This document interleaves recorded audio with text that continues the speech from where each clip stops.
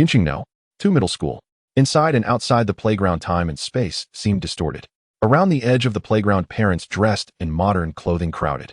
In the center of the playground, over 600 sophomore students stood, all dressed in ancient costumes. Coarse cloth uniforms, brocade martial outfits, Taoist robes, and celestial skirts.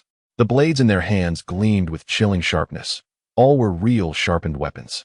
In other words, this was Blue Star Daxia. If it were Earth's Huaxiao, these would be strictly prohibited controlled weapons. Everyone was waiting for the transmission that would rewrite their fate. I'll choose the martial world. I won't be unlucky enough to randomly get into a high martial world, right? Even if I go to a low martial world, I want land right in front of bandits or beasts will I. The speaker was a tall, thin young man named Xiaoyan. He wore a worn coarse cloth garment, his palm constantly wiping sweat on his trouser leg. His family had scrimped and saved for over half a year to buy him this specially crafted long blade. Military-grade quality, which in a high martial world could be considered a divine weapon. He touched the cold hilt again, trying to calm himself. Stop overthinking. Luo Feng, a burly friend of Xiao Yan, slapped him on the back. Luo Feng's brocade martial outfit glinted in the sunlight, his waist sheath adorned with 2 conspicuous gems. If you do run into trouble, is the knife in your hand, just for show. Luo Feng's family had practiced martial arts for generations, though now in decline, they still had a fountain. He stared at the 3-meter faintly glowing crystal in the center of the playground, eyes shining. I wish I could go to a high martial world. I heard that's the real Jianghu, with masters who ride the wind and legends of shattering the void. If I could join a famous sect, learn well, and return. Give it a rest. Xiaoyan interrupted in a low voice. The mortality rate in high martial worlds exceeds 10%. Will your mother agree? Of course she won't, Luo Feng snorted.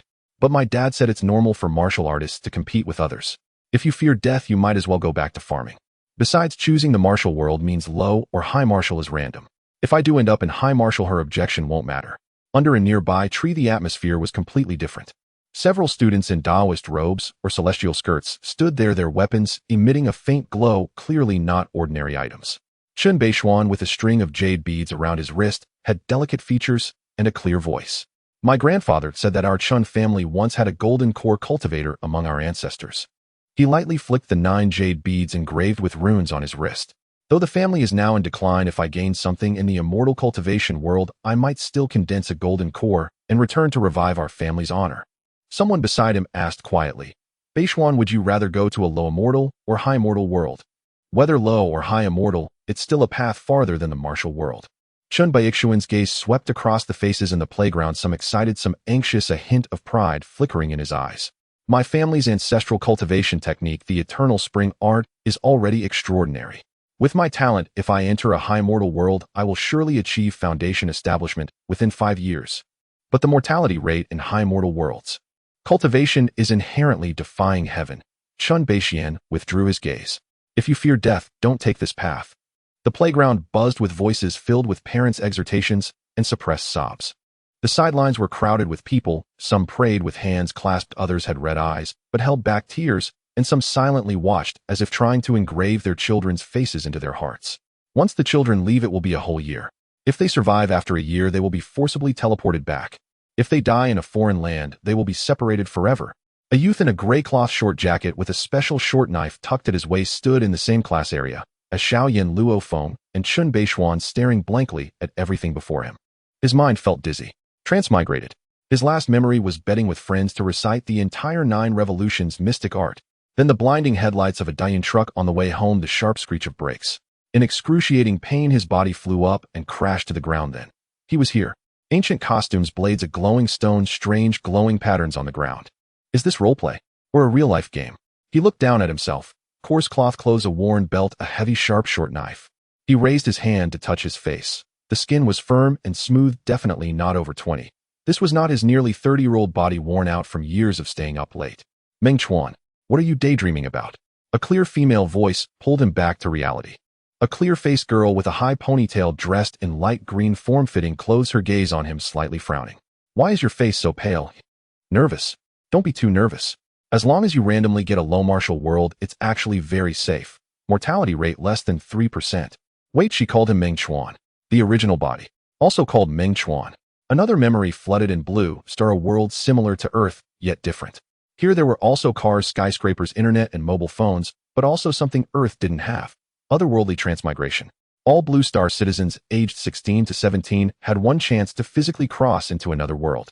The school activates the transmission stone. Students stand in the formation silently reciting and meditating on the martial world, immortal world, or primordial world, and will be teleported away by a descending light pillar of the corresponding color. Upon arrival, the Bodhis age is frozen. After 1 year of Blue Star, time no matter how long has passed in the other world, as long as they are alive, they will be forcibly teleported back. When they return, their appearance remains unchanged. Truly, leave in youth, return still a youth. Everything gained in the other world, cultivation knowledge, portable items, can be brought back to Blue Star. This is a high-stakes gamble to defy fate. Martial World 1 Blue Star year equals over a decade to several decades in the other world. Low Martial White Light Pillar peak at Xiantian, short duration mortality below 3. High Martial Green can reach Grandmaster Shattering Void, longer duration mortality over 10. Immortal World 1 Blue Star year equals decades to over a century in the other world. Low Immortal Blue Light peak at Golden Core or Nascent Soul, short duration mortality over 20. High Immortal Purple Light can reach Mahayana Tribulation Transcendence, even Ascension, longer duration mortality over 30. As for the Primordial World, the Transmission Light Pillar is golden. Its time flow is unknown because in Blue Star's history, no one taken by a golden light pillar has ever returned. Mortality rate 100. For this reason, the Primordial World is also called the Golden Dead Zone and Death World by Blue Star people. The original Meng Chuan's parents were ordinary people running a small convenience store in the old town. He also had a younger sister. His family was average with no inherited martial arts or cultivation background. His original plan was to choose the martial world. If he could enter a safe low martial world, achieve a little, come back, get into a martial arts university, find a decent job, and support his family, he would be content. Meng Chuan, still spacing out. The principal is about to speak. The girl tugged his sleeve, gesturing toward the podium. Meng Chuan looked up and saw a vigorous old man standing at the microphone, clearing his throat. Students. The principal's voice, amplified by the speakers, momentarily suppressed the noise of the playground. Today is September 1st, the first day of the new semester for our sophomore year, and also the day of departure to the other worlds. Before you lies an opportunity to rewrite your life, and also a test of life and death for which you alone bear responsibility. 800 years ago, the cross-dimensional transmission stone fell from the heavens onto Blue Star, and humanity opened the door to myriad worlds. Over 800 years, some have brought back peerless skills from the martial world founding sects, some sought immortal fate in the immortal world, establishing noble houses, and some were forever left behind. The choice is yours to make. The consequences are yours to bear. What the school can do is merely activate the transmission stone to send you on your way. A year later, based on what you bring back, we will pave the most suitable path for you. Now all students, please enter the transmission array area. Close your eyes, meditate, and silently recite the world you wish to go to, the martial world or the immortal world. Remember, absolutely, absolutely, absolutely, do not choose the primordial world. That is a path from which no one has ever returned. When you meditate on a martial world, the corresponding colored teleportation light pillar will descend. Low martial or high martial, it's all luck. The same goes for the immortal world, low immortal or high immortal, random. I am here on behalf of the school to wish every student success in your journey to the other world. May martial fortune be with you and your path to enlightenment be smooth. As the principal's voice faded, the crystal at the center of the playground emitted a low humming sound. Streams of light shot out from the base of the crystal, spreading along the ground's patterns, and in the blink of an eye, a vast light array covering most of the playground took shape. Meng Chuan walked into the array with the crowd.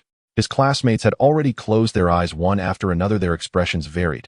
Nervous, expectant, devout, while some faces were pale, with trembling eyelashes. He also closed his eyes. What to choose? According to this original Bodhis plan, the martial world was the mortality rate in low martial world was under 3. Even if unlucky enough to get high martial with a death rate over 10, one could always survive by being cautious. But those primordial chaos novels he used to stay up late reading on Earth, risking sudden death, those magnificent and breathtaking myths. Pengu splitting heaven and earth, Luhis battle of Tao, and Demon Hongjun lecturing at Zixiao, the three pure ones establishing saints to become holy Hudu, transforming into reincarnation.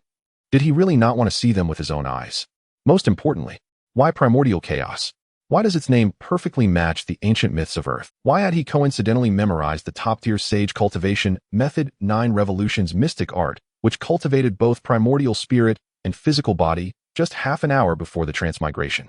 A maddening thought, like a vine, burrowed out from the deepest part of his heart, tightly entangling all his... He recalled his inexplicable transmigration to this world, the fact that today was the departure day, and the vast information in his mind that could be called an encyclopedia of primordial chaos.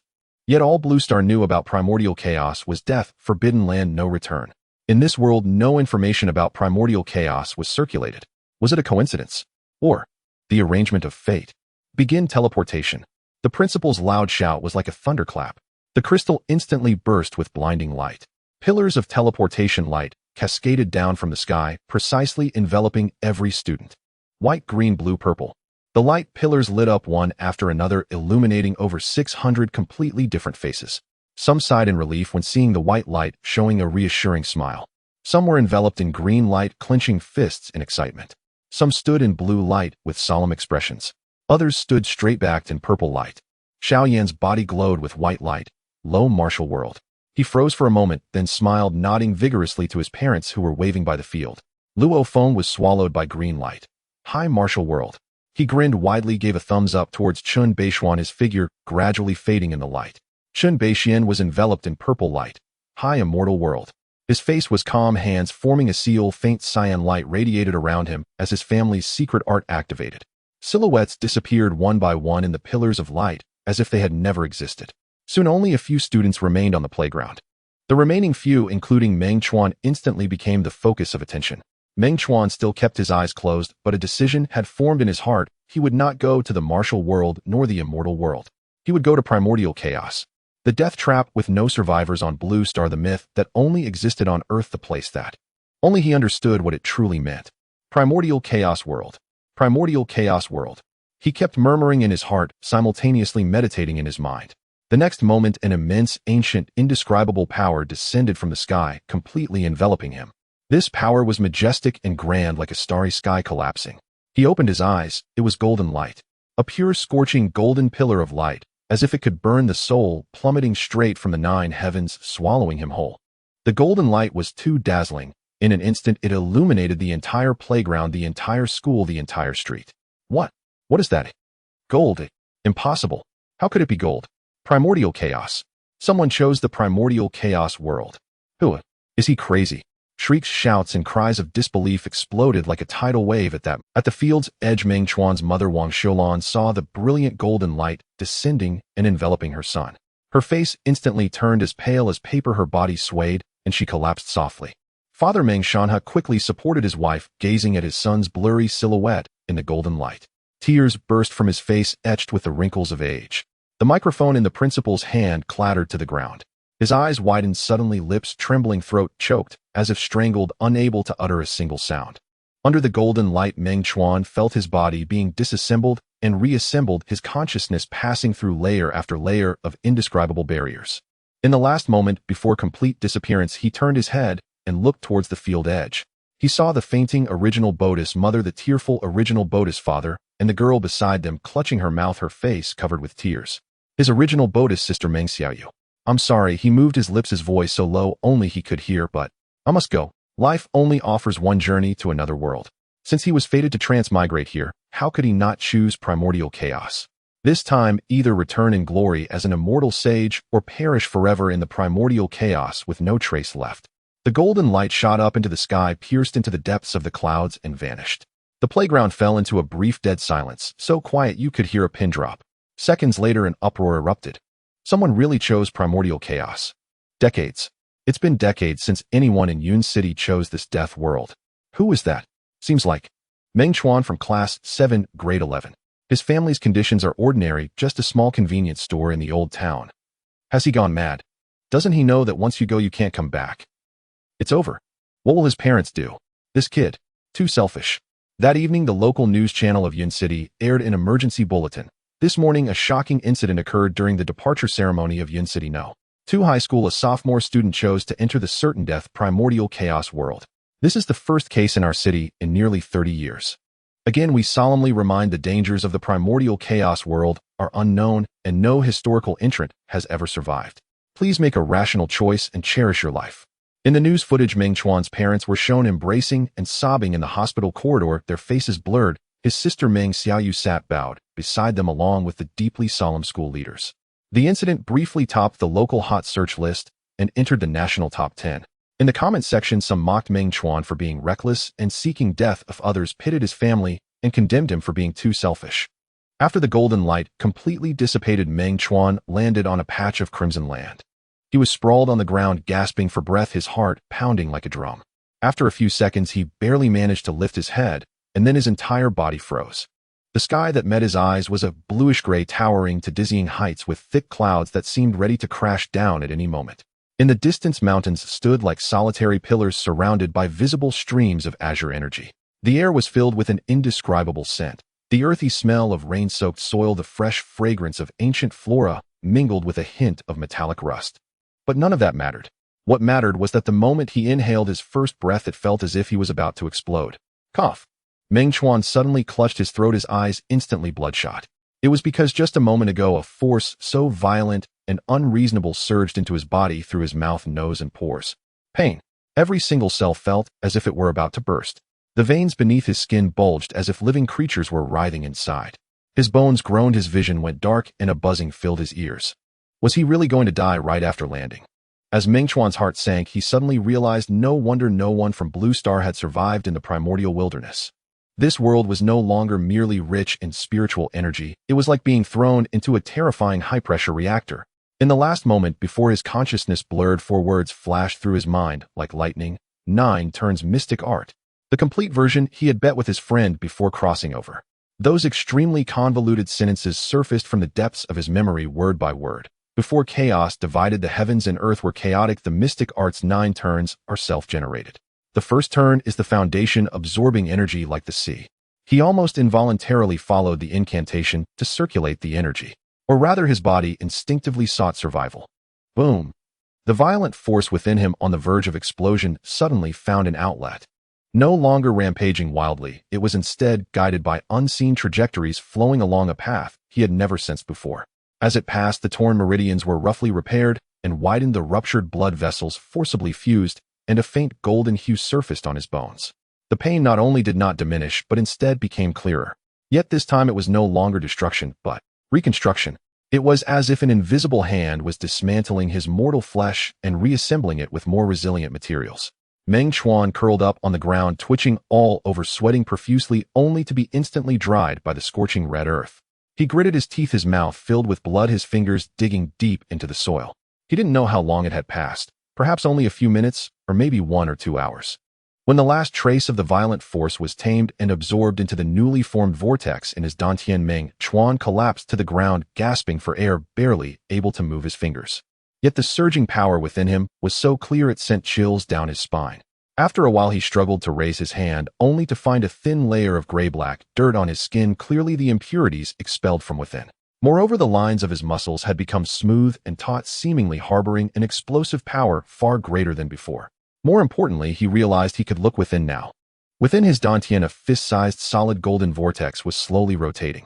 With each rotation, threads of gold flowed along his meridians, nourishing every inch of flesh and bone. 9 turns mystic art.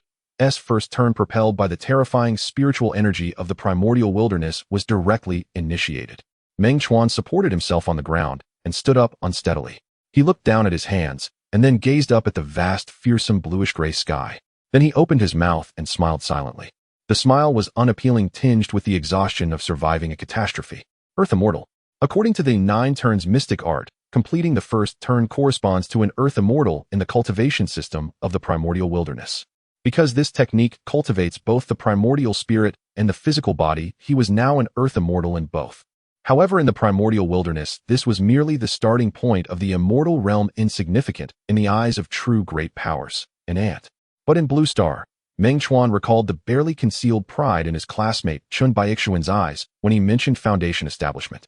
Foundation Establishment leads to Golden Core, then to nascent soul transformation, refining void, merging great ascension, and only after transcendence can one become a celestial immortal.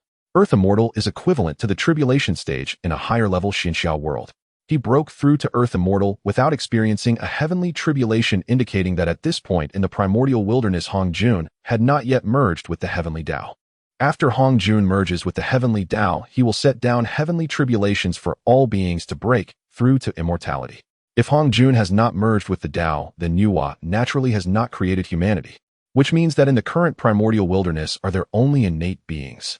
Before the birth of humanity, the weakest innate beings in the primordial wilderness are earth immortals.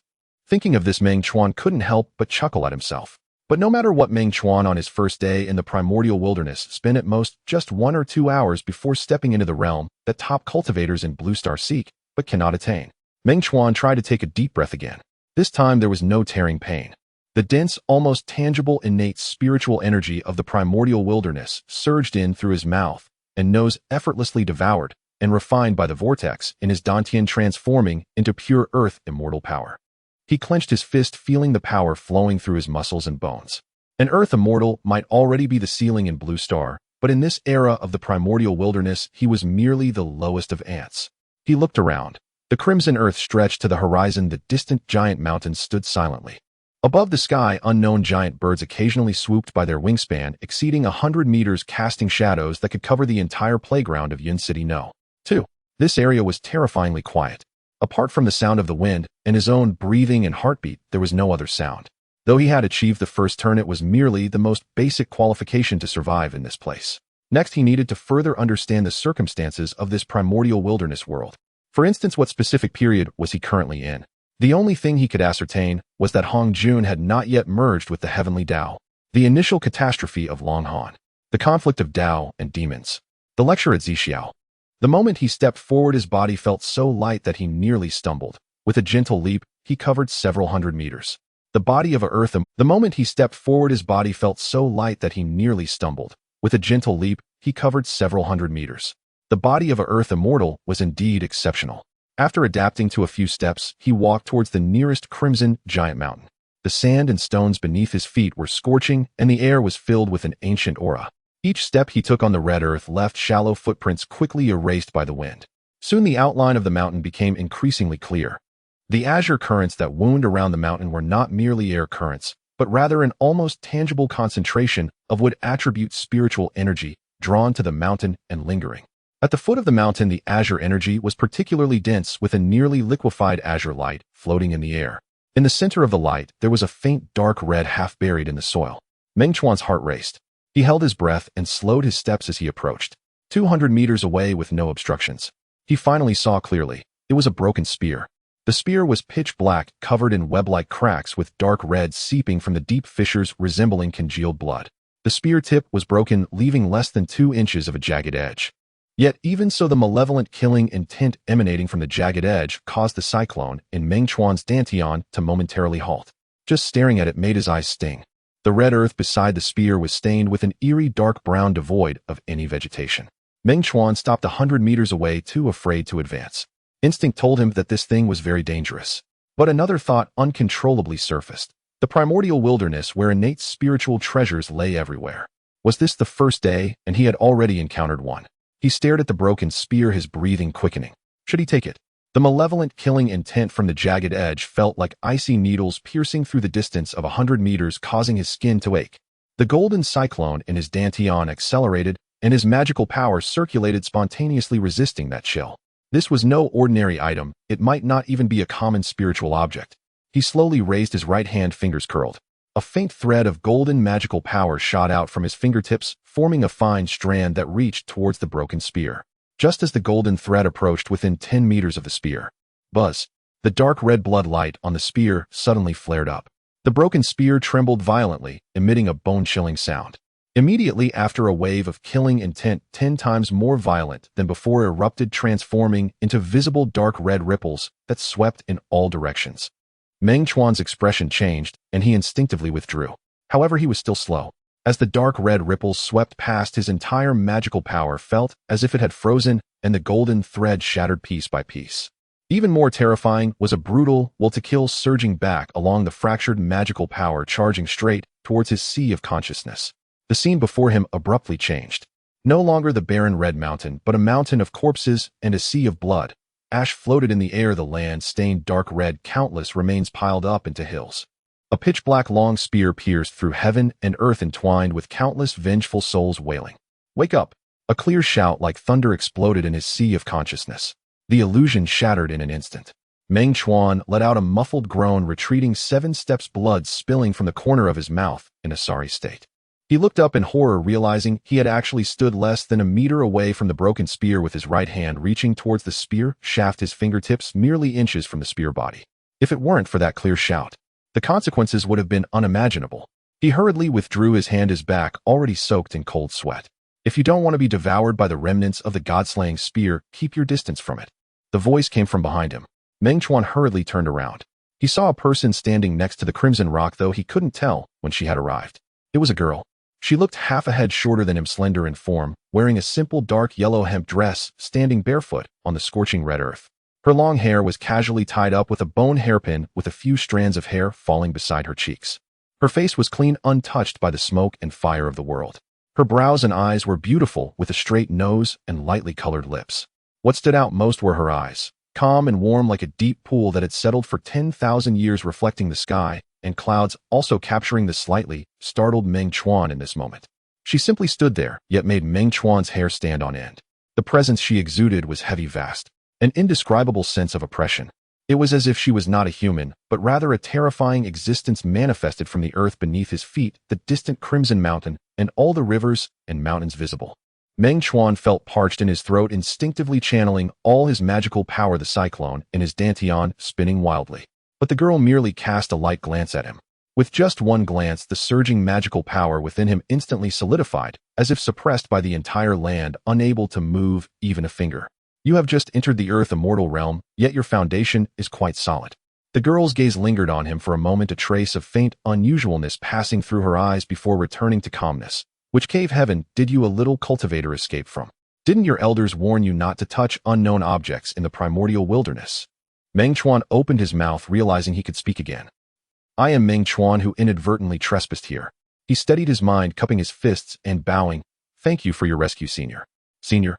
The girl shook her head slightly, this action lessening the oppressive feeling, adding a touch of liveliness. Do I look like an ancient being that has lived for 10,000 or 18,000 years? Meng Chuan's expression froze. Forget it. The girl waved her hand, taking 2 steps forward, barefoot, her gaze falling on the broken spear, her brows slightly furrowing. How did the remnants of the god-slaying spear end up here? She extended her right hand, fingers long and skin like polished jade. There was no sign of magical power fluctuations, only a grasp towards the broken spear in the air. Buzz. The broken spear trembled violently, the dark red bloodlight surged, and the malevolent killing intent erupted again. But this time, all the killing intent stopped 3 feet from the girl's palm, as if hitting an invisible barrier, unable to advance further. Quiet. The girl spoke softly. As the words fell, the magic followed. The once fearsome broken spear truly fell silent. The dark red bloodlight rapidly retracted the red glow within the spear's cracks, dimming, ultimately becoming an inconspicuous pitch-black remnant of a weapon falling to the ground with a thud. Meng Chuan felt a chill run down his spine. The fierce object that had almost shattered his soul was now as docile as an old dog in the girl's hands. You have quite good luck. The girl stood in place, her right hand holding the broken spear that flew into her grasp. This is the remnant of the god-slaying spear. Sealed within it is a thread of Luo Hus killing Tao principles. If you had touched it at its peak, just that one moment would have obliterated your true spirit. God-slaying spear. Luo Hu. Meng Chuan inhaled sharply. The demon ancestor Luo Hu, one of the main figures in the conflict between Tao and demon, was defeated during the final battle by Honghuang, Mei Qian Kuan, and Yin Yang, self-destructing in the west, turning it into a barren land. This also meant that the moment he descended into the primordial wilderness was after the conflict between Tao and demon had ended. Suddenly the girl threw the broken spear over, saying, "Catch it." Meng Chuan instinctively reached out to receive it. The broken spear felt icy in his hand, its texture reminiscent of metal, yet somehow heavier than metal. The cracks on the spear were clear, but the previous aura of ferocity had vanished, appearing no different from an ordinary iron tool. Since you discovered it first, it belongs to you. However, with your current cultivation level, it's best not to attempt refining it. First, find a way to seal it, and consider refining it when you ascend to the golden immortal level. The power I left on it won't suppress it for long. Hearing the girl's words, Meng Chuan couldn't help but be taken aback. Senior, are you giving this to me? What else could it be? The girl glanced at him. You discovered it first. Besides, I do not practice the path of slaughter, so this is useless to me. She said it casually, as though she was merely giving away a worthless trinket. If it were something else, Meng Chuan might have been more polite. But this item. He took a deep breath, his body sincerely bowing. Thank you, Senior, for this treasure. May I? The girl turned, gazing at the distant gray-blue sky. The wind lifted the stray hairs by her cheek, revealing her gently contoured profile. Hutu. The girl spoke, her voice soft. But to Meng Chuan's ears it resonated like thunder from the heavens. She who transformed into reincarnation, eternally guarding the underworld. That ancestral shaman from the myths of the primal chaos whose compassion was almost cruel, stood before him now barefoot in a coarse robe, her beautiful features youthful, appearing even younger than him. Meng Chuan's throat tightened momentarily, rendering him speechless. Have you heard of me? Hutu turned back, her gaze resting on his face, carrying a hint of scrutiny. I've heard of you. Meng Chuan suppressed the turmoil in his heart, striving to steady his voice. Are you the ancestral shaman of the Wu clan? Upon hearing this, Hutu's eyes widened with surprise.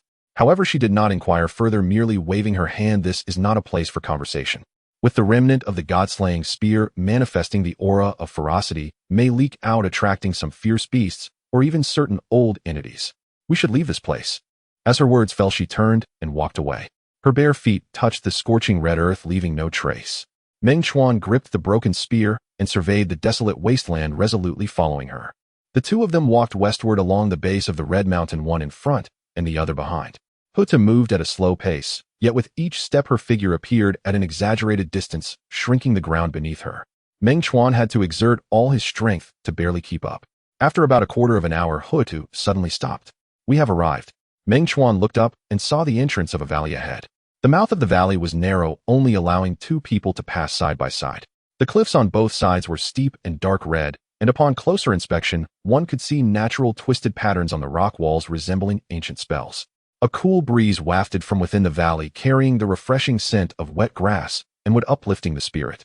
Compared to the heat of the outside world, it felt like two different realms. Come in with me. Hutu entered first, with Meng Chuan closely following. Passing through the narrow valley, they were greeted by an expansive scene. The valley was teeming with life. Lush green grass, towering ancient trees, and in the center a clear pool of water bottom visible, surrounded by unknown pale purple flowers. Several small waterfalls cascaded down the distant cliffs, the sound of flowing water echoing. The spiritual energy in this place, while still dense, was much gentler, devoid of the violent oppression from the outside. Sit down. Hutu walked to a flat stone by the pool and sat down, patting the space beside her.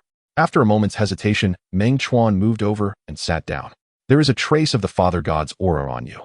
Hutu spoke plainly, her gaze fixed on his face, calm, yet direct though faint. I will not mistake it. Where did your cultivation method come from? Meng Chuan's heart raced. So this was the reason she was concerned about him. Had the 9 turns mystic art been exposed?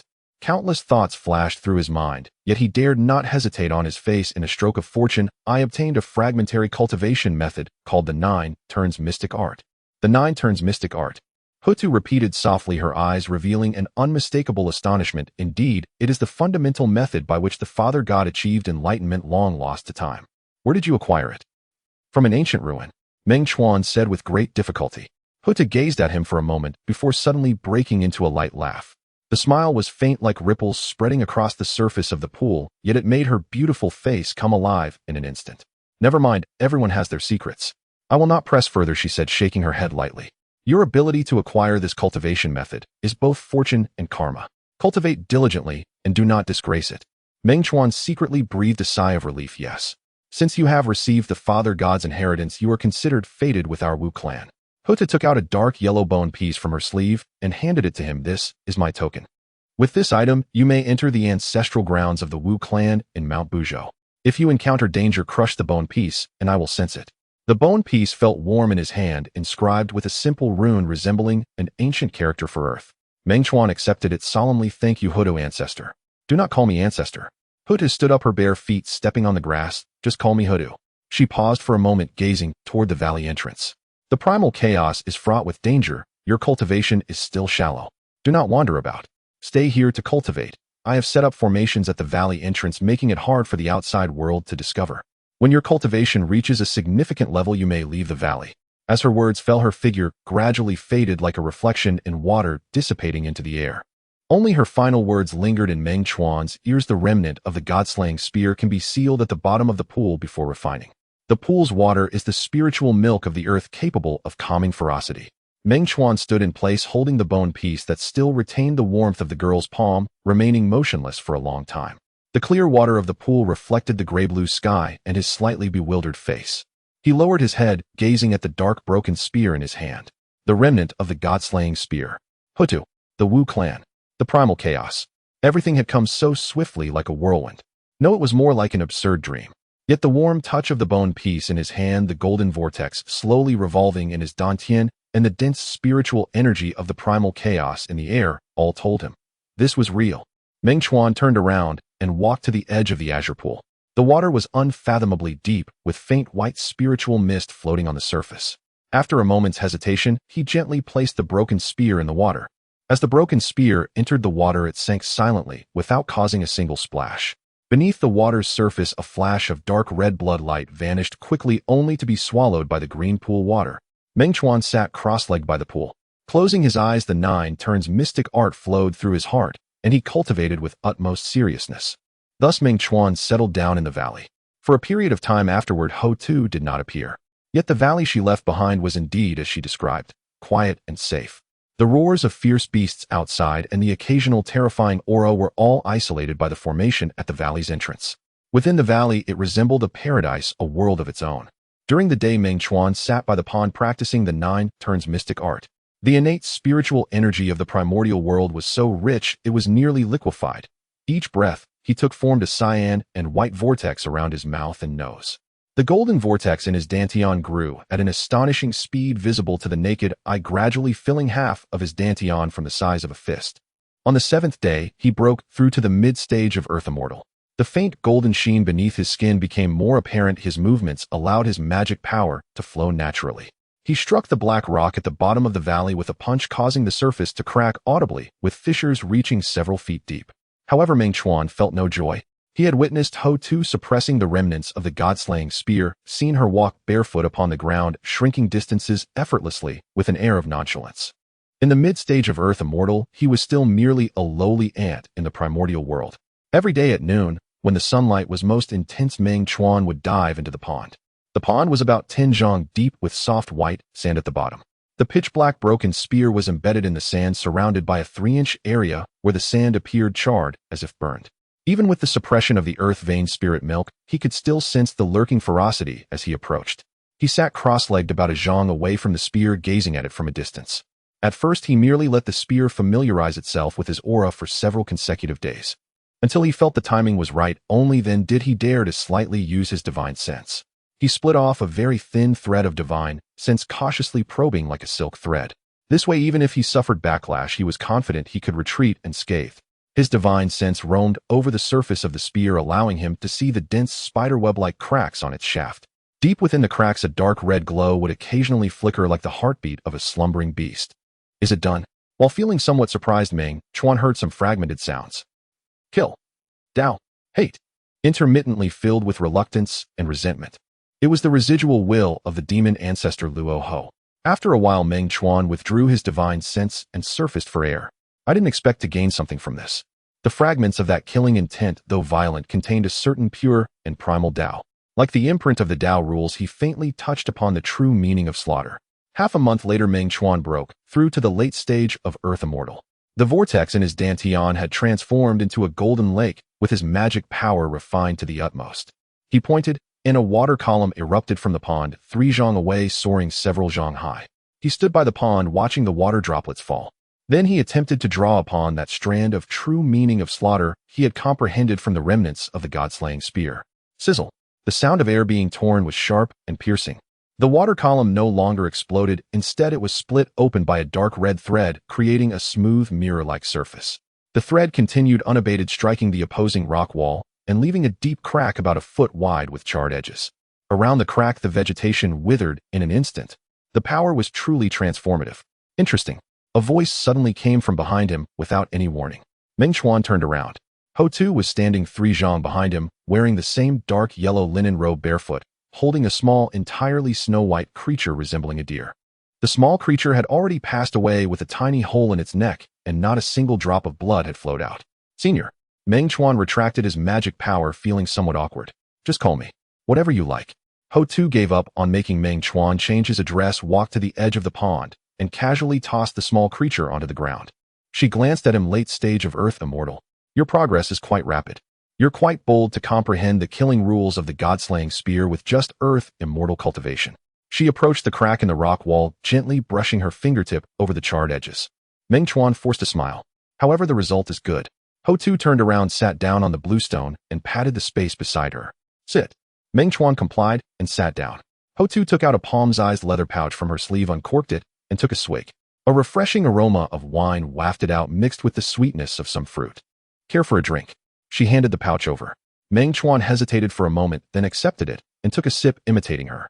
The liquid slid down his throat, initially cool, then quickly transformed into a fiery warmth that surged straight into his dantian. The golden lake in his dantian churned violently, visibly expanding. What is this? Meng Chuan, it's the wine of the witch clan. Ho Tu took back the pouch and drank another mouthful. It's brewed with the spiritual fruits from the foot of Mount Buzhou and the essence of the earth vein. For your level of cultivation, it's quite beneficial. How could it be merely beneficial? Meng Chuan could feel that just this one sip was worth his painstaking cultivation for half a month. Thank you. It's not for free. As Ho Tu spoke, she pointed at the snow-white small creature on the ground. Next, you're responsible for skinning it, cleaning it, and roasting it.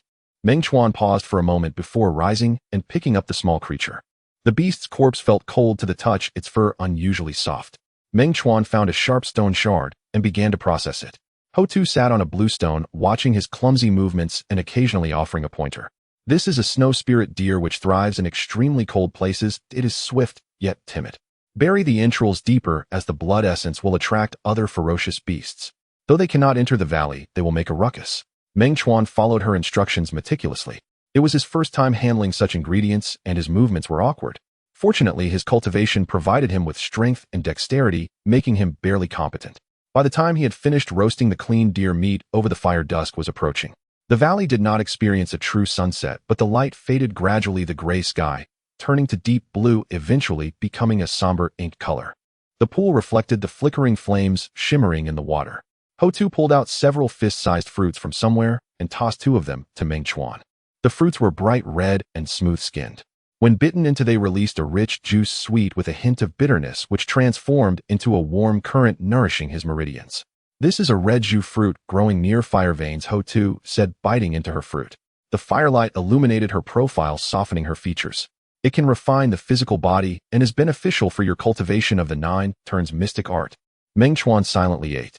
The roasted meat was gradually cooking, with fat dripping into the fire, crackling as it sizzled, the aroma wafting through the air. Ho Tu tore off a deer leg, unbothered by the heat, and took a bite. The skill is average, she remarked, though she ate without haste. Meng Chuan imitated her and tore off a piece of meat. The meat was exceptionally tender, melting in the mouth without any seasoning, yet exuding an indescribable freshness and sweetness. Strangely, the meat contained a gentle energy that flowed into his limbs, warming him and providing an extraordinary comfort. The 2 fell silent. Meng Chuan gazed at the girl's profile, once again recalling the legends about her. Reincarnating, eternally guarding the underworld. Compassion bordering on cruelty, mercy reaching the point of decisiveness. What are you looking at? Ho Tu noticed his gaze and met his eyes. Meng Chuan, feeling embarrassed, averted his gaze. I just feel. You are quite different from my imagination. How did you imagine me? Ho Tu seemed intrigued. More. Imposing. Or more. Meng Chuan felt a bit nervous, carefully choosing his words. More like a primordial witch. Ho Tu laughed. In the firelight, her smile was faint, but her eyes held genuine amusement. Primordial witches are also witches. She said witches are also living beings. They can feel hunger, thirst, pain, and they can die. She paused, gazing at the flickering flames. However, we live longer, possess greater strength, and have a more special bloodline. Aside from that, we are not much different from the deer in this forest or the birds in the sky. Meng Chuan remained silent. He wanted to argue that they were different. You are primordial witches transformed from the blood of Pangu, among the oldest and most powerful beings in this primal world. The witch clan under your command is about to become the new protagonist of the primal world, contending with another protagonist, the demon clan, until both clans perish and exit the stage of history, replaced by the human race. However, the words were swallowed back down. Do you think the primal world is vast? Ho Tu suddenly asked. Meng Chuan nodded. It is indeed vast. Ho Tu tore off the last piece of meat, chewing slowly. But it is also small. Small enough that some things cannot be avoided or escaped from. She did not continue. The fire pit gradually dimmed, the embers glowing a dark red. He returned to the edge of the pool, sitting cross-legged, gazing up at the ink-black sky. The nights in the primal world The fire pit gradually dimmed, the embers glowing a dark red.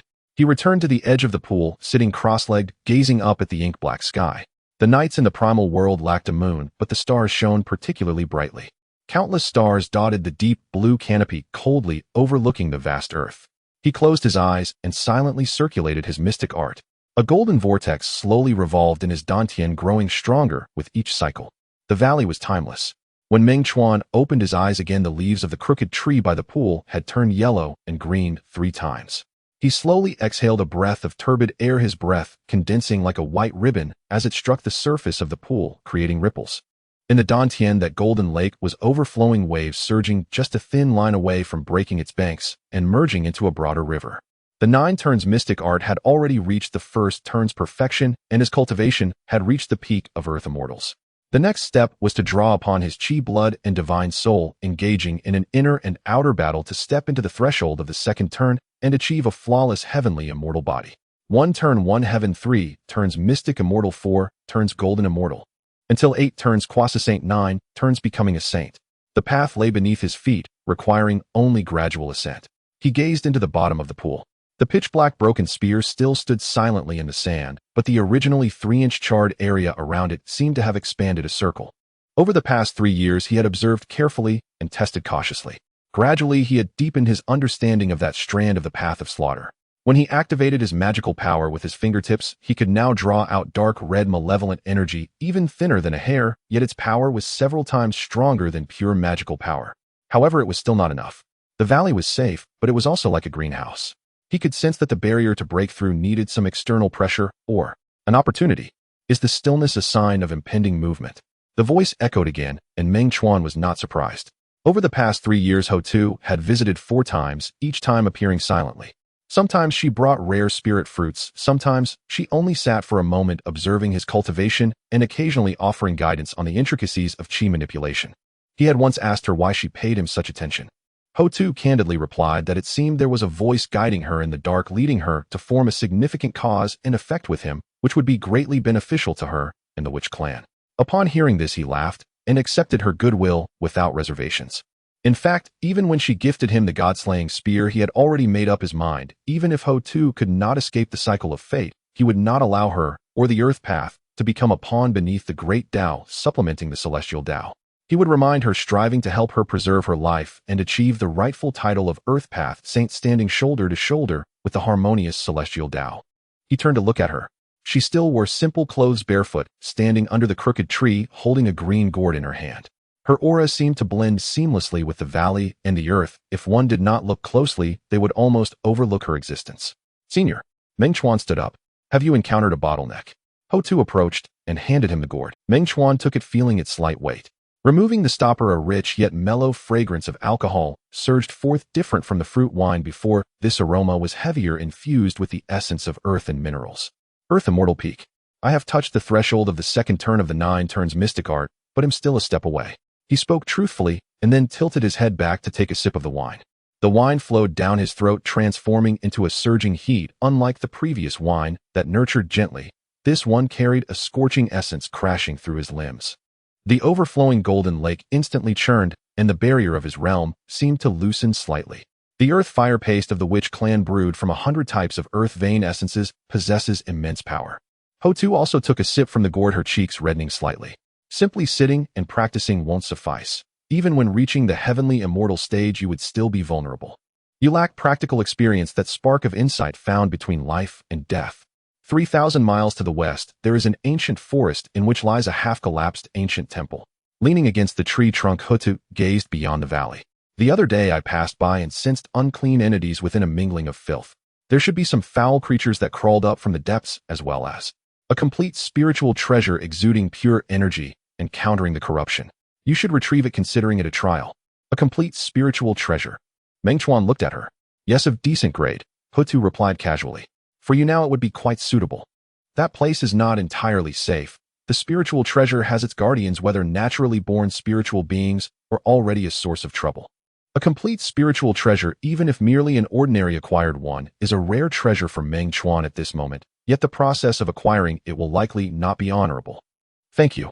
Meng Chuan grasped the gourd tightly, his eyes filled with eagerness. No need for thanks. Ho Tu waved her hand and took out a thin metallic-linted black scale armor from her bosom. This item is small and irregularly shaped. Take this. The place is filled with heavy yin energy. This scale contains a trace of the essence of Xuanwu, true water, capable of warding off evil and calming the mind. Just stick it to your chest. Meng Chuan took it, feeling the scale's icy touch as the sound of tides whispered in his ears.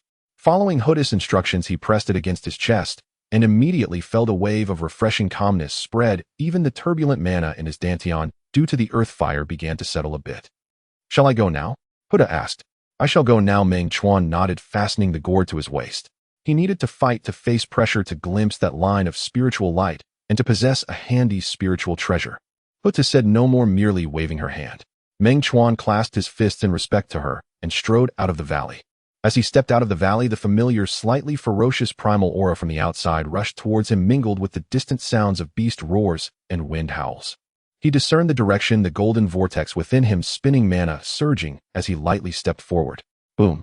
His figure shot forth like an arrow released from a bow, speeding westward at several times the pace of his initial entry into the earth immortal realm. The red earth beneath his feet rapidly receded, the scenery on both sides blurred into lines. 3,000 miles for someone at the peak of Earth Immortal now was not far at all. Soon an ancient forest stretching to the horizon and shrouded in gray-black mist appeared on the skyline. The trees were extraordinarily tall, their bark as black as iron and their branches twisted. The forest was eerily silent, devoid of insects and birds, only the gray-black mist slowly flowing, exuding an ominous presence. Meng Chuan halted at the forest's edge. The coolness from the Xuanwu scale on his chest noticeably intensified, warning him of the dangers within the forest. He took a deep breath, activated the 9 transformations mystic art, and a faint golden glow enveloped his body as he stepped into the forest.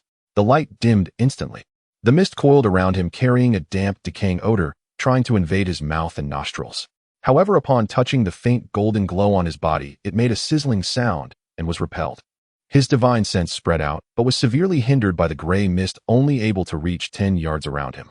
He tightened his fist, the dark red murderous energy flashing at his fingertips, a remnant learned from the god-slaying spear's memories. He moved forward, heading deeper into the forest towards the direction Hudu had indicated. The forest was silent, with only the sound of his footsteps and the occasional cracking of dry twigs beneath him. After advancing for about the time it takes to burn a joss stick, the mist ahead seemed to have thickened. Suddenly, from behind a massive black ancient tree, a vague shadow silently lunged out, carrying a pungent stench and sharp screeches, aiming directly for the back of Meng Chuan's neck. Meng Chuan didn't even turn around. The mana within him surged violently, and with a backhanded punch he struck out. Golden mana coalesced at the edge of his fist with a faint sound of wind and thunder. Bang! With a muffled sound, the shadow was sent flying back at a faster speed, crashing through several thick branches and landing in a pile of decaying leaves, twitching twice before falling still. Only then did Meng Chuan turn to look. It was a creature resembling a raccoon, but with bat wings and a bony tail, completely black and with hollow eye sockets.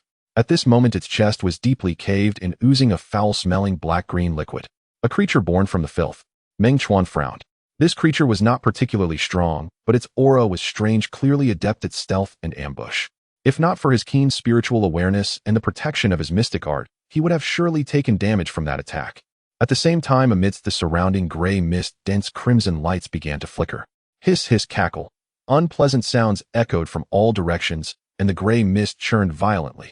Shadowy figures of various shapes, emanating a stench of corruption and death, gradually materialized, surrounding him in the center. Meng Chuan stood upright, calmly observing the increasing number of creatures around him. He twisted his neck, the bones cracking lightly. His right hand clenched emptily, a strand of dark red murderous energy seeping from his fingertips, swirling around. "Very well," he murmured, "let you all serve as sharpening stones to hone my spear's edge." The gray mist surged, layers of crimson lights overlapping the screeches, merging into a tide. Meng Chuan stood at the center, slowly regulating his breathing. The golden lake of energy within him surged, the faint golden aura around his body distinct from the surrounding filth and death energy. He spread his 5 fingers of the right hand, then slowly clenched them, the dark red murderous energy slithering like a spirit snake between his fingers, exuding pure and violent killing intent. Roar! Right in front of him, a creature resembling a rotting giant bear, but with 3 twisted heads, could no longer hold back, charging forward with a rush of foul wind and black mist. Wherever it passed, decaying leaves flew, and the ground was marked with scorched claw prints. Meng Chuan pushed off the ground, not dodging, but instead charging forward. His right fist was drawn to his waist, golden mana surging and coalescing with a strand of dark red murderous energy, wrapping around it, forming a blinding red glow at the edge of his fist. Just as the creature's claws were about to reach him, he twisted his waist and shoulder, delivering a straight punch. No unnecessary flourishes, only the most concentrated force and the primal intent of slaughter derived from the god-slaying spear. Bang! Uft! The fist penetrated the center of the creature's head, and the dark red murderous energy erupted instantly, like a red-hot iron piercing through ice and snow. The creature's roar abruptly ceased, its colossal body stiffening suddenly. Then from the center of his punch, dark red cracks spread across its body like a spider web. Boom! The creature exploded, turning into ashes raining down. A strand of dark energy purer than before tried to escape, but was enveloped by the residual dark red murderous energy from Meng Chuan's punch, devoured completely. The golden vortex in his dantian trembled slightly, condensing a trace of slaughter. Could it truly nourish oneself? This discovery made Meng Chuan's eyes widen. Hiss! The surrounding creatures seemed to be provoked, or perhaps stimulated by that pure killing aura surging towards him like a tide. Claws, bony tails, venom, and winds. Various attacks enveloped him from all directions. Meng Chuan moved. His form transformed into a swift pale golden streak of light weaving through the horde of monsters. Fists, elbows, knees, legs. Every part of his body became a weapon. His formidable physique, tempered by the 9 revolutions mystic art, was bolstered by the peak power of an earth immortal and the increasingly refined killing aura. With every collision, a monster shattered into ashes. He was like a tiger among sheep, unstoppable. Yet the monsters seemed inexhaustible, surging endlessly from the depths of the gray mist. They knew no fear, driven only by the instinct to devour living beings. More troublesome was that their attacks carried a vile, deathly chi, constantly eroding his protective golden light and attempting to corrupt his spiritual energy and blood.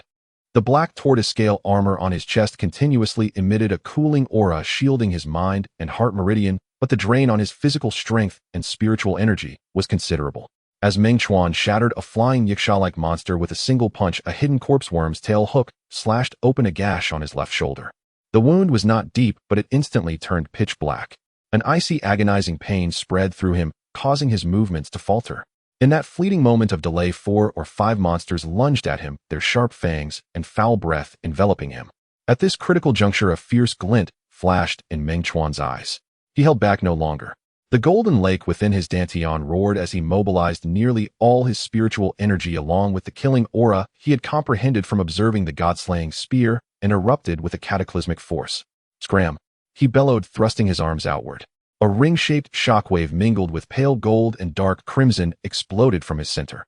Where the shockwave passed, the charging monsters crashed against an invisible barrier, or sent flying, their bodies shattering midair and turning to ash. The gray mist within a tenjong radius was cleared, revealing the dark, damp ground beneath. Meng Chuan panted slightly. The pitch-black wound on his left shoulder slowly expelled black chi under the scouring of golden spiritual energy and began to heal. This outburst had consumed a great deal of energy, but the effect was also significant. The surrounding monsters seemed intimidated, their assault slowing. Though their crimson eyes remained fixed on him, they hesitated to advance. He looked deeper into the forest where the mist was thickest and could faintly make out the outlines of collapsed buildings. A sliver of spiritual energy, utterly pure and different from the surrounding filth, pulsed like a breath. The spiritual treasure was there. He had to finish this quickly. If he dragged this out, his spiritual energy would be depleted, and relying solely on his physical body would be perilous. Meng Chuan took a deep breath of the decayed air, his gaze turning completely cold. Then, abandoning all pretense of technique, he pushed his speed to its absolute limit, charging straight towards the ancient hall. Slay all who stand in the way. His form, a blur of gold and dark crimson, became a hurricane of death, crashing violently into the tide of monsters. Where he passed, corpses flew and ashes billowed. He no longer dodged secondary attacks, only protecting his vital points. He traded wounds for ground, using slaughter to clear his path. 3 new claw marks appeared on his left arm, and corrosive venom splashed onto his back, sizzling. But his forward momentum did not diminish an iota. Beneath his fists and feet, monsters disintegrated one after another. With continuous use, the killing aura became more refined, and the efficiency of devouring miasma to nourish himself seemed to subtly increase. As he neared the ancient hall, he could see it was a half-ruined temple built of pale colossal stone.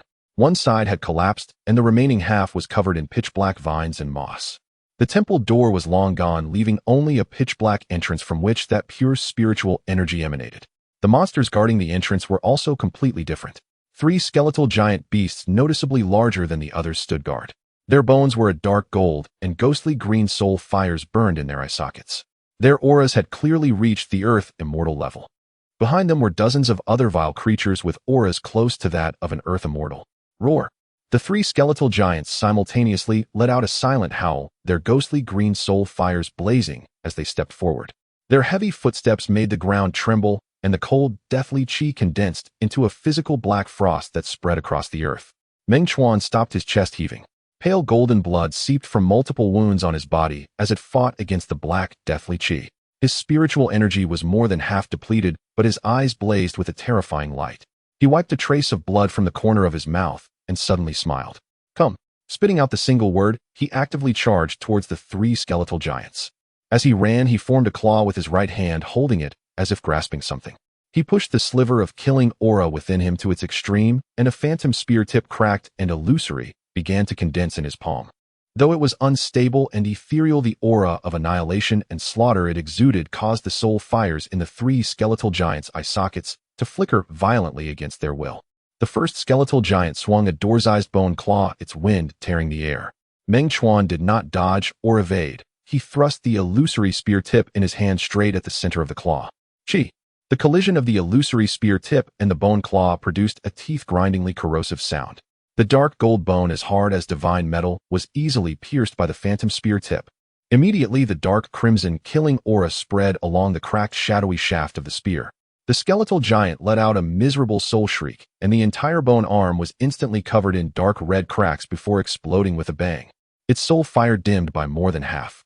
Meng Chuan's chi and blood churned from the recoil, but he used that force to flicker like a ghost, dodging another giant's bite and appearing beneath the ribs of the third.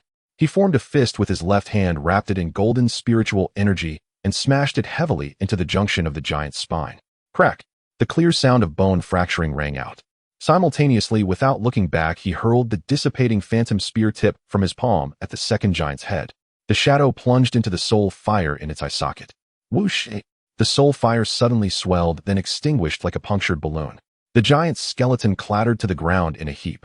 In the blink of an eye of the three Earth Immortal-level skeletal giants, one was crippled, one was destroyed, and one was severely injured.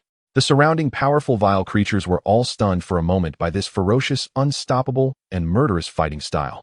Seizing this opportunity, Meng Chuan did not hesitate. He burned the remaining spiritual energy within him. Pushing his speed to the absolute limit, he transformed into a streak of light, slipping through the gap beside the crippled giant and plunging straight into the pitch-black temple entrance. Behind him came enraged roars and the sound of pursuit, but he had already stepped inside the hall. The darkness enveloped him. Then his gaze fell upon the depths of the hall. On a broken altar, a clear, limpid light flowed like water, illuminating a small space. In the center of the light, an object floated peacefully.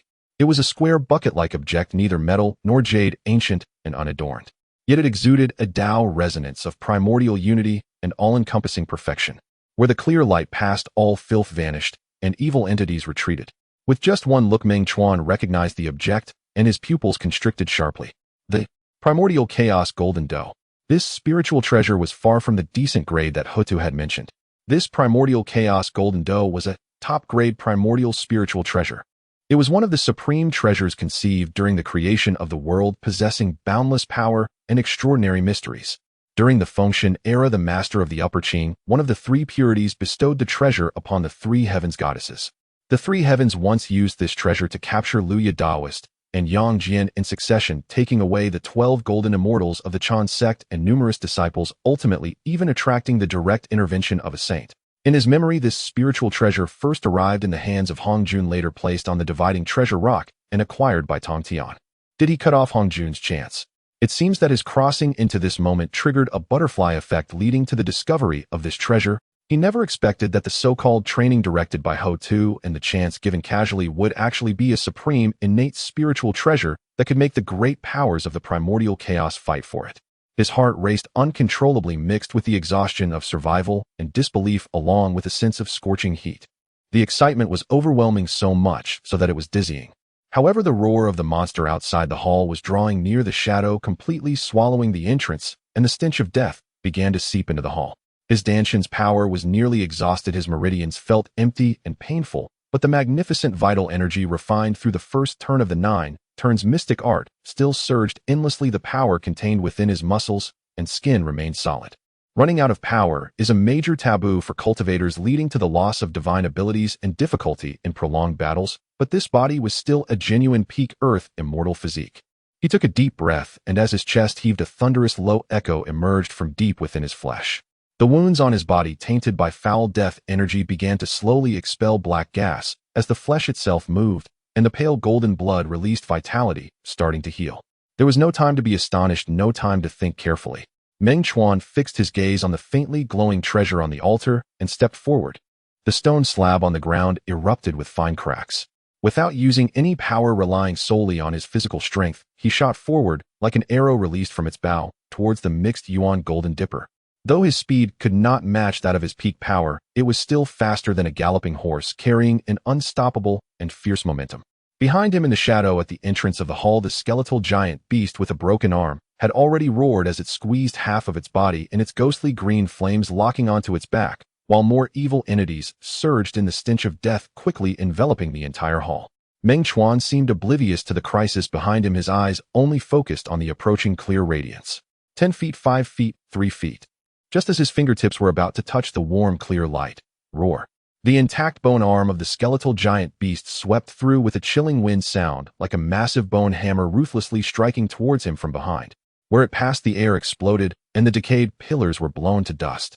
If he dodged, all his previous efforts would be in vain, falling into encirclement. If he did not dodge and took the hit, even with an earth immortal body, he would surely be injured or even blown away, losing the chance to seize the treasure.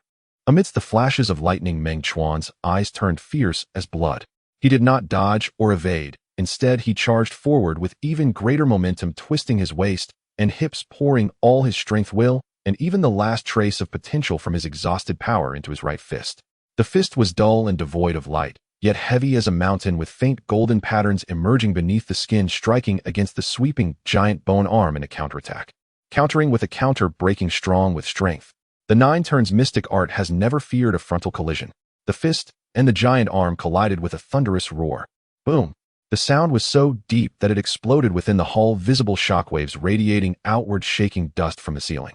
The massive momentum of the skeletal giant beast charging forward suddenly stalled, and the dark gold bone arm, comparable to exquisite gold, cracked with fine fissures at the point of impact of the fist. Meng Chuan's body shook violently, and a sweet taste filled his throat as he forced down the surging vital energy. Using the recoil from the collision, he spun like a top, dissipating most of the impact, while his left arm extended like a spirit snake, fingers spread wide, grasping resolutely towards the flowing clear light of the mixed yuan golden dipper on the altar. As he grasped the spiritual treasure, warm, dense, and clear spiritual energy surged into him, washing away fatigue and suppressing the churning vital energy. At the same time, a vast, ancient, and all-encompassing Tao rhythm of the spiritual treasure erupted into his sea of consciousness. Behind him, the skeletal giant beast let out a furious howl, and more evil entities surged towards him, their claws and the stench of death already brushing against his back. Meng Chuan gripped the mixed yuan golden dipper, suddenly turning around to shield it in front of him, gazing at the surging tide of darkness, a fierce bloodstained smirk appearing at the corner of his mouth. Next, he would either rely on this supreme, innate spiritual treasure to turn the tide in a desperate situation, or be completely engulfed by the filth along with it. The wind from the sweeping bone arm and the stench of the approaching evil entities at the moment Meng Chuan grasped the mixed yuan golden dipper seemed to be blocked by an invisible barrier. This barrier was the clear light flowing from the ancient square dipper in his hand, spreading like water. Where it passed, the foul death energy melted away like ice meeting the sun. The nearest evil entities that collided with the clear light let out cries before they even had a chance to scream, turning into azure smoke and dispersing. The skeletal giant beast's bone claw, which had been swinging halfway, froze at the edge of the clear light, its ghostly green flames flickering violently, revealing an instinctual fear, unwilling to advance even an inch. Meng Chuan knelt on one knee beside the altar, his left hand pressing against the ground, his right hand tightly gripping the mixed yuan golden dipper, gasping for breath. Pale golden blood trickled from the corner of his mouth, dripping onto the pale stone slab and soaking a small patch.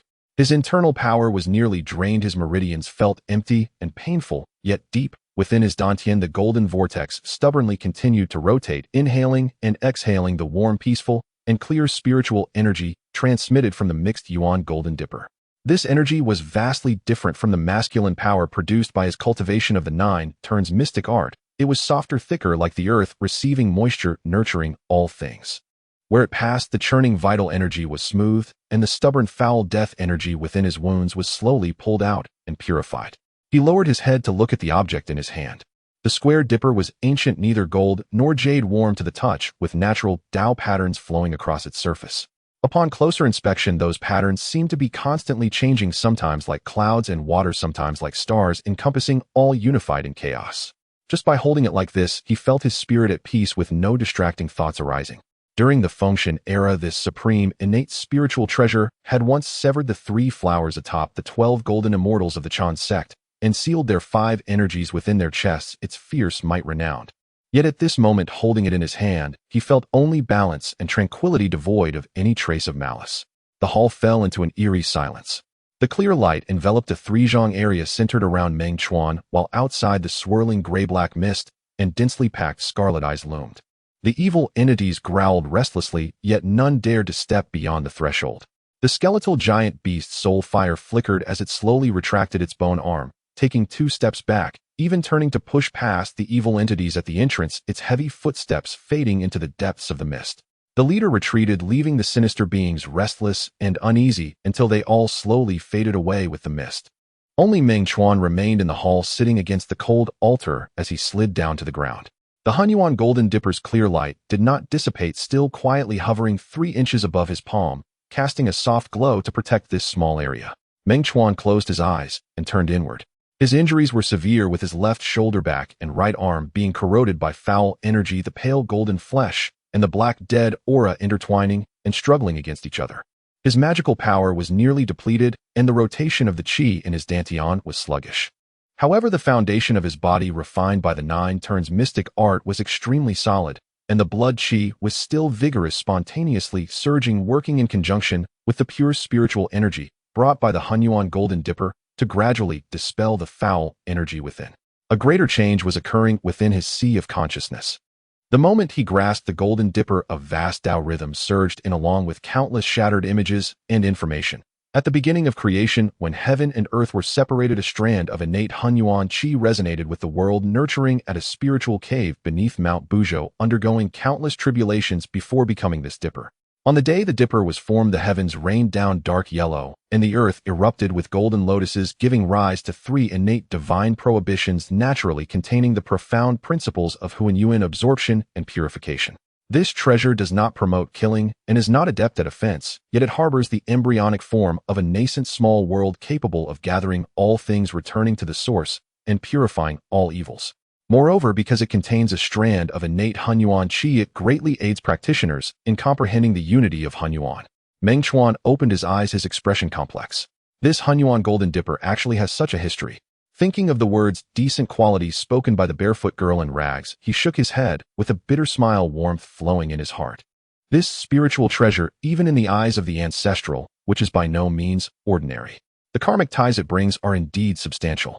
No matter what, if she dares to invest in me, I will not let her lose. He took a deep breath, shifting his focus away from the spiritual treasure. What was most important now was to quickly recover from his injuries and preliminarily refine this treasure. Meng Chuan endured the pain in his meridians and began to operate the 9 turns mystic art again. This time he attempted to guide the pure spiritual energy from the Honghuang Golden Dipper to harmonize with his own cultivation technique. Time quietly flowed by. The primordial chaos knows no years, and there were no days or months in the hall, only the clear light of the dipper flowing endlessly. He did not know when, but the blackness around his wounds gradually faded, and the pale golden flesh slowly grew and healed.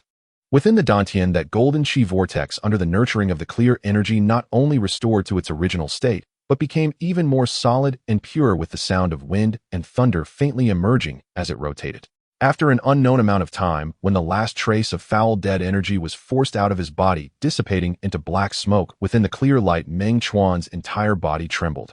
Inside the dantian, that golden lake filled to the brim suddenly boiled. At the center of the lake, a point of purest, brightest light exploded like the rising sun, instantly sweeping across the entire dantian. The golden lake was completely ignited by this light, starting to violently shrink, condense, sublimate, and undergo a qualitative change. Meanwhile, Meng Chuan's physical body was also undergoing earth-shattering transformations. The pale golden patterns under his skin became increasingly distinct, his bones radiated a jade-like luster, and his organs vibrated in resonance under the wash of blood qi, emitting deep Tao sounds. The sound of blood flowing was like a roaring river, and a newborn light sound echoed from deep within his marrow. The second turn of the 9 turns mystic art was about to be achieved. Boom! The invisible barrier was completely shattered. Meng Chuan's aura rose steadily, a pale golden radiance emanating from his body, illuminating in harmony with the clear light of the Honghuang Golden Dipper. The nature of his internal magical power underwent a complete change, becoming purer and more refined, carrying a vibrant Tao rhythm resonating with heaven and earth. Celestial being. He opened his eyes, and a flash of golden runes flickered in the depths of his pupils. Slowly rising, he clenched his fist. His strength was entirely different now. If his magical power was like a stream, and his body like ordinary iron during the Earth Immortal stage, then at this moment his magical power was like a river, and his body was like refined gold. With every movement, his connection to the spiritual energy of heaven and earth became 10 times clearer, as if he could summon wind and clouds with a mere gesture. He gazed at the Honghuang Golden Dipper, still floating in front of him, his mind subtly shifting. This time he was no longer passively receiving its nourishing clear energy, but actively transferring a strand of pure, celestial magical power into the dipper. Buzz! The golden dipper trembled lightly, the Tao patterns on its surface swirling faster, and the clear light surged. A faint yet clear sensation emanated from deep within the dipper, establishing a tenuous connection with the magical power he was transferring and his own spirit. At this point, he had preliminarily refined this spiritual treasure. Meng Chuan's thoughts shifted again. The Honghuang Golden Dipper transformed into a strand of clear light, entering his brow and settling into his sea of consciousness for nourishment. The clear light in the hall then dissipated, returning to darkness. It was time to go back. That person might still be waiting in the valley. The moment he stepped out of the hall, the gray mist in the forest seemed to part of its own accord, yielding a path. In the distance, faint scarlet eyes flickered in the depths of the mist, yet none dared to approach. Meng Chuan did not look back, slightly adjusting the celestial magical power within him, taking a step forward, and his figure had already reached the distance. A few more steps, and he completely vanished at the edge of the forest. The moment he stepped out of the gray mist forest, the sky brightened suddenly. The rich, innate spiritual energy surged in through his mouth and nose, easily swallowed and refined by the golden vortex in his dantian, transforming into pure magical power that nourished his entire body. The distinction between celestial beings and earthly immortals is like that between clouds and mud. It is not only a leap in the total amount and quality of magical power, but also a preliminary transformation in the level of existence. It's time to go back. He oriented himself, and with the flow of magical power in his body, he lightly stepped forward. Bang! His figure shot out like an arrow released from its bow, moving several times faster than when he had come. The time it took to return was less than half of that spent coming. The familiar entrance to the valley soon came into view. The array at the valley's mouth still radiated with the same brilliance as when he left. Meng Chuan pressed down on the clouds landing at the valley's entrance and tidied his tattered clothing, a result of the clash with the skeletal giant beast that had torn his sleeves, the front of his robe stained with deep brown patches of dried blood. He raised his hand, his fingertips touching the array's luminous barrier. The barrier rippled like waves, quietly parting to create a seam. He stepped inside. The scene within the valley remained unchanged, the azure pond crystal clear, ancient trees lush and green, and the crooked tree casting sparse shadows by the pond. In the air, the fresh scent of grass and trees intertwined with a faint spiritual mist, tranquil and harmonious, starkly different from the rough desolation outside. The Earth Mother was not on the blue stones by the pond. Meng Chuan's gaze swept over and landed beneath the crooked tree. There a simple stone table and 2 stone benches had mysteriously appeared. On the table sat a ceramic pot, 2 ceramic bowls, and a few bright red fruits piled beside them. He walked over and sat on the stone bench. The pot contained clear water, crisp and sweet, presumably taken from the pond. He poured a bowl, drinking slowly while his gaze remained fixed on the surface of the pond. The water's surface was like a mirror reflecting the slate-gray sky and his own reflection, which had drastically changed from 3 months ago. Back again. A voice came from behind him, calm and unperturbed. Meng Chuan set down the ceramic bowl, stood up, and turned around. The girl still wore her simple clothes, barefoot, walking slowly from the depths of the valley. In her hand, she carried several large green leaves on which rested some freshly picked berries and tubers that Meng Chuan couldn't name. Thanks to the blessings of my predecessors, Meng Chuan clasped his hands together. The Earth Mother walked to the stone table, placed the leaves down, and her gaze swept over him, pausing at the torn sleeves and blood-stained front of his robe before returning to his face. You've become a celestial being. She spoke. Meng Chuan replied softly. She paused, her eyes lifting to look at him. Did you retrieve the items? Meng Chuan nodded, a thought stirring in his mind. The Honghuang Golden Dipper manifested from his brow, returning to its original size, hovering above the stone table. Clear light flowed, and the rhythm of the Tao formed, illuminating the surrounding area with a lively clarity.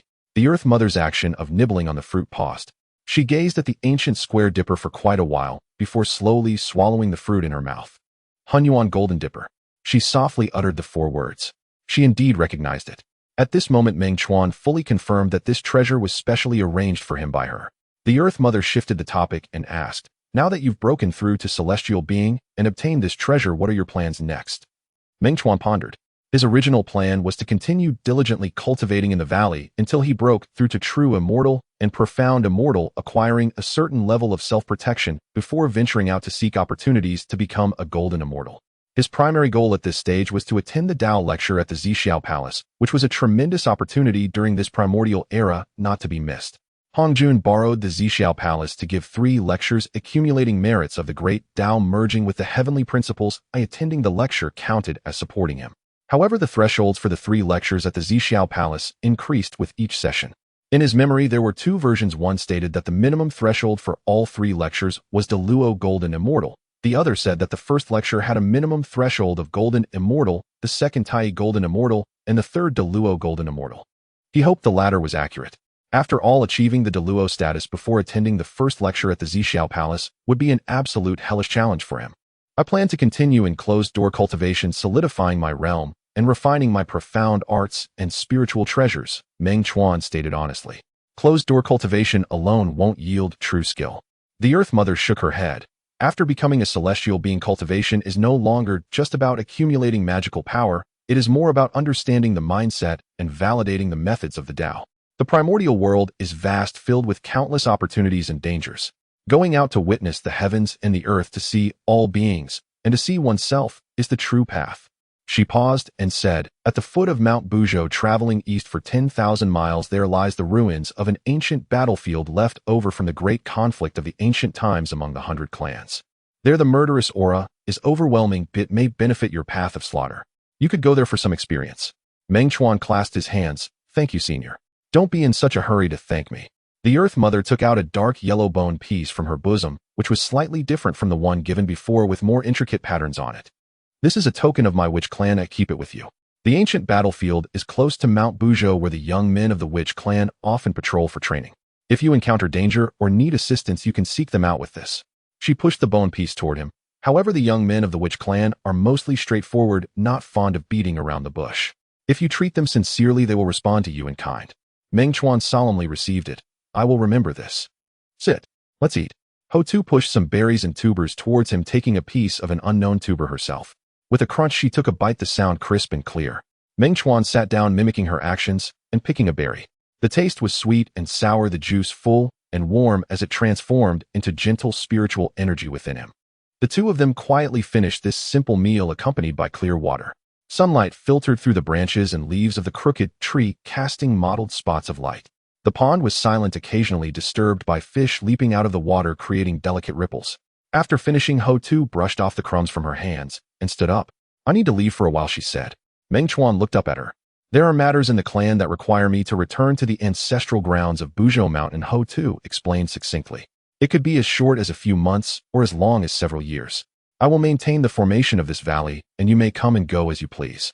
But once you leave the valley, be extremely cautious."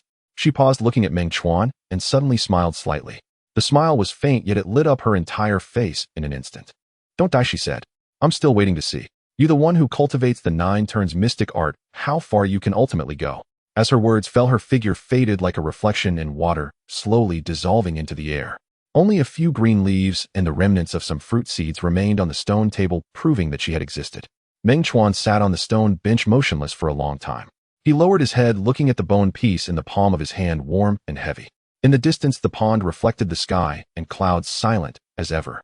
He carefully stored the bone piece close to his body and walked to the edge of the pond. Beneath the water's surface, the remnants of the black god-slaying spear still stood silently in the sand, dark red blood flowing slowly through the cracks, fierce yet silent. Meng Chuan gazed for a moment before turning back to sit cross-legged under the crooked tree on the blue stone, closing his eyes and focusing his mind. The 9 turns mystic art operated, and the celestial power flowed like a river, ceaseless. In the sea of consciousness, the radiant light of the primordial golden dipper fell, nurturing the spirit and stabilizing the foundation of the Tao. 3 days later, Meng Chuan opened his eyes, a flash of golden light flickering in his gaze. He stood up, taking a final look at this tranquil valley before turning and striding towards the valley's mouth. The formation's light separated and silently closed behind him. Outside the valley, the primordial world was vast and desolate, the wind stirring up dust and sand. He discerned the direction, his internal power flowing as he took a step forward, his form transforming into a faint golden light, rushing towards Buzhou Mountain. Behind him, the valley receded into the distance until it disappeared at the horizon. Buzhou Mountain was closer than Meng Chuan had imagined, or rather it was a closeness that could not be measured by distance. As he sped towards that direction for about 3 days, a vague gray shadow that reached the sky appeared at the edge. The gray shadow occupied most of the horizon, its upper part hidden within thick, chaotic clouds, while the lower part seamlessly blended with the earth, as if supporting the entire primordial sky. The closer he got, the clearer the heavy pressure originating from deep within his bloodline became. Buzhou Mountain, the spine of Pangu, the pillar of the primordial world. He pressed down the escaping light and landed on the peak of a crimson hill, gazing ahead. As far as the eye could see, the earth presented a strange and distinct rupture. Towards Buzhou Mountain there were dense dark green forests, ancient trees reaching the sky, spiritual mists swirling, and a vibrant life force that bordered on the wild. Closer to him, an area extending for tens of thousands of miles presented a different scene. Reddish-brown earth, charred and cracked, with hardly any complete vegetation in sight. The air was turbulent with spiritual energy, at times violently surging like a tide, at other times thin like gauze. There was also a dark red malevolence pervading the entire area, flowing across the surface like thin mist, gathering and dispersing erratically. An ancient battlefield. The remnants of the ancient 100 clans struggle, a place where countless beings perished. Even after countless ages, the lingering aura of slaughter, resentment, and shattered paths still transformed this land into a forbidden zone for life. Meng Chuan took a deep breath. At his chest, the Xuanwu scale armor, gifted by Ho Tu, felt slightly cold, protecting his spiritual clarity. He first found a relatively intact rock wall and sat cross-legged in a sheltered spot, adjusting his state to its peak for half a day. Then he finally stood up and took his first step. The moment he stepped into the boundary line, he felt a bone-chilling, eerie sensation. A faint wailing sound seemed to echo in the wind, as if countless souls were whispering in his ears. The soil underfoot was soft and bore a strange elasticity, as if he were treading on a layer of corpses that had not completely decayed. He continued forward. The battlefield ruins were broader and more desolate than imagined. No sounds of insects or birds could be heard, nor were there any signs of life. Only jagged stones littered the ground, giant bones half buried in the earth, and occasionally fragments of weapons so ruined they were unrecognizable. Those bones were mostly dark gold or jade white, remarkably hard even after enduring the erosion of time. Some were as large as small mountains, their ribs arched like gates, suggesting they once belonged to colossal beings. Others were small and exquisite, with naturally occurring mysterious patterns on the bones, evidently belonging to some gifted race. Meng Chuan paused before a giant bone half buried in the earth, resembling a bird but with 3 heads. The bones were dark gold with blackened scorch marks, as if struck by lightning. The 3 heads faced different directions, their jaws wide open, frozen in a state of howling. Within the 6 hollow eye sockets, it seemed as if unyielding flames still burned deep within the passage of time. He reached out carefully, touching a wing bone with his fingertips. Buzz! A chilling, killing intent surged into him through his fingertips in an instant. In his mind, fragmented images flashed, wings that obscured the sky, lightning that tore the heavens apart, and a radiant sword light that pierced through the world. For a moment, the images abruptly halted. Meng Chuan retracted his finger, a small dark scorch mark appearing on the pad. The will of the bone's owner left behind after eons had still not completely dissipated. He remained silent for a moment, bowed to the bones in respect, and then turned to leave. The deeper one ventures, the thicker the malevolent aura becomes, and the debris on the ground grows increased. At this moment, some relatively intact architectural ruins began to appear, crumbling giant stone pillars, broken relief city walls, and bottomless corridor entrances. Occasionally, the malevolent energy coalesced into faintly distorted humanoid phantoms, wandering aimlessly among the ruins, emitting silent wails. These are the battle souls formed by the conjunction of the deceased's obsessions and malevolent energy, possessing fragmented intelligence, instinctively attacking nearby living beings. Meng Chuan avoided areas densely populated with battle souls and chose to traverse a relatively open chasm. However, what was meant to come could not ultimately be avoided. As he passed through a forest of sharp stone spires, a thick mist surged ahead. 3 dark red phantoms emerged from behind the stone spires, blocking his path. Their shapes barely retained a humanoid form, or rather, they resembled primordial beings, mimicking the form of their progenitor Pangu, known as the primal Tao body. During this time, when Nuwa had yet to create humanity and the primordial world was devoid of human tribes. Even the human race was created by Nuwa in the likeness of the primal Tao body.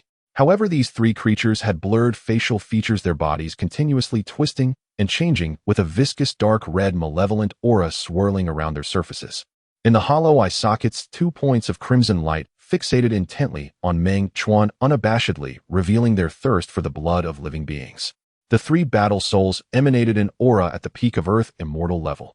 In this ancient battlefield environment augmented by malevolent energy, they could prove more difficult to deal with than ordinary Earth immortals outside. Meng Chuan halted, his right hand naturally hanging at his side with a wisp of dark red malevolent energy quietly coiling around his fingertips. There were no dialogues, no probing. The battle soul in the center let out a sharp shriek, first its form shifting as it transformed into a scarlet blood shadow lunging straight for Meng Chuan's face. Wherever it passed, the air emitted a corrosive hissing sound. The other two battle souls lunged from either side, simultaneously closing and sealing off Meng Chuan's escape routes. A fierce glint flashed in Meng Chuan's eyes as he surged forward instead of retreating. His left foot stomped heavily on the ground, propelling his body forward like a cannonball, while his right fist drew close to his waist, faint golden mana rushing and gathering. A wisp of refined dark red, killing malevolent energy coiled around his fist, aimed directly at the center of the blood shadow, and he unleashed a punch.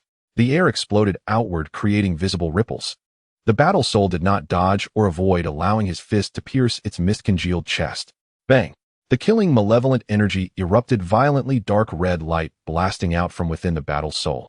The battle soul let out a piercingly mournful howl, its body trembling violently, trying to expel the invading malevolent energy. Meng Chuan's killing malevolent energy derived from the remnants of the god-slaying spear, inherently superior to the chaotic malevolent energy here, quickly eroding and melting away the core of the battle soul. The claws of the other two battle souls had already brushed against the fabric of Meng Chuan's back. Without turning his head, Meng Chuan swung his left arm like an iron whip backward. Bang! Bang! With two muffled sounds, the two battle souls were swept away by the immense force, crashing through several stone spires, their bodies vibrating violently and dimming considerably. The battle soul directly in front had, under the erosion of the killing malevolent energy, emitted its last unwilling whimper before collapsing with a roar, transforming into a pure mass of dark red malevolent energy, seemingly intending to reintegrate into the world. Meng Chuan opened his mouth to inhale. The pure mass of malevolent energy was drawn in like a whale swallowing water, devoured into his abdomen. The golden vortex within his dantian spun, quickly refining it. A wisp of refined mana surged forth, along with a fragmentary insight into killing and death merging into his mind. The words of the Earth Mother were not in vain. The malevolent energy from this ancient battlefield indeed benefited his comprehension of the way of killing. He turned around, looking at the two battle souls that had risen again, their ferocity even greater, licking his lips. In his eyes, a dark red light flickered momentarily. The battle ended rather swiftly. The two Earth immortal level battle souls posed no significant threat before the Meng Chuan, who had begun to adapt to the ancient battlefield environment. Especially once he unleashed his full capabilities, actively utilizing killing malevolent energy against them, these battle souls, formed from malevolent energy, became the best nourishment. After consuming 3 masses of pure malevolent energy left from the collapsed battle souls, Meng Chuan could feel his grasp over that wisp of the way of killing had significantly improved. He shook his wrist and continued onward. Passing through the stone forest, the terrain ahead began to descend, revealing a vast basin before him. His gaze swept over, finally resting on a relatively intact ruin at the edge of the basin. It was a square stone hall that had partially collapsed, constructed of a certain type of blue stone with a style that was ancient and rugged. In front of the hall's entrance lay 2 toppled and broken stone beast statues, their forms fierce, still exuding a faint pressure despite their imperfections. A somewhat hoarse and doubtful voice came from the side and rear. Primal Tao body. A mere celestial being dares to venture deep into the ancient battlefield. Meng Chuan stopped and turned to look. 30 feet away on a giant cracked rock, an unknown figure had appeared. It was a humanoid monster covered in dark green scales, sporting a fierce lizard head with a thick long tail dragging behind. Standing about a yard tall with claws on hands and feet, its dark yellow vertical pupils fixed intently on Meng Chuan, a bifurcated tongue licking over its lips, revealing sharp, chilling teeth. The aura of the opponent was obscure and cold, carrying an extremely strong bloody scent, its cultivation far surpassing that of Meng Chuan, a mere celestial being. In the lizard monster's hand was a bone-white curved hook, its hooked blade radiating a ghostly blue sheen, clearly imbued with potent poison, exuding a fierce aura, at least a postnatal spiritual treasure. A demon race. Or Meng Chuan's heart stirred, but his expression remained unchanged. He clasped his hands politely and said, "Senior, I am passing through this place and do not wish to disturb. I will take my leave now." "Take your leave." The lizard monster grinned, revealing a cruel smile. "Since you've come, don't go. Your primal Tao body flesh is quite vigorous, just right for me to have a taste and replenish my energy." As soon as the words fell, its figure vanished in place. In the next instant, the ghostly blue hook blade cut through the air, the bloody wind rushing toward Meng Chuan already within 3 feet of his throat. Its speed far exceeded that of the earlier battle souls. Meng Chuan's expression changed and his mana erupted violently, activating the 9 turns mystic art to its utmost, his form retreating rapidly. This was undoubtedly the most terrifying enemy he had encountered since arriving in the primordial world. In a moment of desperation, his right hand reached to his waist, grabbing the green-skinned gourd that had been hanging there, and hurled it forward with great force toward the trajectory of the hook blade. A glimmer of disdain flashed in the lizard monster's eyes. The hook blade remained unyielding, effortlessly cleaving the gourd in two. The gourd exploded, and the remaining earth fire liquid burst forth. This shamanic clan spirit liquor was nourishing for the physically robust shaman clan, and for Meng Chuan, who practiced the 9 turns mystic art, but for others, it was searing and domineering magma. Hiss! The ghostly blue hook blade met the earth fire liquid, emitting a violent corrosive sound, and the ghostly light on the hook blade dimmed. Additionally, some of the liquor splattered onto the lizard monster's arm, instantly burning small black holes into its scales. "Oh!" The lizard monster howled in pain, its assault involuntarily slowing. Seizing this opportunity, Meng Chuan had already retreated 10 feet, a flash of clear light appearing on his brow, as the Honghuang golden dipper spun rapidly, hovering above his head and casting a clear light barrier to protect his body. Without hesitation, at the moment he summoned the golden dipper, his left hand had already reached into his bosom, grasping the second bone piece gifted by the Earth Mother. Mana flowed into it, and the bone piece grew warm. He sought help from the nearby shaman clan. The enemy before him was too terrifying, far beyond what he, a mere celestial being, could contend with. He even suspected the opponent was not merely a true immortal, one realm higher than celestial beings, but very likely an Xian immortal. Soon Meng Chuan felt a heavy sinking in his heart. The bone fragment was scorching hot, sending out a faint signal that failed to reach afar. This place was suffused with an overwhelming aura of malevolence, interfering too strongly, greatly suppressing the bone fragment's ability to transmit messages. A congenital spiritual treasure. The lizard monster had now seen the golden cauldron above Meng Chuan's head, momentarily taken aback, before his eyes surged with greed, nearly transforming into something tangible. Heaven aids me. A mere celestial being filled with vitality possesses such a heavy treasure. It is fated that I shall seize this opportunity today. He let out a manic laugh, holding nothing back as his Xianxian powers erupted with a thunderous force. Dark green demonic energy surged upwards, and the bone hook in his hand glowed with a deep blue light, transforming into 3 massive hook shadows that sealed off all directions, viciously tearing towards Meng Chuan. With the full force of his Xianxian strike, combined with the postnatal spiritual treasure's hook blade, the overwhelming might caused the air around Meng Chuan to seem as if it had solidified in an instant. There was no way to dodge, no way to block. In the face of life and death, a fierce glint suddenly flashed in Meng Chuan's eyes. He no longer attempted to activate the bone fragment, but instead withdrew it into his embrace. With his right hand forming a claw, the sliver of killing aura within him was urged to its limits, rushing through his arm and into his chest. There it pressed against the black scales, imbued with a hint of Xuanwu true water from the Hutu. The killing aura was extremely fierce and vicious. The Xuanwu true water was as gentle and pure as could be. The two had completely different natures, even clashing with each other. In this moment, Meng Chuan brazenly unleashed the killing aura against the Xuanwu scales, triggering a direct explosion. Buzz!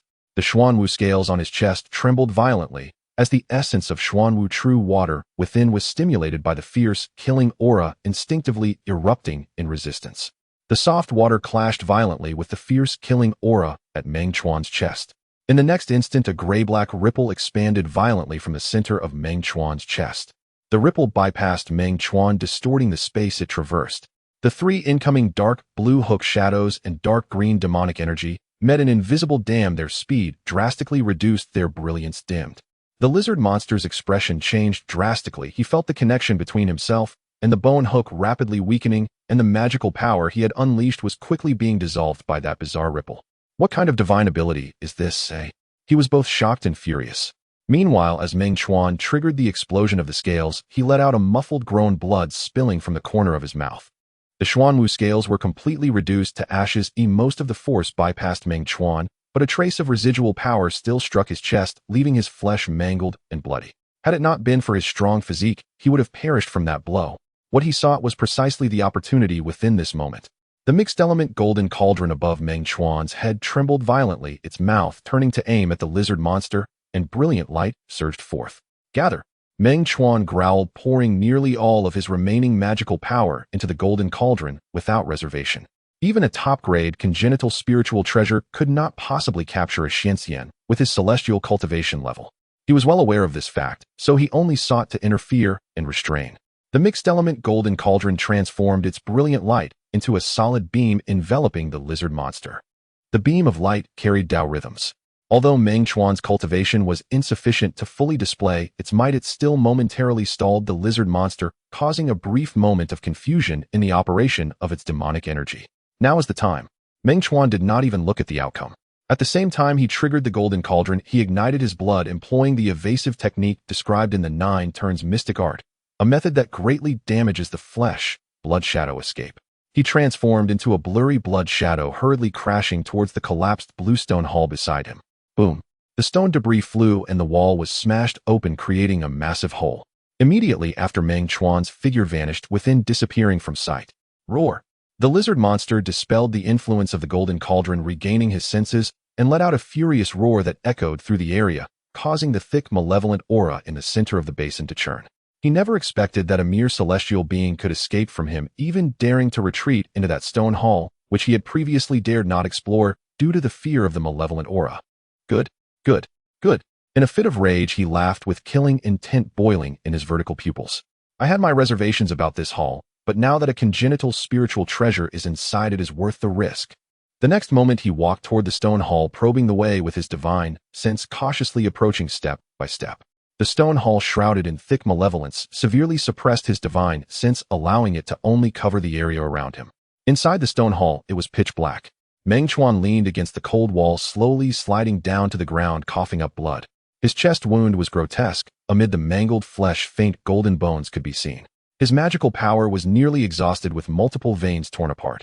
Even more troublesome was that forcibly activating blood shadow escape had led to severe depletion of his blood essence, and waves of weakness surged over him like a tide, causing his consciousness to gradually blur. He barely lifted his hand to wipe the blood from the corner of his mouth, and took out the bone fragment gifted by Hoodoo from his bosom. The bone fragment was warm, but the signal it transmitted was weak, with no signs of rescue approaching. I miscalculated. Meng Chuan tugged at the corner of his mouth, putting away the bone fragment. Outside the hall, the lizard monster was clearly closing in step by step. There was a formidable enemy ahead and no way to retreat. His injuries were grave and his magical power was depleted. This time he was truly in a desperate situation.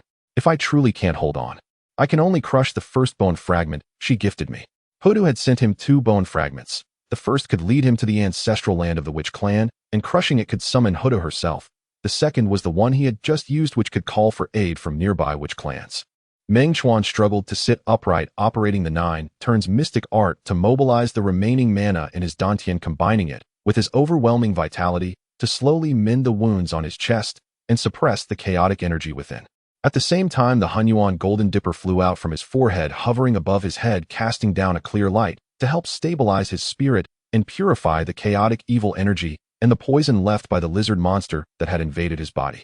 However, his injuries were exceedingly severe. The mangled flesh on his chest was the result of the explosion of the Xuanwu scale armor, combined with the backlash of the murderous qi, not only injuring his bones, but also subtly damaging his heart veins. With each heartbeat came a tearing pain. The sense of weakness from the loss of blood further blurred his consciousness. Just as he was about to crush the first bone fragment gifted by Hoodoo to seek help, a thunderous explosion erupted. Outside the hall, an ear-splitting boom came without warning, followed by the furious roar of the lizard monster and the dull sound of a heavy object crashing to the ground. Who are you? The scream abruptly ceased, followed by an unsettling silence. Meng Chuan used the last of his strength to lift his head and look towards the hole that he had created. A series of footsteps approached, heavy uniform crunching on the rubble and sand heading towards the stone hall. Meng Chuan's heart tightened, instinctively clenching his fists, but he lacked even the strength to lift his arms. In the next moment, the dim light from the hole was completely blocked by several tall and burly figures. The light outlined their distinctly defined silhouettes. Each stood over 6 feet tall, with broad shoulders, thick backs, and bulging muscles radiating a primal and violent sense of power. They wore simple animal skins, their exposed skin bronze and marked with gruesome scars. The leader was the tallest, nearly reaching the crumbling dome of the stone hall. In his hand, he held a bone hammer the size of a door covered in spikes, with the hammerhead still smeared with dark green viscous blood that was corroding the bone, blood from the lizard monster moments ago. The few of them stood outside the hole, blocking the light and bringing an overwhelming sense of oppression. Yet at that moment, the bone fragment in Meng Chuan's chest became ablaze with warmth. It was the Wu clan. The clear sensing from the bone fragment, gifted by Hutu, along with the raw and violent fluctuations of vitality from these individuals, allowed Meng Chuan to instantly recognize their identities. In there, the tall Wu clan leader spoke, his voice like thunder. He looked down at the bone hammer in his hand, then glanced at Meng Chuan, who was slumped on the ground bloodied, and frowned slightly. Still alive. A slightly shorter Wu clan member with a long scar on his face leaned in to take a look, saying, "The aura is weak. The injuries are serious." "Hutus token," said the third Wu clan member, who wielded a stone axe, pointing to the bone fragment in Meng Chuan's arms. There it was, emitting a unique fluctuation that only those of the Wu clan could sense. The tall Wu clan leader nodded, stepped forward, and ducked into the hole. The interior of the stone hall was slightly low for him, causing him to bow his head as he entered. He approached Meng Chuan, crouching down. His copper bell-like eyes stared at Meng Chuan for 2 seconds before looking at the dimly glowing Honghuang golden dipper hovering above him. A congenital spiritual treasure. He raised an eyebrow, but there was no greed in his eyes, only a hint of surprise. "No wonder you've been able to hold on until now." He reached out, his hands thick and rough, calloused, and grasped Meng Chuan's wrist. Meng Chuan instinctively tried to break free, but lacked the strength to move. A torrential, violent, yet balanced and harmonious force of vitality surged into Meng Chuan's body through his wrist. Wherever this power flowed, the nearly exhausted vitality within Meng Chuan sprang to life, as if meeting rainfall in a drought, actively revitalizing and growing. The gruesome wound on his chest also visibly accelerated in its healing. What astonished Meng Chuan even more was that this vitality felt vaguely resonant with the 9 turns mystic art he practiced. "My." The tall Wu clan member's eyes widened in surprise. "Your technique is quite interesting." He released his grip and said to the 2 behind him, "He's seriously injured, but he won't die. Take him back." The Wu clan member with the scar on his face stepped forward, grinning to reveal white teeth. "Kid, you have some luck. We happened to be patrolling nearby when we were drawn in by your fight with that lizard demon, and then we sensed the fluctuations of Lord Hutus token." "What about the corpse of the lizard demon?" asked another axe-wielding Wu clan member, approaching the edge of the hole to glance outside. "A mid-level Xianxian beast. Its inner core and scale armor still have some use," he added. "Mid-level Xianxian." Meng Chuan was startled. No wonder it was so powerful. "Take it away too," said the tall Wu clan member. He took one last look at the crumbling stone hall, scanning the interior for anything special, but finding nothing, and then turned to leave. "Let's go, we are returning." Meng Chuan was half-supported, half-dragged out of the stone hall by the scarred Wu clan member. Outside, the sunlight was blinding. In the basin, the thick, evil energy seemed to have thinned slightly. Not far in front of the stone hall, the ground had been smashed into a huge, deep pit, its bottom a pool of dark green flesh and broken scales, along with a bone hook that had been snapped into several pieces. The mid-level Xianxian lizard monster had been killed in one blow. Meng Chuan's gaze fell on the bone hammer in the tall Wu clan member's hand, and he felt a chill run through him. Is this the strength of the Wu clan? Pure power, extreme ferocity. The tall Wu clan member noticed his gaze and shook the bone hammer in his hand. That demon was only good at ambushes and poison. In a direct fight, it was no match. He spoke lightly, as if the bone hammer in his hand was merely a fly swatter, having just casually swatted. The scar-faced Wu clan member placed Meng Chuan onto a fierce mount resembling a giant tiger with scales and bone spikes that had long been waiting to the side. He climbed up behind Meng Chuan to steady him. "Hold on tight, kid. We're taking you back to our tribe's camp nearby." The scar-faced Wu clan member spoke while patting the mount's neck. The giant tiger mount let out a low growl, exerting its 4 limbs, and bolted forward. The tall Wu clan member and the axe-wielding Wu clan member also leaped onto their mounts, and the 3 giant beasts transformed into 3 fleeting shadows, racing towards the direction of the Buzhou mountain. The wind howled past his ears, and the scenery on both sides flew by. Meng Chuan crouched on the mount. Waves of sharp pain and weakness surged through his chest, and his vision grew increasingly blurry. Before losing consciousness completely, he only had time to catch a glimpse of the towering mountain silhouette stretching across the sky, and beneath the mountain shadow, a rugged and ancient architectural outline made of giant stones and trees. Wu clan. Tribe. This thought flashed through his mind, and then he felt darkness enveloping him, plunging him into complete blackness. When Meng Chuan awoke, he first detected a strong mingling scent of blood herbs and burning beast fat. He opened his eyes to see a dome made of thick logs and giant stones with beams of light filtering through the gaps, illuminating the dust particles floating in the air. This was an exceptionally spacious stone and would hall furnished in the simplest of manners. Apart from the massive stone bed covered with beast skins beneath him, there was only a roaring bonfire in the center, with a large stone pot above it boiling a thick soup with chunks of unknown beast meat, exuding a rich and overpowering aroma. Beside the bonfire lay a few enormous stone axes and bone hammers, as well as some partially processed beast skins and bones. Awake! A deep voice came from the entrance. Meng Chuan propped himself up, his chest still heavy with pain, but his injuries had clearly improved. The damaged flesh had mostly healed, and the pale golden new skin was still somewhat fragile, while the bones and tendons beneath were gradually recovering under the nourishment of his qi and blood. The most troublesome issue of blood loss and torn meridians could not be healed in a short time. He turned his head toward the voice. It was a man from the witch clan, his face marked with a long scar, leaning against the doorframe with his arms crossed. He wore only knee-length leather pants, and his bare upper body was muscular like stacked rocks, with a bronze skin tone marred by a fierce scar and covered in various claw marks, bite marks, and ancient dark red totem tattoos. Is this the witch clan's tribe? Meng Chuan spoke, his voice a bit hoarse. Yes, this is a hunting camp of the Huda tribe. The scar-faced man walked and picked up a stone bowl from beside the bonfire, filled it with meat soup from the pot, and handed it to him. Drink this soup. It will help restore your qi and blood. Meng Chuan accepted it. The bowl was heavy, the soup hot, and the chunks of meat were roughly the size of his fist, stewed to a mushy consistency, with the oil mixed with the thick soup emanating a potent aroma. He blew on it and carefully took a sip. As soon as the soup entered his throat, it transformed into a torrent of scorching heat, rushing into his abdomen, swiftly spreading to his limbs. Wherever it flowed, the cold and stiff bones seemed to come alive, and the qi and blood accelerated their circulation, alleviating the heaviness in his chest somewhat. The meat is from the earth dragon beast, and I've added a few potent herbs. The scar-faced man also filled a bowl for himself, squatting beside the bonfire and finishing it in a few gulps, chewing the meat and bones with a crunch. You've sustained severe injuries, especially the blood loss. Ordinary means won't restore it in less than a few months. With this soup, 3 bowls a day for 10 days will ensure you are full of vitality. Meng Chuan quietly drank the soup. As it entered his abdomen, it transformed into pure qi and blood, gradually replenishing his bodily deficits under the guidance of the 9 turns mystic art. The efficacy of the medicine was indeed remarkable. Thank you for saving me, he said, putting down the bowl and speaking earnestly. If you want to thank someone, thank Lord Hudu. The scar-faced man waved his hand, pointing to the piece of bone radiating warmth in Meng Chuan's arms. Without her token, you would have died on the ancient battlefield, and we wouldn't have looked at you twice. He was straightforward and blunt. Meng Chuan appreciated this. It felt refreshing and forthright. How long was I unconscious? 3 days, the scar-faced man wiped his mouth. The captain said that since you've caught Lord Huda's attention, you should recuperate here properly. After you heal, whether you stay or leave is up to you. After finishing the soup, the scar-faced man brought over a leather pouch filled with a murky, yet potent liquid, mixing the scent of alcohol with medicinal aroma. This is medicinal wine, usable externally and internally. Handle it yourself. With that, he ignored Meng Chuan, picked up a stone axe, and walked to a corner of the hall, gesturing at a large beast bone, as if planning to shape it into some kind of weapon.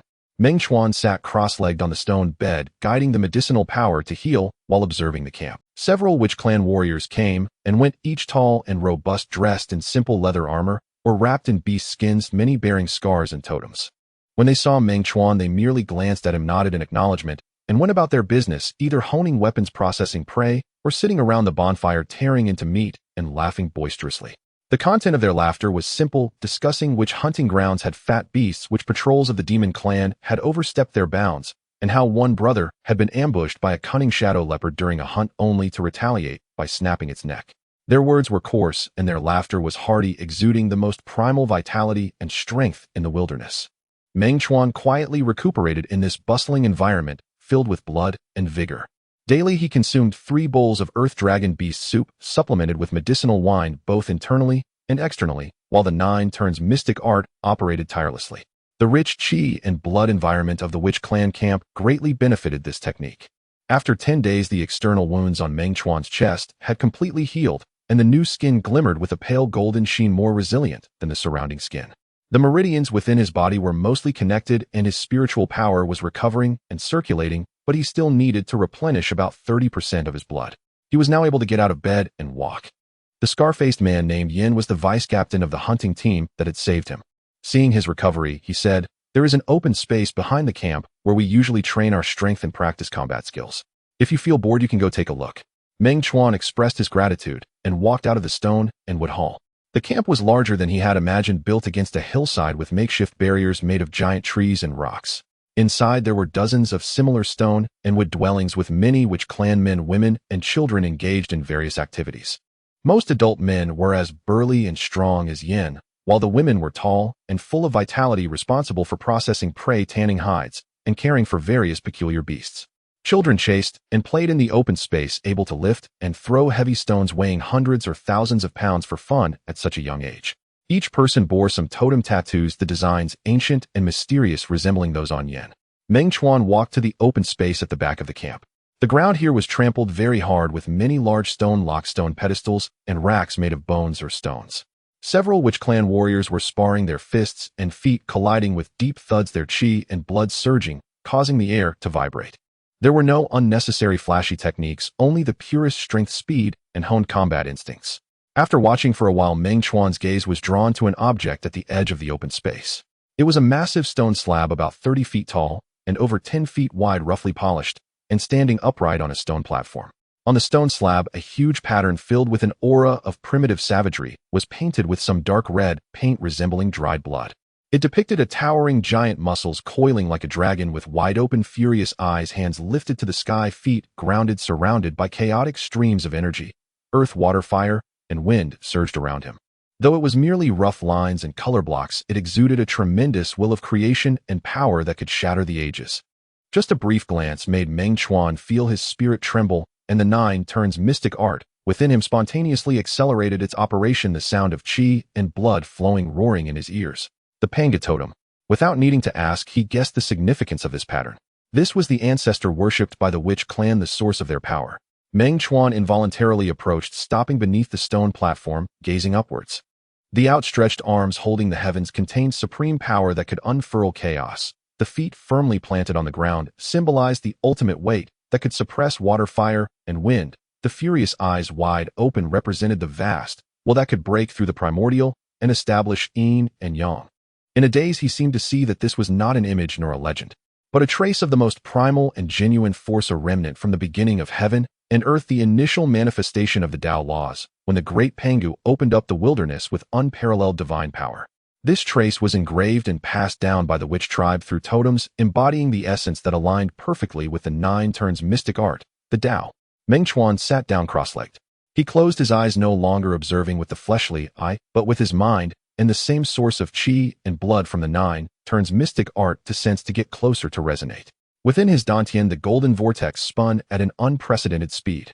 In the sea of consciousness, the pure light of the mixed yuan golden dipper fell, protecting the spiritual platform, allowing him to immerse himself in comprehension without being overwhelmed by that vast will. Chi and blood surged, bones resonated. The trace of power within the totem flowed into his heart, into his veins, into the operating channels of his mystic art, like an invisible yet real stream. The previously somewhat ethereal celestial foundation under the refinement of this trace of power was gradually solidified, hammered, and condensed.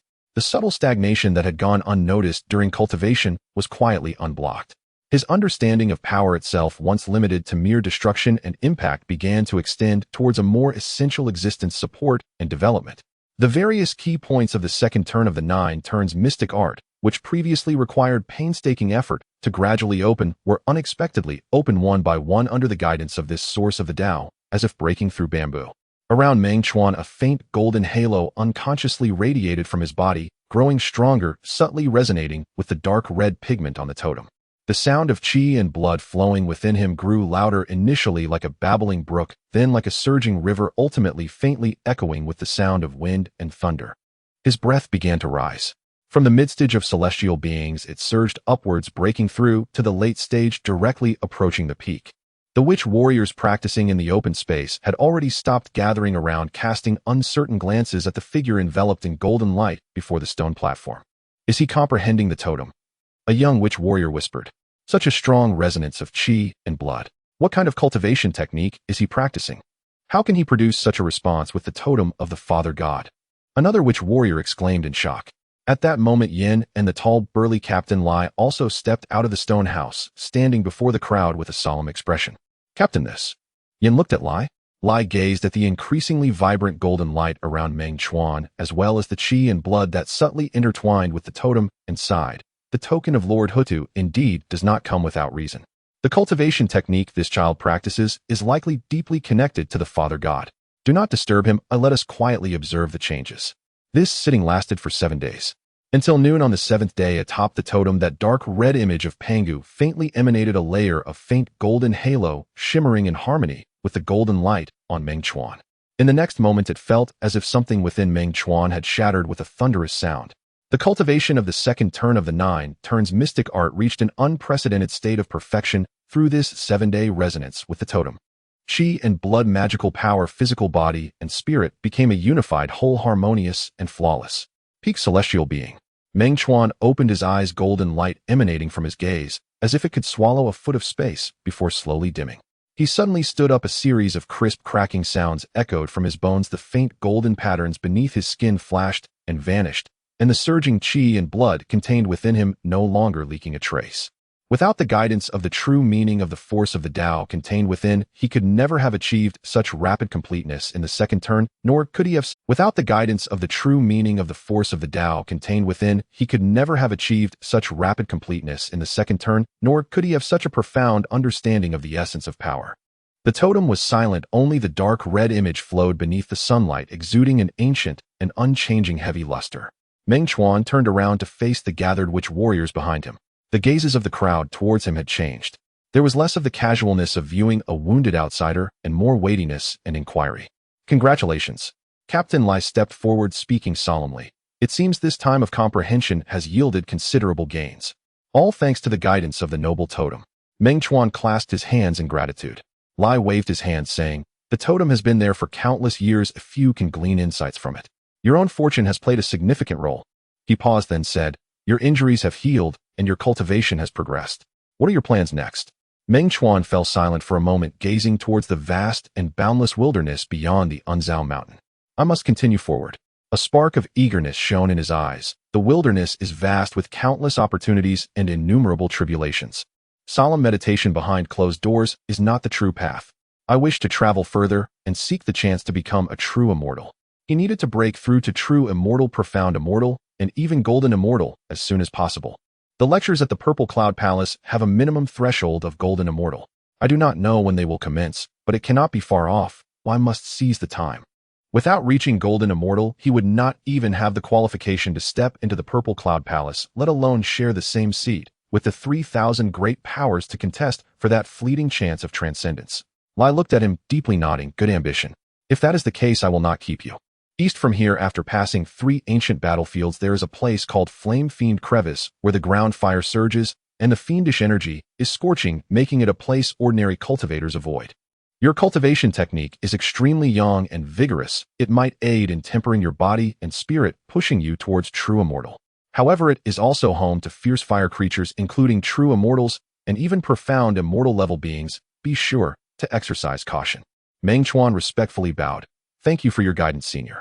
Meng Chuan stayed in the tribe for another day, adjusting his state to its peak, and listened to Yan's general explanations of the surrounding region, as well as various rumors and taboos regarding the Flame Fiend Crevice. The next morning, Meng Chuan bid farewell and left. Yan and several familiar witch warriors escorted him to the camp's entrance. Kid, don't die out there. Yan grinned, patting Meng Chuan's shoulder with surprising strength. Next time we meet, I hope your cultivation has caught up to mine, and we can have a good sparring session. Definitely. Meng Chuan smiled back. He turned towards the stone wooden hall and once again bowed to the Panga totem standing at the edge of the open space. Without looking back, he stepped forward, the peak celestial being's magical power flowing within him, his figure transforming into a faint golden light speeding eastward. Destination, Flame Fiend Crevice. The gate to true immortal is right before him. He needed to push it open quickly. In the Yin Sha Rift, the land is as its name suggests. Meng Chuan stood at the edge of the rift looking down, and 4 words involuntarily emerged in his mind. Heaven and earth smelting furnace. Here the earth has been violently torn open, creating a gaping chasm of unknown depth that stretches for thousands of miles. The canyon walls are crimson like blood, and the rock layers are twisted as if they have been kneaded by an invisible giant force. At the bottom of the canyon, there is no soil, only the continuously surging viscous dark red magma, occasionally bubbling up and erupting into fierce fiery rain. The air is severely distorted by the high temperature, making everything within sight hazy and wobbly. More striking is that a layer of gray-red mist envelopes the entire rift. This is not water vapor, but a dense and substantial earth fire malice. It is scorching, violent, and murky. Merely attempting to take a breath brings a searing pain to the throat, and the internal power subtly stirs restlessly. This is a place where earth fire and malice intersect, a perilous realm devoid of vitality. But for Meng Chuan, it is precisely the place to break through. He murmured softly, leaping down.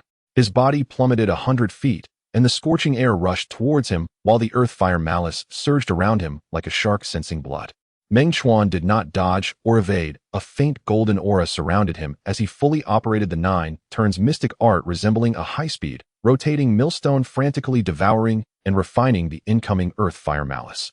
The profound power of utmost yang and utmost rigidity harmonized perfectly with the fire malice here, making the devouring process exceptionally smooth.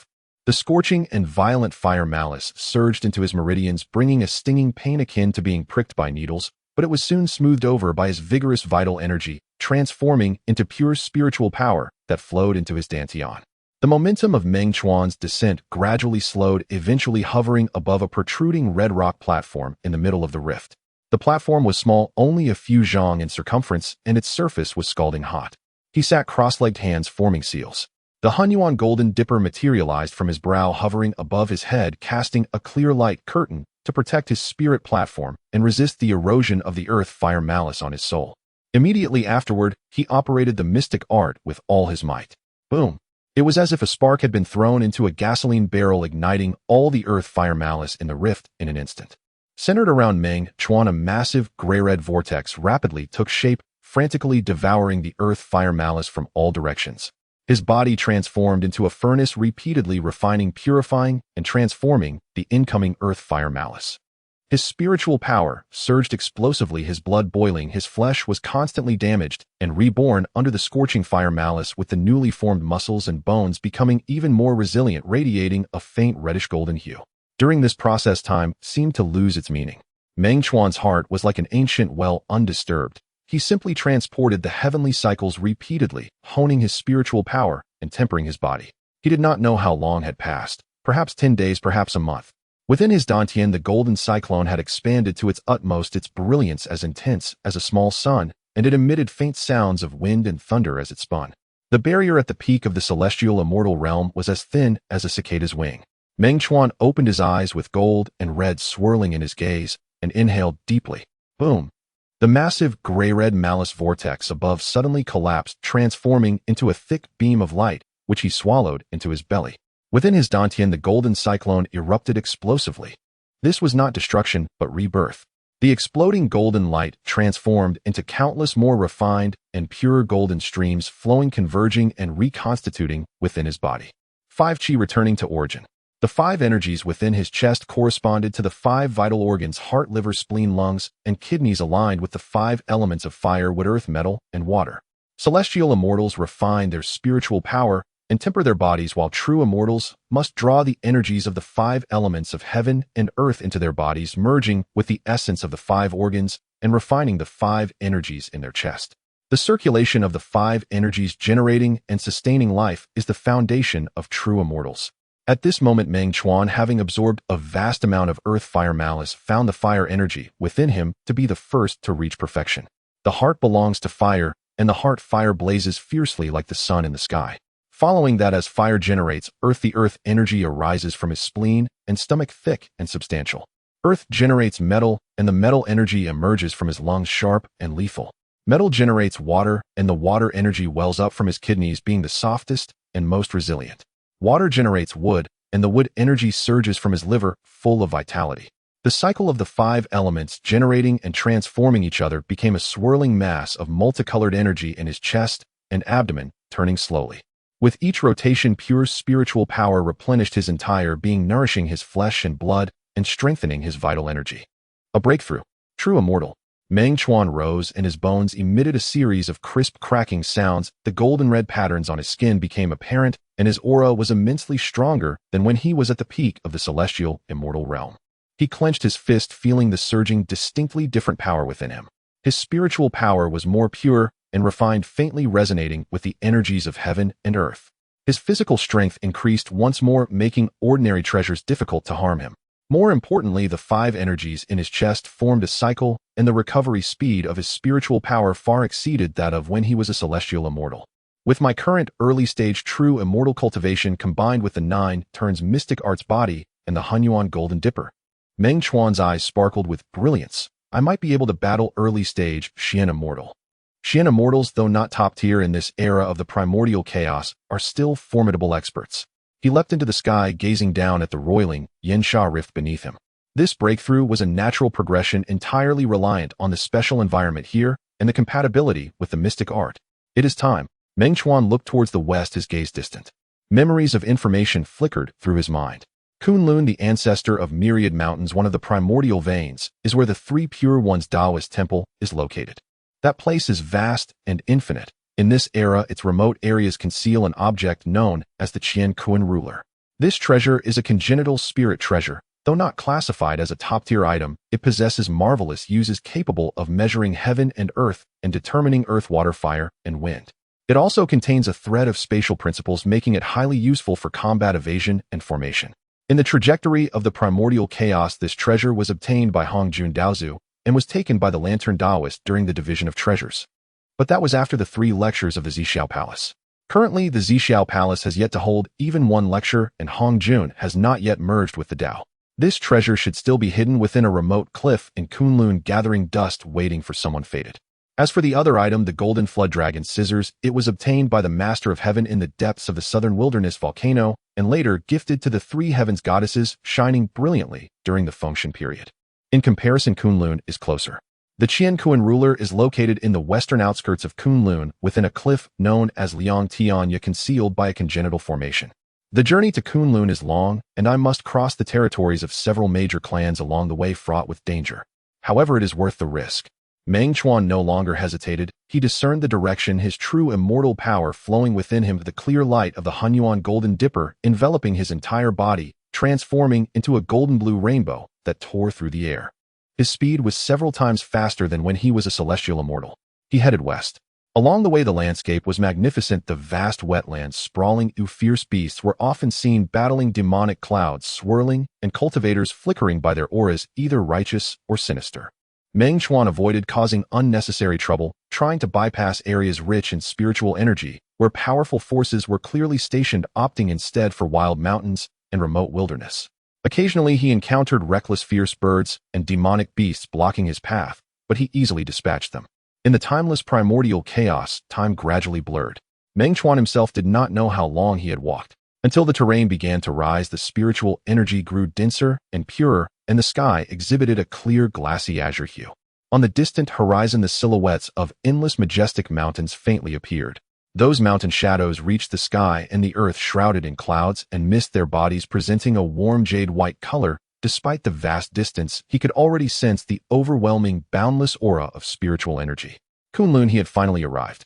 Meng Chuan slowed his escape light and landed atop an unnamed peak, gazing into the distance. Kunlun was immense, so vast that even with his current true immortal vision, he could not see its boundaries. The mountains rolled like a giant dragon lying down, each peak exquisitely spiritual and unique, with waterfalls cascading and celestial cranes soaring, rare birds and beasts appearing among the trees. This place is the true primordial vein, a holy land for cultivation. It was entirely different from the ancient battlefield, Yansha Rift, and the witch tribe hunting grounds he had been to before. Liang Tianya is located on the western outskirts of Kunlun, near the land of weak water. That place is remote, with relatively sparse spiritual energy, and few cultivators tread there. Meng Chuan followed the information in his memory and set off once more, flying westward along the mountains. He flew for another 3 days. The majestic spiritual beauty of Kunlun's main vein gradually receded, the terrain becoming more desolate, the rocky mountains jagged, the vegetation sparse, and the spiritual energy much thinner. Ahead appeared a broad, murky yellow river, its waters viscous and flowing silently. The river's surface showed no waves, but emitted a sense of deathly silence, as if all things would sink into it. Weak water. Not even a feather would float. Celestial beings find it hard to cross. By the banks of the weak water there lies a stretch of gray-white cliffs towering over 1,000 zhang steep, as if sliced with smooth rock surfaces devoid of any grass. This is the destination of his journey, the Liangtianya.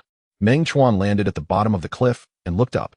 The cliff soared into the clouds, the rock body appearing seamless with no visible cracks or entrances. His divine sense swept over it only to be rebuffed by an invisible force. Meng Chuan closed his eyes in concentration, his mind sinking into the sea of consciousness resonating with the primordial Golden Dipper. The Golden Dipper is a congenital spiritual treasure with its own consciousness, particularly sensitive to the aura of congenital formations of the same origin. After a moment, he opened his eyes and gazed at the middle section of the sheer cliff.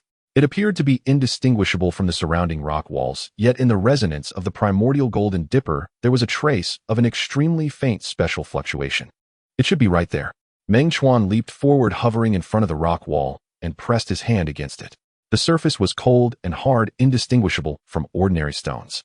His heart stirred, and the primordial Golden Dipper flew out from his brow, its mouth aimed at the rock wall, releasing a bright light. Break! Under the illumination of the bright light, the rock wall rippled like water, gradually becoming transparent, revealing a deep cave behind it, barely wide enough for a person to pass through. At the edge of the cave entrance, faint Dao patterns flowed, forming a simple yet profound concealment formation. Meng Chuan stepped in. The cave was merely 10 zhang square and about 3 zhang high, its walls made of smooth jade stone, emanating a soft light that illuminated the entire space. In the center stood a 3-foot stone platform. On the platform lay an object. It was a jade ruler just over a foot long and 2 fingers wide, its colors of black and yellow swirling together. One side of the ruler was engraved with the sun, moon, and stars, while the other side depicted mountains and rivers. At the handle there were 2 ancient Dao inscriptions, Qiankuan. The jade ruler was dim, yet naturally exuded a vast Dao rhythm of measuring heaven and earth, stabilizing the cosmos. The Qiankuan ruler. Meng Chuan took a deep breath, suppressing his excitement, and quickly approached. He did not rashly reach out, but instead bowed respectfully first.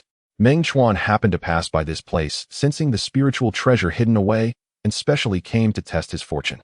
If the treasure has a spirit, I hope it will follow me through the wilderness, and I shall not fail the name of the congenital. After his words fell, he reached out to touch the ruler's handle. Just as his fingertip was about to graze the Qiankuan ruler, "Hold on." A voice, clear yet indifferent, carrying an undeniable authority, came from outside the cave. Meng Chuan's heart jolted, and he instinctively turned around. Outside the cave, 3 figures stood suspended in midair, their arrival unknown. The leader had white hair and a white beard, a lean face, dressed in a simple gray robe, holding a whisk, exuding a profound aura with calm eyes resembling a transcendent being. On the left was a middle-aged man with a jade crown on his head and a black and yellow Dao robe, exuding an air of superiority. As he gazed at the Qiankuan ruler, his eyes filled with an unmistakable fervor. On the right stood a young man with sharp brows and bright eyes, dressed in a blue robe with a suspended sword, his aura sharp as a sword, his expression open and free. The 3 merely stood there, yet they seemed to merge with Kunlun Mountain, their Dao rhythms harmonizing, exerting a pressure like a mountain. Faced with the incoming oppressive force, Meng Chuan felt his throat dry. The 3 pure ones, Laozi, Yuanshi, Tongtian. The Panga Yuanshan split into 3, and the future saints of heaven and Dao stood before him. This treasure is concealed in Kunlun and should rightfully belong to my Panga Orthodox. Yuanshi spoke, his tone calm yet assertive. His gaze fell upon Meng Chuan. Young friend, this treasure has no fate with you. Step back. Laozi held the whisk, his eyes lowered, seemingly in a trance, and did not speak. Tongtian frowned. Second brother, this statement is inappropriate. This treasure is hidden in a remote cliff naturally covered by formations. The years of cultivation we have spent here without noticing it indicate that it has no fate with us. He turned to Meng Chuan, his gaze sincere. Since this young friend can find this place and break the formation, he is indeed a person of fate. Fortune is preordained, forcing it is rather ungraceful. Yuanshi's face darkened. Third brother. Kunlun is our Taoist temple. Every grass and tree belongs to the 3 pure ones. How can we allow outsiders to covet it? Second brother, your words are incorrect. Tongtian shook his head. The Taoist temple is a place for cultivation, not a private prison. Spiritual treasures have spirits and choose their own masters. If we follow what you said, everything in the wilderness is within the realm created by the Father God. Does that mean all things belong to us? This is not the right way. At this moment, Laozi raised his eyes, glanced at the Qiankuan ruler, then at Meng Chuan, lightly waving his whisk. Matters of fortune are deep and profound. What the third brother said is not without reason.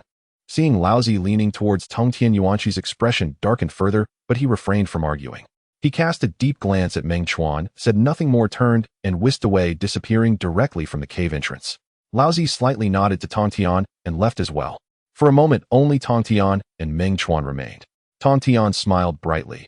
Young friend need not take it to heart. My second brother is just of that nature, valuing lineage and rules.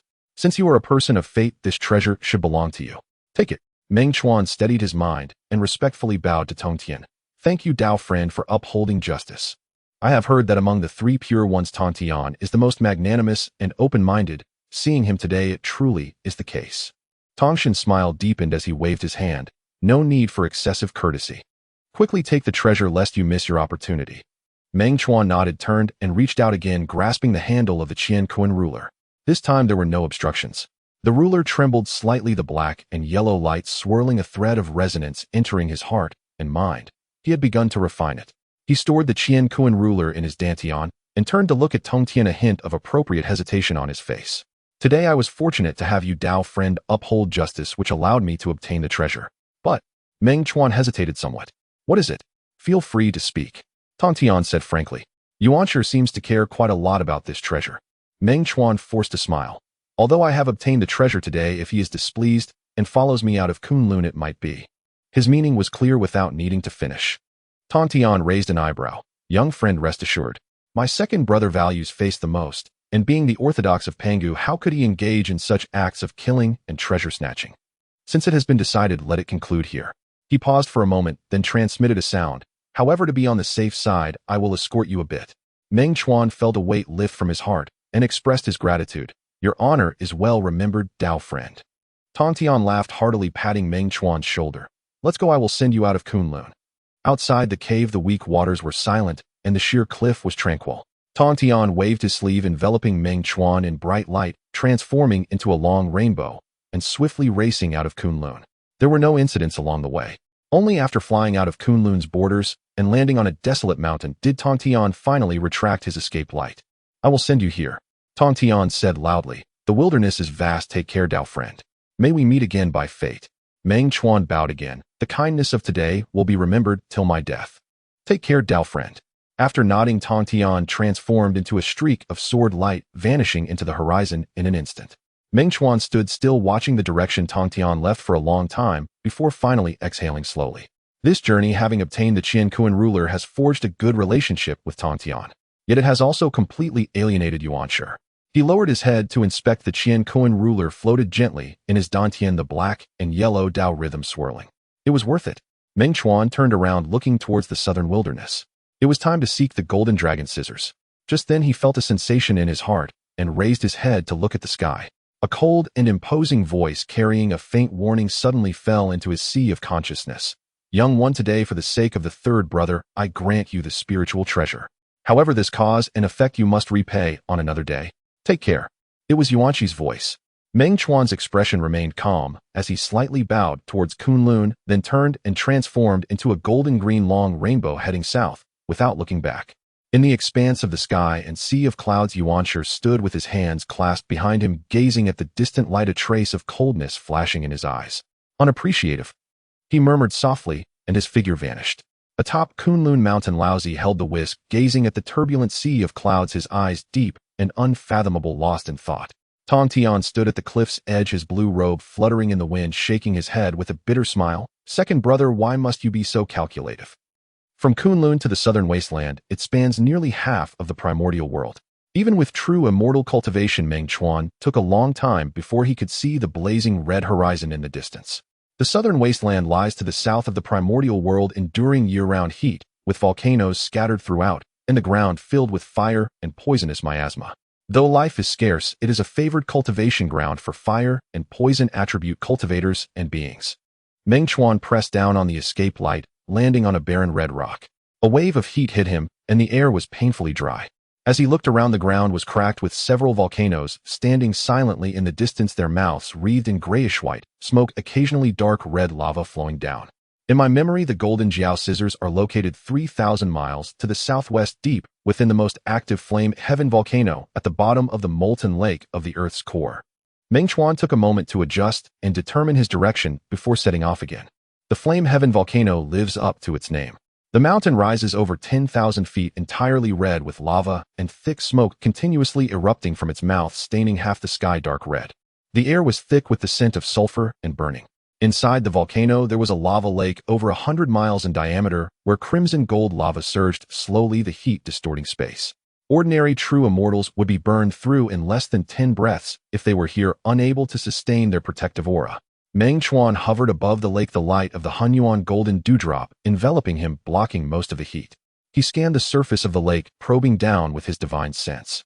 The bottom of the lake was extremely deep, the pressure terrifying, and there was a fierce, sharp aura lurking within like a ferocious beast lying in wait. This was the innate spiritual treasure's Tao rhythm emitted by the golden Jiao scissors. Indeed, it is here. Without hesitation, Meng Chuan leaped into the molten lake. The thick, searing lava pressed in from all sides, and even with the protective light of the golden dewdrop, he could still feel the scorching heat that could incinerate everything. He operated his mystical art, a faint golden sheen appearing on his surface, piercing through the lava as he descended continuously. 1,000 feet, 3,000 feet, 5,000 feet. The pressure increased, the temperature rose, and the lava changed from crimson gold to dark gold, ultimately transforming into a near-black heavy liquid fire essence. At this depth, even the protective light of the Honghuang golden dewdrop could only shield him within 3 feet. He finally reached the bottom. The lake bed was not rock, but a platform formed from dark gold fire crystals, smooth as a mirror. At the center of the platform, 2 weapons resembling dragon tails floated silently, interwoven and overlapping. They were about 3 feet long, forged from dark gold, with their blades curving like a dragon, soaring, intersecting to form a scissor edge radiating a fierce red glow like blood. Just by looking at them, his eyes felt a sharp sting, as if his soul were about to be wounded by their edge.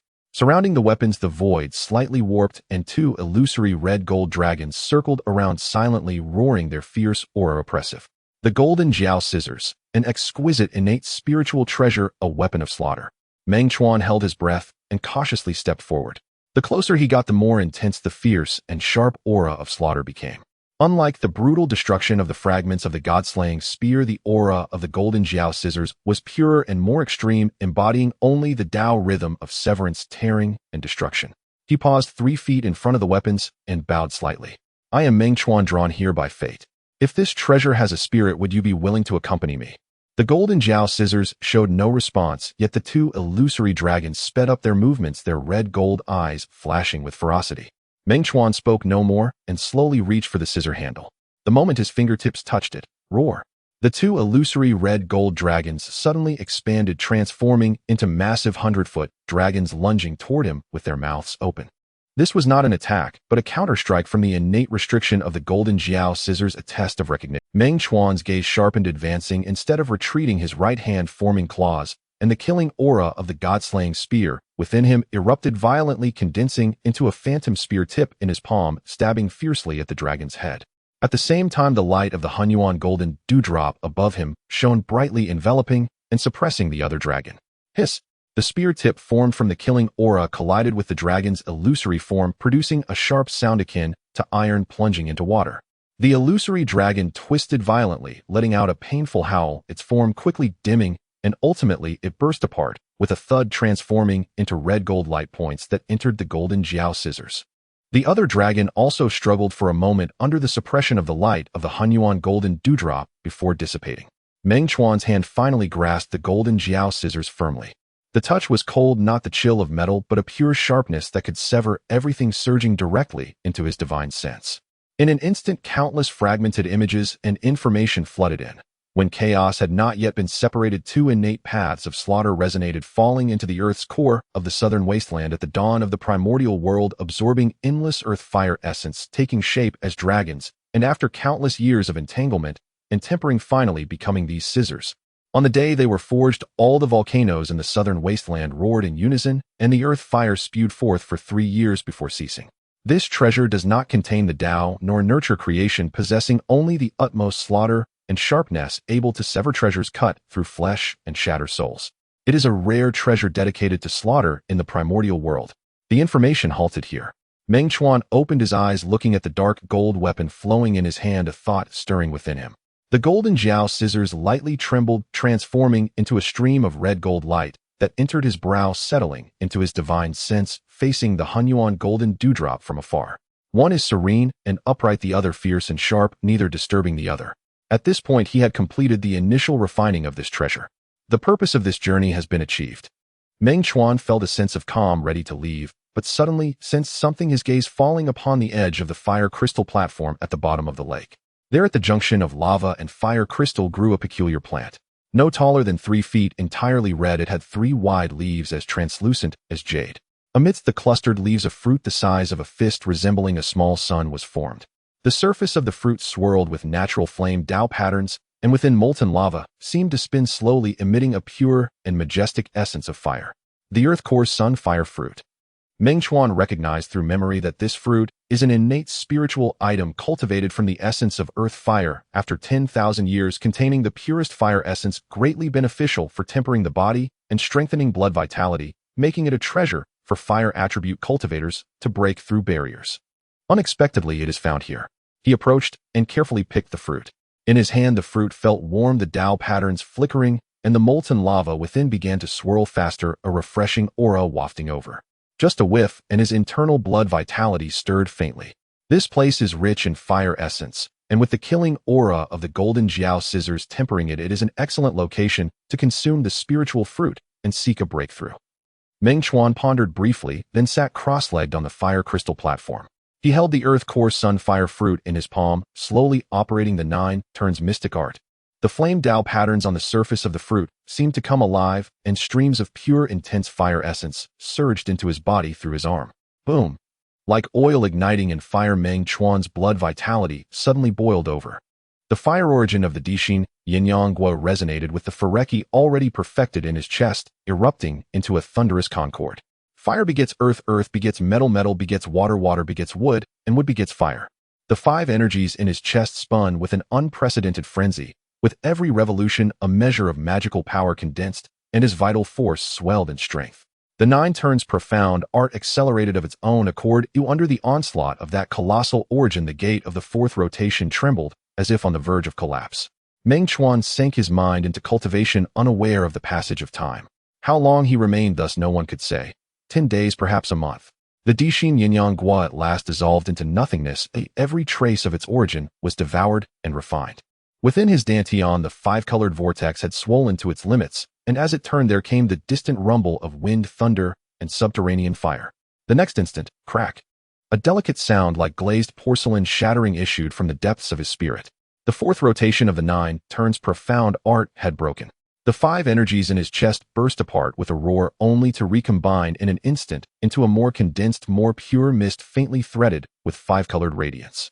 At the heart of that mist, a profound seed of the Tao quietly took shape. He had broken through, not a petty notch, but a full sweeping leap of an entire great realm. Meng Chuan opened his eyes. A flash of 5-colored light crossed his gaze and was gone. His aura erupted like a volcano, surging ever higher until in an instant he shattered the limits of Xinxian and stepped into a wholly new plane. Xuanxian, early stage. He clenched his fist and drank in the roaring, far greater power that now flowed through him. His magical power had undergone a qualitative change faintly resonant with the laws of heaven and earth as it turned. His flesh swelled with newfound strength. Beneath pale golden skin faintly ran 5-colored filaments. His spiritual sense expanded several-fold, growing keener and more crystalline. With my present early Xinxian cultivation, the 4th rotation of the 9 turns profound art fused to the body and paired with Honghuang Jin Do, Qingquan Qi, and Jin Jiao Jian. Meng Chuan's eyes glittered with resolve. A common Jinxian lacking an innate treasure would be no match for me, he thought, blood racing in his veins. His surging pride was cut short by a sudden sound, a thunderous roar. A brutal, ravenous, blood-stinking bellow exploded from above the molten lake, shaking the magma into violent convulsions. A wave of terrifying demonic qi descended and fixed upon his position. Xinxian at its peak. The great demon's aura was savage and cruel, clearly an age-old fiend who had sequestered itself in the southern wastes for untold years. Little insect, you dare trespass in my domain, steal my spirit fruit, and break through here. Fine, I'll devour you to replenish my yuan and force my way onto the Jinxian path. The hoarse, razor-edged voice pierced the air above the lava. Meng Chuan looked up. Through the murky molten sea, a vast black silhouette circled and prowled, serpent-like with a single horn upon its head, scales of red-black armor, its body stretched for over 100 zhang. Demonic qi churned the magma into reverse currents as the volcano bellowed. This was a Zhuangxian peak serpent drawn by the fragrance of his recent breakthrough and the lingering scent of the spirit fruit. Demonic qi churned the magma into reverse currents as the volcano bellowed. This was a Zhuangxian peak serpent drawn by the fragrance of his recent breakthrough. The serpent roared. Its horn flared with a dark red glow, and a thick beam of poisonous fiery malice blasted into the molten lake, streaking directly toward Meng Chuan. Where it passed, the magma hissed and belched acrid black smoke, its menace monstrous. Meng Chuan remained calm. Only when the poisonous beam hovered 3 zhang above his head did he slowly lift his right hand. At his brow a flicker of red-gold light shimmered. The Jin Jiao Jin silently manifested suspended above his palm, its dark gold blade gleaming with an icy sanguine light. He uttered a single word, slash. The Jin Jiao Jin trembled softly. There was no thunderous fanfare, no dazzling radiance. Only 2 filaments as fine as hair and crimson gold unfurled from the blade and pierced the void. The next moment, a roar of thunder. 100 zhang above, that terrible beam of fiery poison together with the mass of magma behind it was cleaved cleanly in two as if cut by an invisible giant scissors. The seam gleamed mirror smooth, and then all fell silent and was gone. The serpent's roar halted mid-note. Its 100 zhang body froze in midair as a straight, slender red line appeared from skull to tail. The red seam widened in an instant. Blood poured like a waterfall. No, impossible. In its vertical cavernous pupils there lingered only shock and stupefaction. It had not even perceived the hand that struck. It had felt no surge of magical power, only the blink of 2 thin golden threads and the decades of cultivation that forged its body, the armor-like scales rivaling innate treasures. Its protective demonic yuan and soul defenses were all sundered at once. What was severed was not merely flesh, but its very life and being. With a thunderous crack, the 100 zhang carcass split in 2, smashing into the molten sea and sending rivers of magma skyward before the inferno consumed it into ash. From the ash rose a fist-sized demon pellet, its surface mottled red and black and bearing the phantom of the serpent struggling within. Meng Chuan drew it casually into his palm. A Zhuangxian peak, great demon slain in a single strike. Meng Chuan glanced at the demon pellet in his hand, then at the Jin Jiao Jin hovering quietly, a faint trace of satisfaction passing his eyes. The killing might of that treasure was truly terrifying. He had only called upon a fraction of its power and yet achieved such might. If it were fully refined and unleashed at full strength, what heights might it reach? He stowed both the demon pellet and the Jin Jiao Jin broke through the molten sea and shot into the sky, leaving the burning heaven volcano behind. The daylight outside stabbed at his eyes. Meng Chuan stood upon the mountain peak and looked east. Jin Jiao Jin obtained, Xianxian realized. Next, a new piece of information surfaced in his mind about another treasure. 24 Dinghai Shenju. A single bead was but an ordinary innate treasure. Yet when 24 were gathered, they could evolve into 24 heavens, a self-contained world of offense and defense rivaling supreme innate treasures. Within them lay the true meaning of the Tao of space.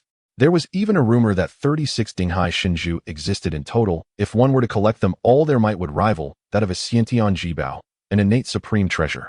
A complete Shishenshan would be such a Xiantian Jibao. The 24 Dinghai Shenju should now be scattered across the unclaimed depths of the Donghai Sea, he mused. The Donghai was vast, and its seabed full of unfathomed peril. The forthcoming treasure-seeking would be no small enterprise. Still, he now possessed the means to protect himself and felt no fear. I will depart from the southern waste, traverse half the Honghuang to the Donghai, a long road. Yet with my current Xianxian cultivation and the Qiankuan Qi for swift passage, much time should be spared. He cast his gaze toward Buzhou Shan, and an image rose unbidden in his mind. Hoodoo. A gentle curve lifted the corner of his mouth. It had been so long since he had seen her. He wondered what she might. By then the contest between Dao and Demon had ended. Yaowang Dijuan and Dongwang Tai had retreated into seclusion at the Solar Star, and the Demon clan's heaven had yet to be founded. In his memory, the heavenly court formed only after Hongjun achieved union, and the demons were assigned the heavens to steward. The macrocosm of the primordial age had been tentatively settled, yet undercurrents already stirred. I must hurry. Zhi Gong cannot be far. He did not linger. Having fixed his course, his Xianxian power flowed. The Qiankuan Qi leapt from his dantian. A Xianhuang Dao resonance spread as he made a light slash. Before him the void split, like a curtain revealing strange and turbulent currents beyond. Meng Chuan stepped through and vanished. The rift closed, and the burning heaven volcano fell silent once more. Smoke still billowed from the mountain mouth as if nothing at all had transpired. From the southern wilderness to the eastern sea, the Qiankuan ruler splits the void, and the mystical powers of the Xianxian flow endlessly. this time traveling with the cultivation of a Xuanxian aided by the Qianquan ruler. The time spent, although far less than the journey south from Kunlun, is certainly not short. Primarily because the vastness of the wilderness is truly immense. Meng Chuan stood by the eastern sea. Before him lay the actual boundless ocean, where water and sky meet, a vast expanse of azure. The waves roared, and the air was filled with the scent of the sea and saltiness. In stark contrast to the harshness of the southern wilderness, here the waters were rich and full of vitality, hiding profound depths beneath the vast expanse. Meng Chuan took a deep breath and stepped into the sea. His powers naturally spread out a barrier parting the waters as he descended. The seabed was another world. Dim, silent, with pressure like a mountain. Coral formations stood like forests, faintly glowing. Schools of fish swam by, and upon touching the spiritual light around Meng Chuan, they scattered in panic. Deeper lies a true no man's land. No light, no sound, only eternal silence and terrifying water pressure. Even an ordinary true immortal would likely be crushed here in an instant. Even a Xianxian must constantly operate their powers to resist. Meng Chuan's divine sense spread out like a net, gradually unfurling. Currently, there are a total of 24 Dinghai divine pearls scattered across the eastern sea. Each, though an ordinary innate spiritual treasure, contains the essence of a water realm resonating with one another. He closed his eyes, concentrating, communicating with the Qianquan ruler and the Honghuang golden dipper. The Qianquan ruler, imbued with the principles of spatial Tao, had a faint response to the Dinghai pearls, which also possessed the mysteries of space. The Tao resonance of the Honghuang golden dipper is precise, assisting him in discerning abnormalities within the spiritual energy. Southeast, 30,000 miles away. Meng Chuan opened his eyes, transforming into a stream of pale gold light, breaking through the dark waters and speeding away. The first Dinghai pearl is hidden within the lava layers of an underwater volcano wrapped in the earth's fire. Without the Qianquan ruler's sensing, it would be nearly impossible to discover. Guarding it is a fire-toxic giant crab at the early stage of Xuanxian, with a hard shell and pincers capable of crushing gold and splitting stone. Meng Chuan did not use any treasures or powers and relied solely on his physical strength, smashing the shell with 300 punches to retrieve the pearl. The second pearl lies buried in the silt at the bottom of a 10-meter deep trench, surrounded by a group of ghost-faced jellyfish adept at soul attacks. The light from the Honghuang golden dipper illuminated the area, causing the malevolent spirits to scatter. The third pearl is embedded within the skull of an ancient sea beast. Though the beast is dead, its lingering resentment manifests, summoning vengeful spirits to attack. Meng Chuan's qi and blood surged like the sun, and with a single punch the vengeful spirits shrieked and vanished. The fourth and fifth pearls. Searching, battling, collecting. Time loses all meaning in the deep sea. 1 year, 10 years, 100 years. Meng Chuan traversed the dim, lightless seabed, crossing ancient battlefields, invading ferocious beast lairs, and delving into fissures of the earth's crust. Countless battles ensued. His opponents included ferocious sea beasts, water-cultivating spirit entities, and fellow cultivators like himself searching for treasures. There were cultivators who, seeing him alone and sensing the aura of the Dinghai pearls, were filled with greed and teamed up to surround and kill him. Meng Chuan did not summon the golden flood dragon scissors, but instead set a spatial illusion, with the Qianquan ruler suppressing his powers with the Honghuang golden dipper, and then engaged in close combat with his physical prowess. With his cultivation at the late Xianxian stage, he swiftly beheaded 3 early-stage golden immortals, sending the rest fleeing in terror. Blood stained the sea, quickly diluted by the undercurrents. The more battles he fought, the more adept he became at using the spiritual treasures, and his own cultivation was refined to an even purer state. The 5 energies within his chest grew denser with each activation of his powers, faintly suggesting a merging into unity, a rising momentum. The 4th transition of the 9 turns mystic art was gradually loosening under the repeated wash of his qi and blood. The 10th and 11th pearls. After an unknown number of skirmishes, Meng Chuan, having reached the peak of Xuanxian, sat cross-legged in an underwater cave, swallowing and refining the demon pill of a recently slain latest-stage golden immortal. A torrent of demonic powers surged into his body, being frantically refined by his mystical arts. It felt as if an upheaval of creation was occurring within him, with the 5-colored vortex rapidly contracting and coalescing, ultimately merging into a chaotic misty sphere suspended above his dantian, slowly rotating and generating its own Tao resonance. His powers surged, undergoing a qualitative transformation. Although the total amount did not increase, it became even more refined and substantial, faintly exuding an essence of immortality. 5 energies converging towards the origin. Early stage golden immortal accomplished. Meng Chuan opened his eyes, his gaze like lightning illuminating the dark seabed, then quickly withdrew. His aura became increasingly harmonious and profound, merging seamlessly with the surrounding waters. Continue. The 16th Pearl. The 18th Pearl. His cultivation escalated rapidly. His combat style grew ever more concise and fierce. The Qianquan ruler measures the void, securing positions. The Honghuang golden dipper protects himself, cleansing all laws. The golden flood dragon scissors, if drawn, must kill. The number of golden immortal beings that have perished at his hands is countless.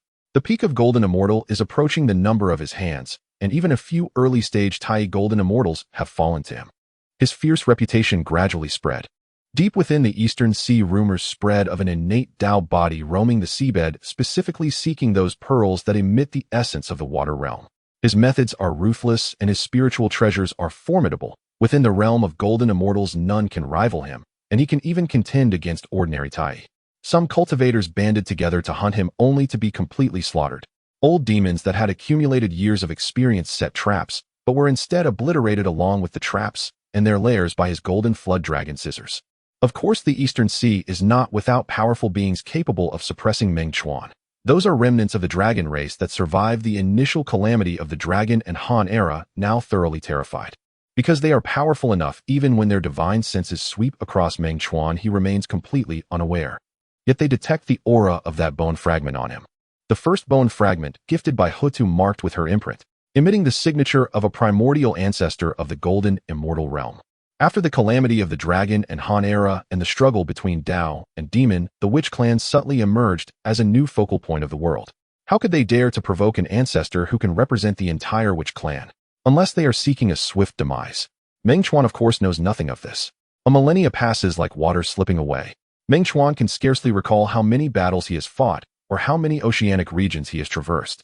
He only knows that he has gathered 23 Dinghai pearls. The 23 pearls resonate and float within his dantian, forming a subtle formation, dispersing the spatial Tao resonance that naturally repels the surrounding waters, creating an area devoid of water. His cultivation, nurtured by the continuous bloodshed and the resonance of the spiritual pearls, has steadily progressed, reaching the peak of golden immortal. The 5 energies within him are perfectly converging, and the 3 flowers above his head have begun to show their ethereal forms. Once the time is ripe, he can gather the 3 flowers at the apex, solidifying his immortal foundation and truly stepping into the Tai realm. At this moment, his chi and blood are like that of an ancient azure dragon, his powers vast like the starry sea, and his divine sense can cover tens of thousands of miles of ocean. The 3 spiritual treasures operate in perfect harmony. With my current cultivation below the late stage of Tai golden immortal, unless one possesses formidable spiritual treasures for protection, all can be slain. Meng Chuan stood at the edge of the underwater cliff, his heart clear. This confidence is forged from 1,000 years of bloodshed. But the final Dinghai pearl remains elusive. He has almost traversed every known no man's land in the Eastern Sea, even delving into the perilous edges of lairs inhabited by latest-stage Tai golden immortals, yet still found nothing. That pearl seems to have vanished from the Eastern Sea. Just as Meng Chuan was about to explore deeper into the seabed, boom. An indescribable, irresistible, overwhelming pressure surpassing all things suddenly engulfed the entire wilderness. The heavens and earth resonated a myriad of harmonious sounds. The sun and moon shine together, the stars shift positions. The waters of the 4 seas boil, and the Mount Buzhou trembles. All beings, regardless of their cultivation level or location, involuntarily experience a violent shock to their minds, giving rise to an impulse to bow and worship. This is not merely a pressure of power, but an absolute oppression of life levels and Tao status. It is as if a supreme being awakening from an endless slumber proclaims his return to the wilderness. Meng Chuan uttered a muffled groan, his powers surging, nearly causing him to kneel.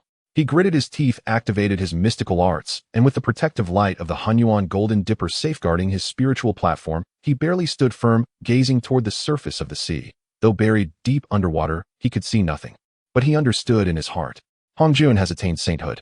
After hiding and contemplating the creation jade disk post the struggle between Tao and demon, today, he declares the perfection of the heavenly Tao as the first saint of the wilderness.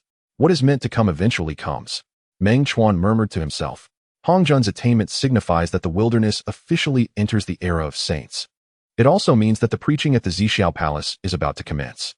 3 days later, a calm and indifferent voice echoed from the 9 heavens, resonating clearly in the hearts of every living being.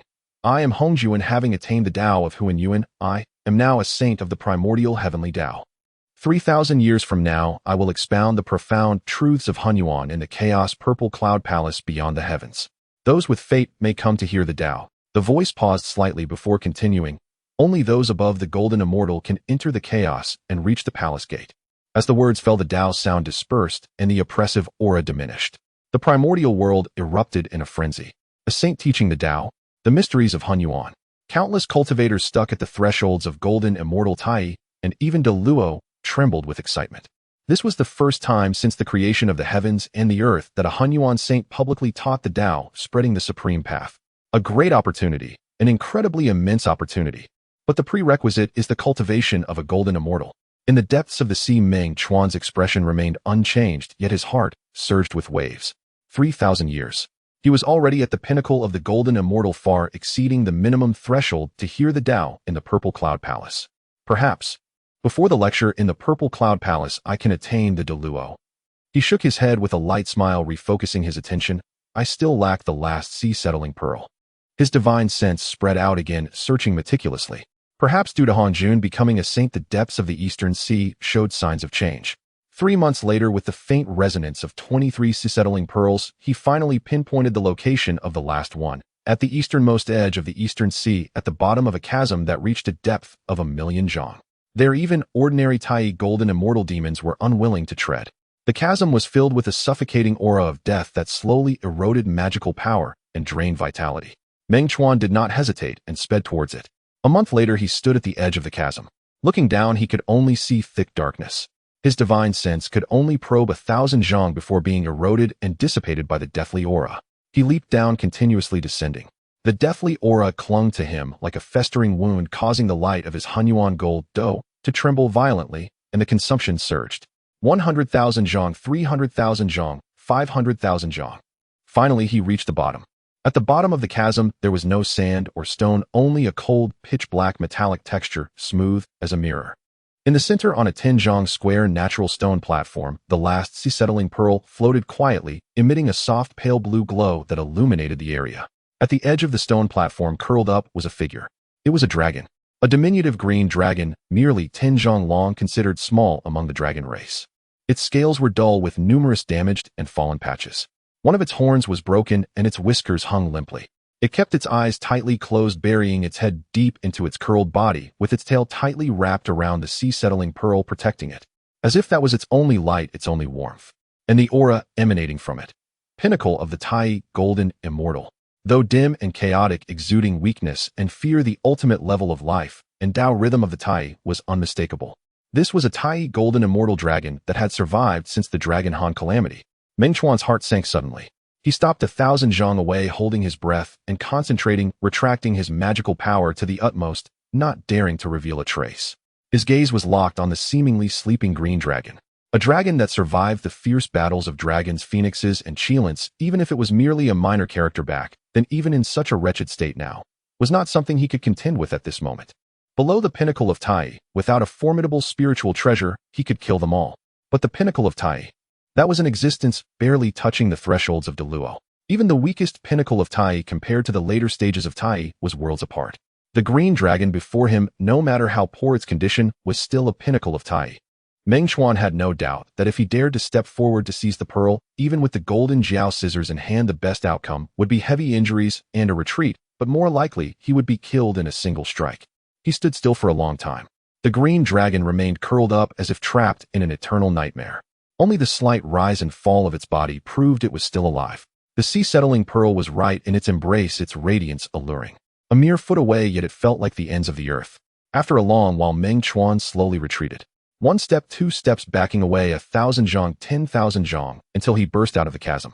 Without looking back, he ascended rapidly. Once back in the illuminated sea region, he stopped and glanced down at the bottomless darkness. Though he knew it was unwise, he still felt an unwilling tide surge within. After 1,000 years of searching, countless bloody battles, gathering 23 pearls, he was only missing the last one. Once this pearl was gathered, the 24 heavens would evolve, and he would obtain a top-grade innate spiritual treasure that combined offense and defense, enhancing his power. But now he could only retreat for the time being. My strength is still insufficient. Meng Chuan clenched his fist and then slowly relaxed it. He was not a hesitant person. If he could not win, he would retreat. In the harsh world of the primordial, one must know themselves and act according to their capabilities. First, I will return to refine the remains of the god-slaying spear, then seek to break through to the Tai realm. After breaking through, I will come for the pearl. He gazed towards the west, his eyes seemingly sweeping across the endless sea, landing on the towering shadow of Mount Buzhou. Mount Buzhou, and that valley. At the bottom of the valley, the remains of the god-slaying spear were sealed. With his current pinnacle of golden immortal cultivation, even without the assistance of those two top-grade spiritual treasures, he should be able to easily refine the broken spear and comprehend the killing Tao within. If aided by spiritual treasures, it would be twice the result with half the effort. The killing Tao focuses on conquest, destruction, and severance. It may help him break through the gates of Tai. Moreover, Meng Chuan's cold gaze softened slightly. He found himself missing her. That girl with bare feet and a simple robe, her gaze tranquil. She spoke directly, casually, gifting him treasures, and loved to quietly munch on fruits by the fire. 1,000 years adrift in the Eastern Sea with countless bloody battles, he was accompanied only by the dark sea water and cold weapons. That serene valley, that clear pond, that crooked tree, that quiet figure, had unexpectedly become the few warm colors in his memories. It's time to go home. No longer hesitating, he summoned the Qian Kuan ruler, and the profound yellow Tao rhythm tore through the void. He took one last glance at the direction of the chasm, turned, and stepped into the void passage, disappearing from sight. Destination: near Mount Buzhou, that unnamed valley. Stepping out of the void, Meng Chuan was momentarily taken aback by the sight before him. The mountains remained crimson, the valley entrance still narrow, and the formation's light shimmered as before. However, the rock walls were now covered in deep green vines adorned with delicate purple flowers that sprawled into the valley. When the wind blew, petals fluttered down, forming a thin layer on the ground. Time had left its mark here. It had been 1,000 years since he departed. Meng Chuan stood silently at the valley's mouth, reaching out to touch the light curtain. The light curtain rippled like water, allowing him to step through. Entering the valley, the fresh scent of grass and wood mixed with a hint of fragrance greeted him. The azure pond shimmered, and the crooked tree had grown denser, casting a large shade. Everything seemed unchanged. Only the stone table and bench were covered in dead leaves, and the blue stone had gained weathered spots. The pond water remained shallow, while the clusters of purple flowers by the pond bloomed even more vibrantly, almost spilling over to the water's edge. Meng Chuan approached the pond and squatted down to gaze at the bottom. The pitch-black broken spear was still embedded in the white sand, its dark red blood light slowly swirling in the deep cracks, unchanged from 1,000 years ago. He pointed with his fingers in the air. A strand of condensed magical power wrapped around his divine sense and entered the water, making contact with the spear. Buzz! The broken spear trembled, and the dark red blood light suddenly brightened. The fierce will of slaughter surged back along the magical power, far more violent than it was back then. Yet now Meng Chuan was no longer the earthly immortal of yore. His expression remained unchanged, and his mind was calm. The light of the mixed yuan golden dipper poured down from his sea of consciousness, protecting his spiritual platform and repelling the will of slaughter. The 9 turns mystic arts circulated, and his blood and energy ignited like a furnace, refining and devouring the fierce aura that had invaded along the magical power. After a moment, the broken spear returned to tranquility. Meng Chuan withdrew his hand, a flash of thought crossing his eyes. With my current cultivation assisted by 2 supreme, innate spiritual treasures, I may attempt to refine it initially. He stood up and looked around. The girl was not there. There were no fresh fruits on the stone table, no embers at the campfire, and only the freshness of grass and pond water lingered in the air. She had not returned yet. A subtle and complex emotion flickered through Meng Chuan's heart, akin to a deflated expectation, yet also a sense of relief. After 1,000 years apart, what should he say upon their reunion?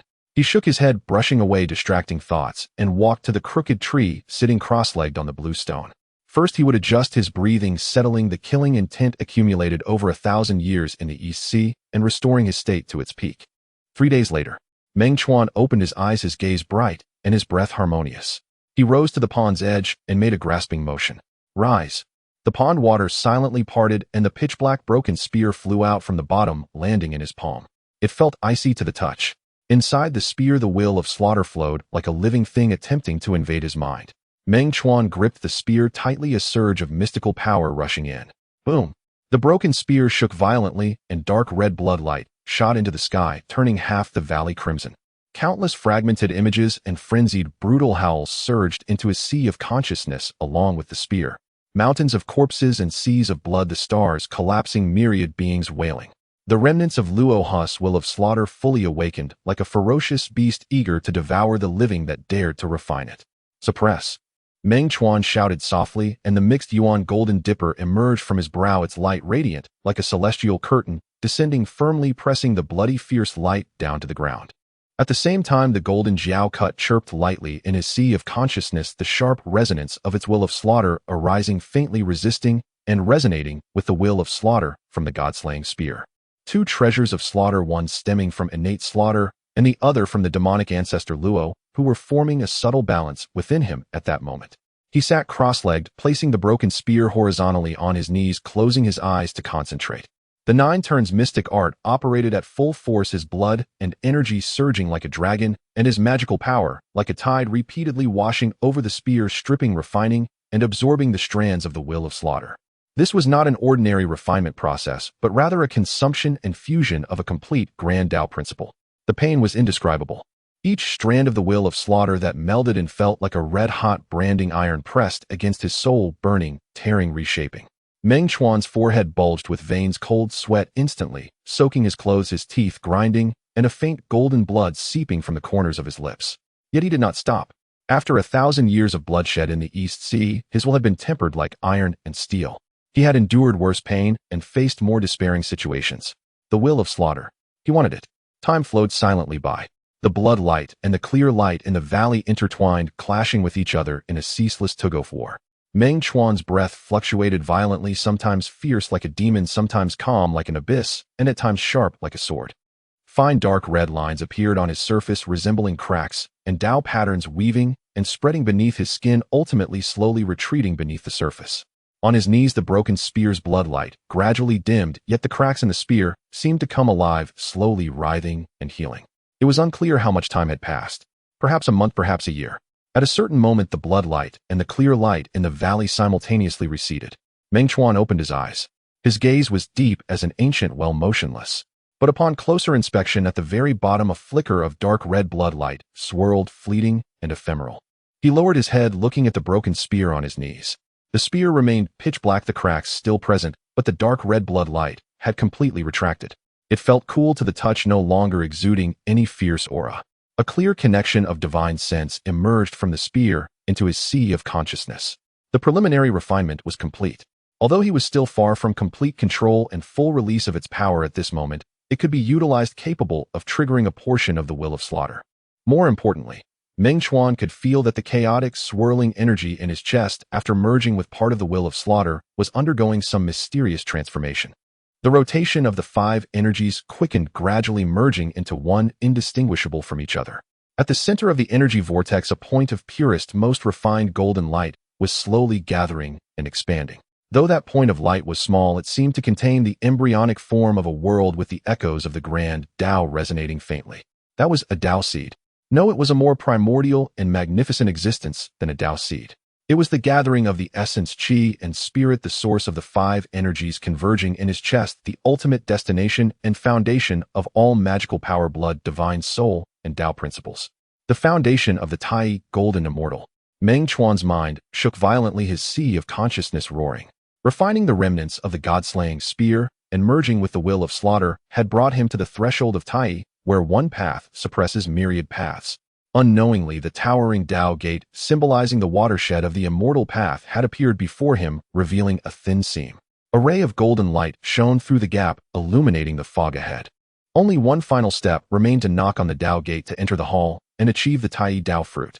But this last step required an opportunity. He needed a battlefield where he could completely let go, urging the will of slaughter to the extreme, realizing the true meaning of severance between life and death, breaking all constraints. Meng Chuan slowly rose, storing the remnants of the god-slaying spear in his dantian for nourishment. He gazed toward the valley's exit, his sight piercing through the formation, landing on the vast and desolate wilderness. The battlefield. Where could be more suitable than the depths of the East Sea, beneath the peak of Tai, where the azure dragon guards the abyss?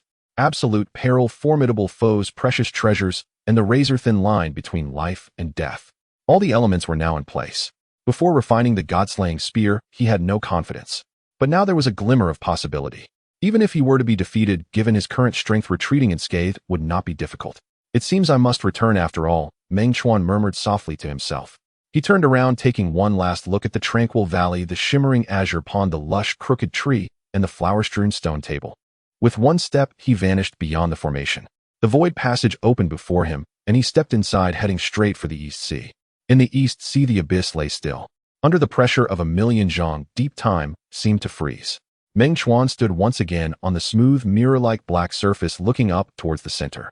The pale blue halo remained, and the azure dragon still curled up, cradling the sea-settling pearl, as if guarding the last dream that had yet to awaken. This time he did not hide. The immense power of a peak golden immortal unfolded the pure light of the Honghuang golden dough, cascading down, dispelling the encroaching deathly aura. The golden jiao cut let out a soft chirp in the sea of consciousness, the aura of slaughter emanating from his being. The broken spear felt cold, and the path of slaughter flowed silently through his veins. Roar! A deep rumbling dragon roar echoed from the depths of the abyss, as if awakened from a nightmare. The azure dragon slowly raised its head. Its dim eyes open, murky pupils locking onto Meng Chuan, 2 points of crimson igniting. Outsider, you are not welcome here.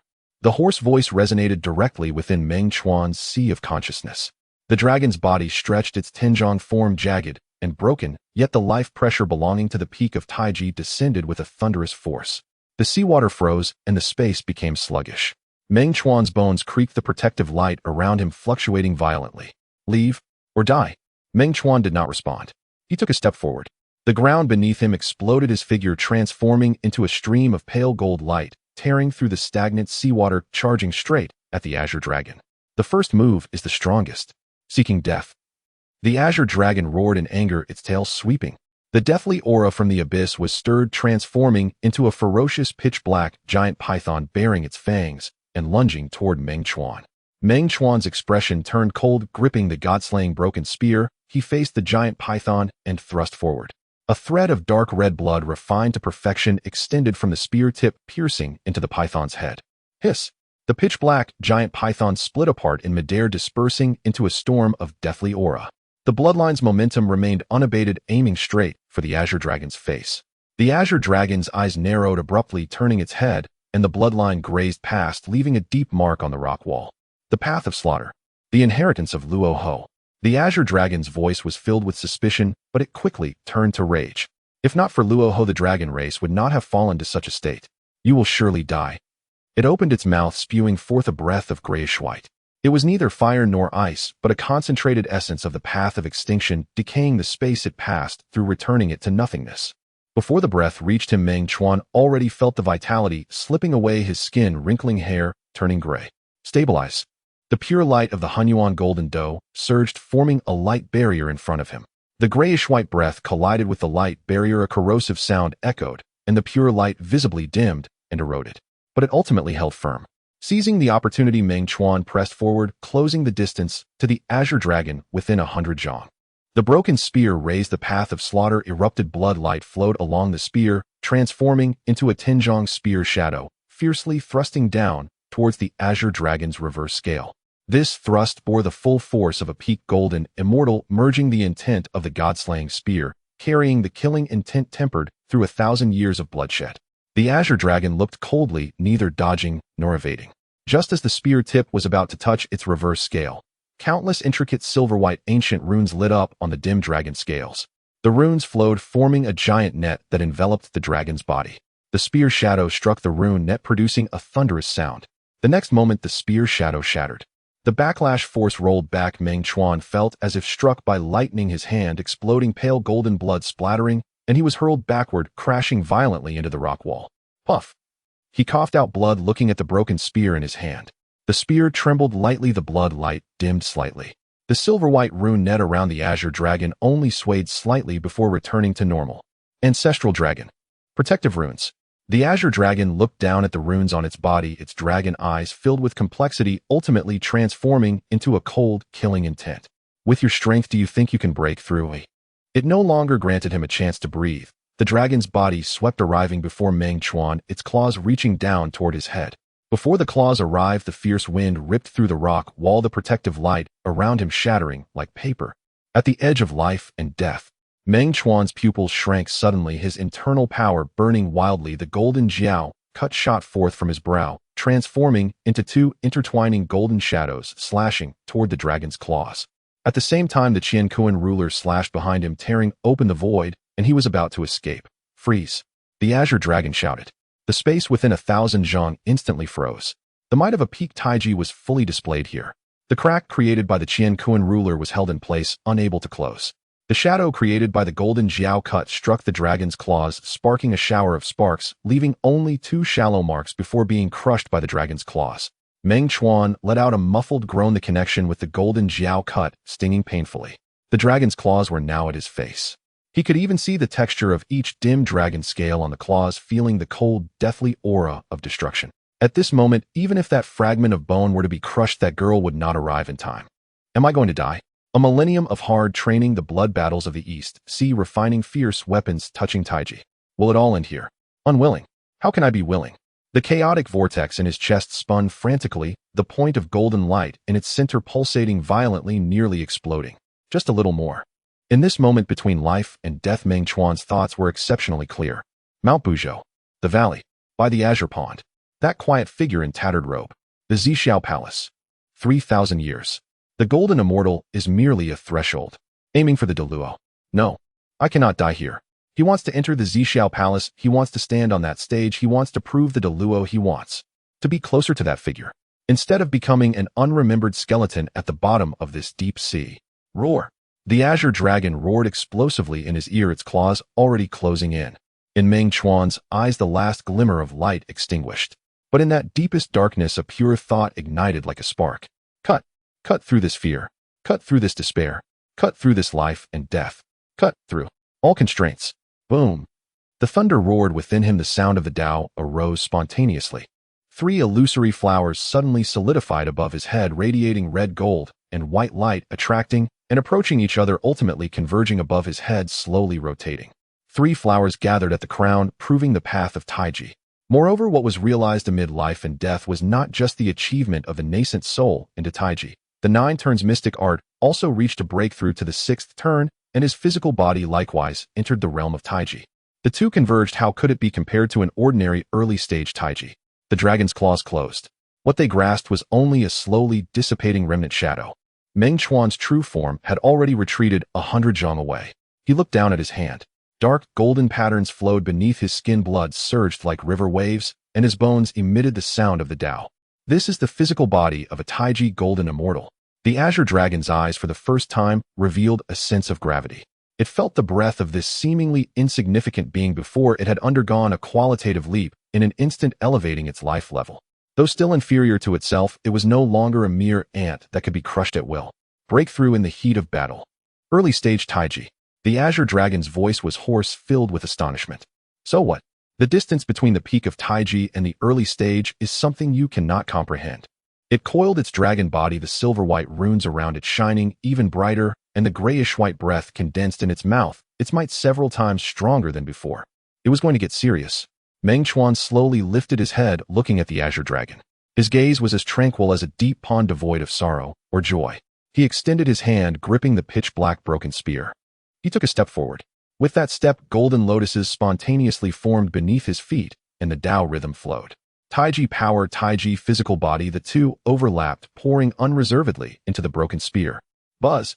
The spear trembled violently, the dark red blood light within the cracks shining with unprecedented intensity, 100 zhang spear shadow, extending from the spear tip, no longer illusory, nearly solidifying. On top of the spear shadow, the path of slaughter flowed, and an intent that transcended slaughter emerged, the true essence of force that cuts through everything and breaks all laws. The azure dragon's grayish-white breath surged forth. Meng Chuan did not dodge or evade. Holding the spear with both hands, he thrust it toward that destructive breath. As the spear was thrust out, there was neither light nor sound. Only a straight dark red thread pierced through the grayish-white breath, through the space, through the silver-white rune net surrounding the azure dragon, and finally, pierced through its brow. Time seemed to freeze at that moment. The azure dragon's massive body stiffened in midair, the crimson in its eyes rapidly dimming and extinguishing. It opened its mouth, seemingly wanting to say something, but ultimately only let out a barely audible sigh.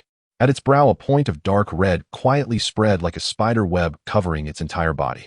The 100 zhang dragon body, along with its dim dragon scales, broken horns, and silver-white ancestral dragon runes, silently transformed into a storm of grayish-white light, dust drifting away. Only a crystal-clear dragon pearl with the azure dragon's phantom swirling within, and the pale blue settling pearl fell from the light, dust caught by Meng Chuan's outstretched hand. The abyss returned to silence. Meng Chuan stood alone, holding the dragon pearl, and the sea-settling pearl feeling the surging, distinctly different power of a Taiji golden immortal within him. After a moment, he looked down at his palm. 24 sea-settling pearls gathered joyfully ringing in his dantian. With a thought, the precious pearls appeared, and the 24 pale blue pearls slowly rotated, echoing each other, forming an intricate formation. The vast and majestic Tao rhythm of space erupted. The surrounding seawater rock walls, deathly aura and space began to twist, fold, and evolve.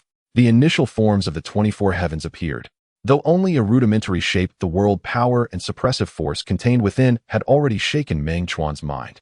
He tucked away the sea-settling pearl and the dragon pearl, taking one last look at the desolate abyss before turning and stepping forward. The Qiankuan ruler's profound yellow Tao rhythm flowed naturally, parting the void before him. He stepped in, disappearing from sight. When he reappeared, he was outside the valley. As he fell back to the mouth of the valley, a trace of hope he was reluctant to ponder surged within him. Perhaps by opening the formation, he could see that quiet figure in tattered robes sitting under the crooked tree, quietly nibbling on fruit, looking up at him and saying, "Welcome back." But the valley remained empty. Only the wind stirred the ripples of the pond, and only the sound of petals falling onto the stone table could be heard. The azure pond was crystal clear, the crooked tree lush with foliage, and the green stone smooth. Everything was as it was before, except for that person. Meng Chuan stood quietly at the mouth of the valley for a long time before slowly stepping inside. He crouched by the pond, reaching his hand into the water. The water was cool, imbued with the gentle warmth of the earth's spiritual milk. Beneath the water, the white sand remained unchanged, but the pitch-black broken spear had vanished without a trace. The god-slaying spear quietly hung within his dantian, floating alongside 3 other spiritual treasures. Approaching the stone table, he brushed away fallen flowers and accumulated dust before sitting down. There were no freshly picked fruits, no remnants of fruit wine, nor any casually discarded bones or scales on the table. There was nothing at all. Only dried petals fallen long ago and now reduced to dust and mud. Meng Chuan suddenly felt that this valley was vast. Vast enough that as he sat alone within it, he could hear the sound of blood flowing, the echo of his heartbeat resonating in his chest. Yet he also felt that this valley was small. Small enough to see the end at a glance, small enough that he couldn't hide even a trace of that person's lingering faint aura as they departed. He sat there for a long time, watching the pond ripple, witnessing flowers bloom and wither. He thought of nothing, yet it felt as if he had contemplated everything. He didn't know how long had passed, but Meng Chuan rose and walked to the flattest open space in the center of the valley. With a wave of his hand, the primordial golden dipper flew out, suspended above his head, its clear light cascading down, transforming and purifying the domain of the Tao. The Qiankuan ruler floated beside him, the profound yellow Tao rhythm circulating, stabilizing the earth, fire, water, and wind. The golden Jiao cutter and the god-slaying spear chimed lightly within his dantian, the essence of the killing Tao yet to be unleashed. 24 sea-settling pearls slowly rotated within the heavenly embryonic forms of his dantian, evolving life and death, radiating vast world power and spatial Tao rhythm, causing the surrounding time and space to solidify like glue. Then he sat cross-legged and closed his eyes. The heart method of the 6th turn of the 9 turns mystic art quietly flowed through his mind. The Tai golden immortal with 3 flowers atop the head, 5 energies returning to the source, achieving initial immortality. Within the Tai realm, each step forward signifies a deeper integration of magical power, Tao fruits, nascent soul, and insights into the great Tao, a profound glimpse into the essence of immortality. Meng Chuan's mind sank into his body. Within his dantian, the vast crimson golden sea of qi slowly rotated with 3 illusory Tao flowers floating at the center, manifesting the foundation of the early Tai. The rainbow bridge formed by the 5 energies in his chest traversed the sea of qi, circulating endlessly, allowing his magical power to flow ceaselessly. The foundation is firm, one must strive forward with courage. He subtly shifted his thoughts, and the primordial golden dipper scattered clear light, merging with the world power of the sea-settling pearls, establishing a great array of spatial isolation around him. Within the array, the spiritual energy was rich as chaotic spiritual liquid, nearly returning to its primordial source. The cultivation began here. The 1st century. He thoroughly refined the Tai pinnacle Qinglong dragon pearl obtained from the East Sea, allowing the mighty dragon essence and a trace of the thin innate Imu primordial source to be absorbed by the 9 turns mystic art, nourishing his Tao body and nascent soul. The sea of qi within his dantian surged and expanded, the illusory 3 flowers solidifying into a line resonating with the Tao body and the void, drawing in chaotic air streams and transforming them for his use. Thus his early Tai cultivation was thoroughly solidified, moving towards the midstage. The 6th century. The power of the dragon pearl was exhausted. Meng Chuan summoned the innate killing Tao hidden within the god-slaying spear, sharpening it against his own understanding of the power Tao. The killing Tao surged like a devastating torrent, while the power Tao resembled immortal divine iron, and as the two clashed, Tao fire erupted, tempering his magical power, physical body, and nascent soul. The sea of qi in his dantian transformed from crimson gold to dark gold, then was coated with a layer of immortal purple essence as he rotated, while faintly hearing the sounds of the great Tao. Breaking through. Midstage Tai. In the first 1,200 years, Meng Chuan, using the earth's spiritual milk as a guide, absorbed the vast, innate spiritual energy from the depths of the valley, and even the Nazhou Mountain's earth veins, driving the sixth turn of the nine turns mystic art to its limit. His bones gradually turned pale purple with innate Tao patterns intertwining, forming a natural Tao map. His internal organs roared like a furnace, refining his vital blood. The sound of blood flowing was like the chaotic river roaring within. Another breakthrough. Late stage Tai. In the first 1,900 years, his Tao progress, magical power, physical body, and nascent soul all reached the pinnacle of late stage Tai. Meng Chuan began to push towards the pinnacle of Tai. He immersed all his thoughts deep into the heavenly embryonic forms evolved from the 24 sea-settling pearls, comprehending the ultimate principles of the world's life and death, the rotation of time and space, and the transformation of yin and yang. The Qianquan ruler stabilized his mind, preventing him from being lost in external appearances. The god-slaying spear severed the illusions, directly pointing to the source. At a certain moment, the 5-qi rainbow bridge that pierced through the sea of qi in his dantian suddenly released boundless radiance, responding with the 3 illusory flowers atop his head, hinting at emerging into one, evolving his own embryonic form of the Tao. The dark golden sea of qi boiled, ultimately transforming into a profound purple-golden celebratory cloud containing the earth, fire, water, and wind, the sounds of the Tao growing ever more grand. Boom. Breaking through. Pinnacle of Tai. In the second 1,700 years, the 3 illusory flowers atop his head suddenly solidified, the red, gold, and white radiance swirling and intertwining, ultimately culminating in a loud boom, completely converging at his crown, transforming into a phantom Tao flower of 3 colors, rotating, embodying the essence of the Tao. Under the Tao flower, the 5-colored rainbow bridge completely merged into the Tao foundation, the 5 energies in his chest harmonizing and circulating. Breakthrough. Great Luo, golden immortal. After achieving the great Tao of Great Luo, Meng Chuan slowly stood up. There was no explosive aura shaking the heavens and the earth. All phenomena instantly rolled back and merging into his body. He stood still, his aura unified like primordial chaos, ancient and natural. As if completely merging with the valley, with heaven and earth, with this space and time, yet transcending above it all. When his eyes opened and closed, it seemed as if the universe was being born and dying, profound and boundless. His Tao body was flawless, resonating faintly with the Tao. His magical power returned to chaos with a single thought, capable of giving birth to all things. His divine sense entrusted to the void, sweeping across endless mountains and rivers, even illuminating fragments of the time river's tributaries. He did it. Before the lecture in the Purple Cloud Palace, he ascended to the realm of Great Luo, golden immortal. From this moment, his life level leaped, true spirit became immortal, and Tao fruits began to take shape. From now on, he stepped outside the 3 realms, no longer confined by the 5 elements, enjoying boundless longevity, transcending the bindings of the river of fate. At the same time, the 9 turns mystic art came to fruition, stepping into the 7th turn. Both his nascent soul and physical body reached the early stage of Great Luo. He waved his hand to collect various spiritual treasures, walked to the pond's edge, and bent down to scoop up a handful of clear water to drink. The water was still sweet, yet he could no longer taste the flavor of the past. It was not the water that changed, but the person who was no longer the same. Turning around, he walked to the valley's mouth, taking one last look. The azure pond, the old tree, the stone table, the withered flowers. The empty valley was silent, the lingering echoes dissipated. It's time to go. With a step, his figure dissipated into the valley's array like ripples in water. The next moment, he stood above the 9 heavens. The sea of clouds roiled beneath his feet, and the starry river sparkled above his head. No need to tear through the void. Wherever his thoughts moved, time and space naturally made way. One step, and it was an endless distance heading towards the chaos beyond the heavens, towards the Purple Cloud Palace. The time for the 3,000-year lecture was approaching.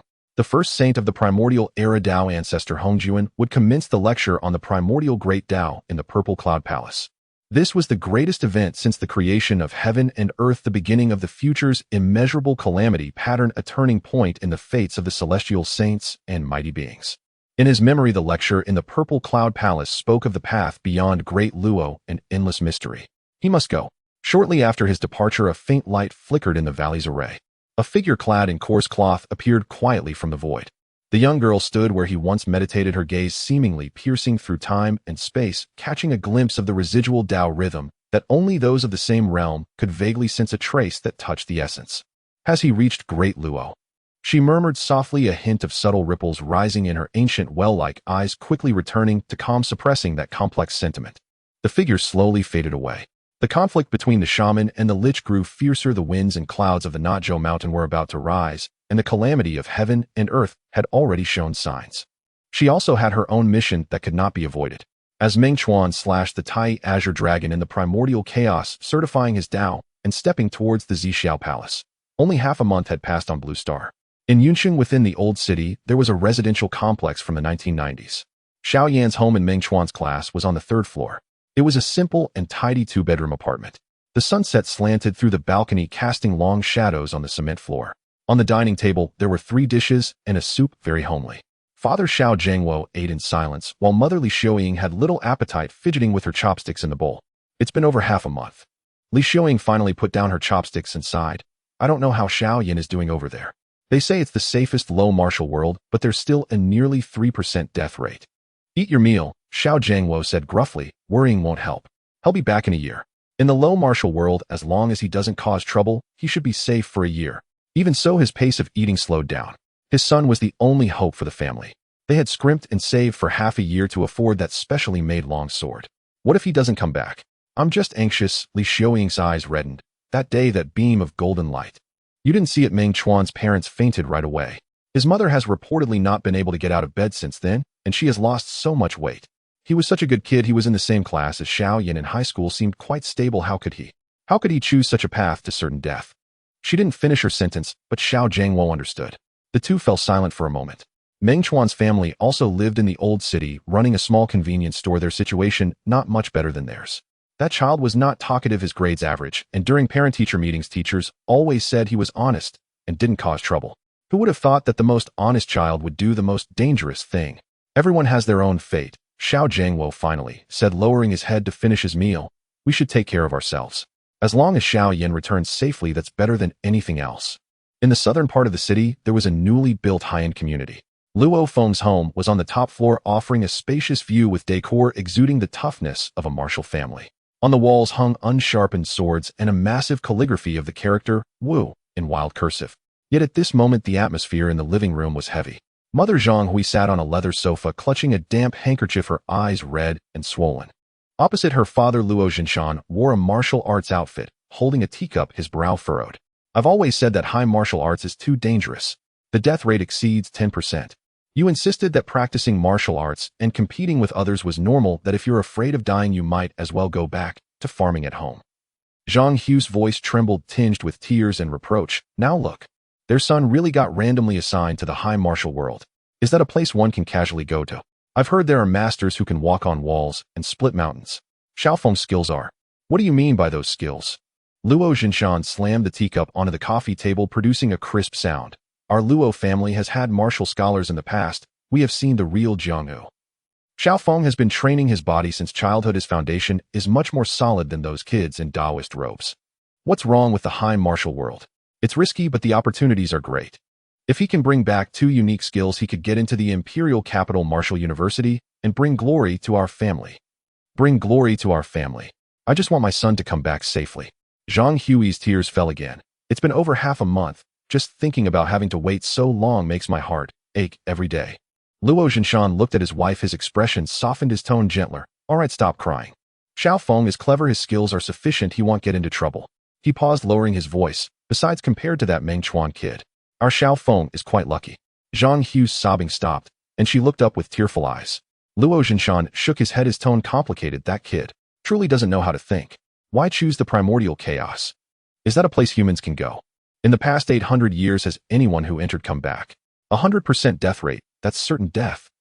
Xiaofeng going to the high martial world at least has a nearly 90% chance of survival. Sigh. Zhang Hui was momentarily stunned, instinctively wiping her tears.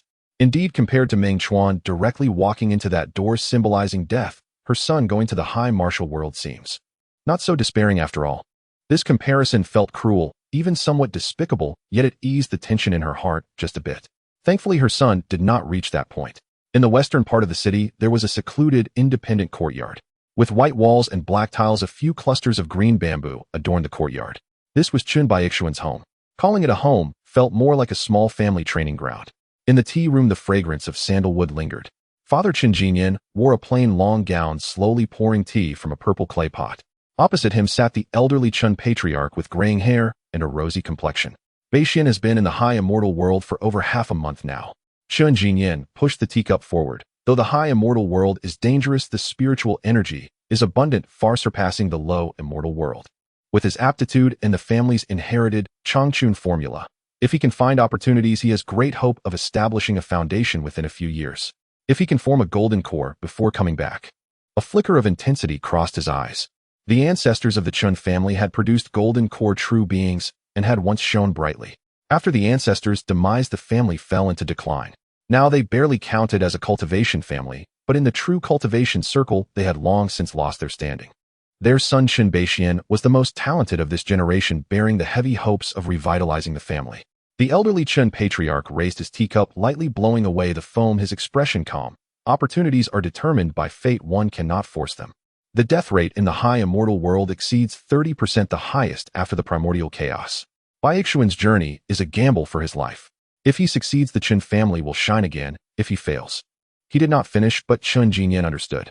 If he fails, it means no remains, and the last bit of capital for the Chun family to turn things around will be lost. Father, I believe in Baixian. Chun Jinyan said solemnly. He has spiritual roots, and his resolve is strong enough. The elderly Chun patriarch nodded slightly.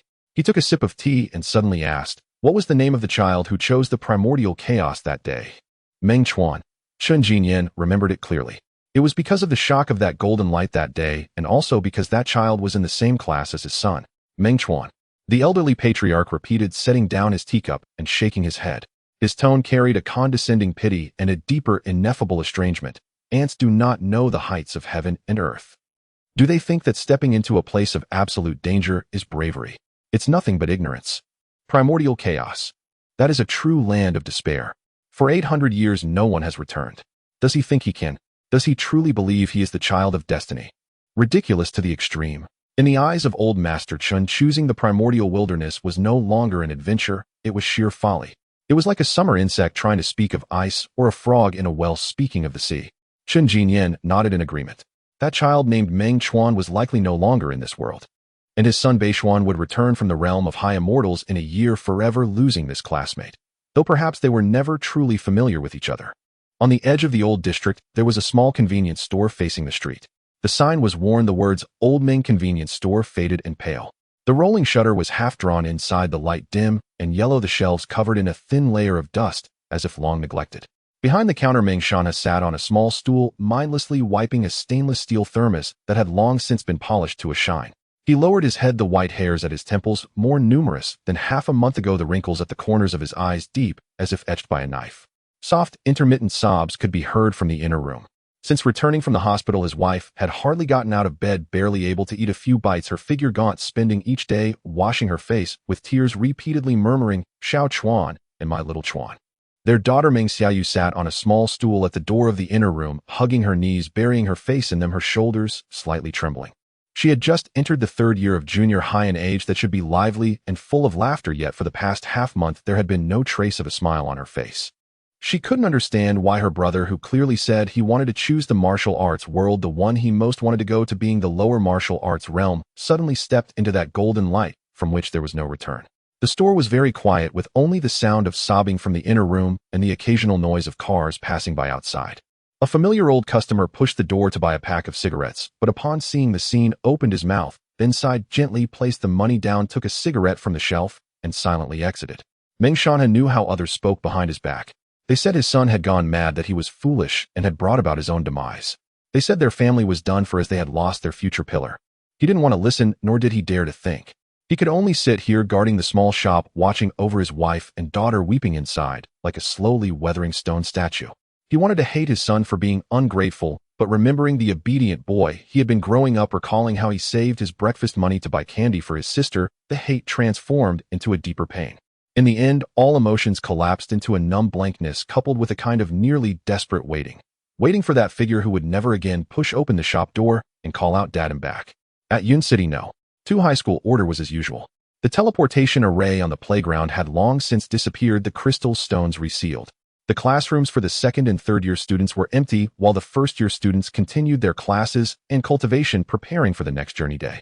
The third year students had just returned from another world over half a month ago and were still enjoying their return break. Yet occasionally someone would gaze at the empty space in the center of the playground, their expression momentarily lost, as if they could still see the golden light that soared into the sky half a month ago and the boy who vanished within it. Lou, the homeroom teacher of class 7 in the second year, was also at school today because he also had classes for the first year. He had aged considerably. In his class, there had been a student who chose the primordial wilderness a first in his teaching career.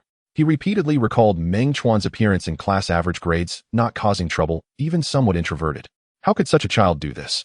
He had reviewed the psychological assessment report multiple times. Everything seemed normal.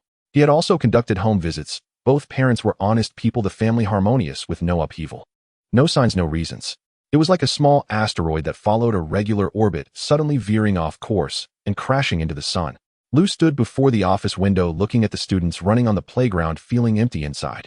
He couldn't understand why the student who had caused him the least worry ultimately dealt him the heaviest blow. In the principal's office, the atmosphere was even heavier. The principal had just returned from a meeting at the City Education Bureau, looking quite ill. At the meeting, Meng Chuan's case had been raised as a negative example. Though no names were mentioned, the insinuation that your school's ideological work is insufficient and psychological counseling is lacking felt like a whip across his face. Yun City hadn't seen a case of choosing the primordial wilderness in decades, and it just had to occur at No. 2 high school. Why? Pressure was transmitted layer by layer. He had to write a report, reflect, and devise a more comprehensive risk assessment and intervention mechanism. But deep down he knew that some things could not be captured in a report. Just like he still couldn't understand what that student named Meng Chuan was thinking as he stood in the teleportation light array, closing his eyes. Did he truly want to go to his death, or did he have other plans? No one could provide him with an answer. On the internet, discussions about Yun City No.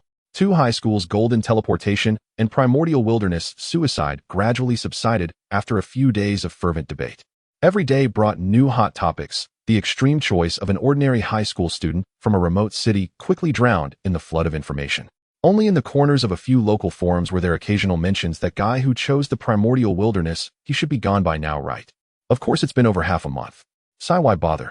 Isn't it better to survive a year in the lower martial arts world? Maybe the family pressure was too great. Was he stimulated? I heard his family conditions weren't great. His sister was still in junior high, and he was the only son in the family. Now the sky has fallen. He chose his own path. Who can he blame? Clearly there were safer choices. Forget it, the person is gone. Discussing this is meaningless. The post quickly sank, buried under shares like I saw the Buddha's palm in the high martial world. The spiritual energy in the high immortal world was truly amazing. And other similar shares. Those sharing were students who returned from the martial arts and immortal worlds the day after Meng Chuan entered the primordial wilderness, seniors who had a month of return break and had not yet returned to school. Even some well-practiced martial artists and cultivators had been specially recruited by key martial universities and immortal universities in advance. The name Meng Chuan was like a small stone tossed into the pond of Blue Star. It had stirred up fierce ripples, alarming the fish beneath the water and the people on the shore. But the ripples would eventually dissipate and the water's surface would return to calm. Meng Chuan traveled through the chaos, heading towards the Zixiao Palace. The chaos was gray and boundless. Air currents rolled and tore like countless gray pythons, with earth, water, fire, and wind occasionally manifesting as violent whirlpools that shredded everything. In the turmoil of space and time, all sense of direction was lost, with only the faint light of the Tao rhythm from the Zixiao Palace guiding the way for all beings. Meng Chuan stood at the edge of the primordial barrier, gazing into the distance. Numerous figures were struggling to advance in the chaos. Most of them were golden immortals. Some summoned their postnatal spiritual treasures for protection, their treasures flickering uncertainly under the pressure of the air currents. Others manifested towering Dharma forms, swaying like lonely boats in the chaos. A few formed formations to maintain their stability.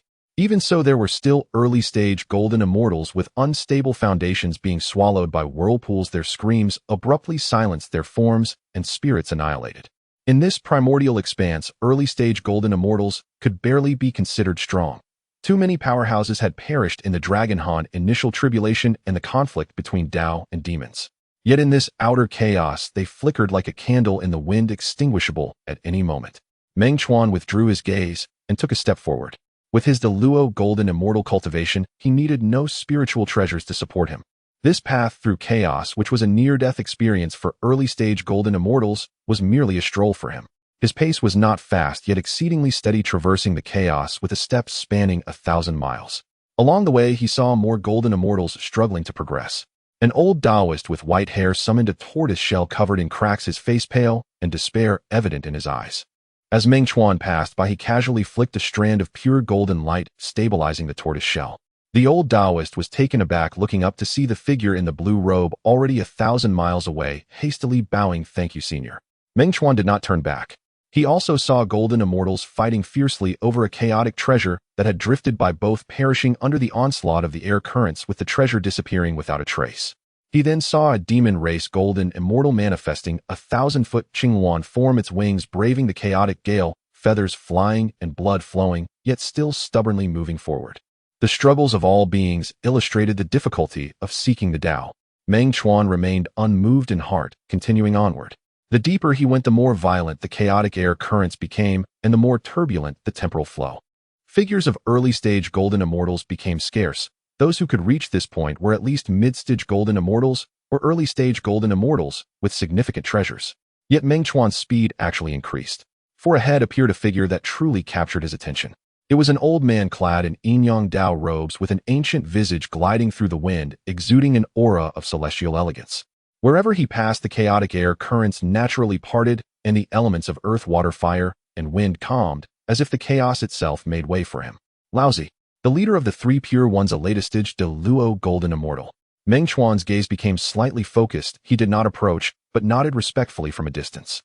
Laozi seemed to sense something, turning his head to look, his gaze resting on Meng Chuan for a moment, a flicker of surprise flashing in his eyes before returning to his calm demeanor, lightly nodding and continuing on.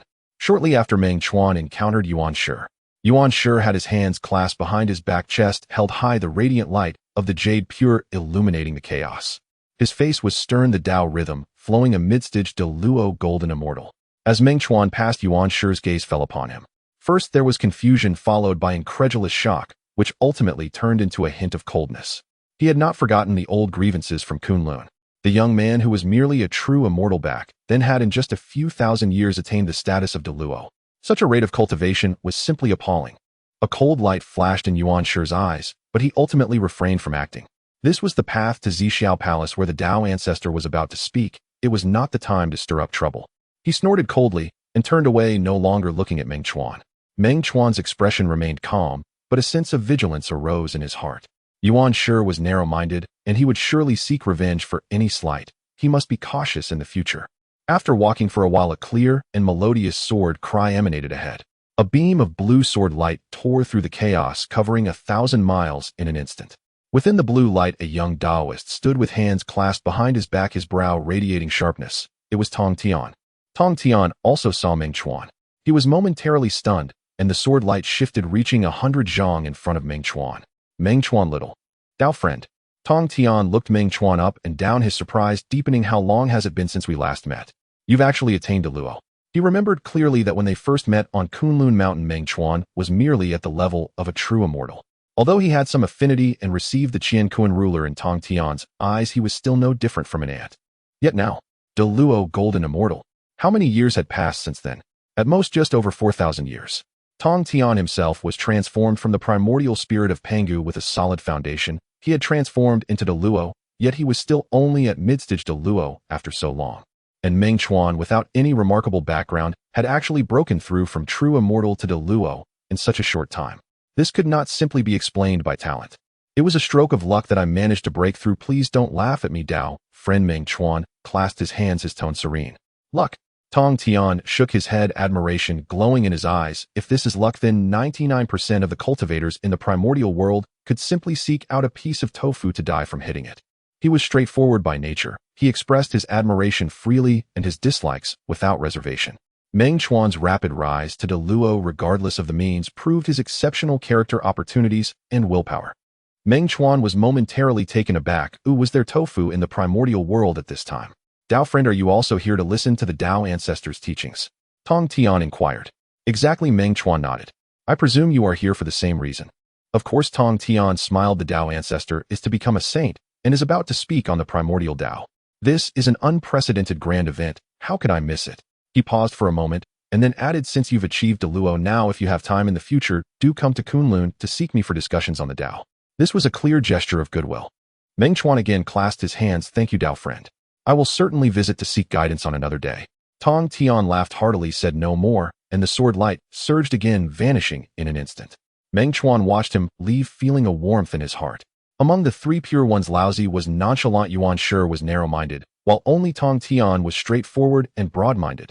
Truly a worthy companion. Continuing onward. Deeper in the chaos, the number of cultivators increased, each exuding a powerful aura, at least Tai, with many being Deluo. Meng Chuan spotted Di Jun and Tai. The two walked side by side. Di Jun was clad in a golden robe, his face imposing, surrounded by phantoms of stars, exuding a tremendous and majestic aura. Tai, on the other hand, wore a crimson gold battle armor, standing tall and heroic, holding a quaint little bell. The bell was engraved with the sun, moon, stars, earth, water, fire, and wind, emanating an aura that caused the surrounding chaos to tremble slightly. The Chaos Bell, recognized as the greatest of the three supreme treasures of creation, a treasure that was both offensive and defensive. Meng Chuan's gaze lingered on the little bell for a moment, his heart trembling. At this time, Tai was still hidden in the Sun Star, having reached mid-stage Deluo, but with the Chaos Bell, he was likely already among the top combatants in the current primordial realm. According to the normal history of the primordial realm in the future, during the battle of the witch and the demon, this individual could single-handedly withstand several ancestral witches, causing the heavens and earth to change color. Di Jun and Tai also noticed Meng Chuan. Before the Tao lecture at the Purple Cloud Palace, the status of the great Luo Golden Immortal remained exceptionally high.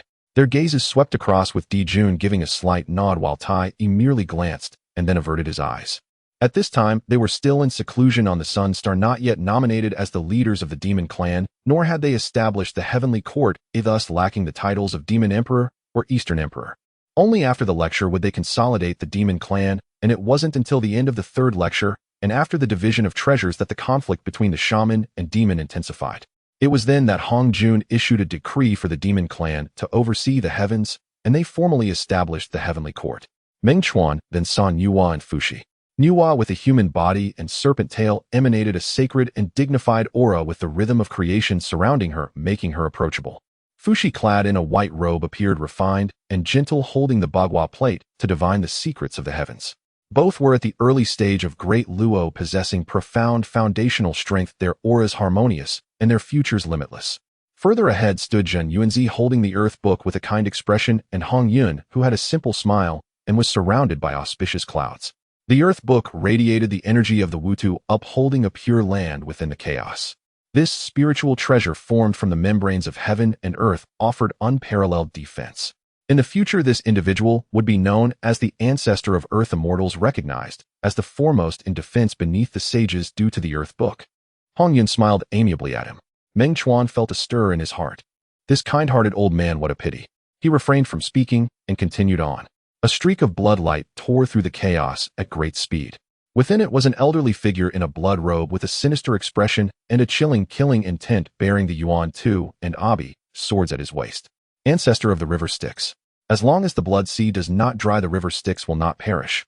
In the future, he would create the Azura and establish the Blood Sea sect, supported by the source of the Blood Sea and countless blood gods, making him one of the hardest existences to extinguish in the primordial world, ranked first in self-preservation beneath the sages. The gaze of the river Styx lingered on Meng Chuan for a moment, especially pausing on the killing aura of the god-slaying spear before the blood light accelerated and vanished ahead. Afterward, Meng Chuan saw the demon master Kunping transform into a giant Peng, soaring thousands of miles in an instant. The western figures of Jane and Zhuanti, stepping on golden lotuses, appeared distressed as they walked in. Many unfamiliar faces, either obscure in aura or imposing in presence, were all not ordinary beings. The Tao lecture at the Purple Cloud Palace gathered the top beings of the primordial world. Meng Chuan no longer hesitated and quickened his pace forward. He did not know how long it had been when the chaos ahead cleared. An ancient Tao palace quietly hovered in the center of the chaos. It was not large, yet it seemed to be the source of myriad paths. The Purple Cloud Palace had arrived. Outside the palace gate, several hundred cultivators were whispering in small groups. The three pure ones stood at the forefront, with Di Jun Tai, Inuwa Fushijin, Yuanzihong Yun the river Styx Kunping and Jane and Junie each taking their own positions waiting for the gate to open. Meng Chuan sat cross-legged in a secluded corner feeling numerous gazes directed toward him, the unfamiliar great Luo. Curious, probing, surprised, and wary. But his heart was as calm as still water waiting for the palace door to open, anticipating the first sage of the primordial world to expound on the Tao of chaos. Yuan Shi's gaze swept over once more, a chill coursing through. Tong Tian smiled at him and transmitted sound saying, "Just wait patiently, Tao friend. The Tao Ancestors lecture will surely yield benefits." Meng Chuan nodded slightly, ignoring the external disturbances. 3,000 guests filled the space, shadows flickering before the palace gate. Meng Chuan sat cross-legged in the corner, yet his mind could not fully settle. For 1,000 years of bitter cultivation slaying dragons in the east, sea wandering alone in chaos, he could face it all with composure. Yet in this place a thread of uncontainable anticipation coiled around his heart like a delicate vine. Would she come? Surely she would. After all, she is the only ancestral who has cultivated a primordial spirit. Just as the time for the lecture was approaching and the atmosphere was becoming dense from the depths of the chaos, several imposing figures carrying the aura of the wild earth broke through the air currents and descended violently. "They're here." Meng Chuan's heart trembled violently. The leader was tall and slender, barefoot in a hemp robe with black hair loosely tied up with a bone hairpin, his brows and eyes calm like the depths of an ancient well. Hutu. Beside her were 4 other ancestral witches, one with a yellow sack-like appearance, red as fire, 6 legs and 4 wings, featureless, and was the second fastest after Di Jiang. Zhu Jiuyin, one with a beast's head and a human body covered in red scales with fire snakes in her ears, and stepping on a fire dragon. Fire ancestral, which Zhu Rong. One with a human face and tiger body clad in golden scales with wings growing from her shoulder, a snake in her left ear, and riding 2 dragons, golden. Ancestral witch Ru Shou, and one with a python's head and human body covered in black scales, stepping on a black dragon and entwined with a green python. Water ancestral, witch Gong Gong. The 4 ancestral witches radiated a fierce and overwhelming aura, causing the dozens of Tai and golden immortals around them to retreat in panic, their faces paling. All were at the late stage of Great Luo, specializing in physical cultivation rather than primordial spirit, with an exceedingly vigorous essence and blood. Their arrival was like a boulder thrown into a lake, instantly attracting all gazes. The 3 pure ones glanced sideways while Di Jun and Tai wore grave expressions. Jin Yuanzihong Yun and others also cast probing looks. Only Meng Chuan's gaze fell solely on one person. It had been 4,000 years. She had not changed at all. Barefoot as ever, her hemp robe unchanged, the bone hairpin in her hair still seemed to be the same one from years ago. Only her aura of Tao had grown increasingly profound and heavy, standing amidst the chaos, seemingly connected to the primordial earth, unshakable. She was at the midstage of Great Luo. Meng Chuan understood clearly. Among the 12 ancestral witches, only she bore a primordial spirit and could comprehend the great Tao. 4,000 years of time, with this foundation and temperament, it was not surprising for her to break through to the midstage. As if sensing his gaze, Hutu slightly turned her head, her sight passing through the crowd, landing on Meng Chuan in the corner. A faint ripple surfaced in her calm eyes, barely perceptible. She saw him. She saw the light in his eyes that had been suppressed for 4,000 years, now suddenly ignited like a starburst. She also sensed the immense Great Luo aura surrounding him, and the profound resonance of the 2 spiritual treasures in his dantian, which had deep connections with her. 4,000 years from Earth Immortal to Great Luo. Such speed she had not witnessed in her long years. She gently nodded. Meng Chuan's heart warmed just as he was about to rise. Dong. The clear bell sound resonated from within the purple cloud palace, echoing through the chaos and silencing all noise. As the bell tolled, the chaos calmed and all paths returned to order. The ancient palace doors, closed for countless years, slowly opened inward. Inside, celestial light shimmered and the essence of the Tao flowed, creating a hazy scene with the vast and profound intent of the primordial Tao emanating outward. Outside the palace, all beings, regardless of their cultivation level, felt a sense of awe, standing in solemn silence. The palace doors have opened to those with fate, may enter to listen to the Tao, came a tender yet profoundly authoritative child's voice. A boy and a girl, both Taoist children, walked out side by side, standing by the door. The boy, clad in a golden patterned Taoist robe and with delicate features, was Hao Tian. The girl, adorned in a beautiful robe with sparkling eyes, was Yao Qi. At this moment, they represented the supreme saint of the primordial world, and no one dared to neglect them. Upon hearing the voice, 3,000 guests rose and turned to enter the palace. The 3 pure ones led the way, with Laozi riding an ox, Yuan Shi riding in a palanquin, and Tong Tian wielding a sword, stepping in first. Niuhua and Fuxi along with Dijuan and Tai followed closely behind. The ancestral witches also moved. Zhu Jiuyin took flight and entered first, followed by Zhu Rong and Gong Gong. Huta walked in last. Before entering, she turned back to glance in Meng Chuan's direction. Meng Chuan suppressed his emotions and followed the crowd into the palace door. Crossing the threshold, the noise of the outside world abruptly ceased. Before him lay a vast Taoist altar with a ground neither of gold nor jade, and an endless starry sky swirling above where the stars flickered in harmony with the trajectory of the Tao. At the forefront, a towering platform stood majestically. Though the seat of the saint was empty, it drew all gazes. Closest to the platform were 6 meditation cushions with Taoist runes faintly appearing on their surfaces. Everyone understood that the best opportunity lay right before them. Almost instantaneously, all cultivators felt their hearts tighten. The 3 pure ones sat closest, nearly simultaneously taking their seats, with Laozi first, Yuan Shi second, and Tong Tian following. No one objected, nor did anyone dare to contest. On the 4th cushion, Nuwa, protected by Fushi, gracefully took her seat. On the 5th cushion, a flash of red light appeared as Hongyun, with a cheerful demeanor, sat down without a second thought. On the 6th cushion, the demon master Kunpeng swiftly transformed into a shadow and occupied it first. The 6 cushions each had their owners. Those who arrived later, though unwilling, could only find a place to sit at the back. Meng Chuan chose a position closer to the front, his gaze sweeping over the 6 cushions.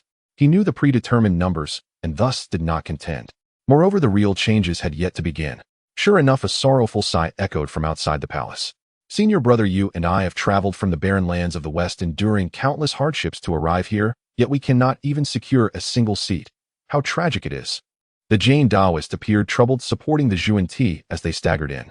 Their robes were tattered, their breath shallow, and they looked quite miserable.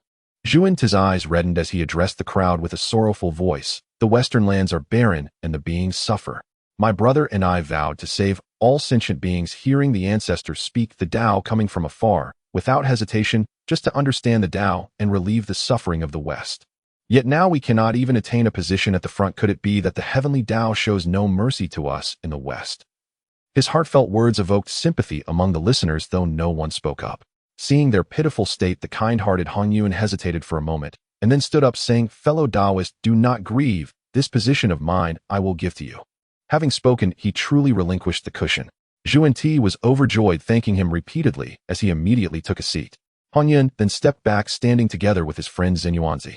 Zenyuanzi furrowed his brow, slightly sighed softly, and said no more. Having secured the 5th position, Zhuan turned his gaze towards Kunpeng on the 6th cushion. Kunpeng's expression darkened, sensing a warning. Zhuan immediately raised his voice, saying, "Kunpeng, you are a creature of feathers and horns. What virtue or capability do you possess to sit alongside the 3 pure ones? This position should not belong to you." The hall fell silent. Kunpeng's face turned pale, and he erupted with demonic energy. "Zhuan, how dare you insult me?" Yuan Shi, who already despised such wet-born creatures, coldly echoed, "Zhuan is right. The Zixiao Palace is the Taoist venue of saints preaching the primordial Tao. We, the true lineage of Pangu, cannot sit at the same table as such wet-born beings." Being one of the 3 pure ones, and at the midstage of the Deluo, his words carried significant weight. Jane also spoke compassionately at the right moment. "Kunpeng, this position concerns the opportunities of the Tao. Giving it up is also a merit." With Zhuan Ti's accusations and Yuan Shi's confirmation, Jane added the finishing blow. Kunpeng felt the countless gazes piercing his back. He looked towards Dijuan and Tai, hoping they would speak as fellow demon beings, but both remained silent, merely watching. Kunpeng's heart sank, knowing this position was difficult to retain. If he did not yield, he would offend not only Zhuan and Jane, but also Yuan Shi and even the 3 pure ones. Fine, fine, fine. He gritted his teeth and repeated 3 times, angrily rising to relinquish the cushion, shooting a fierce glare at Zhuan and Yuan Shi before turning and walking back, his expression as dark as water. Subsequently, his resentful gaze turned towards Hongyun.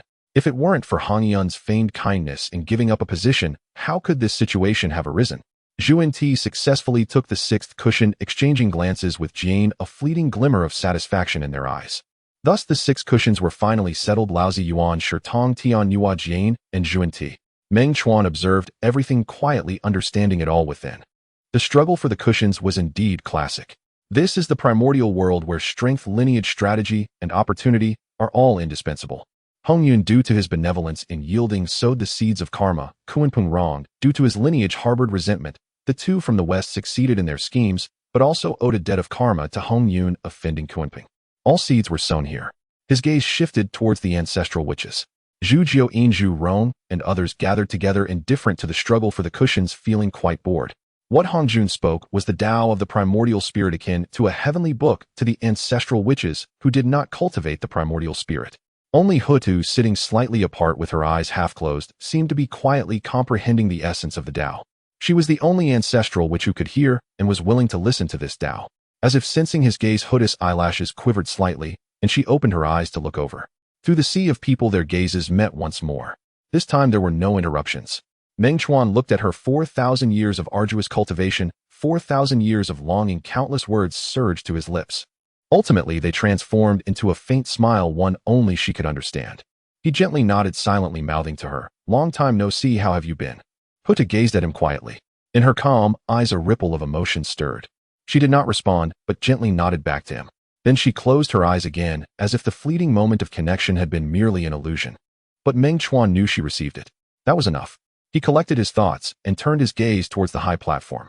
The essence of the primordial Tao grew ever denser, and the starry sky's flow gradually slowed.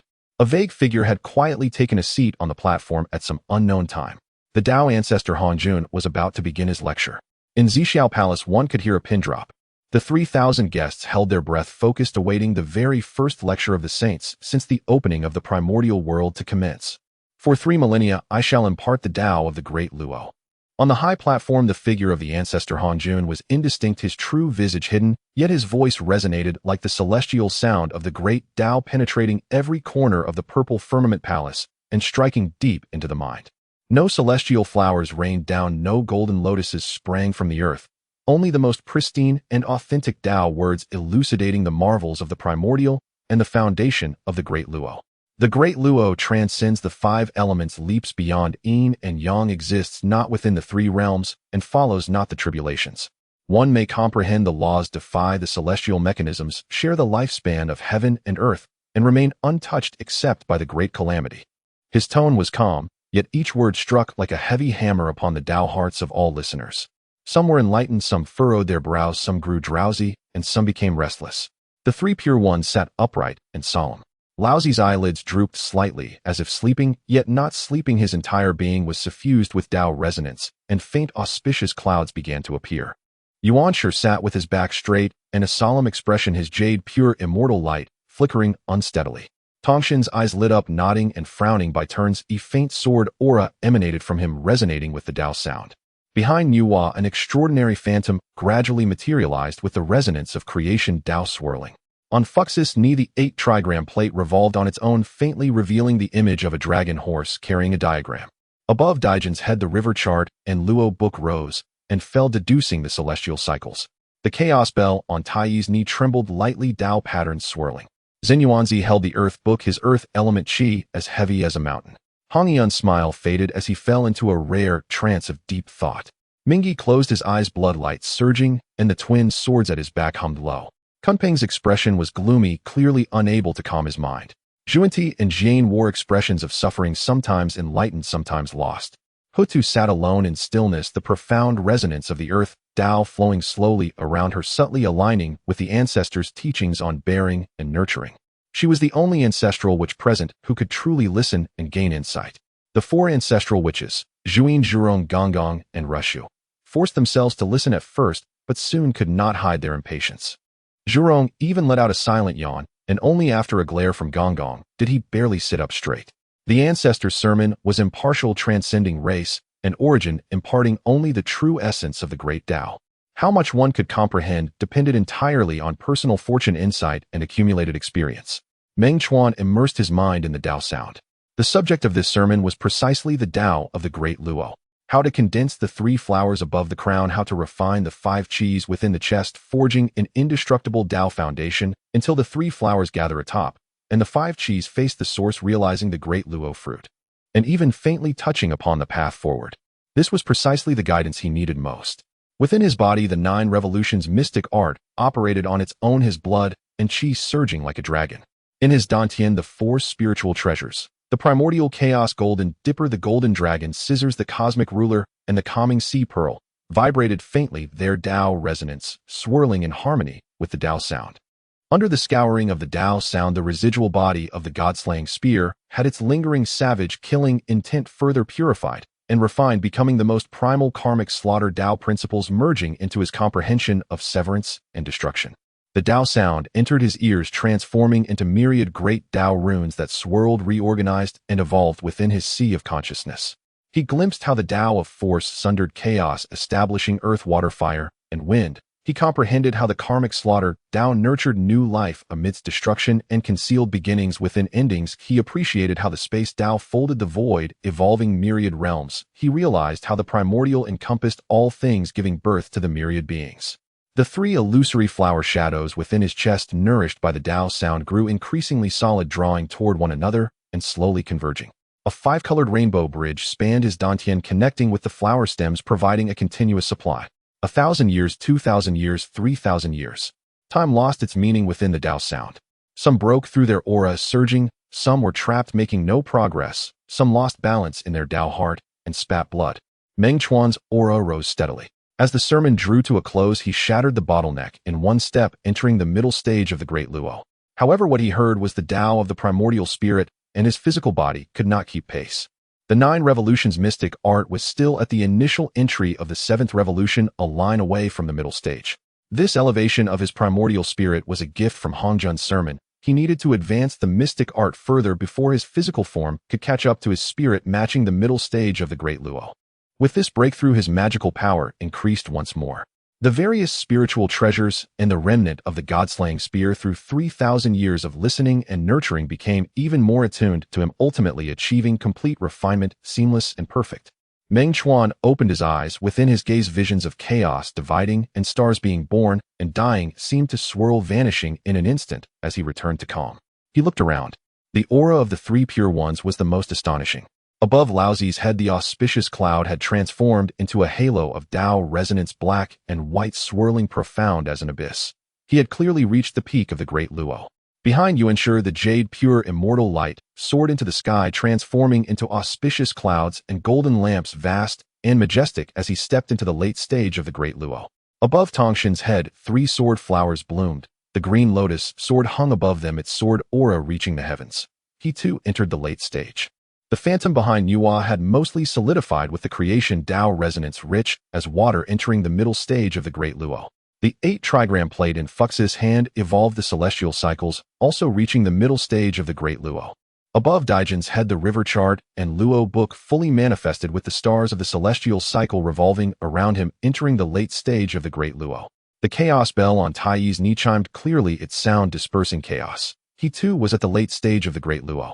Zenyuanzi held the Earth Book in his palm, his Earth Tao principles perfected, entering the middle stage of the Great Luo. Hongyan's auspicious clouds transformed into celebratory clouds, his smile honest, also reaching the middle stage of the Great Luo. Behind Mingi, the Yuan too and Abai swords exuded a murderous aura that soared to the heavens, blood light flooding the sky as he entered the late stage of the Great Luo. Kunping's expression remained gloomy.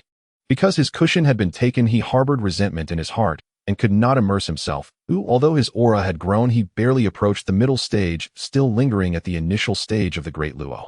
Beside Hotu, the profound Earth Tao resonance had transformed into streams of mystic yellow qi swirling around her, resonating faintly with the ground beneath her feet, as solid as a mountain. She had unexpectedly broken through to the late stage of the Great Luo.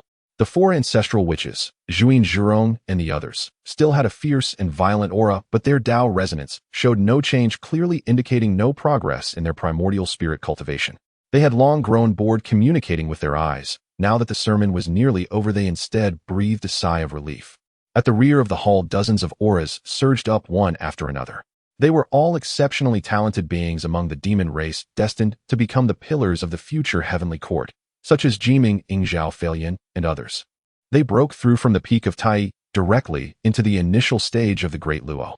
Among the 3,000 guests of the purple firmament, some rejoiced, some worried, but all had gained something. 3,000 years have passed. This sermon ends here. The ancestor's voice remained calm, clearly reaching each person's ears. The next sermon will be in 6,000 years. Then I will speak on the Tao of the quasi-saint. As his words fell, the ancestor's figure slowly faded away, dissolving like a bubble. The high platform was empty. Only the vast Tao resonance still filled the palace, allowing all to ponder and savor it. After a brief silence, sighs, exclamations, and whispers arose in the palace. 3,000 years of listening to the sermon was not long for the cultivators present, the weakest of whom were golden immortals.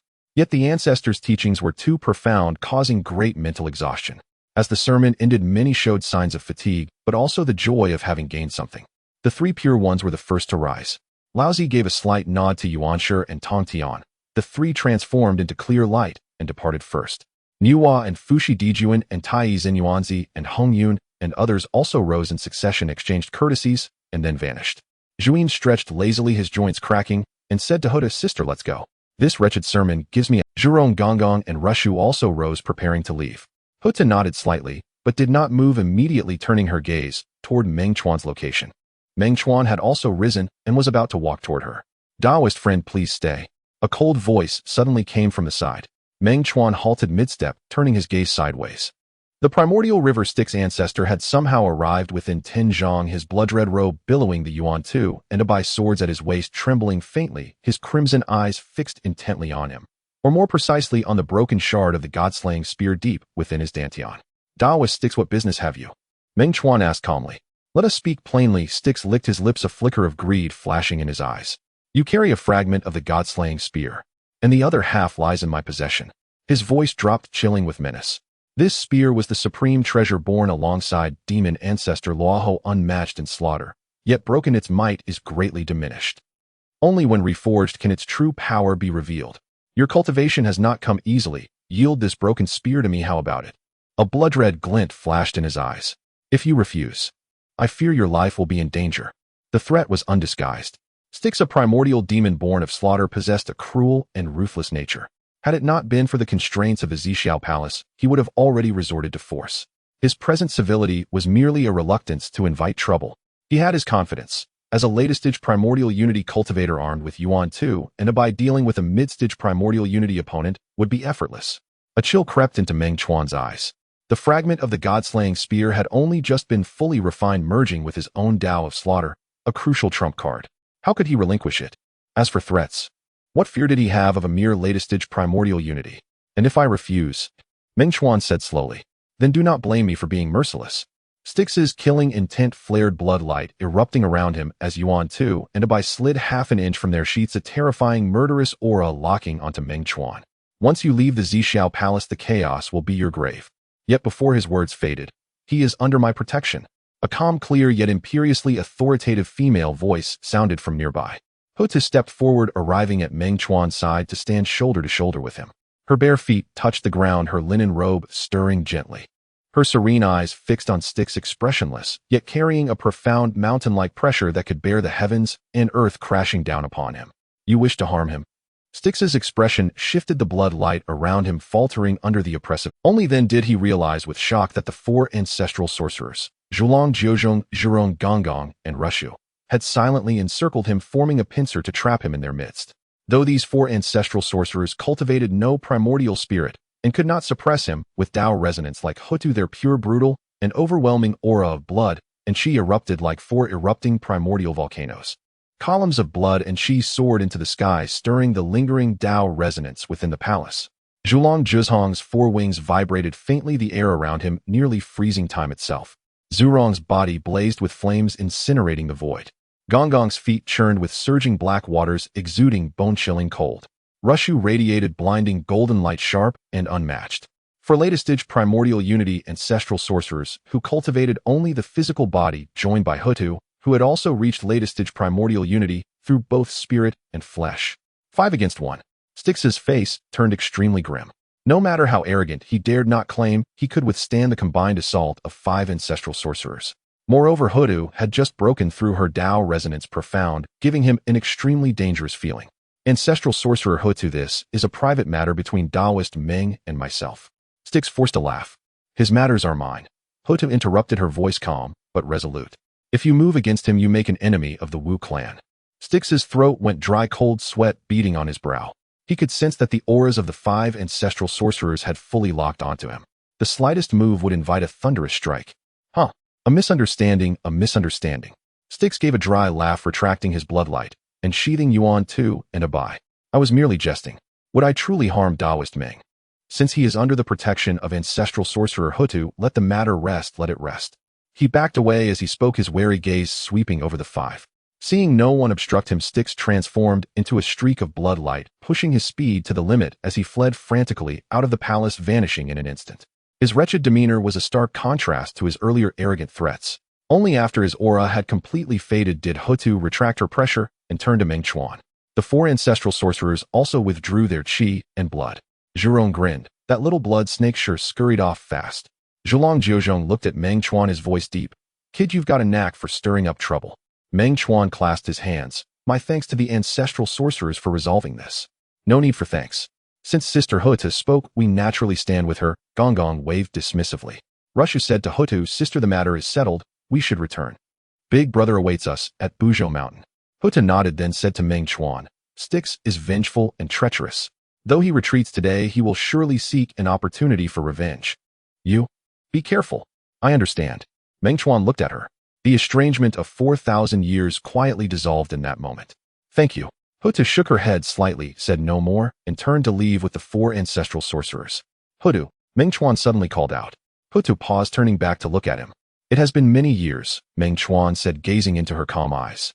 Are you well? Hutu was silent for a moment, then nodded gently. I am well. Meng Chuan hesitated. I have now reached mid-stage primordial unity. Perhaps I am worthy of visiting you at the Wu clan's ancestral ground on Buzhou Mountain. At these words, Zhurong and Gong both looked over with peculiar expressions. Even the featureless face of Zhulong Jiuzhong seemed to carry a hint of amusement. A faint ripple stirred in Hutu's eyes as she met Meng Chuan's open and resolute gaze. Finally, she nodded softly. When you wish to come, bring the first bone token I gave you, and you may travel freely through our Wu clan's ancestral lands. With that, she lingered, no longer transforming with the four ancestral sorcerers into 5 streaks of light that shot out of the Zixiao Palace, disappearing into the chaos. Meng Chuan stood rooted to the spot, watching the direction they had vanished, and after a long moment, a smile slowly crept across his lips. He lowered his head to look at his palm.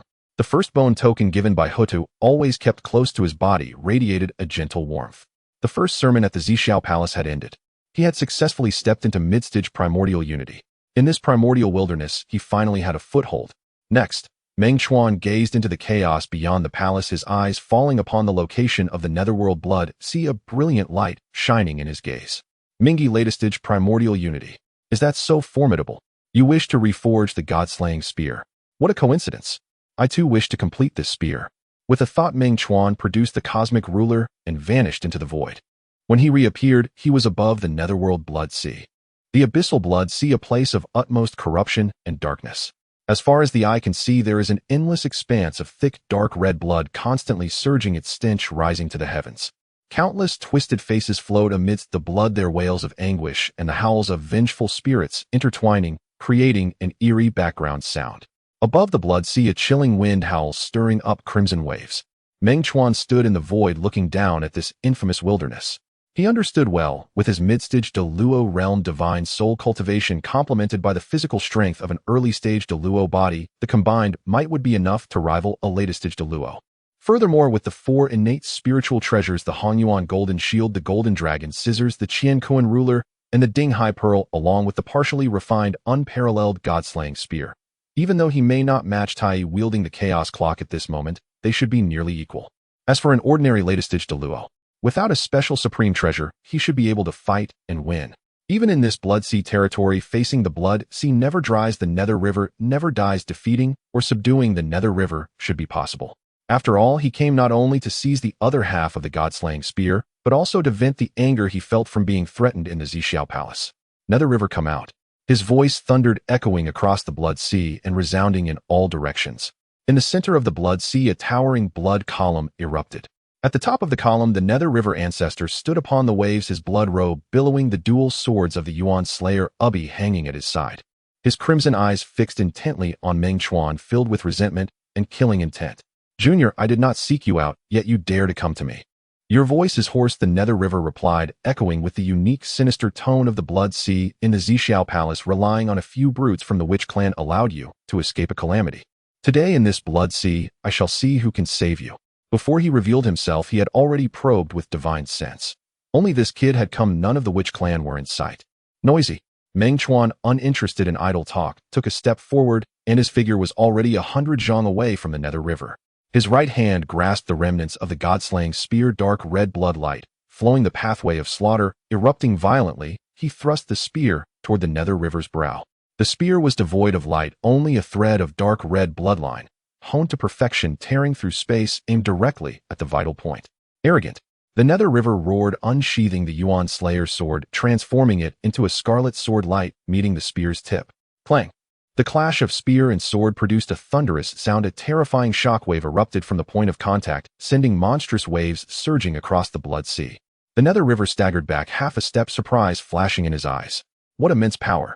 What overwhelming essence of slaughter! This is not the might typical of the midstage de Luo. Meng Chuan pressed his advantage, his left hand forming a seal, the Honghuang golden shield emerging from above, a brilliant light, enveloping, aiming to suppress and purify the Nether River along with the surrounding blood sea.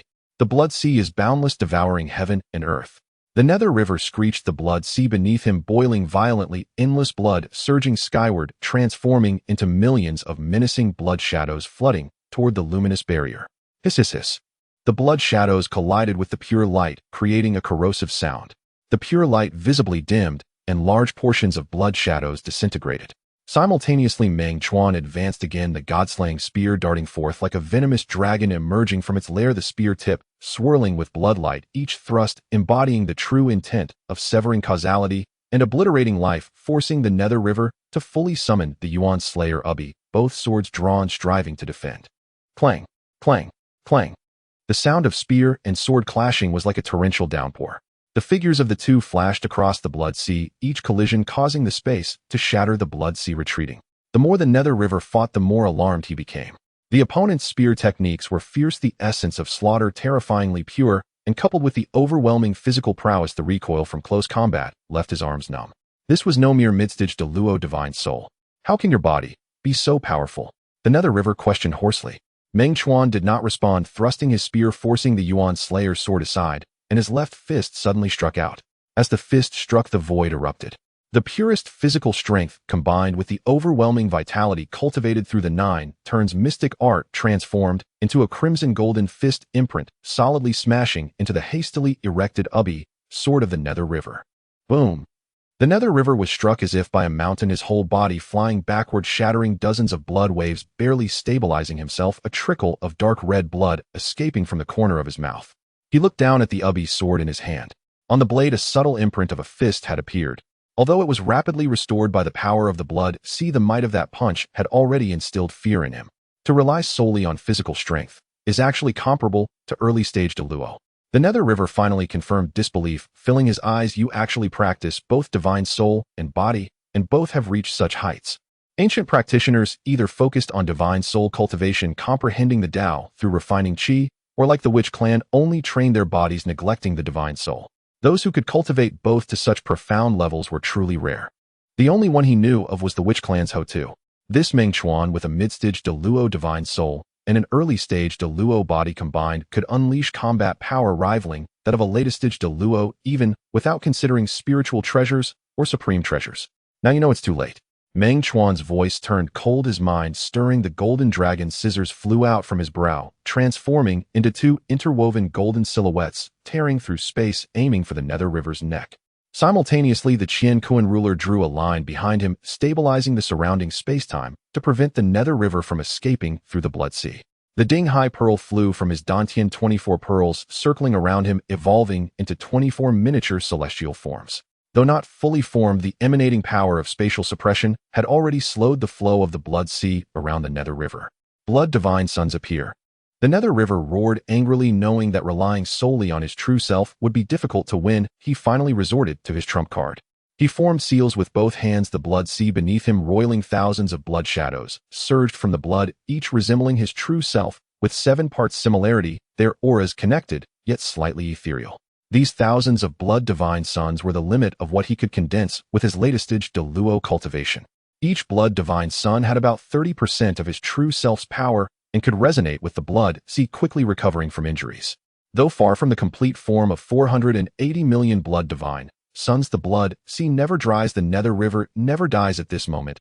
It was already a terrifying killing move. Kill. The thousands of blood divine suns roared in unison, their combined voices causing the blood sea to churn. All the blood divine suns attacked simultaneously, wielding the Yuan Slayer Ubi Phantom or unleashing blood Dao techniques, surging toward Meng Chuan from all directions. What was more troublesome was that the blood divine suns were one with the blood sea.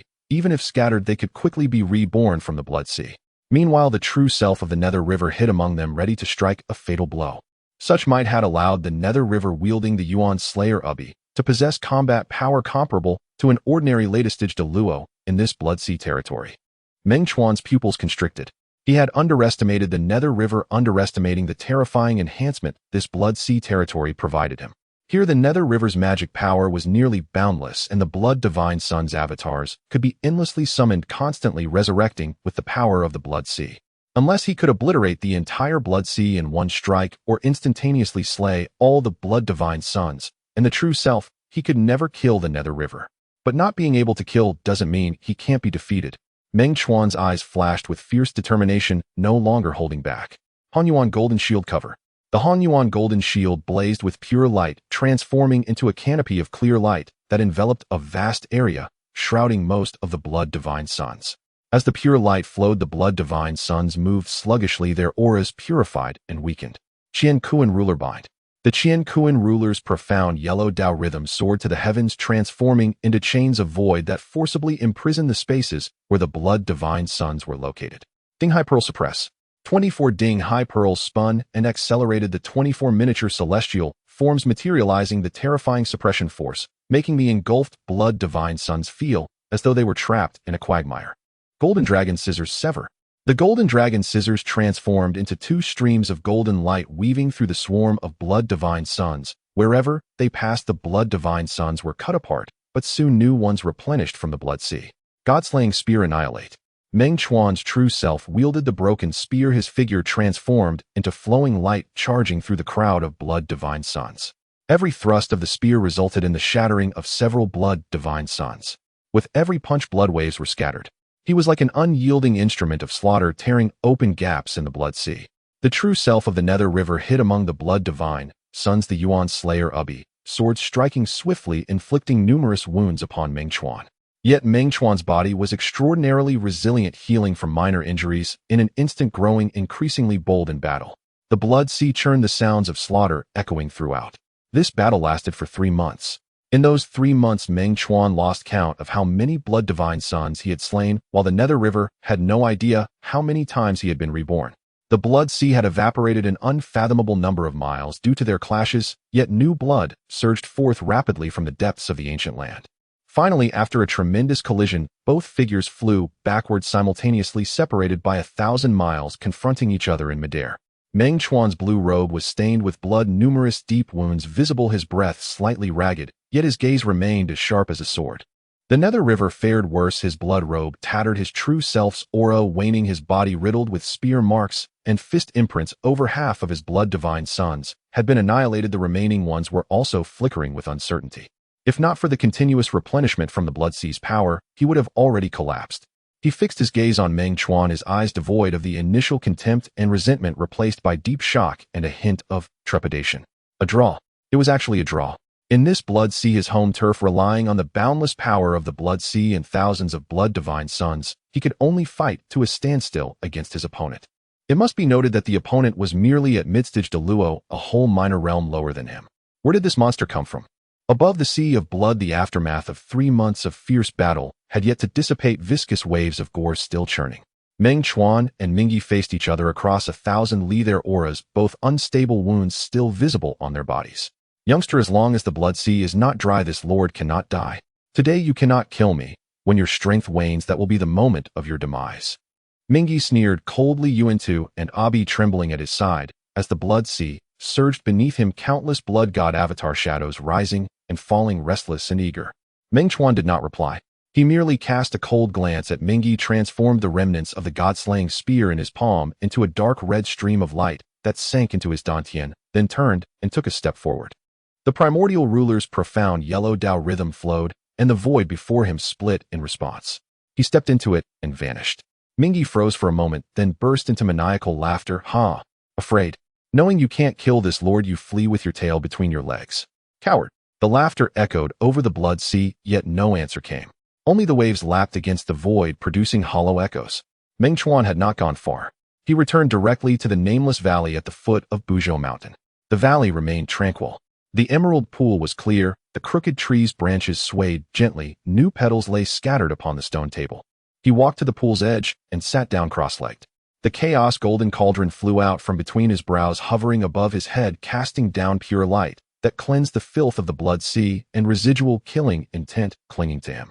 The calming sea pearl rotated slowly within his dantian, evolving the embryonic form of myriad worlds, stabilizing his Tao foundation. The golden scissors and god-slaying spear rose and sank, their sharpness and slaughter Tao rhythms turned inward. Then he closed his eyes. The seventh turn mental method of the 9 revolutions mystic art flowed gently through his heart. Having just entered the 7th turn, his physical body already rivaled the early great Luo of the Witch clan, who cultivate no primordial spirit. The mid-7th turn physical body corresponded to the mid-great Luo of the Witch clan. Once the body broke through, both the primordial spirit and the flesh would reach mid-great Luo, combined, supplemented by various spiritual treasures and Tao principles. His combat power would undergo a qualitative transformation. Meng Chuan's mind sank into cultivation. His qi and blood blazed like a furnace, and his bones emitted thunderous rumbles. In cultivation, time passed unnoticed. In the valley, flowers bloomed and withered, the pool's waters rose and fell, cycling 9 times. In the blink of an eye, 9 years had passed. On this day, Meng Chuan's qi and blood suddenly came to a boil. Beneath his skin, dense golden red Tao patterns emerged, his bones turned jade-like, and his 5 viscera and 6 bowels resonated, emitting grand Tao tones. In his dantian, the dark, golden, nebulous mass abruptly expanded, its rotation speed increasing tenfold.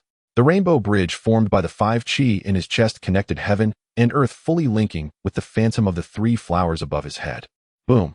A violent, overbearing, and utterly pure physical pressure erupted from within him. The valley shook, the pool water shot skyward, leaves fell from the crooked tree, and fine cracks spread across the stone table's surface. The 9 revolutions mystic art 7th turn mid-stage achieved.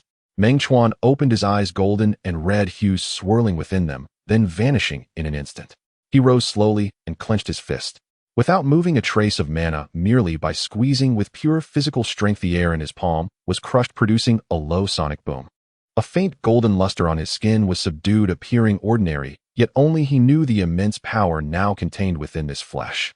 After his primordial spirit advanced to mid-great Luo, his physical body had also formally entered mid-great Luo.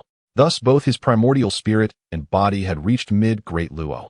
Mingi, it's time to end this. Meng Chuan took a step and appeared outside the valley. The primordial ruler tore open the void, and he stepped within. When he reappeared, he was above the blood sea of the underworld. The sea remained, the stench of blood assaulting his senses. Meng Chuan stood in midair, unrestrainedly unleashing the pressure of his mid-great Luo primordial spirit and physical qi and blood, pressing a vast depression into the blood sea below. Mingi, crawl out. His voice was indifferent, yet it exploded like a thunderclap from the 9th heaven, resounding through every corner of the blood sea. At its center, a 10th Sanshang blood pillar shot into the sky. Mingi stepped out upon the waves, his blood robe fluttering, his scarlet eyes fixed on Meng Chuan, first in shock, then in a sinister grin. Youngster, 9 years unseen, your courage has indeed grown. What you think a slight improvement in your physical body can threaten this lord? He had sensed the change in Meng Chuan's physique. The pressure of qi and blood was indeed much stronger than before. But so what? As long as the blood sea was not dry, he could not die. This was an immutable law. Hand over the other half of the god-slaying spear, and he'll spare your life, Meng Chuan said flatly. Mingi was stunned for a moment, then threw his head back in wild laughter, his voice dripping with mockery and venom. Spare this lord's life. Relying on you. Youngster, not only can you not kill me, but even if you could, I would rather destroy this spear than give it to you. He reached into the blood sea and grabbed a dark red stream of light, broke through the waves, and landed in his palm. It was a spear tip nearly 3 feet long, pitch black, with a viscous blood-like dark red glow flowing along its edge. The ferocious slaughter Tao principles were almost tangible, causing the surrounding blood sea to boil and wail. The spear tip was born from the same source as the spear shaft remnant in Meng Chuan's hand. Now, they resonated across the distance, emitting a hum of longing to reunite. This was precisely the tip of the god-slaying spear.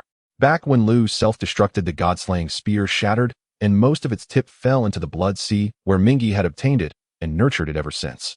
See it, youngster. Mingi brandished the spear tip deliberately before Meng Chuan's eyes, a provocative sneer on his face. This is the tip of the god-slaying spear, a supreme, killing treasure. I have nurtured it for years. Our minds are already one. You want it? Come and take it. He suddenly pointed the spear tip at Meng Chuan and shouted, "Let's see if you have the skill." Meng Chuan's gaze turned utterly cold. Incorrigible. These two words uttered, he moved. Without using any spiritual treasure, he simply took a single step, and his form appeared 100 zhang before Mingyi. He clenched his right fist and threw a punch at Ming's face. The punch was soundless, yet where the fist passed, space shattered like glass. Before the fist's force arrived, the terrifying gale had already torn Ming's blood robe and stung his skin. Arrogant. Mingyi roared, drawing Yuantu's sword, transforming it into 100 zhang scarlet sword light that met the fist. At the same time, his left hand flicked the spear tip, sending a dark red spear light that arrived first, thrusting straight at Meng Chuan's heart. He intended to trade injury for injury, using the sharpness of the god-slaying spear's tip to force Meng Chuan to defend. Yet Meng Chuan neither dodged nor blocked. The fist and the Yuantu sword light collided. Clang! A deafening metallic ring exploded. The Yuantu sword light trembled violently, sent recoiling by the single punch. Mingyi grunted, his right arm holding the sword, shuddering. His tiger's mouth split open, seeping dark red blood. Meanwhile, that dark red spear light struck Meng Chuan's heart. The spear tip penetrated 3 inches of flesh, then could go no deeper. At Meng Chuan's heart, Dao patterns swirled beneath the pale golden skin. His muscles and bones moved on their own, clamping the spear tip tightly. What a... Ming's pupils contracted sharply. He knew all too well the sharpness of the god-slaying spear's tip. Yet now it could only penetrate 3 inches. This physical body was absurdly strong. Return this to you. Meng Chuan's left hand shot out like lightning, grabbed the spear tip, and yanked it out. SSSHH. The spear tip brought a trail of blood at the wound, pale golden chi, and blood surged, healing it in an instant. And his right fist had already struck again. This time Mingyi dared not meet it heat. He retreated swiftly while the blood sea beneath him churned, unleashing 1,000 blood god avatars that formed a barrier before him. Scram! Meng Chuan roared, his fist's momentum undiminished, smashing directly into the swarm of blood god avatars. Bang! Bang! Bang! The moment Meng Chuan's fist passed, the blood god child exploded consecutively, like paper, transforming into a sky full of blood mist. The blood mist did not dissipate, instead attempting to recondense, drawing power from the sea of blood to reform. Calm. With a thought, Meng Chuan summoned the stabilizing sea pearl from his dantian. 24 precious pearls spun around, evolving into the forms of the 24 heavens, enveloping the 1,000-mile sea of blood with a terrifying suppressive force. The speed of the blood god child's condensation slowed tenfold. Purify. The light of the primordial golden dipper surged, transforming into a 100-mile light curtain that pressed down. Everywhere it passed, the blood mist was rapidly purified and dissipated. Seal. The profound yellow rhythm of the Qian Kuan ruler soared to the heavens, completely locking down the space around the true body of the underworld river. Slash. The golden flood dragon cutter transformed into 2 streams of golden light that crossed each other, severing the condensed blood godchild in half. Meng Chuan stepped forward, arriving before the underworld river. His fists rained down, striking at its vital points. Fist, elbow, knee, leg. Every part of his body became a deadly weapon. With a mid-stage Daoyuo physical body combined with mid-stage magical power, each blow weighed as heavy as a mountain and was as swift as lightning. The underworld river desperately resisted. The Yuantu abyss danced like a curtain of light, with the god-slaying spear stabbing and sweeping, but all were withstood by Meng Chuan's physical body or evaded with mysterious movements. Clang, clang, bang, boom. The sound of metal clashing with flesh was dense as a sudden rain. The sea of blood was completely churned by the aftermath of their battle, and towering blood waves erupted, soon transforming into blood mist in midair. At this moment, Meng Chuan had gained the upper hand. His physical body, infused with magical power, was too formidable, resisting the Yuantu abyss without injury, while the god-slaying spear's tip only penetrated 3 inches into his flesh. His strength and speed overwhelmed the underworld river, and within the stable space of the Qian Kuan ruler, its sea of blood escape technique was severely suppressed. Even more terrifying force spiritual treasures emerged. The primordial golden dipper purified the sea of blood. The stabilizing sea pearl suppressed the space. The Qian Kuan ruler locked down the void. The golden flood dragon cutter slaughtered the blood godchild. This reduced the underworld river's home advantage to a minimum. Puff. After 100 moves, Meng Chuan landed a powerful elbow strike on the underworld river's chest, causing his sternum to collapse as he was sent flying, crashing through dozens of blood waves and spitting out blood. Before he could steady himself, Meng Chuan was already like a shadow, stepping down hard to thrust him deep into the sea of blood. Boom! The sea of blood exploded into a massive void, and the underworld river crashed into the seabed like a meteor, creating spiderweb-like cracks on the seafloor. Roar! The underworld river, filled with rage, saw his blood light surge, and the power of the sea of blood poured in frantically, rapidly healing his injuries. He burst out from the seabed, the into abyss, merging its two swords into one, transforming into a 10,000-foot blood-red sword, light slashing down at Meng Chuan. The sea of blood is endless. The sword slaughters all living beings. This was the underworld river's ultimate technique, condensing the essence of the sea of blood and using a treasure of slaughter to unleash a power that could threaten a mid-stage Daluo. Come on. Meng Chuan did not dodge his hands, grasping into the air as the remnant of the god-slaying spear flew out from his dantian, landing in his palm. With the spear drawn, a dark red blood light soared to the heavens. The path of slaughter, the path of power, and the lethal will honed over the months of battling in the sea of blood were all fused into this one spear. The tip shone with a dark red radiance like the first ray of dawn, breaking through chaos, tearing apart the 10,000-foot blood rainbow. Hiss! There was no loud noise, only a soft sound like fabric tearing. The 10,000-foot blood-red sword light split open, scattering into the sky as blood light. The spear's momentum did not cease, pointing towards the center of the underworld river's brow. The underworld river was horrified and retreated frantically, simultaneously urging the power of the sea of blood to form thick blood curtains in front of him. Puff! Puff! Puff! The spear tip surged forward like a bamboo shoot, piercing through 99 layers of blood curtains, ultimately severely wounding the underworld river. Say it again. Hand over the spear tip, Meng Chuan said coldly. The underworld river's face turned pale, blood trickling from the corners of his mouth, but a glint of madness flashed in his eyes. He stared fixedly at Meng Chuan, the section of spear tip in his hand, vibrating, resonating with the spear shaft in Meng Chuan's hand, yearning to reunite. Wanted. The underworld river grinned, revealing bloodstained teeth, his smile menacing. In your dreams. He suddenly hurled the spear tip behind him. The dark red stream of light fell like a meteor into the depths of the sea of blood, instantly swallowed by the endless waves, its presence vanishing. The spear tip is in the sea of blood. If you have the ability, go find it yourself. The underworld river laughed hoarsely, appearing almost insane. The sea of blood is boundless, unfathomable, connected to the filthy energy of countless underground veins, and is weighed down by the resentful corpses of countless beings since the dawn of creation. You want to find the spear tip? Good. Go down and look for it. I want to see how long your mid-stage Daluo physical body can last at the bottom of the sea of blood. He fixed his gaze on Meng Chuan, his eyes filled with resentment and provocation. As for killing me, come on, I am right here. The underworld river spread his arms wide with blood light surging around him and the sea of blood boiling beneath him. As long as the sea of blood does not dry up, the underworld river will not die. This is the decree of heaven. Can you kill me? Today you may have the upper hand, but so what? It's just a battle of victory and defeat. Once I recover from my injuries and refine more blood god children to reach the pinnacle of Daluo, at that time I will repay today's humiliation 100-fold. Meng Chuan looked at him with cold eyes. With his current strength, he could indeed suppress and severely injure the underworld river, but he could not kill him. The sea of blood does not dry up, the underworld river does not die. This is no empty talk.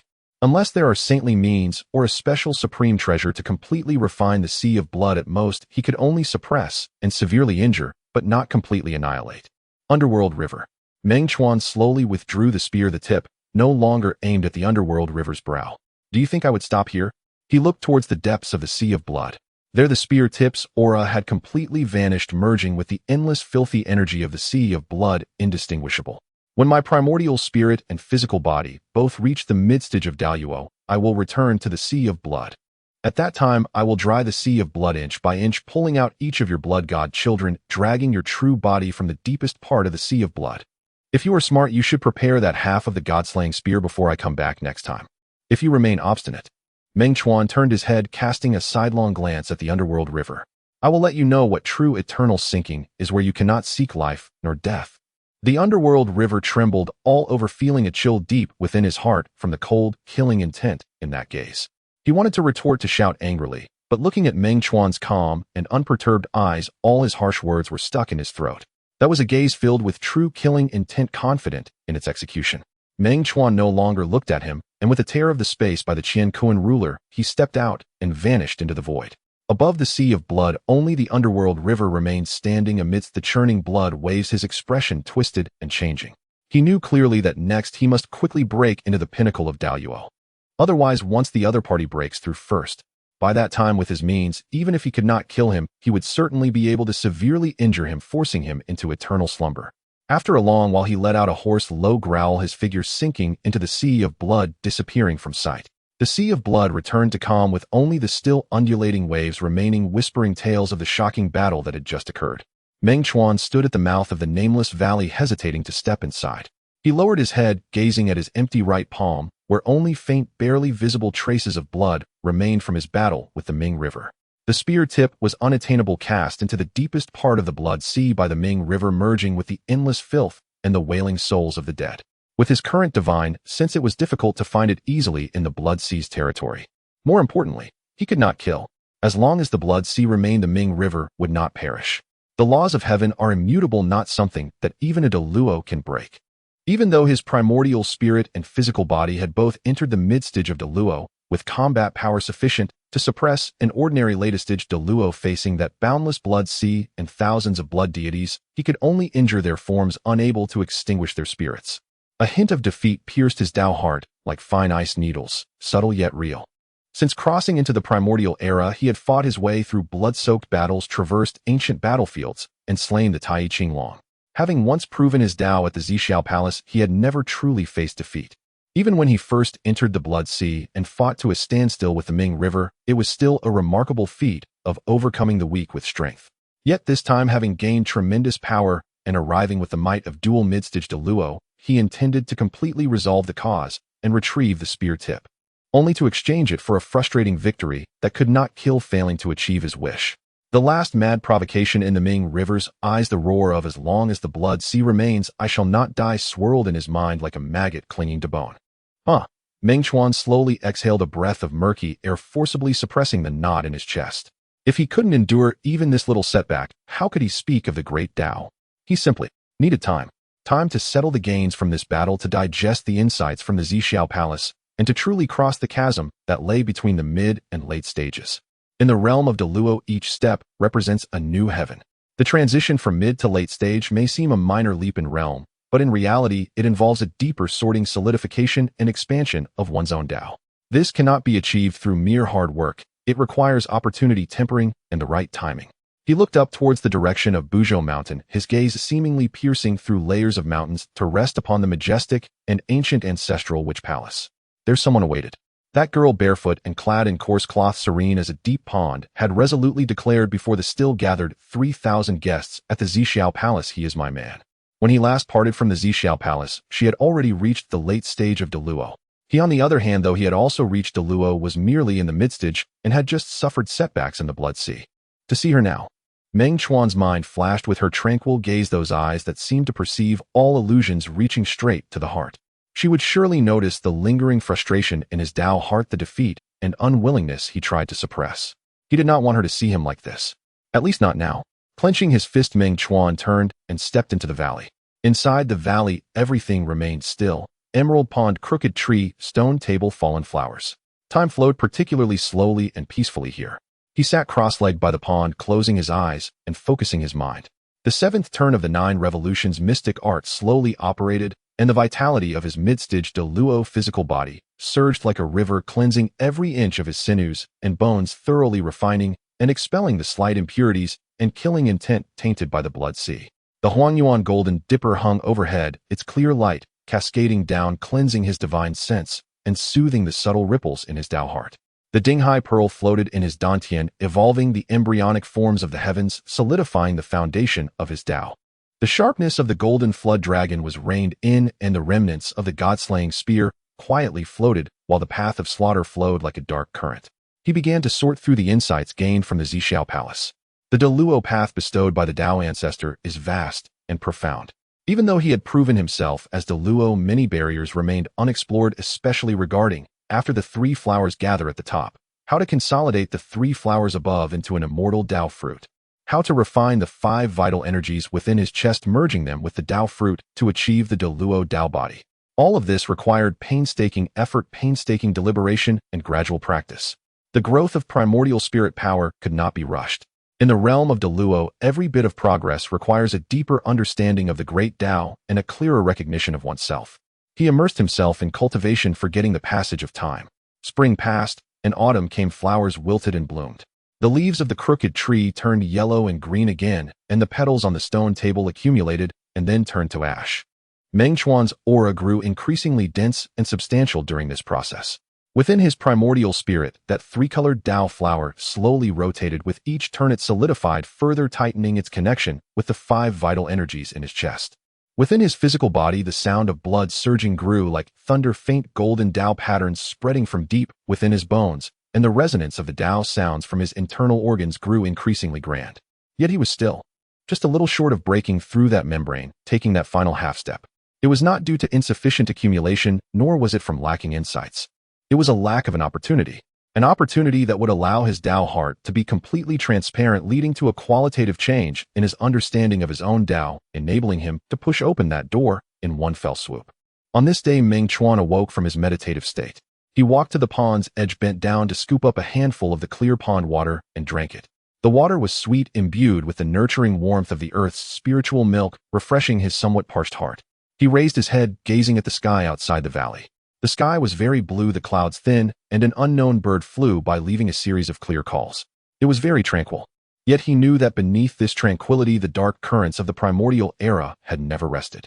The lecture at the Zixiao Palace had passed, and the mighty ones were each digesting their gains, while the demon clan's forces under the unification of Emperor Jun and Tai were swelling day by day, and the witch clan occupied Buzhou Mountain, their vitality soaring.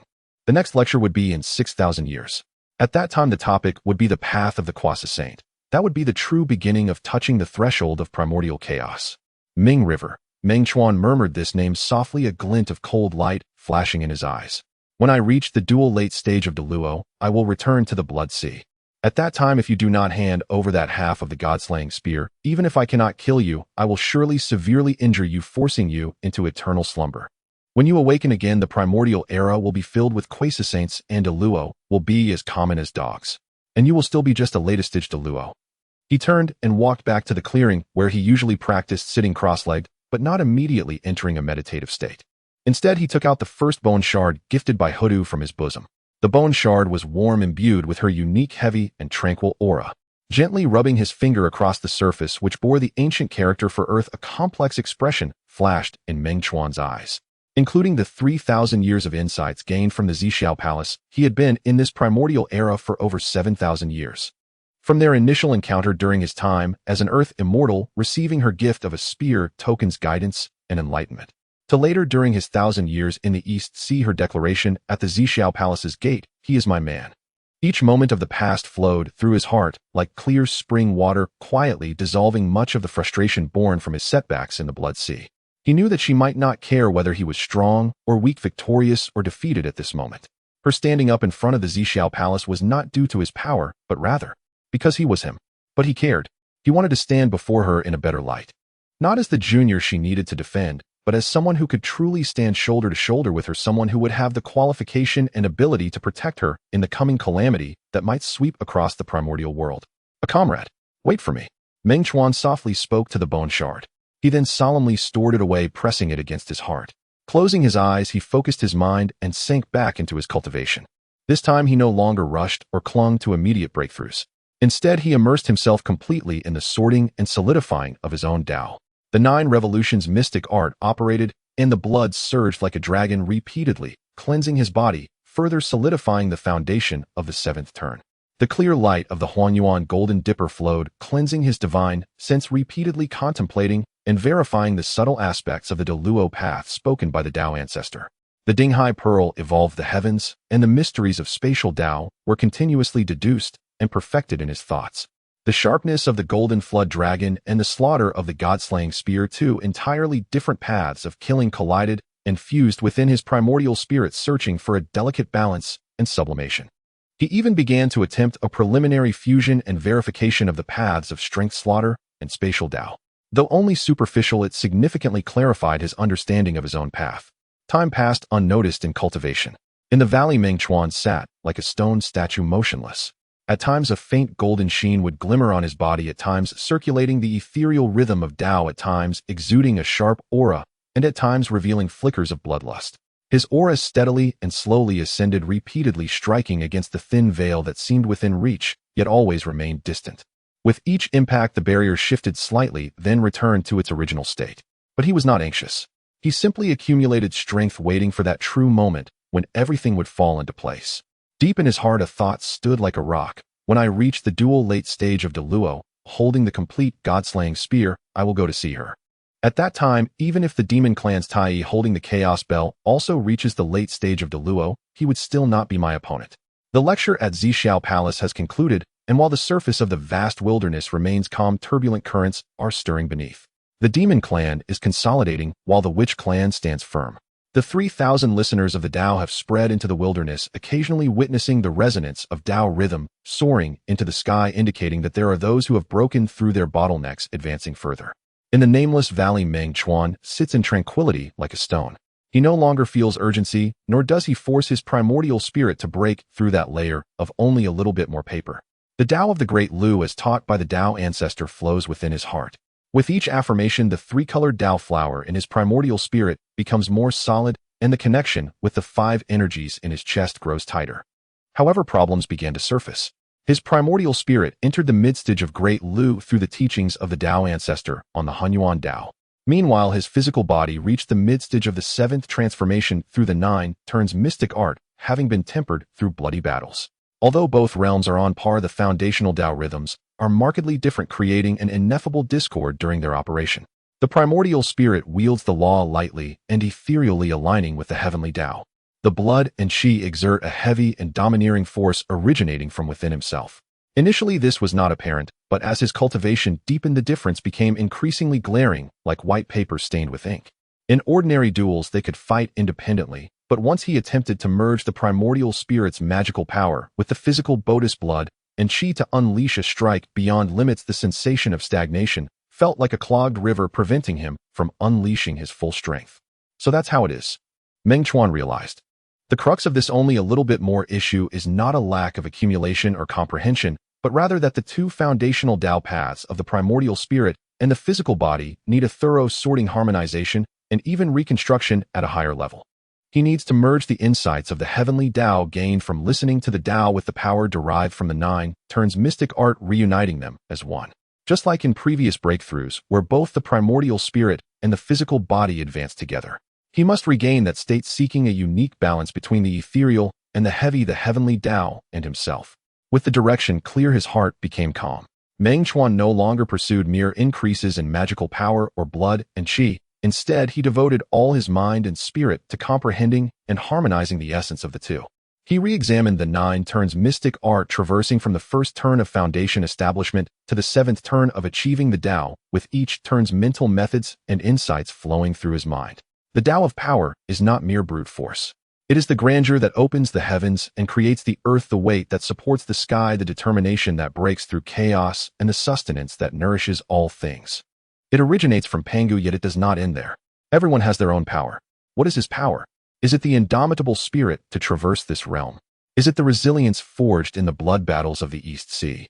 Is it the persistence in seeking the truth at Zhixiao Palace? Or is it that image in his heart that he does not wish to let down? He does not know the answer. He can only repeatedly practice the mystic art amidst the flow of blood and qi, amidst the resonance of bones, to feel and seek. At the same time, he is also pondering the great Lu Tao taught by the Tao ancestor. The Tao ancestor speaks of the Honghuang heavenly Tao, but Meng Chuan's Tao may not necessarily follow the heavenly Tao. He has opportunities, attachments, a path he must take, and people he must protect. His Tao exists in the world and within his heart. Within the primordial spirit, the 3-colored Tao flower slowly rotates, absorbing the insights of the heavenly Tao while reflecting his inner clarity. Gradually, that sense of discord began to loosen. The operation of the primordial spirit's magical power became more substantial. When the blood and qi surged, it added a touch of ethereality. Though not yet completely harmonious, at least they no longer repelled each other, showing the first signs of convergence. Time flowed by in focus. In the valley, Meng Chuan's aura fluctuated, at times heavy as a mountain, at times ethereal as a cloud. He attempts to integrate the principles of the path of slaughter into his punches and kicks, to incorporate spatial insights into his movements, and to infuse the will of power into his primordial spirit. Failure, then attempting again in a continuous cycle. Each failure deepens his understanding of himself. He does not know how many seasons have passed. On this day, Meng Chuan practices his spear techniques. Holding the remnants of the god-slaying spear, he does not use magical power, but relies solely on his blood and qi to execute fundamental techniques. Thrusting, retracting, sweeping, blocking, slowly and steadily. As the spear tip cuts through the air, it creates subtle ripples caused by the pure force compressing the space. As he practices, his heart suddenly feels something. The understanding of the path of slaughter within his primordial spirit naturally flows, aligning with the spear's momentum. The spear technique changes accordingly. It remains slow, yet each thrust generates a point of extreme dark red cold light at the spear tip, manifesting the essence of slaughter. Then, as the 9 turns mystic art operates, the instinctual mastery over power that comes from the depths of his bloodline quietly merges. Slow yet heavy, heavy enough that the space under the spear's point groans, revealing cracks. Slow yet stable, stable, as if carrying a mountain breaking through myriad laws. Slow yet sharp, sharp enough that wherever the spear's intent reaches, nothing can escape being severed. At this moment, the insights of the primordial spirit, the principles of slaughter, the Tao of power, and the instincts of the physical body. Various distinctly different forces found a subtle point of resonance within this extremely simple spear practice. They began to resonate in harmony like multiple streams converging toward the same direction. Meng Chuan withdrew his spear and stood still, closing his eyes to comprehend. After a long while, he opened his eyes and his gaze was radiant. So it is not about forcibly merging, but rather finding that path that belongs solely to me. With this path as the foundation, countless insights and diverse powers naturally coalesce, becoming as one. What is my Tao? It is protection. Protecting the attachments that have crossed 4,000 years in my heart, protecting the figure that stood up for me before Zixiao Palace, and safeguarding the dignity that does not wish to be seen in a state of weakness. It is also about becoming stronger. Strong enough to protect what must be protected amidst the calamity that is destined to sweep the wilderness, to grasp what must be grasped, and to walk the path that must be walked. Furthermore, it is about transcending. Transcending predetermined fate, transcending the constraints of the heavenly Tao, and transcending all obstacles on the path ahead. Protection is the cause, becoming strong is the means, and transcending is the fruit. This is the Tao of Meng Chuan. With his thoughts set, the Tao heart is clear. Boom. It is as if an invisible barrier within him has shattered. This is not related to magical power or blood and qi, but rather a deeper intrinsic sublimation. Within the primordial spirit, the 3-colored Tao flower shines brightly, its petals displaying intricate golden red patterns rooted in the same source as the Tao patterns of the 9 turns mystic art. The rainbow bridge formed by the 5 energies in his chest completely merges into the roots of the Tao flower, transforming into nourishment. The Tao flower slowly rotates, scattering endless Tao rhythms, with each circle nurturing both the primordial spirit and the physical body. Within the physical body, the sound of blood and qi surges like the Milky Way, reversing faint golden Tao patterns spreading from the depths of the bones to every inch of skin, resonating with the sounds of the viscera, subtly aligning with the Tao rhythms of the primordial spirit.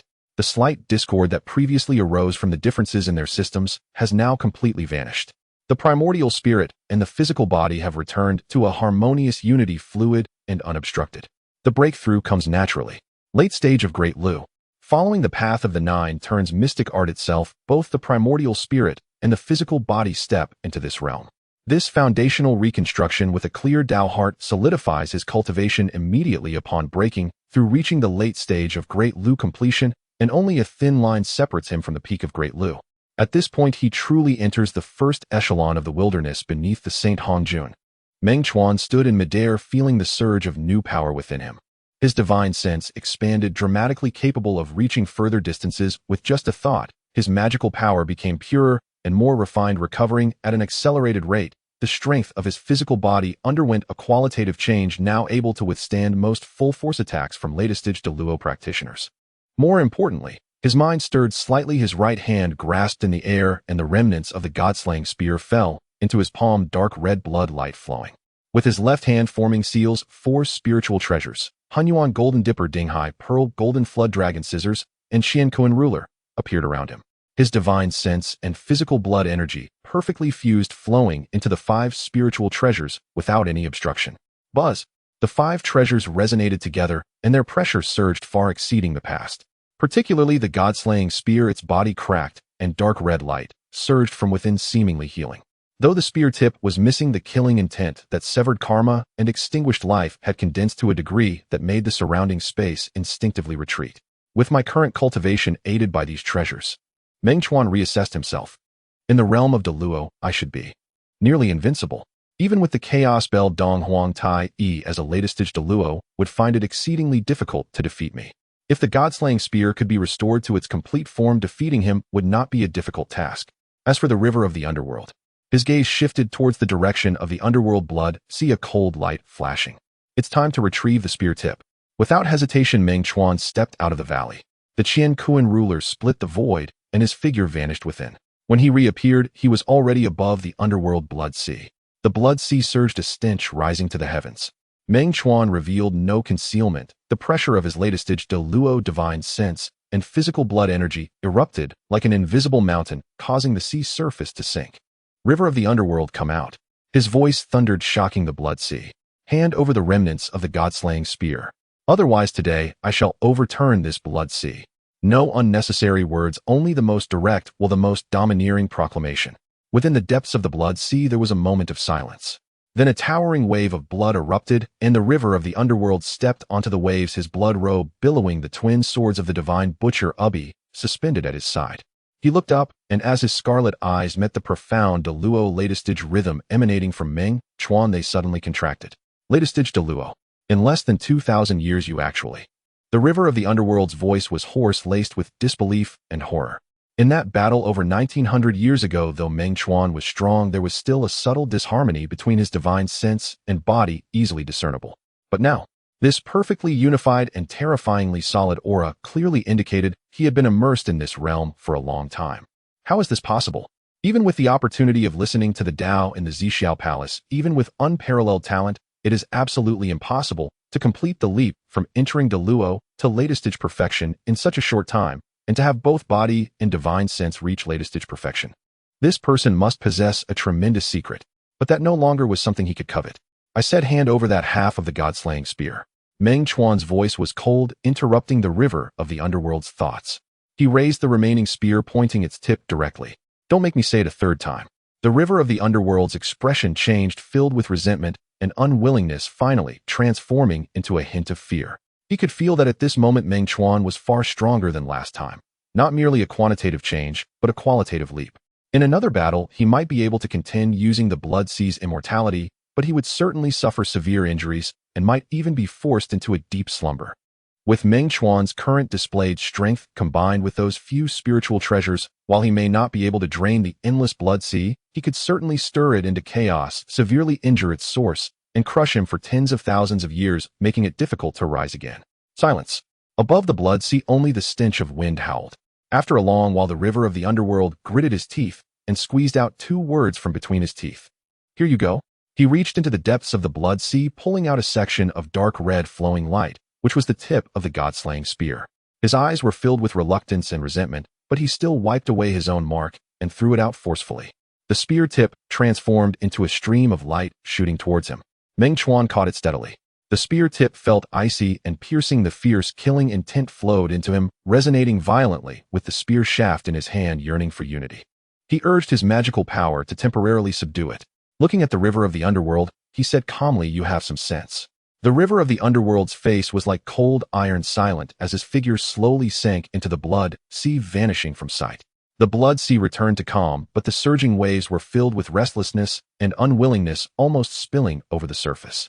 Meng Chuan did not linger, stepping out and disappearing into the void. Returning to the nameless valley, he sat cross-legged, placing the spear tip and shaft atop his knees. The 2 remnants of the weapon originated from the same source, the dark red blood light, flowing endlessly, attracting each other, yearning to reunite. However, he did not immediately begin to reconstruct it. The complete god-slaying spear was a supreme, innate treasure-level weapon containing the killing intent and boundless ferocity left by Luo Ho. Recklessly attempting to reconstruct it, even with his current cultivation, would still be difficult to avoid backlash. A perfect location must be sought with thorough preparations. He already had a definite place in mind: Buzhou Mountain, the Panga Hall, the ancestral land of the witch clan where Pangus will suppresses and can restrain ferocity. Meng Chuan's gaze turned towards Buzhou Mountain, a hint of subtle gentleness flashing in his eyes. It's time to go see her. He stood up, stowing away the 2 remnants, and stepped out of the valley. His destination, Buzhou Mountain, the ancestral land of the witch clan. This journey was to reconstruct the fierce weapon and also to see an old friend. At the foot of Buzhou Mountain, the ancestral land of the witch clan, Meng Chuan stepped out of the void, and what lay before him was an ancient land vast and magnificent with blood energy soaring to the skies. The mountains undulated like the spine of a giant beast, their entire bodies dark red, as if soaked in eternal battle blood. The air was thick with an unshakable wild aura and a heavy pressure emanating from the depths of bloodlines. That was the pressure of Pangu. Buzhou Mountain was transformed from Pangu's spine, and the witch clan descended from Pangu's essence blood. This place was the ancestral land, to the witch clan a sacred mountain, and also the source of their power. Meng Chuan could distinctly feel that the operation of the 9 turns mystic art within him sped up by 30%, his blood energy subtly boiling, resonating with this ancient land. He lowered his head, looking at his palm. The first bone fragment given by the Earth Mother radiated a warm and gentle aura, the ancient character Earth on its surface faintly glowing in correspondence with the land beneath his feet. Following the guidance, Meng Chuan walked deeper into the ancestral land. The scenery along the way was entirely different from anything he had seen before. There were no pavilions or palaces, only rugged and ancient temples and stone houses built from giant stones. Some stone houses towered 1,000 feet high, their doors made from entire rock blocks inscribed with simple yet powerful totems. Witch clan warriors were sharpening their weapons in the open ground. These weapons were neither metal nor iron, but rather made from the bones of giant beasts or extraordinary stones, easily several meters long, with the sound of their swings resembling thunder. Children chased and played, though the common folk were only waist-high. They could easily lift several thousand pounds of boulders to throw, creating deep pits upon impact, dust flying. Regardless of age or gender, everyone radiated vitality as strong as a furnace, with totem patterns faintly flowing beneath their skin. Meng Chuan's arrival drew countless gazes, curious, scrutinizing, vigilant, and puzzled. A stranger with an innate Dao body, yet holding the token of the Earth Mother ancestor, calmly stepping into the depths of the ancestral land. No one obstructed him.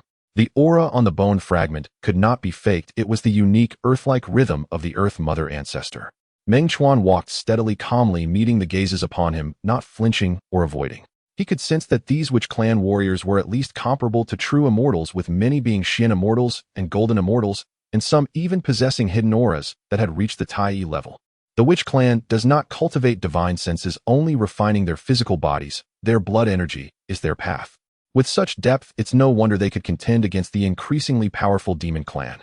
Just as Meng Chuan was about to step into the core area of the ancestral land, 2 thunderous roars suddenly echoed from the sky ahead, along with wildly violent energy fluctuations.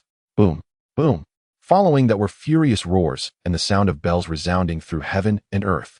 Tai, how dare you invade my Buzhou Mountain? Demon clan scum seeking death. Though nearly 2,000 years have passed, Meng Chuan still remembers that voice. Zhurong and Honghuang, 2 of the 12 ancestor witches. His gaze sharpened as he flashed to a high ground at the edge of the ancestral land. Looking up, he saw 2 factions confronting each other on the outskirts of Mount Buzhou, 1,000 miles away. One side, filled with surging vitality and ominous energy, was the witch clan. At the forefront were Zhurong and Honghuang. Zhurong was engulfed in raging flames, transforming into a sea of fire, scorching the heavens and boiling the seas, with his massive red axe gleaming with a lava-like luster. Beneath Honghuang, dark waters surged, forming an endless ocean, radiating a chilling aura, while in his hand a dark black halberd coiled with a roaring water dragon. Their auras were far more formidable than during their time at Zixiao Palace. They had both broken through to the peak of the Great Luo. They did not cultivate their primordial spirits, but instead tempered their bodies, rendering the teachings of Zixiao useless. However, as the ancestral witches of the witch clan, the protagonists of the heavenly land, it was quite natural for them to break through to this level. In terms of combat power, they far exceeded ordinary Qi refinement practitioners of the same tier. On the other side, demonic energy surged and banners waved belonging to the demon clan. The leader, clad in crimson gold armor, was tall and imposing, his expression cold. It was Tai. Though the demon clan's heavenly court had not yet been established, he was not yet the Eastern Emperor.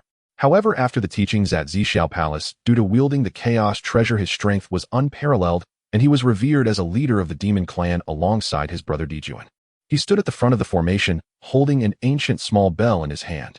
The bell's body, adorned with the patterns of the sun, moon, stars, earth, water, fire, and wind, emitted a pressure that distorted and trembled the surrounding space. The chaos treasure, the chaos bell. Beside Tai stood several other powerful figures, all at the initial stage of the Great Luo, the future pillars of the demon clan's heavenly court, Jiming, Ingzhao, Falian, and Shangyang, among others. Behind them was a dense mass of the demon clan army, overwhelming and endless. Their demonic energy blotted out the sun and filled the sky. Zhurong Honghuang. Tai spoke, his voice cold and carrying an undeniable authority. Mount Buzhou is the pillar of the primordial world, not solely owned by your witch clan. Today I stand for the demon clan to seek an explanation. 3 months ago, you two ambushed 3 of our patrolling teams, slaughtering over 10,000 of our warriors. This matter requires an explanation. Explanation. Zhurong grinned, revealing his gleaming white teeth, flames flickering between them. In the primordial land, the weak are prey to the strong.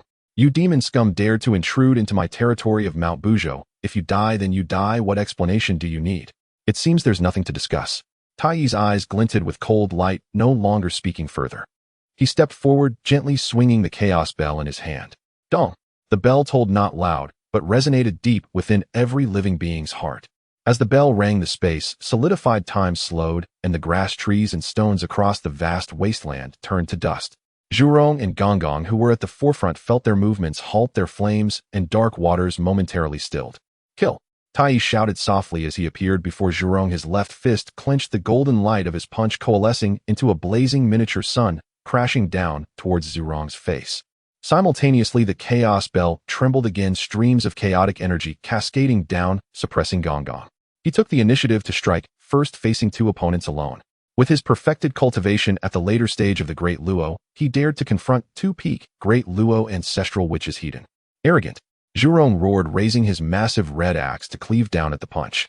As the axe blade descended, the space tore open with dark cracks, and the scorching axe light collided violently with the solar punch.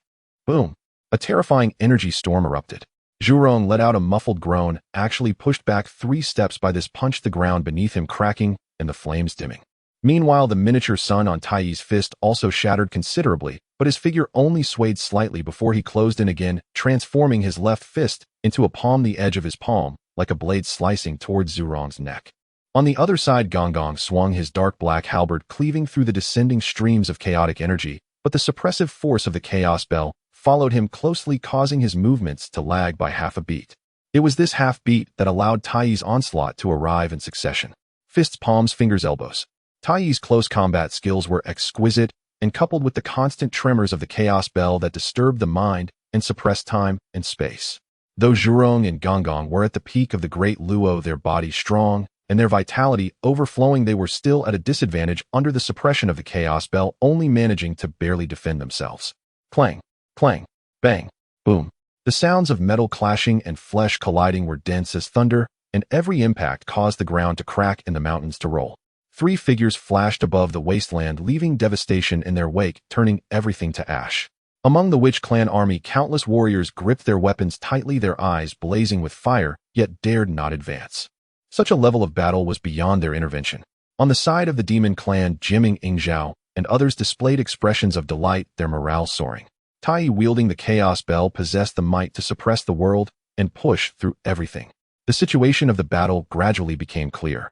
Though Zhurong and Honghuang were brave, the Chaos Bell was too extraordinary. It could manipulate time and space, suppress myriad laws, and was both offensive and defensive, nearly invincible. After hundreds of exchanges, Zhurong was struck by a palm to his chest, his crimson armor shattered, and he flew backward, crashing into and collapsing half a mountain, spitting out scalding blood.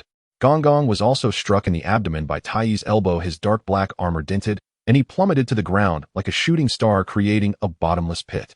The two struggled to rise, their breaths already weak, their eyes filled with unwillingness and anger. The Chaos Bell. How detestable. Without the Chaos Bell, even if the two did not work together, either one would confidently believe they could match Tai. But with this chaos treasure in play, the gap had been thoroughly widened. The Witch Clan is nothing but this. Tai stood in the air holding the Chaos Bell, his crimson gold armor spotless, his cold gaze surveying below.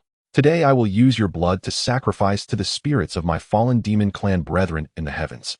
He raised his hand, and the Chaos Bell slowly rose, its mouth aimed at Zhurong and Honghuang below, with chaotic energy poised to completely suppress and refine them. The Witch Clan army fell into silence, their morale plummeting.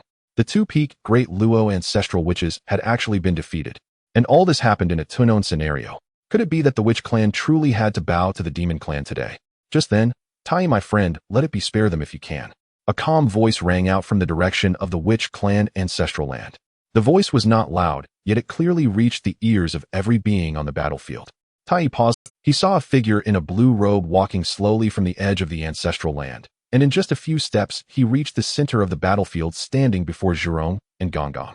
The newcomer was young, his aura calm and steady. It was Meng Chuan. It's you. Tai frowned slightly, recognizing Meng Chuan.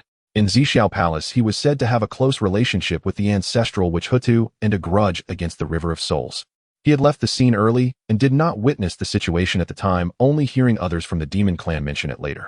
He remembered that by the end of the Zixiao teachings, this person was merely in the middle stage of the Great Luo, not worth his attention. Now, he had actually stepped into the later stage of the Great Luo, and his aura was harmonious, having reached the pinnacle of this realm just half a step away from the peak. But even so, he did not take him seriously. A mere practitioner at the later stage of the Great Luo dared to intervene in his dispute with the ancestral witches. Did he not see that he had just defeated the combined efforts of two peak Great Luo ancestral witches by himself with the Chaos Bell? Meng Chuan, my young friend. Zhu Rong and Gong Gong were taken aback. They did not expect that the one who stood up at this critical moment would be this outsider who had ties with Hutu. Moreover, when did this young man break into the late Deluo stage? When they parted ways at the Zixiao Palace, he was still in the mid-Deluo stage. This speed of cultivation. Meng Chuan. Tai coldly looked at Meng Chuan. I know you. At the Zixiao Palace, Hutu once stood up for you. But today is a conflict between the Wu and Yao clans, and an outsider like you cannot interfere. Step back, and I will pretend you did not show up. His words carried a hint of threat. However, Meng Chuan seemed unfazed, calmly returning his gaze. Zhu Rong and Gong Gong, two ancestral witches, have ties with me. Seeing them in danger, I cannot stand by. Ties? Tai sneered. What ties? A mere acquaintance at the Zixiao Palace. That is not the case. Meng Chuan shook his head and slowly said, Ancestral witch Hutu is my guiding light on the path. Without her guidance and gifts back, then there would be no me today. You two are her brothers, thus you are half of my elders. When an elder is in trouble, how can a junior stand by? At these words, everyone was astonished. The Wu clan warriors exchanged glances, their eyes filled with disbelief. Ancestral witch Hutu was actually this person's guiding light. Zhu Rong and Gong Gong were also taken aback, their scrutiny of Meng Chuan lessened, replaced by complexity. They knew well that their younger sister Hutu was quiet and preferred solitude, often staying aloof among the ancestral witches. They never expected her to value an outsider so much to the point of being his guiding light. Tai narrowed his eyes slightly. Even so, to stick your neck out, you must possess the ability to do so. With your late Deluo stage, how dare you obstruct me? His words dripped with sarcasm, hiding a ruthless edge. Meng Chuan did not reply, stepping forward instead. His aura steadily rose. The pressure of the late Deluo stage's primordial spirit fused perfectly with his physical blood energy, creating an overwhelming presence that erupted like a mountain's weight and the sea's vastness.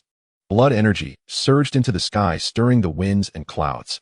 The primordial spirit's Tao rhythm flowed around him, stabilizing time and space. The four innate spiritual treasures, Honghuang Golden Dipper, Dinghai Pearl, Qian Kuan Ruler, and Golden Flood Dragon Scissors, appeared as ethereal shadows behind him, their Tao rhythm expanding, causing the surrounding space to distort slightly. Moreover, a trace of a killing Tao rhythm that could sever everything and annihilate myriad laws faintly emerged from his brow. This was the aura of the god-slaying spear. Tai's pupils constricted. This aura is unusual. A typical late Deluo stage would never possess such might. This young man is far from an ordinary late Deluo stage. Whether or not I am worthy will be evident in battle. Meng Chuan extended his hand, grasping the void. The remnants of the god-slaying spear materialized in his palm, dark red blood light, flowing, the spear tip pointing at Tai. Please. The word was uttered, battle intent soaring to the heavens. Tai's expression darkened completely. Since you seek death, I shall fulfill your wish. He said no more, moving his body to appear before Meng Chuan, his left fist glowing with crimson gold, transforming into a 100-foot blazing sun, crashing down. At the same time, his right hand shook the chaos bell, chaos energy cascading down, suppressing time and space, sealing off all of Meng Chuan's escape routes. With this strike, he held nothing back. Meng Chuan's eyes sharpened. He did not dodge or evade, gripping the spear with both hands, meeting that blazing sun with a thrust. As the spear was unleashed, a dark red bloodline tore through the sky, merging the killing Tao, the power Tao, and his protective intent into this one strike. The spear tip, a point of dark red cold light, collided fiercely with the crimson golden sun. Boom!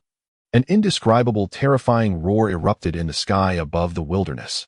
Dazzling light consumed everything. A violent energy storm swept through like countless blades, carving deep ravines into the earth, breaking distant mountains in half. As the light dissipated, Meng Chuan stood in place, the god-slaying spear trembling lightly in his hand, a wisp of crimson golden flame slowly extinguishing at the spear tip. His blood energy surged, his tiger's mouth split open, faint golden blood seeping out, but his gaze remained calm. Tai Yi, on the other hand, retreated 3 steps, each step creating deep ripples in the void. A small blood mark appeared on his left fist, dark red malevolence, entwined, difficult to heal. He looked down at the blood mark on his fist, disbelief flashing in his eyes. Under the suppression of the chaos bell, his full-powered punch was actually pierced by the other's spear. Moreover, the killing Tao contained in that spear was able to break through the protective divine light and injure his physical body. Good spear, good Tao. Tai Yi slowly raised his head to look at Meng Chuan, no longer with any contempt, only seriousness. But if you think this is enough to contend with me, then you are gravely mistaken. He suddenly threw the chaos bell into the air. The small bell expanded in the wind, instantly transforming into a gigantic bell thousands of feet high, suspended in the sky, its mouth facing downward, enveloping the entire battlefield. On the bell's body, the patterns of the sun, moon, stars, earth, water, fire, and wind illuminated together a vast, ancient, and terrifying pressure that transcended all things crashed down. Chaos bell suppressed the universe. Tai Yi formed hand seals with both hands, shouting sternly. The bell rang again, this time not echoing in the mind, but a real sound capable of shattering stars and annihilating the void. Where the bell sound passed, space shattered like glass. The river of time seemed to be frozen. All things fell silent, and only that gigantic bell became the sole entity between heaven and earth. Below, the armies of the Wu and Yao clans, regardless of their cultivation levels, were all shaken to and fro by the bell sound, blood spilling from their 7 orifices, retreating in terror. Zhu Rong and Gong Gong's expressions changed drastically as they exerted their blood energy to resist the invasion of the bell sound. Meng Chuan was at the forefront. He felt a heavy sensation enveloping him, as if 100,000 Mount Buzhou were pressing down his blood energy, flowing sluggishly, his magical power moving slowly. Even his spirit felt as if it were about to be shaken out of his body by this bell sound. The chaos bell, the foremost among the 3 great treasures of creation, suppresses the primordial world, an integrated attack and defense possessing the might to stabilize earth, water, fire, and wind, transform yin and yang's 5 elements, unravel heavenly Tao mysteries, and refine the energies of earth, water, fire, and wind. At this moment, Tai Yi was urging it with all his might, its power truly touching the threshold of Quasi Saint. Honghuang Golden Dipper protect. Dinghai Pearl suppress. Qian Kuan Ruler stabilize. Meng Chuan gritted his teeth, simultaneously urging the 3 spiritual treasures.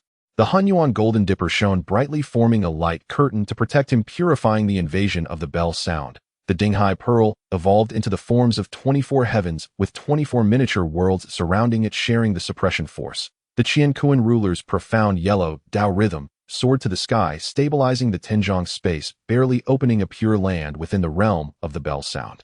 But even so, he still felt as if he were trapped in a quagmire, struggling to move. God-slaying spear break. Meng Chuan roared, pouring all his magical power, blood energy, and will into the broken spear in his hand. Buzz! The god-slaying spear trembled violently, cracks of blood light erupted from its body, and a terrifying Tao rhythm that surpassed killing annihilated myriad laws and severed all things erupted violently. At the spear tip, a point of extreme dark red cold light condensed as if to pierce through heaven and earth, break through the bell sound, and strike at the towering chaos bell. Kill! Meng Chuan moved along with the spear, merging man and spear into one, transforming into a dark red bloodline against the bell sound, against the suppression, against the confinement of time and space, thrusting toward the chaos bell. This thrust was the strongest he had ever executed in his cultivation. It fused the killing Tao, the power Tao, the protective intent, as well as the unwavering determination to charge forward even towards death. As the spear flew out, heaven and earth lost their color. Only that dark red bloodline, like the first ray of light at the dawn of creation, tore through chaos, piercing towards eternity. Clang! The clash of gun and bell was silent. Or rather, all sounds were obliterated the moment they made contact. Time-space light energy. Every tangible and intangible existence converged and collapsed at that singular point. Then, boom! An indescribable, terrifying explosion erupted violently from the collision point. Blinding white light engulfed everything, and the chaotic energy currents transformed into a tidal wave of destruction, sweeping wildly in all directions. The earth shattered and collapsed like eggshells, distant mountains crumbled into dust, and the sky was torn asunder, with countless dark fissures unleashing earth, water, fire, and wind, plunging the world into chaos. The armies of the Witch and the Lich, even retreating thousands of miles away, were still swept by the residual shockwaves. Countless warriors screamed as they turned to ash, with some vanishing entirely without even a cry. Zhurong and Gongong's faces changed, drastically roaring as they summoned all their lifeblood to set up a heavy curtain of fire and water in front of the witch army, barely blocking the most lethal impact. On the side of the demon race, Ji Mengying Zhao and other demon gods employed various means to protect their followers, yet the casualties remained severe. All eyes were fixated on the center of the explosion. The light gradually faded. Two figures stood at a distance facing each other. Meng Chuan knelt on one knee, propping himself up with his spear. He was drenched in blood, his blue robe tattered, revealing his pale, golden skin marred with cracks. From the deep wounds, blood like light trickled down, scorching the ground beneath. The Shinnong spear was lodged diagonally in the ground, its body dim, with faint blood light barely visible within the cracks. The Honghuang golden dipper hovered above him, its light flickering like a candle in the wind. The Dinghai pearl scattered around, its treasure light dim. The Qianquan ruler was slanted beside him, its Tao rhythm weak. He was gravely injured. Had it not been for the four spiritual treasures protecting him and the formidable strength of the seventh transformation of the nine turns mystic art, he would have been obliterated at this moment. Yet he still stood. Opposite him, Tai was also in dire straits. He hovered in midair, his crimson gold battle armor torn in multiple places, revealing skin covered in fine cracks. A trickle of dark gold blood escaped from the corner of his mouth, and the hand holding the bell had a torn palm with blood sliding down its surface. The chaos bell hung in front of him, ancient and still intact, yet its surface patterns had noticeably dimmed, and there was even a fine, nearly invisible crack on its body. Though it repaired instantly, it was indeed damaged. The chaos bell, renowned for its defensive capabilities and said to be unbeatable in its innate state, had actually been cracked by a latestage Deluo with a damaged, formidable weapon. Even if just for a moment it was enough to shake the primordial chaos. Tai stared intently at Meng Chuan, his eyes swirling with shock, anger, killing intent, and a hint of incredulous fear. A Tai. It was actually a Tai. He Dongwang Tai, a primordial god born from the sun, star possessing latestage Deluo cultivation, and wielding the foremost treasure of the three great opening treasures. The Chaos Bell had actually reached a stalemate with an inconspicuous innate Tao body. If this battle were to leak out, what face would Tai and his demon race have left? Good. Very good. Tai slowly spoke, his voice hoarse, suppressing the raging fury within. Meng Chuan, I will remember you. He cast a deep, cold gaze at Meng Chuan, as if to imprint his appearance, aura, and even true spirit deep in his soul. He then suddenly turned. Retreat. With a single command, there was no hesitation. He was injured not less than his opponent, and in his current state, he was no match for Zhurong and Gongong. The demon army retreated like a tide, their formation intact, but the previous surge of demonic energy and morale had vanished, replaced only by a heavy sense of oppression and anxiety. Only after the demon army completely disappeared from sight did the oppressive atmosphere slowly dissipate. The wasteland lay in utter silence, with only the wind whispering over the scorched earth and the remaining energy currents crackling.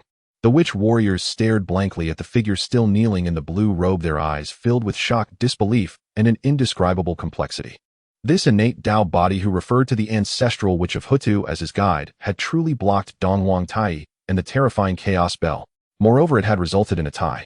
Zhurong and Gongong exchanged glances, both seeing the horror in each other's eyes.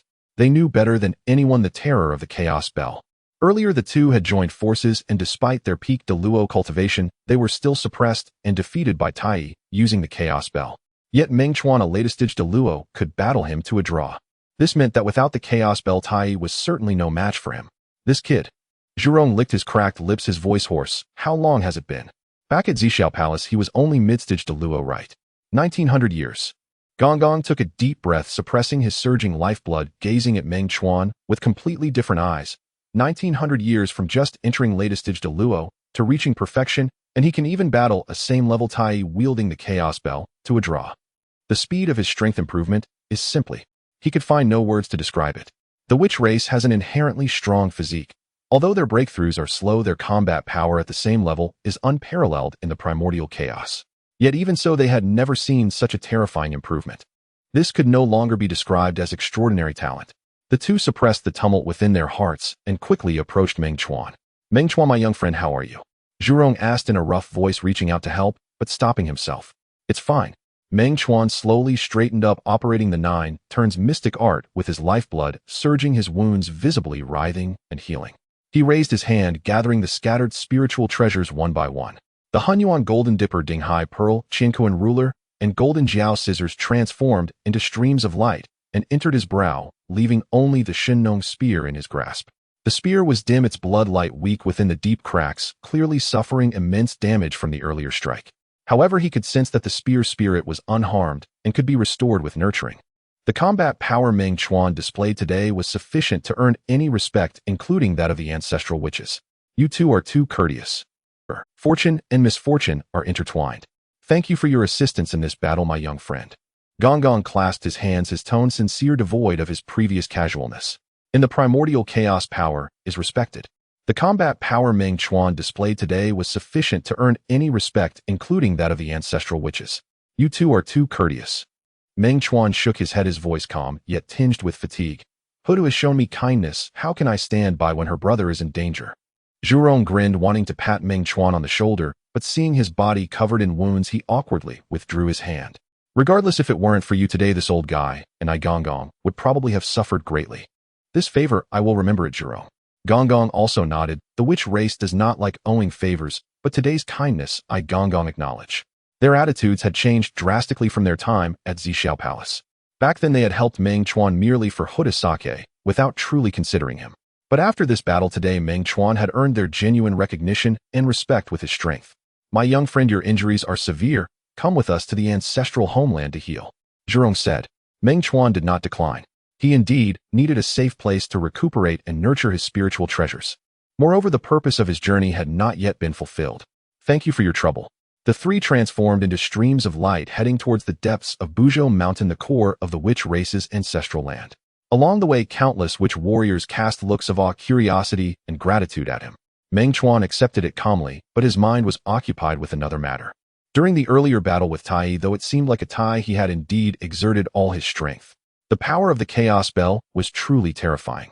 Had it not been for the unique nature of the Shinnong spear, which contained a killing Dao capable of overcoming myriad laws, combined with his perfect latestage de Luo physique and a solid foundation, and the four spiritual treasures sharing the pressure, he would have found it exceedingly difficult to retreat unscathed today.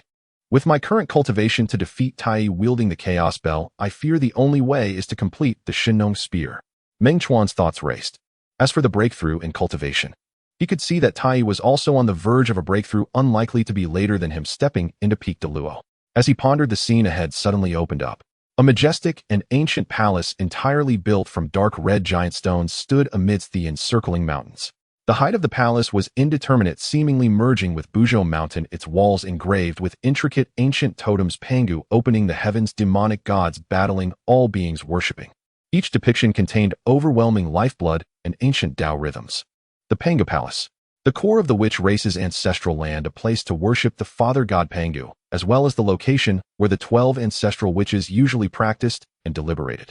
The square in front of the palace was smooth as a mirror, reflecting the light of the sky and the shadows of the clouds. At this moment, several figures were already waiting. The leader, a tall figure with a rugged face clad in animal skins, his bare chest covered in scars and totems, emanated a breath as thick as the earth. He was the leader of the witch race, the ancestral witch of space and speed, Dijiang. Beside him were several ancestral witches with varied appearances. A human face with a bird's body adorned with a green snake earring holding a red snake brimming with wooden energy, Zhu Meng. A human face with a tiger's body cloaked in golden scales with wings sprouting from his shoulders, a snake through his left ear, and riding 2 dragons, Ru Shou. A python-headed humanoid clad in black scales treading on a black dragon entwined with a green python exuding mist, Xian Ming. A beast-headed humanoid with fire snakes piercing his ears and treading on a fire dragon surrounded by blazing flames, Zhurong's brother, the ancestral witch of fire, Wu Hui. An 8-headed human-faced tiger body with 10 tails exuding a bizarre and changing aura, Tian Wu.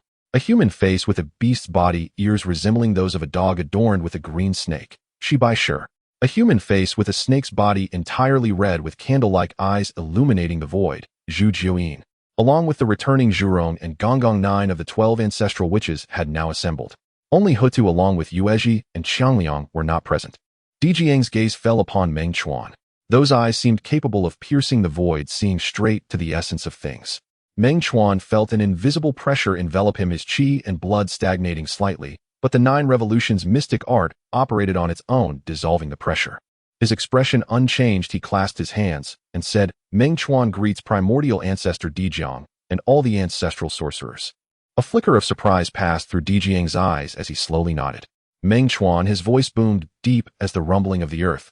I witnessed your battle just now. To fight to a standstill with Tai, who wielded the Chaos Bell, while at the latest stage Great Luo realm. Not bad. His tone was flat, yet the approval within it was unmistakable. Brother Dijiang, you should have seen it. That Tai brat's face was black as coal in the end. Zhurong grinned in high spirits. The Chaos Bell even bore a crack from Brother Meng's spear, though it healed instantly. It was indeed damaged. And Tai himself, though he forcibly held on since he retreated, he must be severely injured. Honghuang added cheerfully. At these words, the other ancestral sorcerers revealed astonishment. They were all too familiar with the Chaos Bell's defenses. In the past, the ancestral sorcerers had fought Tai, and that bell's tenacity had always been a headache. And now it had been damaged by someone at the latest stage Great Luo realm.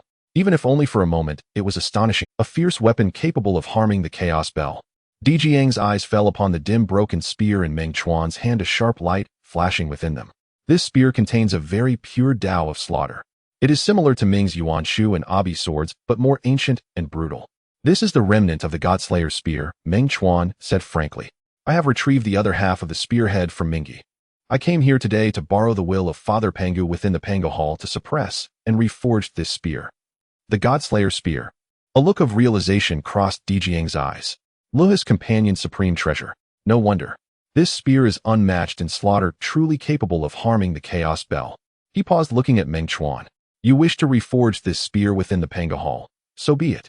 Lady Hota once said that if you came to our ancestral land, all matters could be handled with flexibility. You may enter the Pangu Hall. But reforging the Godslayer's spear is fraught with peril. This spear is a supreme treasure of innate power steeped in excessive slaughter and still carries Luo's lingering demonic thoughts. Even with Father Pangus will to suppress it, you must be able to control its ferocity, or it will backfire, annihilating your soul. Meng Chuan understands. Meng Chuan nodded. I will proceed with caution. Dijiang said, no more stepping aside to clear the path. Your injuries are not light. Enter the hall and heal first. The reforging can wait until you have recovered. Thank you. Meng Chuan strode toward the Pangu Hall. Behind him, Zhurong Honghuang and the other ancestral sorcerers watched him enter. Dijiang said flatly, moreover, to fight the Chaos Bell wielding Tai to a standstill at the latest Dijiang said flatly, moreover, to fight the Chaos Bell wielding Tai to a standstill at the latest stage Great Luo realm. Such strength has earned the respect of our Wu clan. He just said that Lady Hutu was his guide. Rush mused, Lady Huta's temperament is aloof. She does not befriend outsiders easily. For her to value him so highly, this child must possess extraordinary qualities. And Xuanming's voice was cool. The cultivation technique he practices seems to have some connection with Father Pangu. When he circulated his qi and blood just now, I faintly sensed a trace of Father Pangus' aura. The ancestral sorcerers were startled, and upon reflection, it did seem plausible. Could it be? Tianwu mused. No need to delve too deeply. Dijiang waved his hand. Since he is recognized by Lady Hutu and has shown kindness to our Wu clan, he is a friend. As for the rest, time will tell. He looked up, gazing beyond Buzhou Mountain, his eyes profound. Taiyi's retreat today will not be the end. The Yao clan has been making frequent moves lately. They likely have grand schemes afoot. We must prepare early. As for Meng Chuan, since he has entered the Pangu Hall, he is a guest. Spread the word, no one in the Wu clan shall slight him. Yes, the ancestral sorcerers acknowledged solemnly. Inside the Pangu Hall, the moment Meng Chuan stepped through the door, an overwhelming, vast, ancient, and desolate pressure enveloped his entire being. It was not the oppression of force, but an absolute sublimity of life's level and existential essence. It was as if an ant gazed upon the heavens, or a mayfly faced the ocean. Insignificant, humble, yet instinctively inspiring awe and submission. The will of Pangu. Though he had long since transformed into all things, the lingering will of creation within this hall still towered above all beings, above the pinnacle of the great Tao. Meng Chuan took a deep breath, suppressing the turmoil within him, and slowly walked to the center of the hall. The hall was vast, with only a colossal stone statue 100 zhang tall standing in the deepest part. The statue was crude, only vaguely humanoid, with bulging muscles, hands supporting the sky, feet treading the earth, surrounded by chaotic energy currents and the elements of earth, water, fire, and wind surging. Though merely a statue, it naturally exuded a majestic will of creation and the power to shatter the ages. It was akin to the totems in the Wu clan's tribes, yet grander, more real, and more soul-stirring.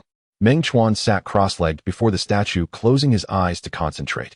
The 9 revolutions mystic art slowly circulated his qi and blood, surging like dragons within his body, mending his injuries. The chaos golden cauldron hovered above his head, its clear light cascading down, purifying the residual Tao resonance of the chaos bell and the backlash of slaughter within him. The calming sea pearl, the cosmic ruler, and the golden scissors also rotated slowly in his dantian, absorbing spiritual energy and repairing themselves. The Godslayer spear lay across his knees, its shaft dim, but at the break between the spearhead and shaft faint dark red light flowed, mutually attracting, yearning to reunite.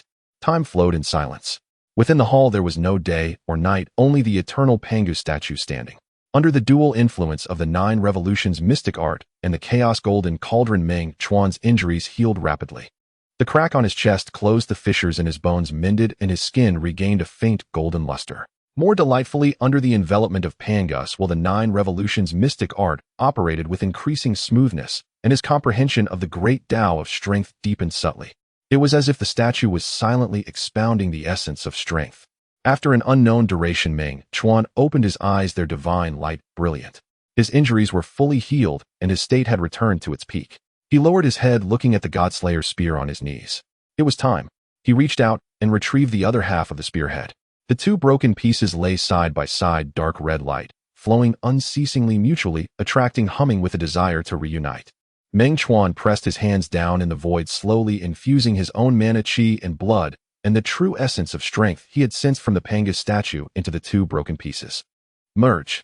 As he uttered the word, the 2 broken pieces trembled violently, slowly floating up and drawing near in midair.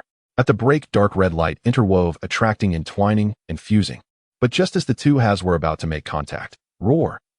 A brutal, frenzied roar filled with endless slaughter and destructive will burst from the depths of the spear, materializing into a ferocious, demonic shadow that lunged at Meng Chuan's soul. The shadow was indistinct save for a pair of scarlet eyes brimming with hatred for all things and a lust for destruction.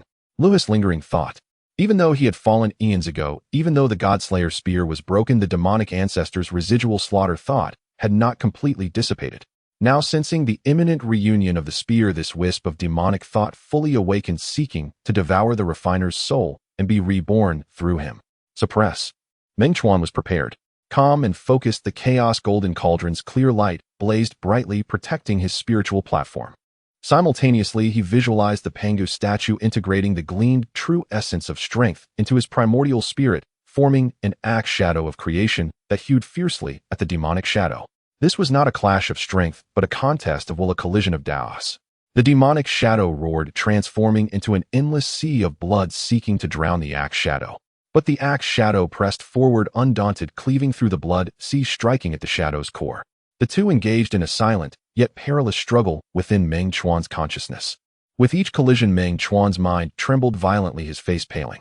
Yet he gritted his teeth, continuously visualizing Pangus creation, constantly driving the true essence of strength. Finally, sizzle. The axe shadow cut through, and the demonic shadow let out an unwilling roar before collapsing, dissolving into specks of dark red light that were devoured and absorbed by the Godslayer spear. The brutal, violent, demonic thought within the spear was completely refined and purified, transformed into the most primordial Tao of slaughter. At the same time, the 2 halves of the spear finally fully joined. A blazing dark red light erupted, dyeing the entire Pangu hall crimson.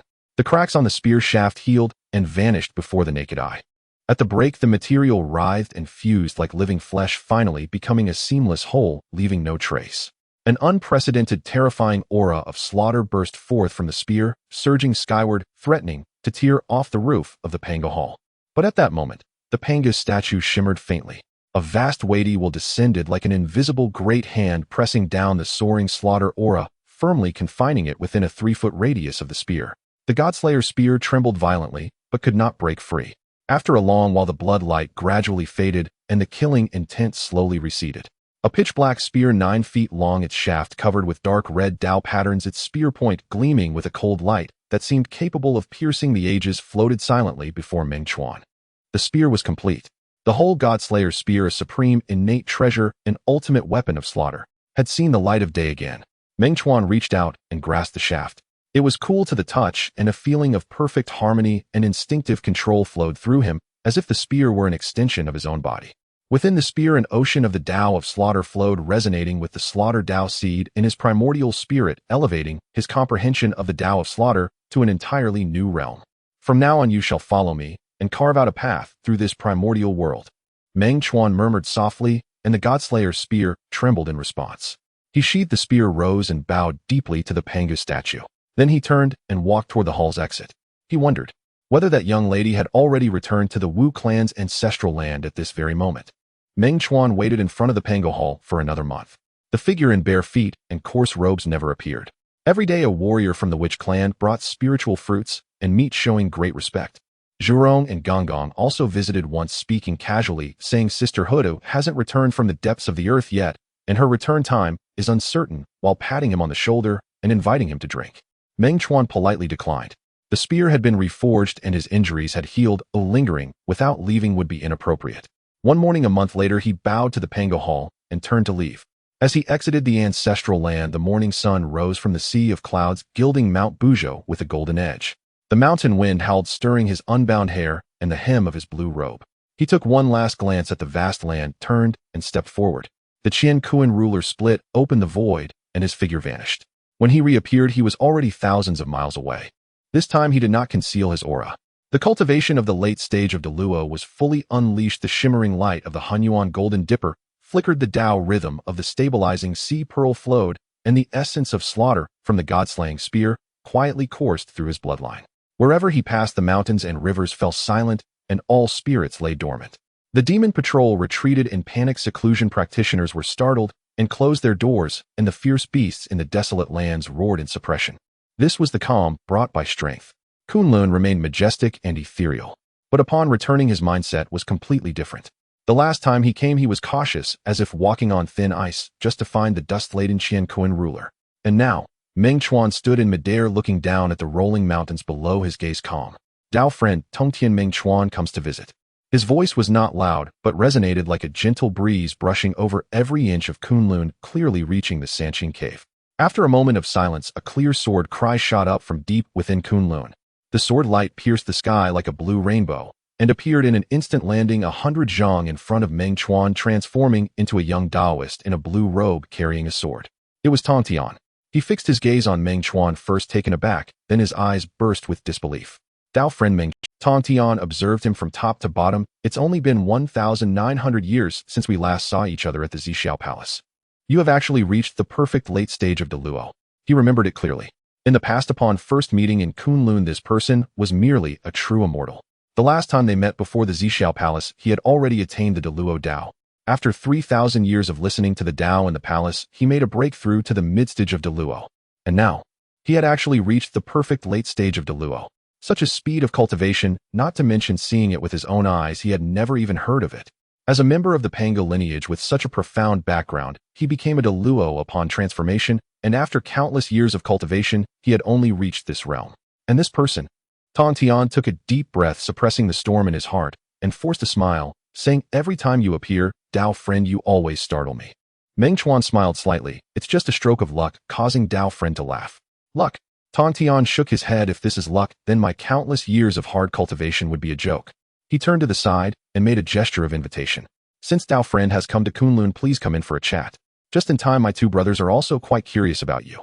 Meng Chuan nodded and followed Tongtian as they transformed into flowing light, descending into the depths of Kunlun. The Sanqing cave, 3 adjacent blessed lands, was arranged in a triangular formation, sharing the ancestral pulse's spiritual essence. Tongtian led Meng Chuan directly into the most ancient cave in the center. The interior was simply furnished with several cushions and an incense burner with smoke curling up. Laozi and Yuanshi were already seated on the cushions. Laozi still wore his gray robe, holding a whisk with his eyes slightly downcast. Yuanshi's expression was solemn, dressed in a black and yellow Dao robe, sitting upright. The moment his gaze landed on Meng Chuan, it felt almost tangible. Upon sensing Meng Chuan's deep and unobstructed aura of the late stage of Deluo, Yuanshi's pupils suddenly constricted, and the hand, holding the jade rui's fingers, turned slightly white. The perfect late stage of Deluo. This kid has actually caught up to the cultivation level of the third brother. How long has it been since then? After the lecture at the Zixiao Palace, he was merely at the initial stage of Deluo, no longer an ant in his eyes, but still not worth mentioning. But now, in Yuanshi's heart, an indescribable feeling of frustration and jealousy spread like a poisonous vine. However, he was very deep-minded, showing no trace on his face, and only nodded lightly. "Dao, friend Meng Chuan, long time no see." His tone was flat, revealing no joy or anger. At this moment, Laozi also opened his eyes, his gaze lingering on Meng Chuan for a moment. In his ancient calm eyes, a rare ripple flashed. The speed of your progress, Dao friend, is rarely seen throughout history. Laozi said slowly, his voice calm. Please take a seat. Meng Chuan sat down on the empty cushion, his expression serene. Tong Tian sat opposite him and smiled. Dao friend, have you come to fulfill the promise from the Zixiao Palace years ago for a discussion on the Dao? Exactly. Meng Chuan nodded. Listening to the Dao at the Zixiao Palace has been very beneficial, but pondering alone has its limitations. I heard Dao friend has profound insights into the sword Dao, so I specially came to seek guidance. I dare not claim to teach, it's just mutual verification. Tong Tian waved his hand, but his eyes revealed an eagerness to try. He was straightforward by nature and preferred to spar and discuss the Dao with others. However, his two brothers Laozi was nonchalant and disliked conflict. Yuanshi was heavy on etiquette and valued status. In Kunlun Mountain, it had been a long time since he had encountered an opponent that would allow him to fully enjoy himself. Before we discuss the Dao, I have a question I wonder if it is appropriate to ask. Laozi suddenly spoke. Dao friend, please go ahead. The cultivation method you practice. Laozi's gaze was profound, as if he could see through illusions. Is it related to the Father God? As soon as these words were spoken, both Yuanshi and Tong Tian were taken aback and looked at Meng Chuan. Meng Chuan's heart stirred, but his expression remained unchanged. Why do you say that, Dao friend? Just now, when Dao friend entered, your qi and blood were circulating, and there was a hint of the Dao rhythm of the opening of heaven. That is not the Dao of the primordial spirit, but the purest Dao of strength, sharing the same origin as the Dao rhythm that the Father God emitted when creating heaven and earth. Meng Chuan was silent for a moment, then calmly said, the cultivation method I practice is called the 9 Transformations Mystic Art, and it does have some connection to the Father God Pangu. He did not elaborate, but those words were enough. The three looked at each other, their eyes flashing with complex emotions. They were transformed from the primordial spirit of Pangu, a continuation of the Father God divine. And this person practiced the Dao of the Father God's strength. No wonder his progress was so terrifying. The thorn in Yuanshi's heart pierced deeper. An outsider who cultivated the Dao of the Father God's strength was almost catching up to them, the authentic disciples of Pangu. I see. Laozi nodded, no longer asking further. Everyone has their own opportunities that cannot be forced. Probing deeper is futile. Since Dao friend practices the Dao of strength and I practice the Dao of the sword, it is just right for verification. Tong Tian laughed, his fighting spirit ignited in his eyes. The extreme of strength can break all laws. The extreme of the sword can also slay all paths. I wonder which is stronger and which is weaker. Meng Chuan also smiled. I was just thinking of experiencing the power of your Qingping sword. Good. Tong Tian stood up, and the Qingping sword flew out from behind him and landed in his hand. This place is too confined to follow me. He transformed into a ray of sword light and dashed out of the cave. Meng Chuan followed closely behind. Laozi and Yuanshi exchanged glances and also stood up to follow. At the peak of Kunlun, above the sea of clouds, Tong Tian and Meng Chuan stood thousands of feet apart, suspended in midair. Below, the sea of clouds churned and distant mountains rose majestically. Friend, please. Tong Tian clasped his hands, the Qingping sword unsheathed half an inch, its clear and melodious ringing resonating through the heavens and the earth. Please. Meng Chuan extended his hand, and the god-slaying spear appeared in his grasp. The spear was pitch black with dark red patterns flowing along its length. The spear tip glimmered with a chilling light, devouring the surrounding illumination. At the moment the complete god-slaying spear manifested, a terrifying aura of slaughter that could wither all things and obliterate all laws erupted with a thunderous roar. The sea of clouds was instantly torn apart, the mountains trembled and birds and beasts took flight. Laozi and Yuanshi's expressions changed slightly. This spear. A hint of wariness flashed in Yuanshi's eyes. The pressure of the complete innate treasure, even without being activated, made them at the peak of Deluo feel a sense of dread. What was even more terrifying was the purity and ancientness of that aura of slaughter, far surpassing the abyssal slaughter of the underworld river, seemingly even surpassing slaughter itself, touching upon the taboo domains of destruction and termination. Good spear. Tongshin's eyes erupted with brilliant light. Instead of being shocked, he was overjoyed. Such a fierce weapon is worthy of a friend. Come. He said no more, completely drawing the Qingping sword, transforming into a streak of blue sword light and piercing directly at Meng Chuan's face. The sword light was as swift as lightning, unmatched in sharpness, the tip glimmering with cold light, already locking onto Meng Chuan's aura. Meng Chuan's expression was calm, gripping the spear with both hands, facing the sword light and thrusting the spear forward. The spear moved silently, yet a condensed dark red bloodline tore through the void, colliding precisely with the blue sword light. Clang! The sound of metal clashing erupted, and a terrifying shockwave rippled across the sea of clouds. Both figures swayed simultaneously, then launched their next attacks. The sword light poured down like rain, the spear shadows moved like dragons. Tongshin's sword techniques were exquisite, each strike containing a fierce intent to sever causality and obliterate the void. The sword light was unpredictable, the offensive like a tidal wave. Meng Chuan's spear technique was remarkably simple, every thrust aimed directly at the vital points, shattering finesse with brute force. He did not use his full strength, only responding with 70% of his cultivation, the spear's momentum solid and heavy, blocking Tongshin's assault without a single gap. Clang, clang, clang. The sound of metal clashing was dense as rain, their figures flickering rapidly in the void, each collision shattering space, the rhythm of the Tao fracturing. In the blink of an eye, hundreds of exchanges had passed. Tongshin's frown deepened with each battle. He could feel that although Meng Chuan's spear techniques were strong, he was always holding back, as if an invisible wall was blocking all his sword light without truly retaliating. Friend. Tontian suddenly stepped back, standing with his sword, a hint of displeasure flashing in his eyes. You are not giving your all. Meng Chuan sheathed the spear, his expression calm. Your sword techniques are exquisite. I am merely savoring them carefully. Savoring? Tontian shook his head, his tone serious. I invited you for a spar to verify the great Tao and seek a chance for breakthrough. If you are holding back out of concern, what is the meaning of this spar? He pointed his sword at Meng Chuan, his gaze intense. Please, friend, go all out. Meng Chuan looked into Tongshin's eyes, seeing the pure, undeniable battle intent. He paused for a moment before slowly nodding. Good. He said, no more gripping the god-slaying spear tightly once again. The aura around him suddenly shifted. The previously solid and heavy feeling dissipated, instantly replaced by a terrifying intent to sever all things and obliterate all laws. The full power of his perfected latestage de luo burst forth. The light of the primordial golden dipper flickered, the Tao rhythm of the sea stabilizing pearl flowed, and a vast force of vitality, like the unshakable mountain, rose from within him.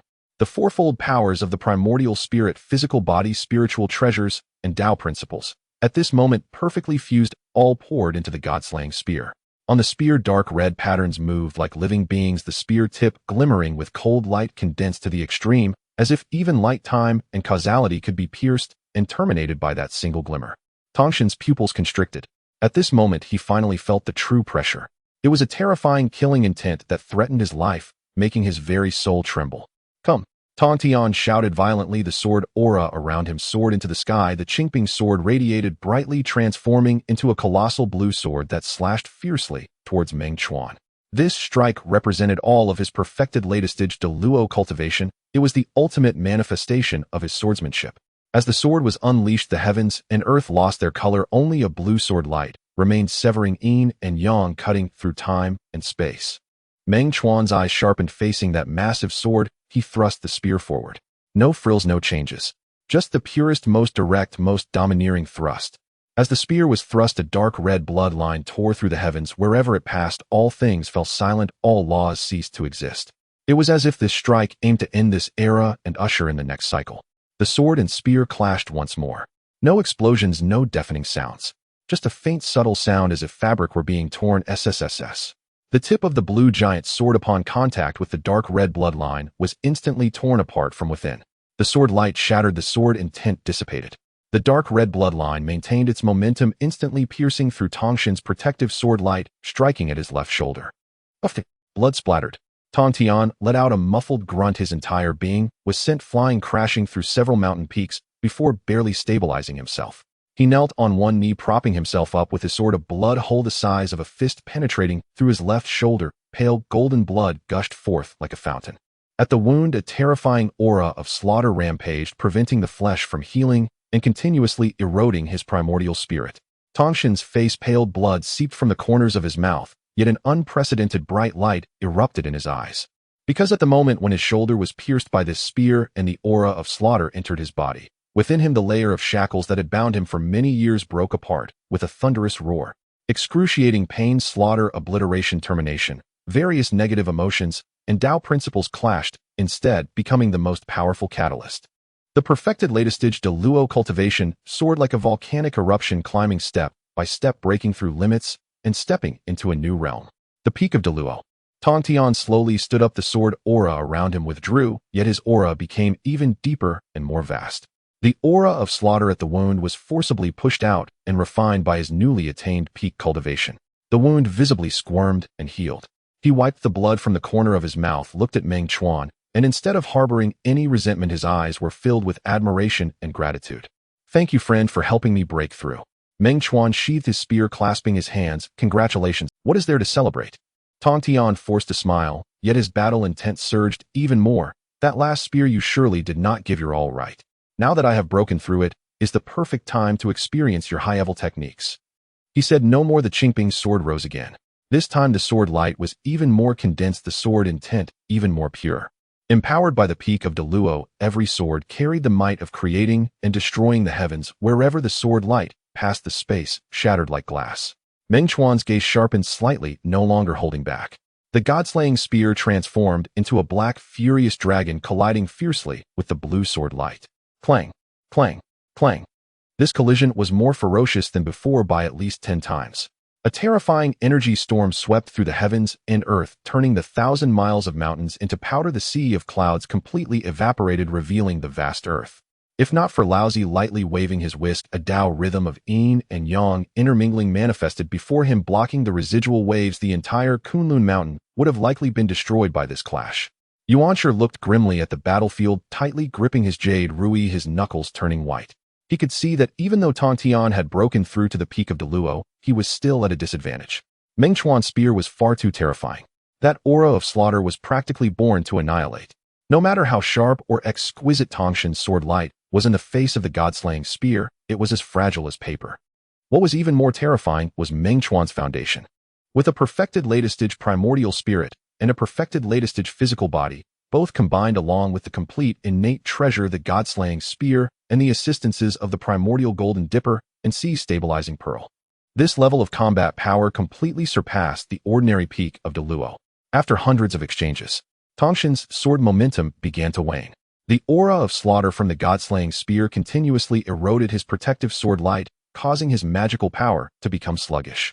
Meanwhile, Meng Chuan's offense flowed like the Yangtze River, relentless. Each thrust was heavier than the last. Finally, clang! A sound that shook the heavens erupted. The Qingping sword was knocked away by the god-slaying spear, the spear tip, like a venomous dragon emerging from its den, aiming for Tongshan's throat. Tong Tian retreated violently, but the spear tip shadowed him, always remaining just 3 inches from his throat. He changed his figure 7 times, employing 13 sword techniques, yet he could not shake off that deadly cold glimmer.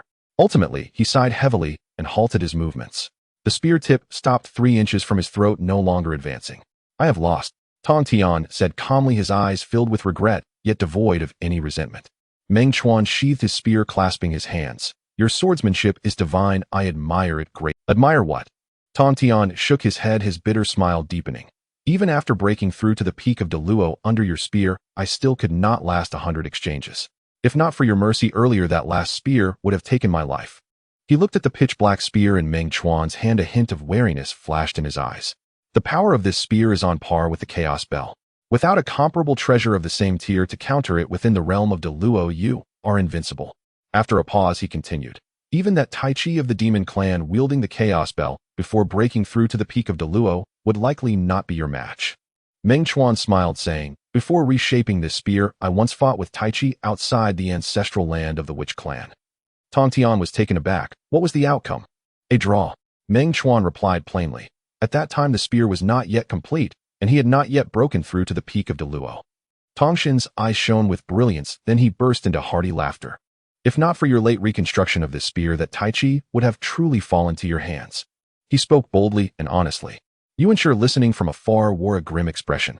He was also at the peak of Deluo now, but he had no supreme treasure in hand. If he faced Meng Chuan, he had no confidence at all. No, it was an absolute defeat. This realization made the thorn in his heart almost pierce through his chest. Laozi remained calm in expression, but the undercurrents in his eyes were far from settled. This child has already formed a climate. In the future wilderness, he will certainly have a place. Today's discourse on the Tao has been immensely beneficial.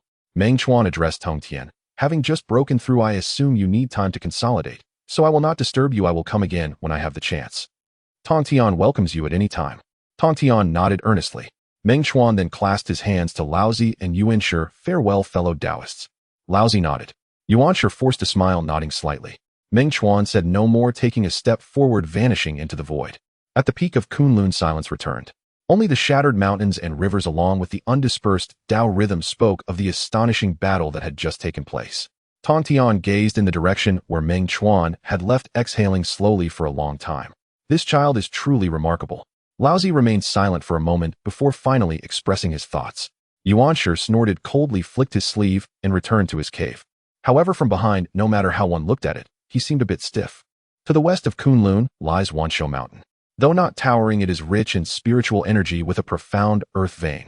The mountain is lush with greenery and ancient trees reaching towards the sky. Occasionally one can see white cranes carrying herbs and spiritual deer resting on stones, creating a serene and tranquil atmosphere starkly different from the rugged majesty of the Buzhou Mountain. Halfway up the mountain, there is a Taoist temple built against the slope with blue tiles and white walls. In front of the temple stands a peculiar tree towering 1,000 feet, its branches and leaves forming a lush canopy. The tree's trunk reveals Tao patterns brimming with vitality. It is the innate spiritual root, the ginseng fruit tree. Beneath it a stone tablet reads, Wanshou Mountain Honghuang Temple. Meng Chuan landed in front of the temple, adjusting his attire. His visit was not a whim, but a deliberate intention. The Earth Book, transformed from the membranes of heaven and earth, possesses unparalleled defense and can also support the land and refine earth veins. If the Hutu is to evolve through cycles in the future, it must rely on this treasure as a foundation to achieve complete virtue and become the supreme saint of the earth, competing with Hongjun, who embodies the heavenly Tao. This matter concerns the path of Hutu and also influences the future landscape of the primordial world. Meng Chuan must plan ahead and establish a good relationship with this future ancestor of earth immortals. As for Hongyun, he sighed lightly in his heart. This person has a pure heart, but is destined to be entangled in calamities. If he can befriend Jin Yuanzi, perhaps he can secure a glimmer of hope during the great tribulation to come. Just as he was contemplating, the temple door creaked open. A young Taoist boy with twin buns peeked out, about 11 or 12 years old, his lively eyes curiously gazing at Meng Chuan. Esteemed senior, what brings you to our Honghuang temple? The boy's voice was crisp, neither servile nor overbearing. I am Meng Chuan, here to visit my friend Jin Yuanzi, please inform him. Meng Chuan. The boy blinked, suddenly brightening.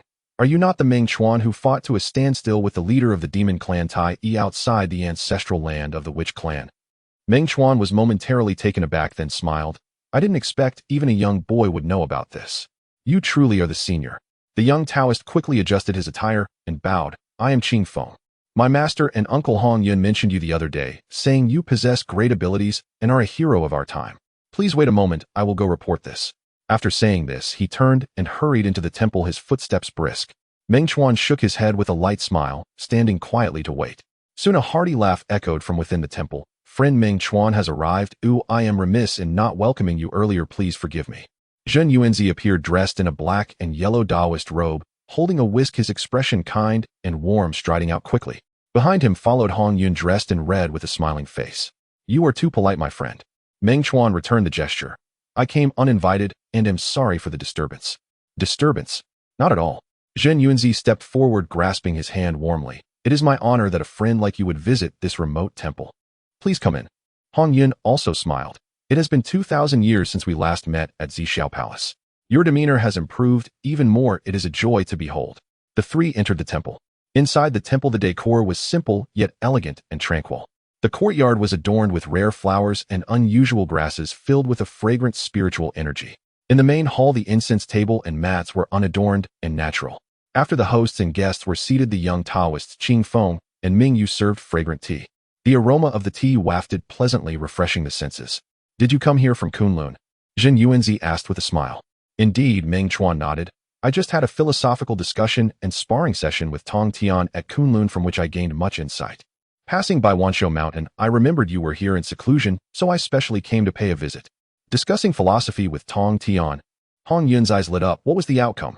He has mastered the sword Dao to the divine level and was already at the late stage of the Luo when we were at Zhixiao Palace. He must have advanced even further now. Jin Yuanzi also cast an inquiring glance. Meng Chuan pondered for a moment, then said, Tong Tian has indeed broken through to the pinnacle of the Luo.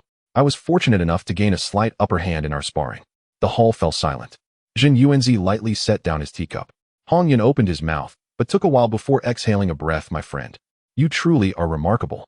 He and Jin Yuanzi had both broken through to the mid-stage of the Luo, after 2,000 years of diligent cultivation, barely touching the threshold of the late stage.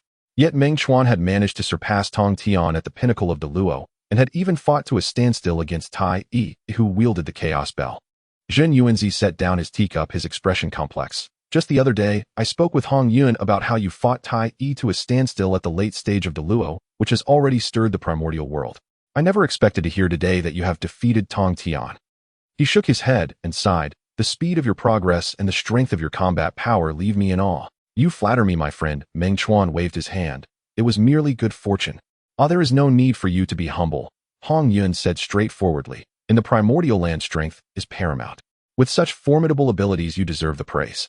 To speak frankly, it is embarrassing. During our time at Zixiao Palace, we were of the same realm, yet now I have been left far behind by you.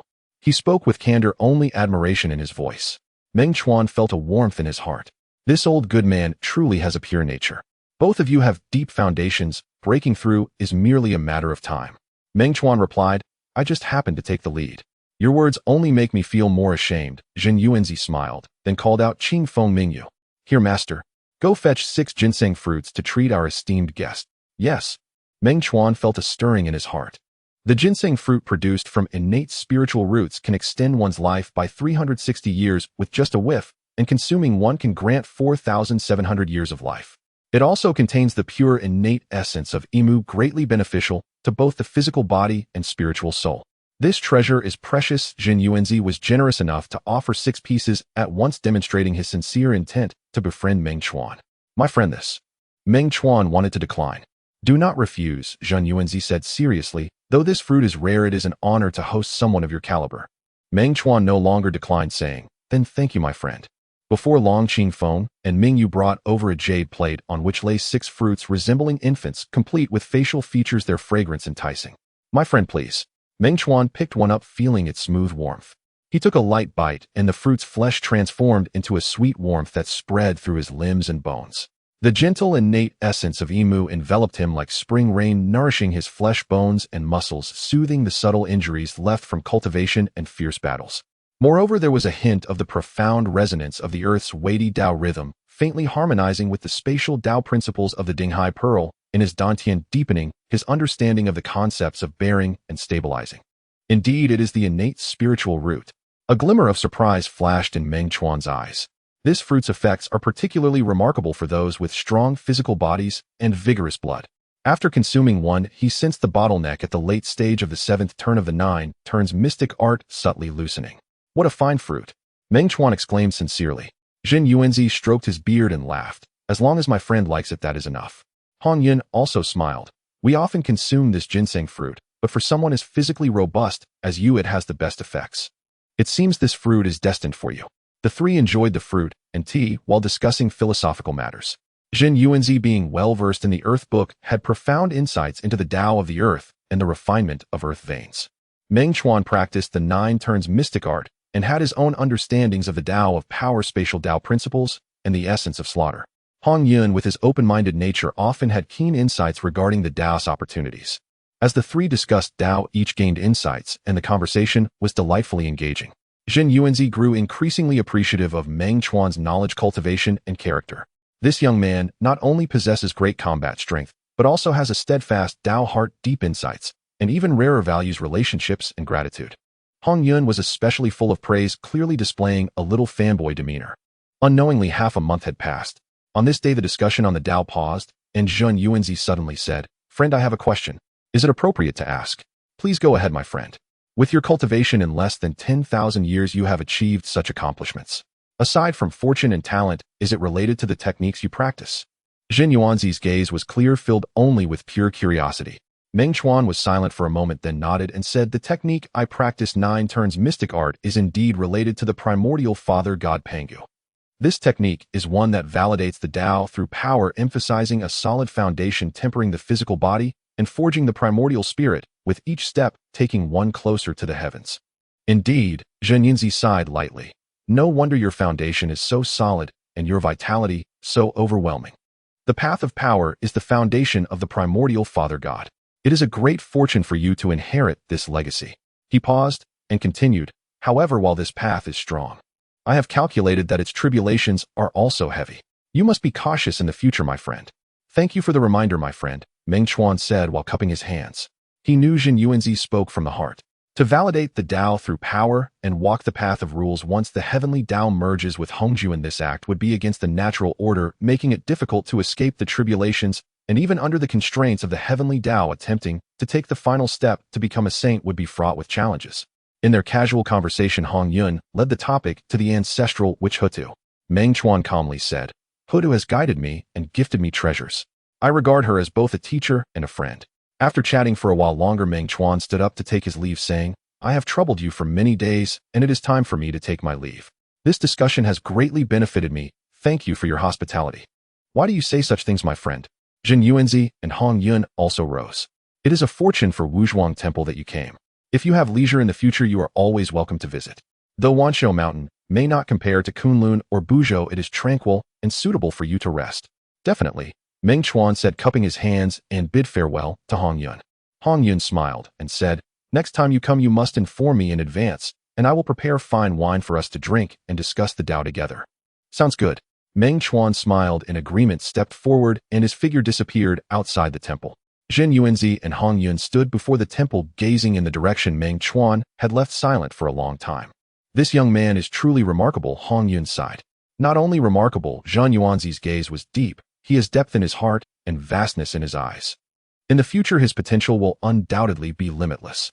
Meanwhile, deep within the primordial earth, at the convergence of endless earth veins, Hutu stood barefoot between the boiling magma and the cold earth marrow, her aura circulating, completely isolating the fiery earth and the deep cold. She had been exploring here for 1,000 years.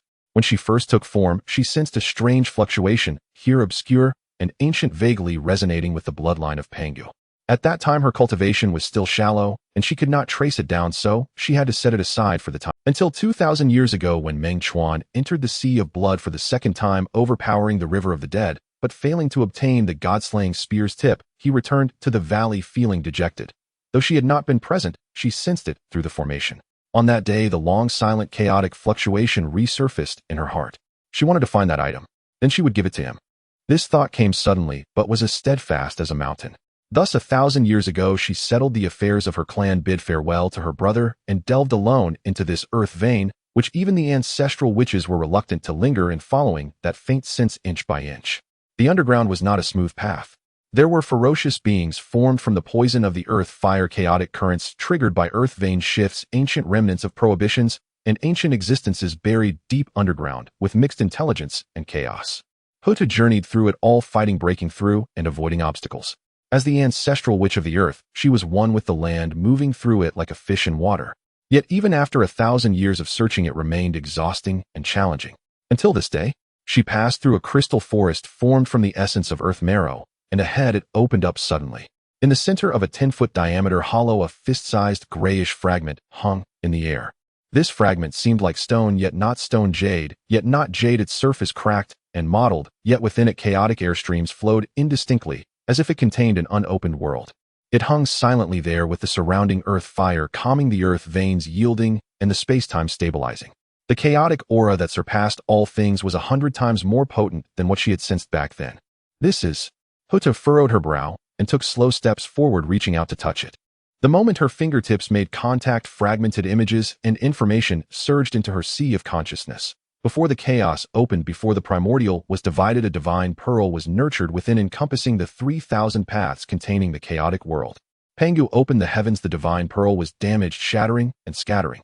The largest fragment fell into the earth's core with the opening of the primordial, experiencing countless calamities, nourished by the earth veins gradually gaining sentience. A fragment of the chaos pearl.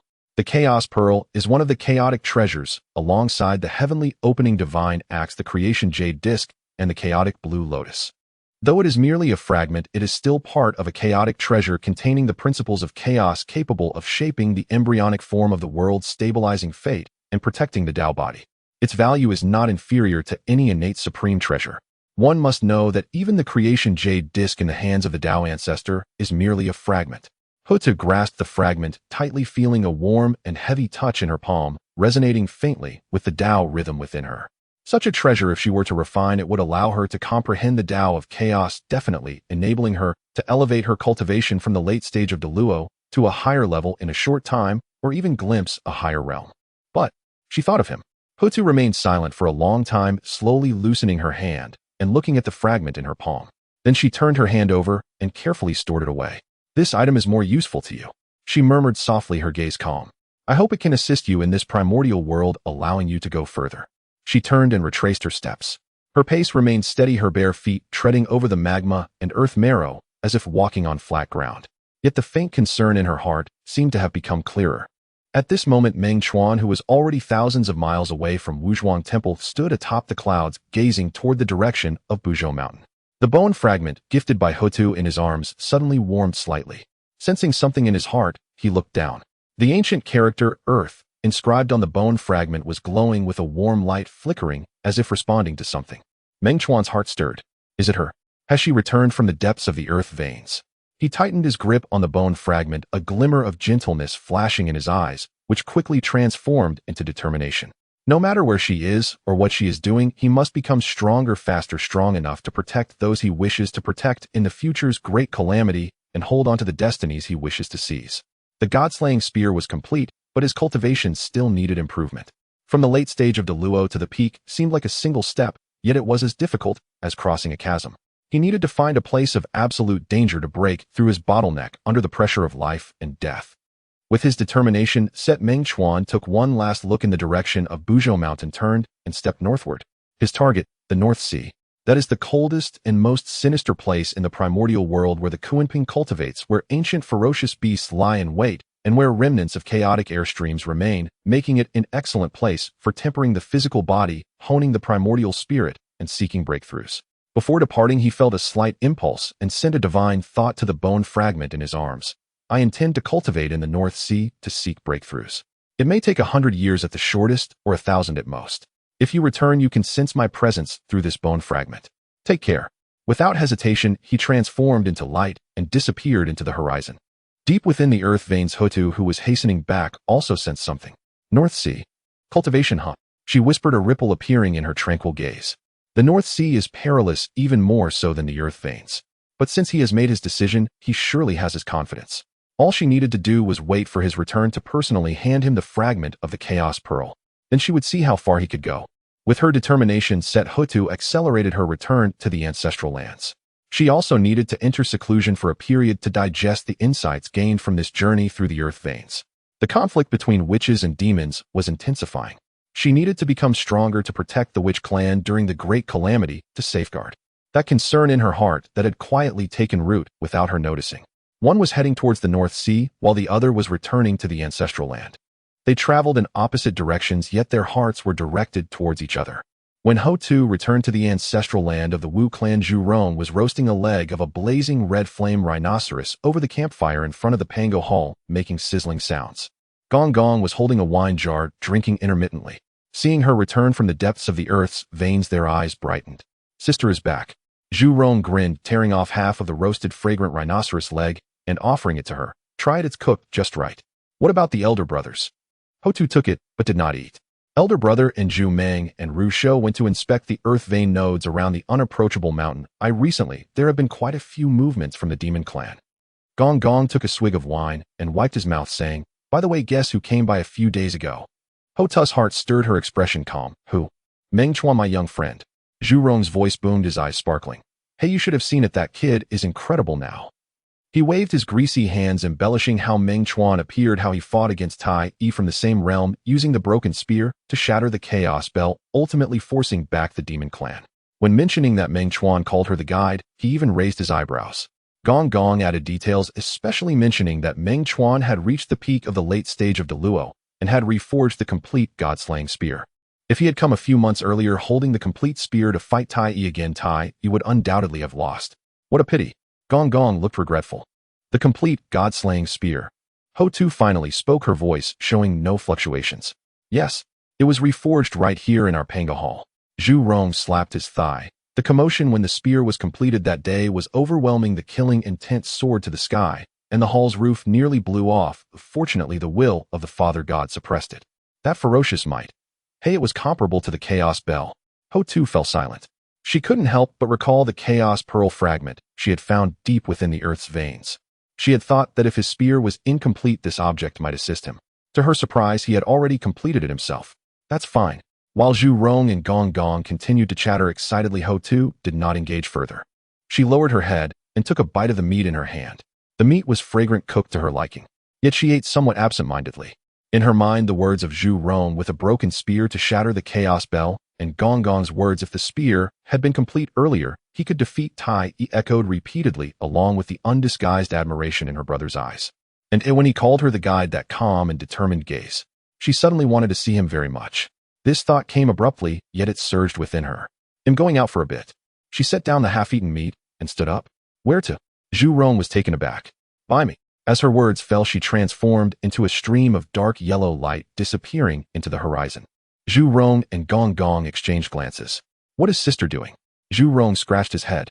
"Hey." Gong Gong suddenly smiled widely, lifting the wine jar to take a big gulp. "Good thing, good thing." In the Sea of Biming, the northernmost land of the wilderness, the sky was gray and the sea was dark.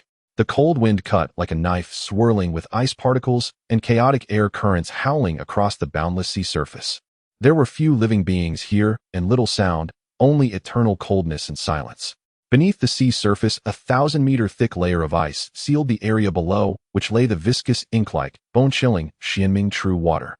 Meng Chuan was seated cross-legged in an ice cave deep within the true water. The Honghuang golden dipper hung overhead, casting a clear light that isolated him from the extreme cold. The Dinghai pearl evolved into the 24 celestial forms, creating a stable space. The Qian Kuan ruler stabilized the void, preventing the chaotic air currents from intruding. The god-slaying spear lay across his lap, its body pitch black with dark red patterns slowly flowing, absorbing the chilling and lifeless energy of the place, refining the killing principles within the spear. The seventh turn of the 9 turns mystic art was operating at its peak, with his vitality burning like a furnace, resisting the cold of the Xianming true water. With each surge of vitality, it was refined even more in the extreme cold. Within his nascent soul, 3-colored Dao flowers slowly revolved, absorbing the remnants of Dao rhythms within the chaotic air, attempting to deduce a higher realm. Reaching the peak of the late stage of the Luo seemed like a step, yet it required a deeper integration and elevation of his own Dao. He had lingered at the threshold for a long time. The accumulation was sufficient and the comprehension was enough. He only lacked a slight opportunity. Perhaps a life-and-death battle was needed, or some external stimulus. Just as he was deep in thought, the bone fragment at his heart warmed slightly. Following that, a familiar and heavy aura appeared above the surface of the Biming Sea. Meng Chuan was taken aback, a hint of surprise flashing in his eyes. How did she come here? With a movement of his figure, he broke through the Xianming true water and appeared on the ice surface. Ho Tu stood barefoot in the snow, her linen clothes slightly fluttering in the cold wind. Seeing him appear, her calm gaze met his, and she nodded. "You came," Meng Chuan said. Ho Tu replied softly, her gaze sweeping over him. Seeing his aura steady and unharmed, the hint of worry in her eyes quietly dissipated. "It's extremely cold here, we shouldn't stay long. Follow me." Meng Chuan led her to the ice cave, using the Honghuang golden dipper's clear light to create a warm space. The two sat facing each other in the ice cave. For a moment there was silence. "I've heard from my elder brothers," Ho Tu spoke first. "You fought against Tai from the same realm with a broken spear to shatter the chaos bell." "It was a stroke of luck," Meng Chuan said. "To be able to injure the chaos bell, it is not merely luck." Ho Tu shook her head and paused before saying, "I've heard that after the battle you reforged the complete god-slaying spear." "Very good." Meng Chuan looked at her suddenly, saying, "You didn't come all the way here just to say this, did you?" Ho Tu fell silent for a moment and then flipped her hand. A grayish fragment covered in cracks lay quietly in her palm. The moment the fragment appeared, time and space within the ice cave seemed to freeze for an instant. The chaotic air currents paused, and the Xianming true water receded slightly. An aura surpassing all things and encompassing the 3,000 Dao quietly spread. Meng Chuan's pupils constricted. "What is this?" "A fragment of the chaos pearl." Ho Tu's voice was calm. "I found it deep within the earth's veins. It may be beneficial for your cultivation." She offered the fragment. Meng Chuan did not take it. He looked at her calm eyes, which contained no reluctance, no hesitation, only tranquility. A fragment of a chaos supreme treasure is invaluable, equaling that of a complete innate supreme treasure. If she refines it and comprehends the Tao of chaos, her cultivation will surely advance and her path will be smooth. Yet she casually offered it to him. From the ancestral land of the Wu clan, crossing billions of miles to reach Biming just to give him this object. Moreover, she had already spent a millennium deep within the earth's veins before she left the ancestral land just to find it. "This object is too precious," Meng Chuan said slowly. "You should keep it for yourself." "I have no use for it." Ho Tu shook her head. I cultivate the Tao of the earth, and its rhythms do not align with this object. You cultivate the Tao of strength encompassing all, and perhaps you can use this to comprehend the true meaning of chaos and break through your bottleneck. This excuse was too forced. All paths emerge from chaos. How could the Tao of earth not align with the chaos supreme treasure? Ho-Tu paused before saying, since you call me the guide, I must do what a guide should do. Meng Chuan's heart. He looked at the barefoot girl in linen before him, watching the clarity and tranquility in her eyes, and suddenly felt that any refusal seemed like blasphemy. He extended his hand and took the fragment. It felt warm and heavy in his palm, resonating with the Tao rhythms of chaos, subtly echoing the insights of the Tao of strength within his nascent soul. Indeed, it was a supreme treasure. Thank you, he said solemnly. Ho-Tu slightly shook her head, saying no more. Yet Meng Chuan suddenly remembered something, and a thought crossed his mind. A beam of golden light flew out from his forehead, landing in his palm, transforming into two interwoven and overlapping strange weapons resembling the tail of a dragon. It was the long-idle golden Jiao cut. This item holds little value for me now. Meng Chuan handed over the golden mantis scissors. You cultivate the Yuan Shun, and this treasure can serve as your protection. I know you do not favor conflict, but having an additional spiritual treasure for defense is always beneficial.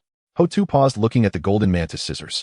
A supreme innate spiritual treasure, it is indeed a rare treasure in today's primal world. Is he truly giving it to her? This item is precious, she instinctively replied. It cannot compare to the fragments of the chaos pearl. Meng Chuan interrupted her gently, placing the golden mantis scissors in her palm. Accept it. Consider it. A small token of gratitude from the guide. Ho-Tu fell silent for a moment and no longer declined. She reached out and grasped the golden mantis scissors. Grasping the weapon, the sharp aura of slaughter flowed around her, yet did not repel her. Instead, it subtly resonated with her tranquil and profound Yuan Shun. This treasure indeed possesses spirituality. Ho-Tu spoke softly.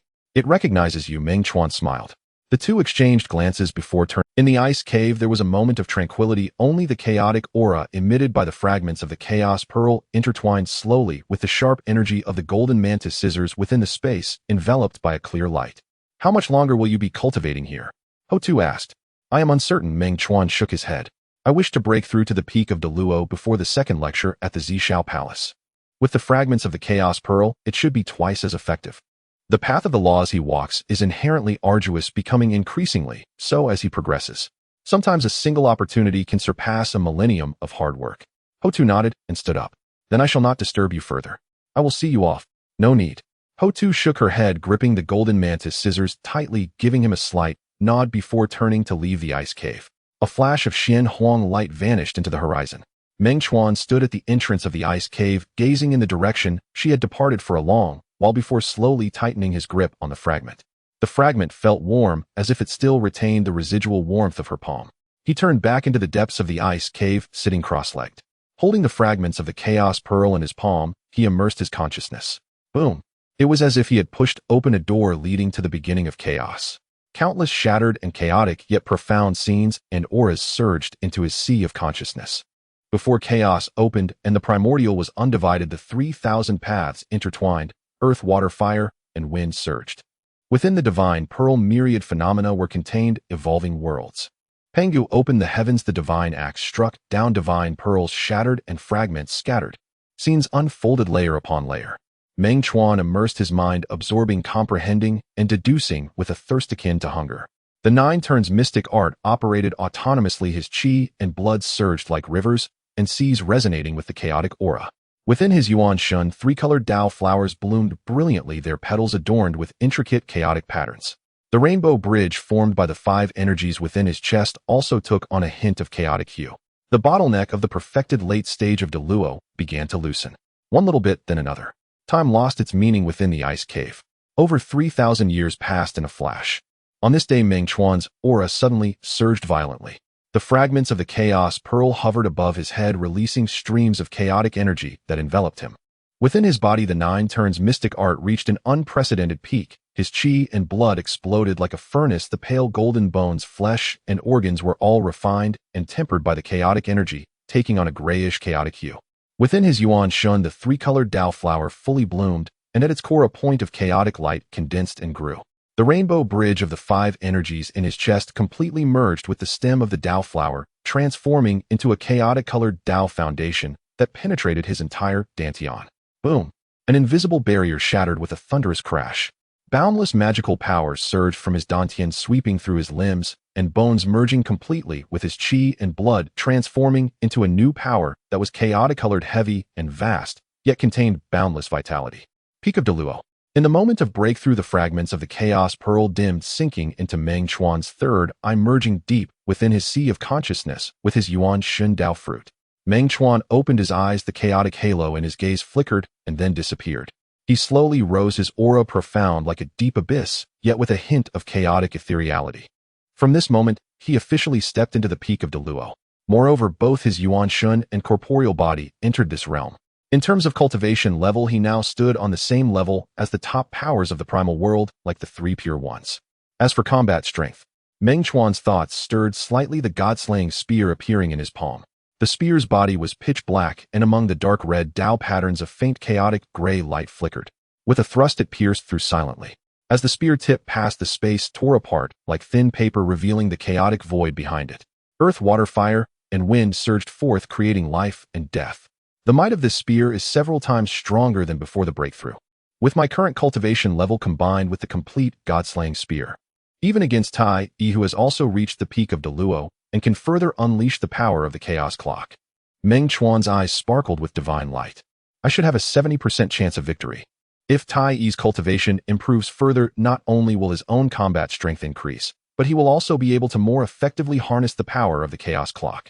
After all, the Chaos Clock is a supreme treasure of the heavens, and only those at the peak of Croissant can fully exhibit its abilities. Of course, the god-slaying spear of his is the same. If I can borrow the power of the fragments of the Chaos Pearl to evolve a prototype of the chaotic world for suppression, the outcome may no longer be in doubt. He restrained his aura and stepped out of the ice cave. Above the North Sea, the cold wind still howled, freezing the land for miles. But in his eyes, this desolate place now bore different colors. The fragments of the Chaos Pearl deepened his understanding of chaos, evolution, and inclusiveness. Looking at the heavens and earth, he realized that all things have their principles and all laws have their sources. It is time to leave. Meng Chuan looked toward the skies. Counting the days, the second lecture at the Zishao Palace is about to begin. This time the lecture will be on the path of Croissant. That is the true path to touch the threshold of the primordial unity, not to be missed. It is time to set off. She will probably go too. A gentle glimmer crossed Meng Chuan's eyes as he thought of her serene face. She cultivates the Yuan Shun, and the teachings at the Zishao Palace will greatly benefit her. Moreover, he lowered his head, looking at his palm. The bone fragment, gifted by Ho-Tu, radiated warmth. It seemed to be looking forward to their next meeting. Meng Chuan no longer hesitated and stepped forward. The Qian Kuan ruler split the void, and his figure vanished within. Destination: chaos beyond the skies, the Zishao Palace. This time he will attend this grand primal feast in the guise of one of the top powers of the primal world. Mount Buzhou, the ancestral land of the Wu clan. Ho-Tu sat cross-legged in the quiet stone chamber, the golden mantis scissors lying across her knees. Her fingertips lightly brushed over the cold blade, sensing the sharp aura of slaughter within. This treasure indeed resonates with her Yuan Shun, and the refining process has been smooth. After over 3,000 years of acclimation, it has been thoroughly refined. He should have broken through by now, right? Ho-Tu gazed towards the north, a ripple appearing in her calm eyes. The fragments of the Chaos Pearl should help him take that step. As for the second lecture at the Zishao Palace, she stood up, walked to the window, and looked towards the horizon. It is also time for me to set off. Perhaps I will encounter him again outside the palace gates. With this thought, a faint smile unconsciously curved her lips. Turning around, she put away the golden mantis scissors and stepped out of the stone chamber barefoot. Elder brother, I am going to the Zishao Palace to listen to the teachings. She found Di Jiang and got straight to the point. Di Jiang nodded, not asking further, only saying, be careful. The demon clan has been making frequent moves recently, and Tai Di Jun and others are sure to go as well. I understand. Ho-Tu replied, her figure transformed into a stream of Honghuang light soaring into the sky towards the chaos beyond. Meanwhile, on the Sun Star in the Sun God Palace, Tai Yi slowly opened his eyes, the crimson gold light in his gaze flickering, his aura more profound and vast than 1,000 years ago. Peak of Deluo, golden immortal. Since his battle with Meng Chuan ended in a draw, he had secluded himself several times, enduring over 3,000 years, finally taking this step. Meng Chuan. He muttered the name softly, his eyes cold as ice. This time at the Zishao Palace's second lecture, I will let you truly witness what the real difference is. He stood up and stepped out of the divine palace. Behind him, the chaos clock rang lightly, its toll echoing across the vast clouds. Mount Buzhou Kunlun Blood Sea Honghuang Temple North Sea Western Lands. Waves of powerful auras surged skyward, transforming into streams of light, converging toward the chaos beyond. The second lecture at the Zishao Palace is about to begin. The top tier of the primal world's powers are gathering once more. This time the lecture will be on the path of quasi-saints. The gate of primordial unity has slowly opened. Whoever can step in first will gain the upper hand in the future primal chess game. This time Hutu ventured alone to the chaos beyond the heavens. Zhu Juyin Zhurong and the others had been lulled to drowsiness during the last lecture. No matter how she urged them, now they merely waved their hands. Sister, that Tao ancestors' discourse on the primordial spirit Tao sounds like heavenly scripture to us. Would only doze off and make fools of ourselves. You go ahead. If you gain anything upon your return, just share it with us. Hutu offered no further persuasion and set off alone. Barefoot she trod upon the clouds, her hempen robe fluttering slightly in the chaotic currents. The closer she drew to the outer heavens, the more violent the chaos became. Gale winds were like blades, turbulent currents like tides, earth, water, fire, and wind surged forth from nothingness, evolving into a maelstrom of destruction. This resistance was several times stronger than before the first lecture at Zishao Palace. None but a Tai golden immortal could approach Zishao Palace. Even an early-stage Tai, without a heavy treasure to protect their body, faced the peril of falling. The threshold for the second lecture at Zishao Palace had risen. Huda's expression remained serene. The profound Tao rhythm of Honghuang swirled around her heavy as the great earth repelling, absorbing, and converting the surging currents into her own use. The golden scissors hung at her waist, their sharpness concealed. Only when passing through a few treacherous rifts in space-time did they tremble, slightly cutting open the path ahead. The journey was uneventful. Yet just as she was about to breach the barrier of the primordial world and step into the outer chaos, dong! A bell toll, without warning, resounded from the chaos ahead. Where the bell's sound passed, space-time froze, and the surging chaotic currents fell still. A figure in crimson and gold strode forth from the depths of the chaos. Clad in battle armor, valiant and erect, bearing an ancient small bell in hand, it was Tai. He blocked the path, his gaze cold and piercing like two blazing suns locking onto Hutu. Hutu ancestral, which you are well, I trust. Tai spoke, his voice flat, yet carrying an undeniable authority. Hutu halted, looking at him, her expression unchanged. Daoist Tai, why do you block my way? Block your way. A cold arc curled at the corner of Tai's mouth. I am not blocking your way. I am seeking a lesson. His gaze fell upon the golden scissors at Hutu's waist, a strange glint flashing in his eyes before deepening into an even colder chill. 3,000 years ago, outside the Wu clan's ancestral lands, that junior who called you the guide used a remnant spear of Godslayer to crack my chaos bell and fought me to a standstill. After returning, I often pondered. A mere junior with a remnant spear could match me. What manner of brilliance must his so-called guide possess? Today, by fate's coincidence, I wish to test the ancestral witch's skill to see just what metal lies in one honored as a guide by such a figure. As his words fell, several auras flickered into being within the surrounding chaos, halting at a distance to observe. They were all great cultivators journeying to Zishao Palace to hear the Tao. Among them were the Yaozus Jiming and Ingzhao loose cultivators at the Deluo realm, and the two Westerners Jane and Junti standing afar with countenances of suffering, yet eyes gleaming with sharp light. It's the Yaozu leader Tai, and the Wu clan ancestral witch Hutu. Is Tai seeking to reclaim his honor? Still brooding over the stalemate with Meng Chuan 3,000 years ago, now taking it out on Hutu, Meng Chuan's guide on the Tao path. Though Hutu is powerful, Tai has clearly reached the peak of Deluo, and with the chaos bell in hand. This battle bodes ill for her. Low murmurs circulated subtly in the stagnant space-time. Hutu listened, her expression still serene. She looked at Tai and spoke slowly. If you wish to fight, then let us fight. No superfluous words, no explanations, no retreat. A cold light flashed in Tai's eyes. He said no more, taking a step forward, his form appearing 100 zhang before Hutu. He clenched his left fist, gathering crimson gold light into 100 zhang great sun, and slammed it down fiercely. With the punch, a great sun blazed across the void, incinerating all things. Space-time itself congealed and twisted. From the very first move, it was a full-force strike from a peak Deluo. Hutu's gaze sharpened. Without dodging, she raised her right hand, curled her fingers, and threw a punch of her own. The blow carried no light, only a profound fist, intent heavy, as Buzhou Mountain bearing all things, transforming into a stream of Honghuang qi that met the crimson gold sun. Boom! The collision of fists unleashed a terrifying storm of energy, churning the surrounding chaos into utter disarray. Hutu's form swayed, retreating 3 steps, ripples spreading beneath her feet across the void. Tai retreated only a single step, surprise flashing in his eyes. Fine punch. Excellent force. He laughed heartily, his battle intent blazing even fiercer. Again, he advanced once more, his fists raining down like a storm. Crimson gold fist shadows filled the sky, each punch imbued with the solar true fire that could burn the seas and boil the heavens, while space-time principles coiled around, sealing all of Huda's avenues of escape. Huda's expression was calm. She swung her fists, blocking and striking, each movement heavy as the great earth bearing all, receiving Tai's onslaught completely. Clang, clang, thump, boom. The dense, thunderous sounds of fist meeting flesh echoed. Two figures flickered at blinding speed through the chaos. Every exchange caused the chaos to explode, unleashing earth, water, fire, and wind, evolving scenes of destruction. 100 moves passed in an instant. Tai's fist momentum suddenly shifted. He ceased his forceful assault, drifting back, raising his right hand as the chaos bell in his palm gently swayed. Dong! The bell tolled again. This time the sound no longer merely froze space-time. It carried a terrifying Tao rhythm that reversed yin and yang, toppling heaven and earth. Where the bell's sound passed, Hutu felt her blood energy flow in reverse, her mana churn, her primordial spirit tremble, and the scenes before her eyes twist in disarray. Suppress. Tai uttered a low shout. The chaos bell left his hand, swelling with the wind into a Tintha giant bell suspended high above. Its mouth faced downward, and endless chaotic currents cascaded down like billions of chains seeking to utterly suppress and refine Hu. Golden scissors forth. Huta cried out softly.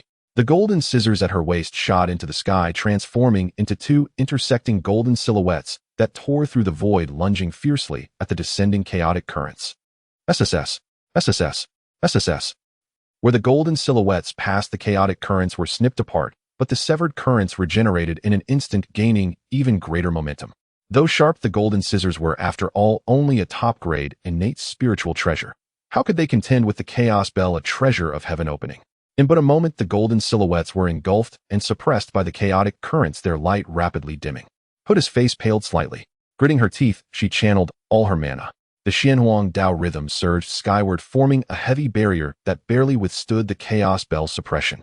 Ancestral Witch Hutu, is this all you have? Tai stood aloft in the void, holding the chaos bell, his gaze cold. If this is your limit, then today, it ends here. He formed hand seals, and the chaos bell trembled again. Dong! This time the bell's sound coalesced into a solid pillar of crimson gold light, descending from the bell's mouth, ignoring the Honghuang barrier, and blasting straight toward Huda's brow. Where the pillar of light passed, space-time annihilated, and all things turned to nothing. Huda's pupils contracted sharply. She summoned the golden scissors back in defense with all her might, while her hands formed seals, condensing the Honghuang Tao rhythm into an ancient shield before her.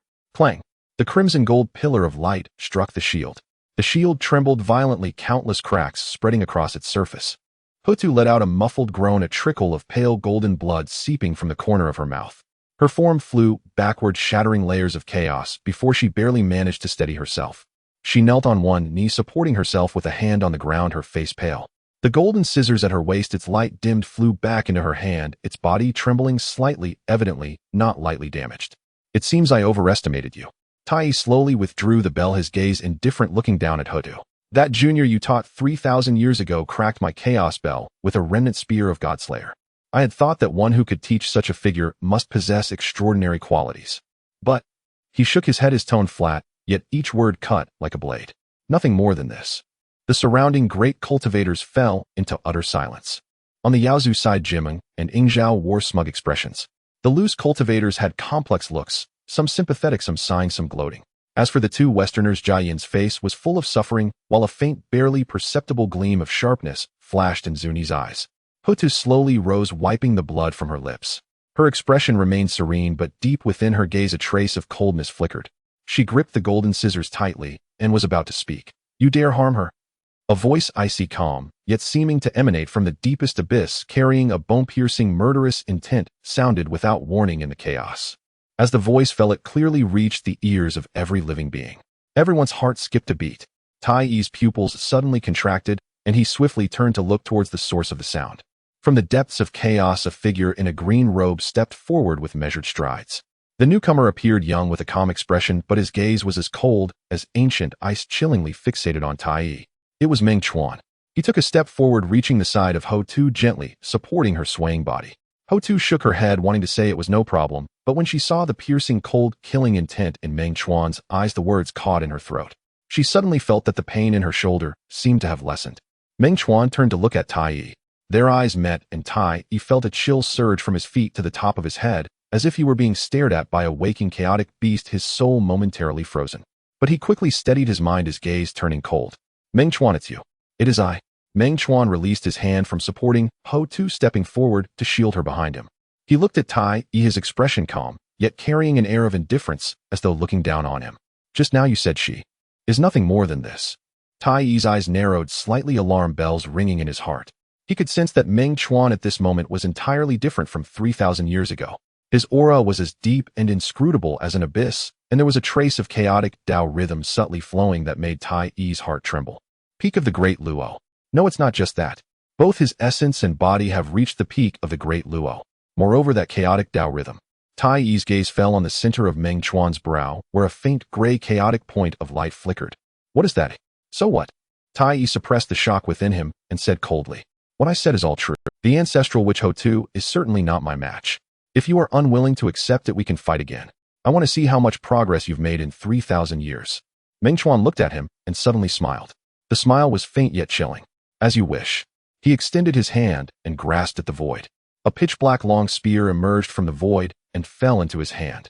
The spear was 9 feet long, entirely black, with dark red patterns flowing along its body, and the tip radiated a cold light that seemed capable of piercing through eternity and ending all things. God-slaying spear appear. At the moment the spear emerged, a terrifying aura of slaughter that caused all things to wither and all laws to shatter erupted violently, shaking the chaotic bell's pressure. The onlooking powerful beings all changed color. The complete God-slaying spear, the birth treasure of the former demon ancestor Luo Hu, has actually been reforged by him. What a fierce aura, and with the unique rhythm of a supreme treasure, comparable to the chaotic bell. Tai Yi's pupils contracted, the chaotic bell in his hand humming softly, seeming both excited and apprehensive. The complete God-slaying spear. Very good. He exhaled slowly, his battle intent rising. In the battle 3,000 years ago, I was not satisfied. Today let me see just what kind of power the complete God-slaying spear truly possesses. He stepped forward, the chaotic bell hovering above his head, the golden battle armor radiating brilliantly, and the power of the peak of the Great Luo erupted without reservation. As you wish. Meng Chuan's expression was calm, merely uttering 4 words. Kill. As the words fell, both figures simultaneously vanished. In the next moment, boom. As Meng Chuan and Tai Yi disappeared, the entire chaos exploded, as if a massive stone had been cast into still water. There was no probing, no warming up. Upon their reunion, it was full strength. Dong. The chaotic bell rang, the sound waves transforming into tangible golden ripples that swept in all directions. Time and space were completely frozen and suppressed at this moment, the chaotic expanse turning into amber. Even the raging torrents of earth, water, fire, and wind were suspended in midair, maintaining their explosive posture. Within the domain of the bell's sound, only Tai Yi could move. He stepped in front of Meng Chuan, his left fist like a fallen sun striking directly at his face. Where the fist passed, the frozen chaotic currents silently vanished, revealing a straight path of void. This was the chaotic bell, powered by the full strength of a peak Great Luo, its might far greater than 1,000 years ago. Back then it was merely suppression and delaying, now it was nearly absolute control. The onlooking powerful beings all changed color, many of the Tai Yi sect retreating in fear. Even from a distance of 10,000 miles they felt their divine sense prickling and their vital blood stagnating. The chaotic bell, after Tai Yi's breakthrough, can actually unleash its power to this extent. Within this bell's sound domain, he is the master. Meng Chuan is in danger. Before the alarm could finish, break. Meng Chuan's voice calmly sounded. He stood in the frozen time and space, seemingly unaffected, with a light sweep of the God-slaying spear in his hand. Where the spear tip passed, there was no radiance, no sound, only a straight pure void. As if an invisible giant hand had torn a slit in the frozen time and space like fabric. The bell sound domain was shattered. It was not shattered by brute force, but by a certain essence that transcended suppression, a destruction principle that severed the very foundation of its existence. Tai Yi's pupils contracted sharply. The fist aimed at Meng Chuan's face was precisely struck by an abruptly appearing pitch-black spear tip. Clang! The collision of fist and spear erupted with a terrifying roar that far exceeded before. The red-golden fist radiance collided with the pitch-black spear aura, annihilating into circles of destructive ripples that stirred the previously frozen chaotic currents, turning earth, water, fire, and wind into the most primal chaotic energy. Both figures swayed simultaneously, then transformed into 2 streaks of flowing light, ruthlessly colliding in the chaos. Clang, clang, clang, clang. The sound of metal clashing was dense like a torrential rain, each strike causing the chaos to tremble, making the distant Tai Yi feel as if his mind would split. Tai Yi's punches were like the sun traversing the heavens, the red, golden, divine fire, incinerating all with time fragments, entangling each punch, carrying the vast power to suppress the world and reverse the cosmos. The chaotic bell hung high above its sound, continuously attempting to refreeze time and space, suppressing Meng Chuan.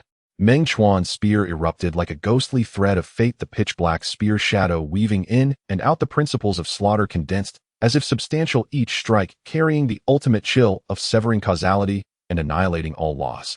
The might of the god-slaying spear was overwhelming, actually contending with the chaotic bell, constantly tearing and repelling the omnipresent suppressive force. The two battled through chaos into the shattered void, clashing through the torrents of earth, water, fire, and wind to the depths of yin and yang turbulence.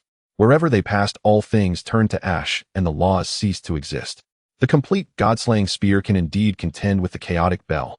A scattered great Luo cultivator gasped in shock, his eyes filled with astonishment. Not just contending. Look, Tai Yi's chaotic bell domain cannot trap Meng Chuan at all. The principles of slaughter from the god-slaying spear specialize in breaking all laws, even severing the suppression of time and space. Two supreme treasures, one for suppression, one for destruction, are naturally born to counter each other. Yet the chaotic bell is a treasure from the creation of the world and should be superior. Not necessarily. The god-slaying spear is also a congenital supreme treasure and once a fearsome weapon born alongside the demon ancestor Luo, who unmatched in slaughter. Now reforged completely, it stands reborn, its ferocity even greater. Amidst the discussion, the old ancestor of the underworld river quietly appeared in the distance, his blood robe slightly fluttering in the chaotic currents. He stared fixedly at the pitch-black long spear in Meng Chuan's hand, a hint of intense, unquenchable greed and hatred flashing deep in his scarlet eyes. The complete god-slaying spear should have been his. If he could acquire this spear combined with the primordial slayer Ubi, the path of slaughter would be complete, and in the vast wilderness there would be no place he could not go. Even against the three purities he would dare to fight.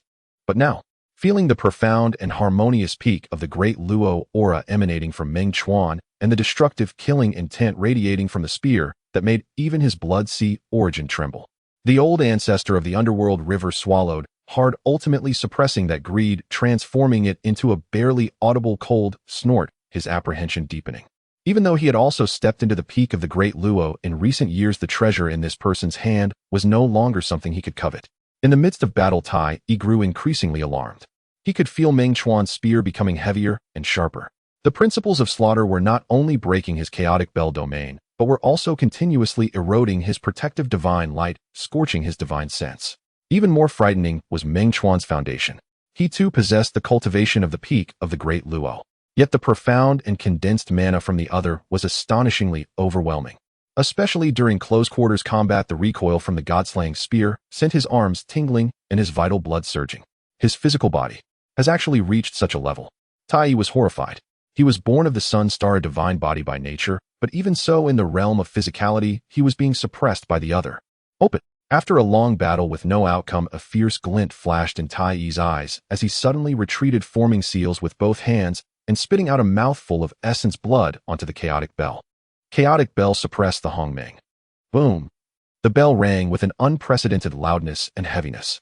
The chaotic bell radiated a brilliant light with the engraved patterns on its body glowing, unleashing a vast and magnificent power that seemed to open up the heavens and stabilize the universe.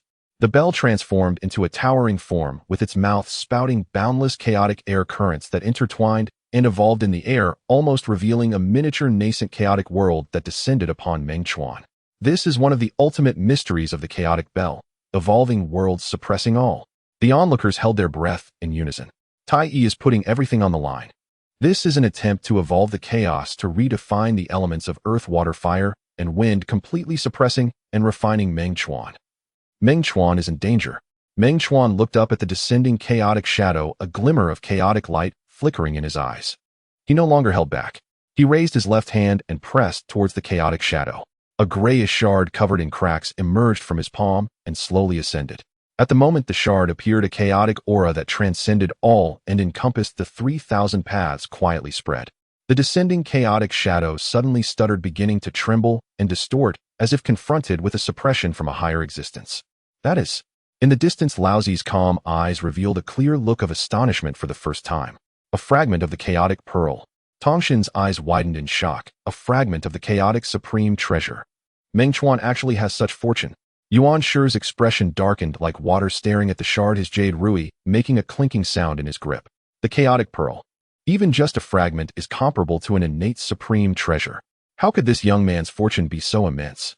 Jane and Zhuan Ti exchanged glances, both seeing the astonishment and fervor in each other's eyes. A shard of the chaotic pearl. If he can obtain it.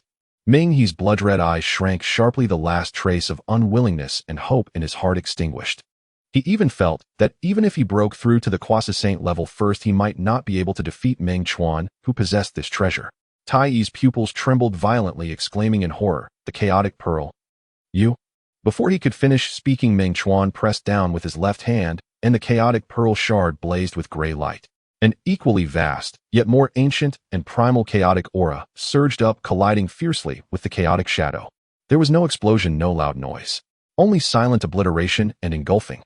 The shard acted like a bottomless black hole, pulling, devouring, and digesting the chaotic shadow inch by inch.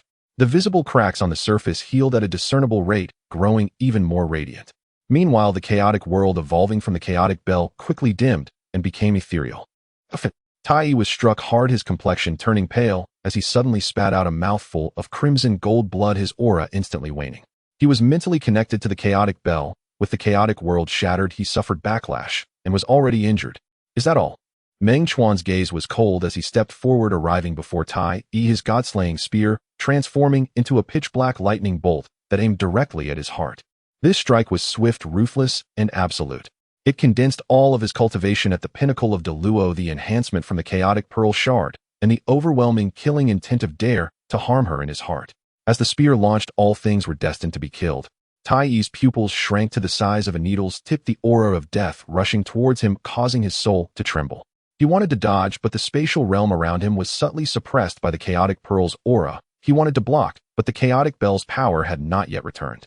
He could only watch helplessly as that cold glimmer of death rapidly enlarged before his eyes. Second brother.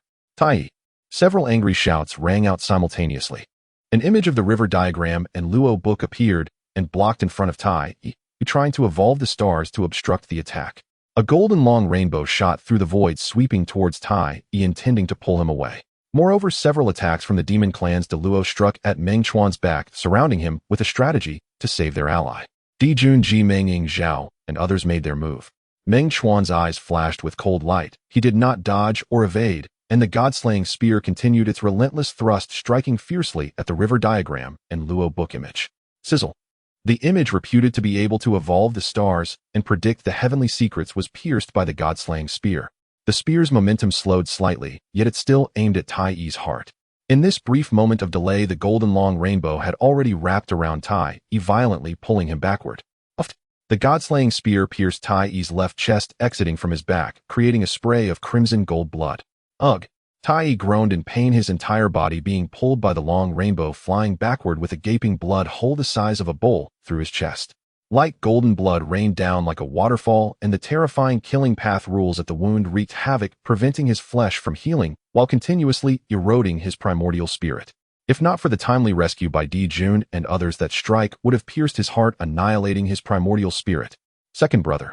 Di Jun caught Tai Yi, his complexion ashen, flipping his hand to take out several crimson gold pills and stuffing them into Tai Yi's mouth, while using immense magical power to help suppress the wound's path rules. He suddenly raised his head to look at Meng Chuan, his eyes filled with rage and killing intent almost overflowing. Meng Chuan, how dare you use such lethal force? Meng Chuan stood with his spear retracted, the god-slaying spear angled, its tip dripping with blood. His expression was calm, his gaze sweeping over Di Jun, as well as Ji Mengying Zhao and others who looked shocked and furious, finally resting on Tai Yi, whose aura was waning and complexion pale. Life and death battles, each obeying their fate. He wants to fight, then I shall fight. If you make another sound. He raised his spear, the tip pointing towards Di Jun, his voice cold. Then let you brothers go on the same journey. Di Jun's face turned ashen, his chest heaving violently, and the illusions of stars around him flickered erratically, clearly furious. But as he looked at the bloodied spear in Meng Chuan's hand, feeling the unfathomable chaotic aura emanating from him along with the cold, unmasked killing intent, And then glancing at the severely injured Tai in his arms as well as the many demons around, none of whom could block Meng Chuan's spear. Di Jun gritted his teeth and forced out 3 words, "We leave." Without saying more, he swept away Tai, transforming into golden light and fleeing. Ji Mengying Zhao and others shot Meng Chuan a fierce glare and hurriedly retreated as well. In the blink of an eye, the demon clan had completely retreated, leaving only a faint trace of blood and the lingering aura of slaughter in the chaos. The powerful beings observing were left speechless for a long time. Many gazes fell upon Meng Chuan, filled with shock, wariness, reverence, and complexity. Over 5,000 years ago, after the discourse at the Purple Cloud Palace, this person faced the wrath of the Ming, and needed the ancestral, which Ho Tu to speak in his defense. Now he could injure Tai with a spear and force Di Jun to retreat, a single person with a single spear, intimidating the demon horde. Possessing a shard of the chaotic pearl and wielding the complete god-slaying spear, this individual had truly emerged from the primordial. Good. Delightful. Tongshin's laughter shattered the silence as he transformed into a beam of sword light, landing beside Meng Chuan and patting his shoulder vigorously, his eyes filled with excitement. Meng Chuan, this battle was truly exhilarating. It makes me itch to spar again with you another day. Meng Chuan reined in his killing intent, slightly nodding. Tong Tian, my friend. Laozi and Yuan Shi also arrived gracefully. Laozi glanced at Meng Chuan and slowly said, "Your divine abilities have reached the pinnacle. After this battle, no one in the primordial will be unaware of your name. You flatter me, Dao brother." Meng Chuan clasped his hands in greeting. Yuan Shi's expression remained dark, barely forcing a smile, and nodding, his gaze lingering on the god-slaying spear for a moment. Jian and Zhuan Ti stepped forward in unison. "Dao friend, your cultivation is heavenly. I admire you deeply." Jian's expression was pained. "Your bond with the ancestral, which Ho Tu, is truly commendable." Zhuan Ti smiled broadly, though his eyes occasionally darted towards Meng Chuan's sleeve. Meng Chuan offered a faint return gesture, saying little. At this time, Ho Tu had managed her injuries and approached. Her complexion was still somewhat pale, but her aura had stabilized. The golden worm-cutting scissors at her waist emitted a faint light, severely damaged, yet not critically so. As she walked to Meng Chuan's side, she nodded slightly, a trace of soft warmth flickering in her eyes. "Thank you. Between us, there is no need for thanks." Meng Chuan shook his head, looking at the golden worm-cutting scissors at her waist. "This treasure is damaged. I will help you refine it again later." Ho Tu replied softly. The two stood side by side, though they exchanged few words. A tacit understanding existed between them that was difficult for others to intrude upon. The powerful beings watched, each with their own thoughts. After this battle, Meng Chuan's name would surely further shake the primordial. Moreover, his relationship with the ancestral, which Ho Tu, would undoubtedly become another formidable force in the witch demon conflict, one that leaned towards the witch clan. "The Purple Cloud Palace will open. Everyone please proceed." Laozi spoke, breaking the subtle atmosphere. The crowd came back to their senses, tidying their emotions and transforming into beams of light, continuing towards the depths of chaos where the Purple Cloud Palace lay. However, this time, everyone felt a heightened sense of gravity and contemplation in their hearts. Meng Chuan walked alongside Ho Tu, following behind the 3 Pure Ones. Tong Tian excitedly spoke about the details of the battle just now, while Yuan Shi remained silent and Laozi occasionally nodded. Meng Chuan mostly listened, responding from time to time. Ho Tu remained tranquil, her gaze occasionally flickering over Meng Chuan's profile, before quickly averting. In the depths of chaos, the outline of the Purple Cloud Palace was already vaguely visible. The second discourse at the Purple Cloud Palace was about to begin. Meng Chuan tightened his grip on the god-slaying spear, his gaze deep. He knew that this marked the beginning of a deadly feud with the demon clan. But what of it? Throughout this journey, had he ever feared? Unconsciously glancing at the calm girl beside him, a hint of warmth flickered in Meng Chuan's eyes. Several days later, when a group arrived at the Zixiao Palace, there were already hundreds of figures standing outside the palace gates. The strengths of their auras varied, with even the weakest being at the late stage of Tai, and over 100 at the Daoyuo level. Many of the faces were unfamiliar, their auras ancient and obscure, likely belonging to hidden figures who had come upon hearing the news after the previous lecture. "It is indeed lively this time." Tong Tian glanced around, slightly surprised. After the last lecture, the cultivators have made great progress, and the entire wilderness is aware of it. Those who once believed themselves above such gatherings can no longer sit idle. Laozi's gaze slowly swept over the crowd. Meng Chuan, following the other's line of sight, quickly noticed some old acquaintances. Niuhua and Fuxi stood side by side, the essence of creation swirling around them, with the 8 trigrams platform calculating the secrets of heaven already at the late stage of Daoyuo. Emperor Jun stood before the crowd of the demon race, his expression solemn, with the virtual images of stars flickering around him. Clearly, having reached the late stage of Daoyuo, just half a step away from perfection. Beside him, Tai sat cross-legged, healing his injuries, his complexion pale, with mysterious light flickering in his chest. His cultivation was undoubtedly at the peak of Daoyuo, but his aura felt unstable, clearly having suffered severe damage. Ji Ming, Ying Zhao, and others who would become the backbone of the future heavenly court had also seen several breakthroughs to the mid-stage of Daoyuo. Upon closer inspection, the overall strength of the demon race was indeed stronger than after the previous lecture. Truly worthy of being one of the main protagonists of the upcoming heavenly realm. Mingyi stood alone in a corner, his blood-red robe billowing, his aura ominous, and he had also reached the peak of Daoyuo. However, when Meng Chuan's gaze swept over, he froze, his blood-red eyes narrowing, and the Yuan Tu Ubi trembled as if facing a great enemy. Meng Chuan merely glanced at him lightly before shifting his gaze away. As for the three purities, along the way he had already discerned their cultivation levels. Laozi's magical power was as complete as a whole, with Dao rhythm naturally arising, the 3 flowers and 5 auras already perfected. A mysterious Dao rhythm subtly emerged from the center of his brow, as if nurturing something. Perhaps the first corpse among the 3 corpses was about to condense. The path he walked was the path of severing the 3 corpses, and judging by his aura, he had reached the pinnacle of Daoyuo. Upon hearing about the path to quasi sainthood, it would not be long before he could sever 1 corpse and achieve quasi sainthood. Yuan Shi and Tantian were also at the peak of Daoyuo, but compared to Laozi, they were still a step behind. Jin Yuanzi and Honghuang had also arrived. The auras of the two were significantly stronger than when they had debated at Honghuang Temple last time, both having stepped into the late stage of Daoyuo. Jin Yuanzi held the earth book with the Dao rhythm of the Wutu being as heavy as a mountain. Honghuang, surrounded by auspicious clouds, still wore a thick smile, but a hint of profound insight accumulated over the years glimmered in his eyes. Seeing Meng Chuan look over, the two's eyes brightened, and they quickly approached. Meng Chuan, my friend. Honghuang was the first to clasp his hands and greeting, his face beaming with a smile. I heard that you recently overpowered Tai in the chaos. Unfortunately, I arrived early and did not witness it myself. Zhen Yuanzi also stroked his beard and smiled.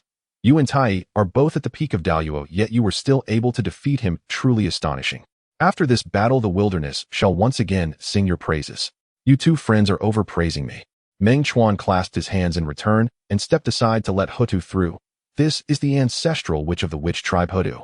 Hutu nodded slightly to the two, her expression calm. Zhen Yuanzi wore a kind expression. Zhen Yuanzi, at your service, ancestral witch. I have long heard of your mastery over the earth and the management of the earth veins, which has also been beneficial to my path as an earth immortal.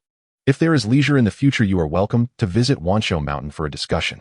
Hutu's gaze shifted slightly to Meng Chuan. Meng Chuan gently nodded at her. Hutu then turned to Zhen Yuanzi, the corners of her lips curling slightly, as if she were trying to force a smile, but it ultimately appeared somewhat unnatural as she softly said, You are too kind, Zhen Yuanzi. If fate allows, I shall certainly pay a visit in the future.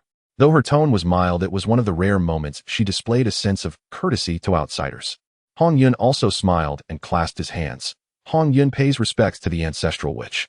Last time I debated with Meng Chuan at Honghuang Temple, I often heard him mention you, and today I am fortunate to see you. As he spoke, he secretly winked at Meng Chuan. Meng Chuan was speechless. He had not noticed before that Honghuang had the potential to play the role of a wingman. Hutu nodded slightly, the corners of her lips curving upward, managing to force out a somewhat stiff but clear smile. Honghuang, you are too polite. Her voice was calm, striving to maintain the meaning of not wanting to make things difficult for him in front of his friend. Noticing Hutu's difficulty in socializing, Meng Chuan lightly coughed and changed the subject. The scale of the gathering in front of Zixiao Palace this time is much larger than during the last lecture. Indeed, Honghuang interjected, his tone complex. Last time there were 3,000 guests with only about 100 at the Daoyuo level. Now there are already hundreds of people with over 100 at Daoyuo, with many at the late and peak stages. After this lecture on the Tao of the Ancestor, it seems the wilderness is about to undergo a transformation. Meng Chuan nodded, deeply agreeing. The 9 turns mystic art he practiced followed the path of legal principles, specifically the principle of strength, without severing the 3 corpses. He wondered if this lecture would allow him to take that crucial step forward. Just as he was pondering, the chaos in the distance suddenly erupted. 10 or more fierce and powerful figures surging with blood and energy tore through the chaos and descended. At the forefront was the leader of the 12 ancestral witches of the witch tribe, Di Jiang. Behind him were Zhu Meng Rushou, Zhu Rong Gong Gong, Xian Ming Chong Liang, Zhu Jiuyin Tian Wu Uzzi, and Shi Bai Shi. The other 10 ancestral witches of the witch tribe, including Di Jiang, all 11 ancestral witches had arrived. 11 powerful auras erupted without reservation, their blood and energy intertwining, stirring the chaos into a tempest. The many powerful beings in front of the palace changed their expressions in unison. The ancestral witches of the witch tribe. All 11 ancestral witches have arrived. What do they intend to do? I heard that not long ago Tai intercepted ancestral witch Hutu in the chaos and injured her. Could this be a quest for vengeance? Whispers arose. Meng Chuan's gaze swept across his heart, trembling slightly. More than 3,000 years ago during their last meeting, only Di Jiang's aura was unfathomable, already possessing combat power above Kwasa Saint. Now looking again, Di Jiang's aura had become even more vast, likely comparable to the combat power of a mid-stage Kwasa Saint. As for Zhu Jiuyin, his blood and energy surged ominously, faintly possessing the momentum to surpass Yuo, evidently having transcended the Daluo level with combat power comparable to that of a beginning Kwasa Saint. The remaining ancestral witches were all at the peak of Daluo, their blood and energy robust, their ominous aura astonishing. The speed of their improvement was truly jaw-dropping. It is precisely because the 12 ancestral witches were born from the essence of Pangus blood and the chaotic, ominous energy of the creation that they were formed, suffering from the erosion of ominous energy, which extinguished their primordial spirits, making it difficult to cultivate their primordial spirits, forcing them to focus solely on their physical bodies and the laws. Otherwise, what business would the wilderness have with the demon race? Hutu could cultivate her primordial spirit simply because she was the last to take shape among the 12 ancestral witches, with the thickest soil, virtue the weakest erosion from the innate ominous energy, and the least suppression on her primordial spirit. Moreover, her temperament was the calmest and most stable, unlike the other ancestral witches who were aggressive and violent, perfectly aligning with the path of quiet cultivation of the primordial spirit. Di Jiang's gaze was like lightning, instantly locking onto the demon race, especially fixating on Tai, with a cold light flashing in his eyes. "You feathered bird, Tai." He stepped forward, his voice like thunder. "Dare you touch my sister?" As his words fell, the other 10 ancestral witches stepped forward in unison, their terrifying blood and energy pressure erupting like the collapse of 100,000 mountains, directly pressing down on the demon race. Ji Mingying Zhao and other demon gods groaned and staggered back, their faces turning pale. Di Jun's expression darkened as he stepped forward. The illusory images of the river map and the Luo book emerged, and the stars of the universe revolved, barely resisting the oppressive force. He gazed with wariness and said in a deep voice, "Di Jiang, this is the front of the Purple Cloud Palace, the place where the Tao Ancestor teaches. Do you dare to make a move here? What of the place where the Tao Ancestor teaches?" Zhu Rong roared, flames burning the sky. "If you do not give us an explanation today, do not blame us for tearing apart your demon clan." Gong Gong's feet were submerged in surging black water, hand over Tai, the killing intent sword ready to explode. The atmosphere before the palace descended to freezing point. The powerful beings retreated one after another, including the 3 pure ones, the 2 from the west, and Jinyuan Zi, who watched intently. Di Jun's expression was grim as he glanced at the injured Tai beside him, then looked at the 11 ancestral witches radiating murderous intent across from him, knowing that if he did not handle this well today, it would surely result in bloodshed at the palace gates. But handing over Tai was absolutely impossible. At that moment, elder brothers. Hutu stepped forward, placing herself between the two sides. "This is the Tao Ancestor's place of teaching. If we truly provoke that one, it will be difficult to handle." She looked at Di Jiang and the others, gently shaking her head. "I am fine. It's just a small injury, nothing serious."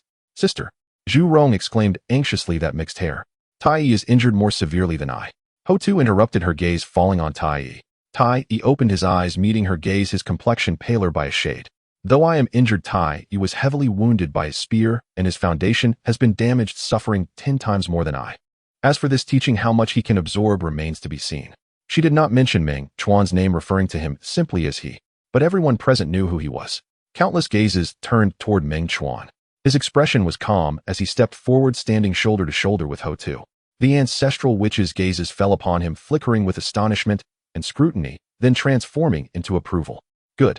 Di Jiang slowly nodded, his voice like thunder. "We have heard that you heavily wounded Tai in the chaos avenging our sister.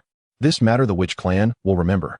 He turned to Di Jun and said coldly, "For the sake of Hutu's sister and Dao friend Meng Chuan, we will let it go for now. But if there is a next time, the witch clan and the demon clan will be in a fight to the death."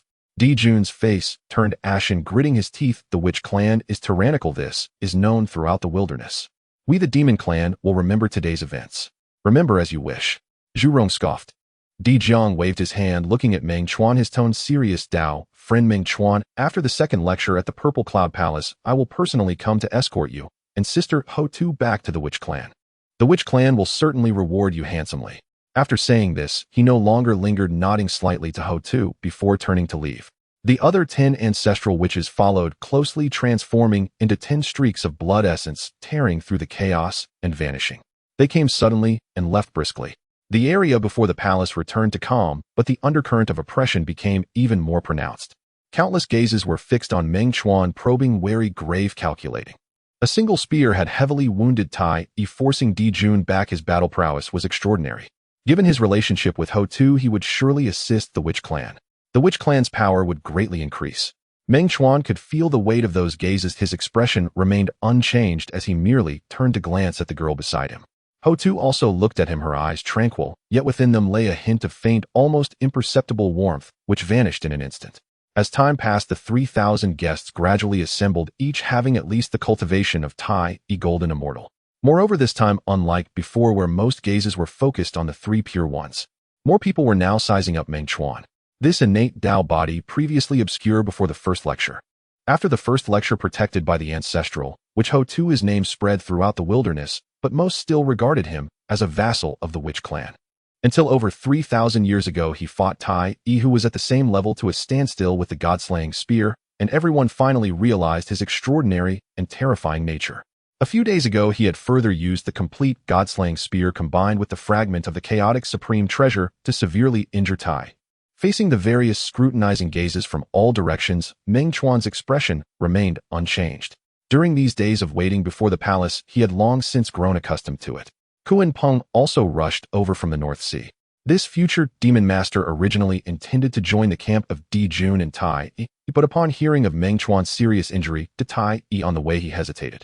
And at the palace gates, seeing Meng Chuan familiar with Honghuang, his expression darkened, instead solidifying his resolve to join the demon clan, respecting Di Jun and Tai Yi.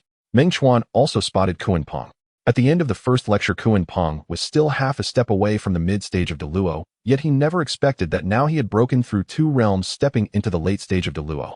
The late stage Deluo, Kuan Peng's speed was absolutely unparalleled among those of the same realm. Even now, Meng Chuan had no confidence in catching up. Of course, he was not afraid. Seeing Kuan Peng, Meng Chuan couldn't help but recall that he was not a native of this wilderness world. He came from Blue Star, and when the time came, he would be forcibly teleported away.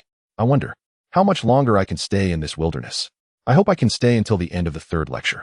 By then, I will help Honghuang alter her fate, forging a connection. With my relationship with Zhen Yuan Z plus my current interactions with him, borrowing the Earth Book should not be difficult. Once the Earth Book is in hand, I can help her establish a complete Earth Dao, achieving the Earth Dao's mixed element saint. Unbeknownst to when Meng Chuan looked toward the girl beside him, his gaze gentle, yet carrying a hint of faint reluctance. In the blink of an eye, several days had passed. The palace gates are about to open. The girl beside him spoke softly. Meng Chuan followed her gaze. The 2 ancient palace doors were slowly opening inward. Celestial light shimmered, and the Dao rhythm flowed. The 2 Taoist boys, Hao Tian and Yao Qi, walked out side by side and stood at the side of the door. The palace gates have opened. Please enter to listen to the Dao. The 3,000 guests no longer hesitated and entered one by one. The 3 pure ones took the lead and stepped in first. Nuwa Fushi Di Jun Tai Yi Zhen Yuan Zihong Yunming. He Kuan Peng Jieyin and Zhuan Ti followed closely behind. Meng Chuan exchanged glances with Ho-Tu, walking side by side as they entered the palace gates. The moment they passed through the palace gates, the vast Dao rhythm enveloped them. It was still that place of teaching, with a ground neither gold nor jade, and the starry sky flowing above. However, the 3,000 guests present this time had a far more powerful aura than during the first lecture. At the forefront, the 6 meditation cushions remained. Laozi Yuan, Shirtong Tian, Nuwa Jieyin, and Zhuan Ti each took their seats. Behind them, the powerful beings sequentially found their places. Meng Chuan and Ho-Tu searched for a spot closer to the front and sat down side by side. Although the 11 ancestral witches had departed, the might of the Witch Clan and Meng Chuan's strength had deeply etched into the hearts of every being. Meng Chuan slowly exhaled, calming his mind and looking toward the high platform. The platform was empty. The Dao ancestor had not yet appeared. However, the overwhelming mixed element Dao rhythm, which transcended all, had already permeated the entire venue, instilling reverence and focus in all beings. The second lecture at the Purple Cloud Palace was about to begin. This time the topic would be the path of the Quasi Saint. The gate of mixed element had slowly opened. Meng Chuan could feel that Ho-Tu's aura beside him had also settled, her gaze fixed on the high platform, intent and focused. He too no longer thought much, immersing all his attention in the perception of the Dao rhythm. In the Zixiao Palace, the rhythm of the Dao flows like an ocean, 3,000 guests hold their breath, focusing their minds, gazing at the high platform. The platform is empty, with only the formless Tao rhythm circulating, vast as the sky, deep as the abyss. At a certain moment, the Tao rhythm gently sways. A vague figure silently appears atop the high platform. Its appearance is unseen, its shape unrecognized. Only a primordial aura that encompasses all things and transcends all paths permeates the entire venue. The Tao ancestor Honghuang arrives silently. In this cycle of 3,000 years, I will speak of the path of the Kwasa Saint. The voice is plain, like water dripping on stone, yet it clearly reaches the depths of every being's heart. Above the great Luo lies the Kwasa Saint. A Kwasa Saint has begun to glimpse the path to the primordial realm and may be called a half-step primordial. To become a Kwasa Saint, one must understand one's own obsessions and sever the three corpses. The three corpses are the good corpse, the evil corpse, and the obsessive corpse. By eliminating the three corpses, the Tao heart becomes clear, and one can unify the three corpses, striving for the great Luo golden immortal, which is also the realm of the saints. To sever the corpses requires the use of an innate spiritual treasure as a medium. The higher the grade of the spiritual treasure, the stronger the corpse is severed, and the more solid the foundation in the future. This time I will first explain the method of severing the good corpse. The Tao ancestor's voice is neither hurried nor slow, each word resonating like the grand sound of the Tao, expounding on the mysteries of the Kwasa Saint. The palace is silent, with only the sound of the Tao flowing. Some are bewildered, some frown, some scratch their ears and cheeks, while others are entranced. Meng Chuan's mind sinks into the sound of the Tao. The method of severing the three corpses is indeed profound. By removing the three corpses, the Tao heart becomes clear, drawing close to the heavenly Tao, which can lead to significant advancements in cultivation, entering the Kwasa Saint realm. But this is not his path.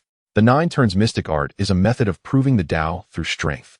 It does not sever the three corpses, nor does it cultivate merits. It only cultivates oneself, breaking through myriad laws, with sheer force, proving the primordial. The Tao ancestor's teachings on severing the corpses can be referenced and verified by him, but cannot be copied. He must walk his own path. Beside him, the Earth Mother also closes her eyes, listening quietly. She is the ancestor witch of the earth, cultivating the path of the earth, embodying great virtue, and bearing all things, also walking the path of proving the Tao through laws conflicting with the method of severing the three corpses. Like Meng Chuan, the method of severing the corpses is of no use to her, only serving as a reference, not to be copied. There are also distinctions among the laws of proving the Tao. The path Meng Chuan walks is the law of strength, while the Earth Mother follows the law of earth. Time flows slowly within the sound of the Tao. The first 100 years. Laozi opens his eyes, a clear light flickering in his gaze. He rises and bows to the high platform. Please, Tao ancestor, witness this. A point of clear light flies out from his brow, landing atop his head, transforming into a phantom that resembles him, yet with a benevolent expression and an aura of auspiciousness. The good corpse. Laozi flips his hand and retrieves a black tortoise shell. His top-grade, innate spiritual treasure, nurtured over many years, imbued with the rhythms of yin and yang. Sever.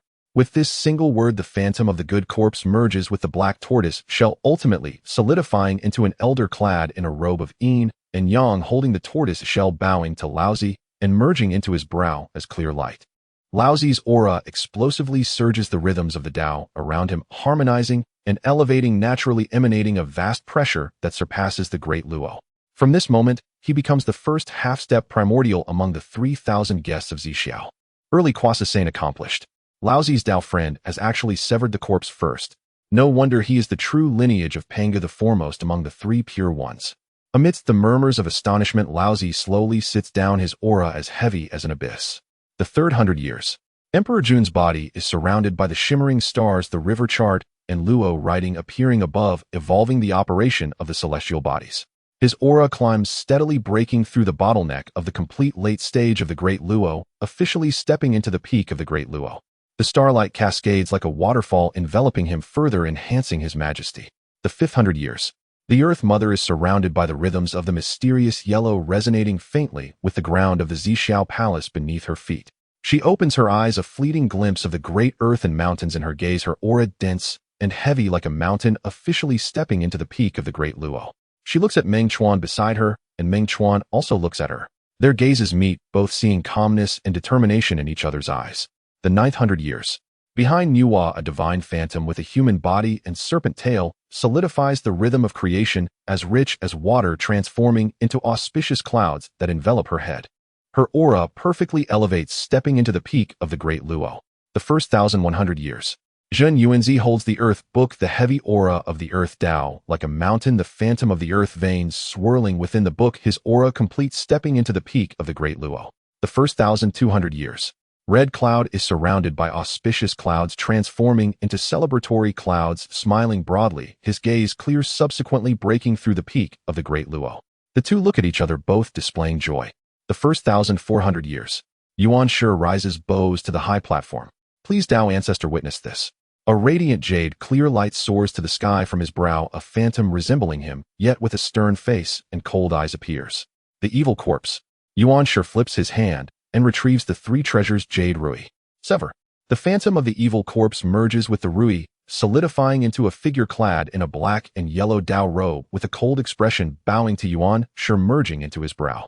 Yuan Shi's aura surges explosively, the jade clear light transforming into celebratory clouds and golden lamps illuminating the void. Early Kwasasane accomplished. As he sits down, his gaze subtly sweeps toward Meng Chuan, a trace of barely noticeable pride flashing in his eyes. The first 1,500 years. Tong Tian bursts into laughter as he rises. Tao Ancestor, I too have severed.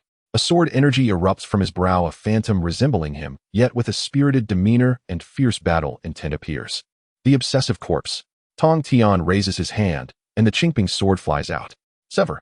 The obsessive corpse integrates with the sword, solidifying into a figure in a blue robe wielding a sword with an aura of sharpness, smiling broadly at Tong Tian, merging into his brow. Tong Tian's aura surges explosively, three sword flowers blooming above his head, sword energy soaring to the sky, stirring the rhythms of the Tao. Early Kwasasane accomplished. The first 1,800 years. Jie Yin and Zhuan Ji simultaneously step into the peak of the Great Luo. Their auras are interconnected, golden lotuses blooming beneath their feet, yet their expressions remain strained. The second 1,100 years. Fu Zai's 8 trigrams disc evolves the celestial mechanism, his aura harmonizing following Nuwa, also breaking through the peak of the Great Luo. The second 1,400 years. Kunpeng's aura rises, subtly stepping into the peak of the Great Luo. He sits at the edge of the demon clan's camp, his gaze coldly sweeping over Red Cloud, then warily glancing at Meng Chuan, closing his eyes in silence. The second 1,600 years. Tai Yi opens his eyes. The wound on his chest inflicted by the god-slaying spear had always been entangled with the path of slaughter, hindering healing. At this moment, under the wash of the Tao Ancestor's profound sound, the thread of the path of slaughter is slowly refined and absorbed, breaking and then establishing. Tai Yi lets out a long howl as he rises, the chaos bell flying out from above, its bell sound resonating. A radiant golden light bursts forth from his brow, a phantom resembling him, yet with overwhelming battle intent and blazing eyes appears. The evil corpse. Sever. The phantom of the evil corpse merges with the chaos bell, not as a medium, but as a source aura condensing into a red gold battle armor, holding a small bell merging into his brow. In an instant, Tai Yi's aura surges wildly. The wound on his chest completely heals, his body engulfed in raging red gold divine fire, the chaos bell lightly ringing in response, the pressure overwhelming, far surpassing an ordinary newly advanced Kwasasane. Early Kwasasane accomplished. Tai Yi opens his eyes, his gaze like two blazing suns coldly sweeping toward where Meng Chuan is. The killing intent in his eyes is unabashed. Congratulations, second brother. Emperor Jun exclaims joyfully, clapping his hands in laughter. The morale of the demon clan rises dramatically. Within the purple firmament palace, the Tao resonance surged like an ocean. In the 2700th year, sanguine light blazed around Mingyi while the twin swords Yuantu and Abi hummed in unison. A blood-red light coalesced at his glabella, manifesting a spectral figure bearing his likeness, yet twisted with a ferocious, murderous intent. The evil corpse. Sever. The evil corpse's phantom merged with the Yuantu sword, solidifying into a Taoist clad in a blood-red robe, wielding the blade with scarlet eyes before vanishing into his glabella. Ming's aura surged, a phantom sea of blood materializing behind him as countless blood godsons howled. The early Quasi-Sage realm was achieved. In the 2800th year, Laozi rose once more. Within the auspicious clouds above his head, the good corpse he had previously severed appeared, bearing a gentle smile. Simultaneously, another phantom resembling him, yet expressionless, with apathetic eyes, flew forth from his glabella. The obsession corpse. Laozi turned his hand, producing a crooked staff. A primal mark transformed from the innate spiritual treasure, the wind and fire cattail mat. Sever once more. The obsession corpse's phantom fused with the mark of the staff, solidifying into a gray-robed elder, holding the staff with an indifferent expression. He gave Laozi a slight nod before sinking into his glabella. Laozi's aura swelled further. 3 flowers bloomed in unison within the auspicious clouds, his Tao resonance complete and profound, surpassing all other early quasi-sage present. The mid-quasi-sage realm was achieved. The Tao resonance trembled within the purple firmament palace. Laozi, the foremost of the 3 pure ones, had severed 2 corpses before the second lecture concluded, stepping into the mid-quasi-sage realm. In an instant, countless gazes converged, filled with shock, reverence, and complexity. Was this the true foundation of Pangus lineage? In the 2860th year, 2 more mighty experts of the demon race, originally at the mid-Daluo stage, broke through their auras, ascending to the late Daluo stage. In the 2910th year, several early Daluo stage demons broke through one after another, entering the mid-Daluo stage. The overall strength of the demon race surged yet again. As for Meng Chuan, throughout the 3,000-year sermon, he sat with closed eyes. His aura, initially condensed, became complete and ultimately reached a point beyond which no further progress could be made. The pinnacle of the Daluo stage. He sensed that his Dharma power had been refined to its limit. His blood and chi were at their peak. His primordial spirit was utterly pure, and his physical body had been tempered to the extreme. The 7th turn of the 9 revolutions mystic art was long perfected. The threshold of the 8th turn loomed before him, yet he simply could not cross it. The great Tao of strength followed the path of law enlightenment, specifically the supreme law of strength. It demanded the power to shatter and break through all things, not the clarity of severing obsessions and aligning with the heavenly Tao. The ancestral master's teaching on the method of severing the 3 corpses felt to him like scratching an itch through a boot. Though seemingly reasonable, it was not the root path. What he needed perhaps was a life-or-death battle, a breakthrough born from facing death, a shattering and remolding of his own limits, rather than relying on spiritual treasures to sever the 3 corpses. Over the 3,000-year sermon, he had gained much, deepening his understanding of the great Tao and clarifying his own path. But his cultivation ultimately remained stuck at that step, the thin yet seemingly insurmountable barrier between the pinnacle of the Daluo stage and the early quasi-sage stage. He opened his eyes and looked towards the high platform. The ancestral master's form was blurred, and the Tao sounds gradually ceased. The 3,000 years have ended. This sermon concludes here. His voice remained calm. The next sermon will begin in 9,000 years. Then I will speak on the path of sainthood. As his words fell, the ancestral master's form slowly faded. The Tao resonance within the purple firmament palace gradually dissipated. After a brief silence, sighs, emotions, and murmurs filled the palace. The 3,000 guests rose one after another, their auras all having improved considerably. Many gazes inadvertently swept over Meng Chuan, filled with astonishment, curiosity, schadenfreude, and a trace of faint pity. Taoist Meng Chuan seems not to have broken through.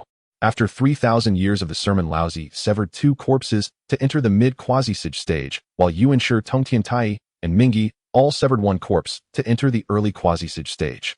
Yet he remains at the Daluo peak. Though he is at the pinnacle of the Daluo stage, he has not entered the quasi-sage realm. A single step's difference is an immeasurable chasm. I heard he cultivates the law of strength, walking the path of law enlightenment, not severing the 3 corpses. Could it be that this path is impassable? The law of strength leading to the Honghuang realm is the path once walked by the great god Pangu, a path to the heavens. But it is difficult. None but those with great perseverance, great fortune, and great creation can achieve it. Taoist Meng Chuan is gifted by heaven. Perhaps he can succeed, but it requires time. It's a pity that Tai has now entered the quasi-sage realm, greatly increasing his strength. Though he once severely wounded Tai, that was when Tai had not yet severed his corpse. Now Tai has broken through and successfully severed his corpse. If they were to fight again, I fear Taoist Meng Chuan would not be his match. Not just Tai. Now the 3 pure ones and Mingyi have all become quasi-sages, not necessarily weaker than him. The 2 Westerners, Nuwa Fushi and others, are also at the Daluo peak, ready to sever their corpses at any time. Though Taoist Meng Chuan is strong, his cultivation has stagnated. If this continues, I fear he will fall behind. Amidst the murmurs and discussions, Tai rose. He looked at Meng Chuan, his gaze icy cold, a sneer curling at the corner of his mouth. Meng Chuan, after 3,000 years of listening to the Tao, you haven't advanced an inch. What a pity, what a pity. He strode forward, the chaos bell spinning lightly in his palm. The pressure of the early quasi-sage stage radiated naturally, not deliberately targeted, yet it caused many nearby Daluo-level experts to catch their breath. I must thank you. If not for your spear strike 3,000 years ago, which gravely wounded me and allowed me to break through and find enlightenment on good, evil, and obsession, I would not have severed my corpse so smoothly this time. I have remembered this favor. He stared at Meng Chuan, speaking each word deliberately. One day I will repay it 100-fold.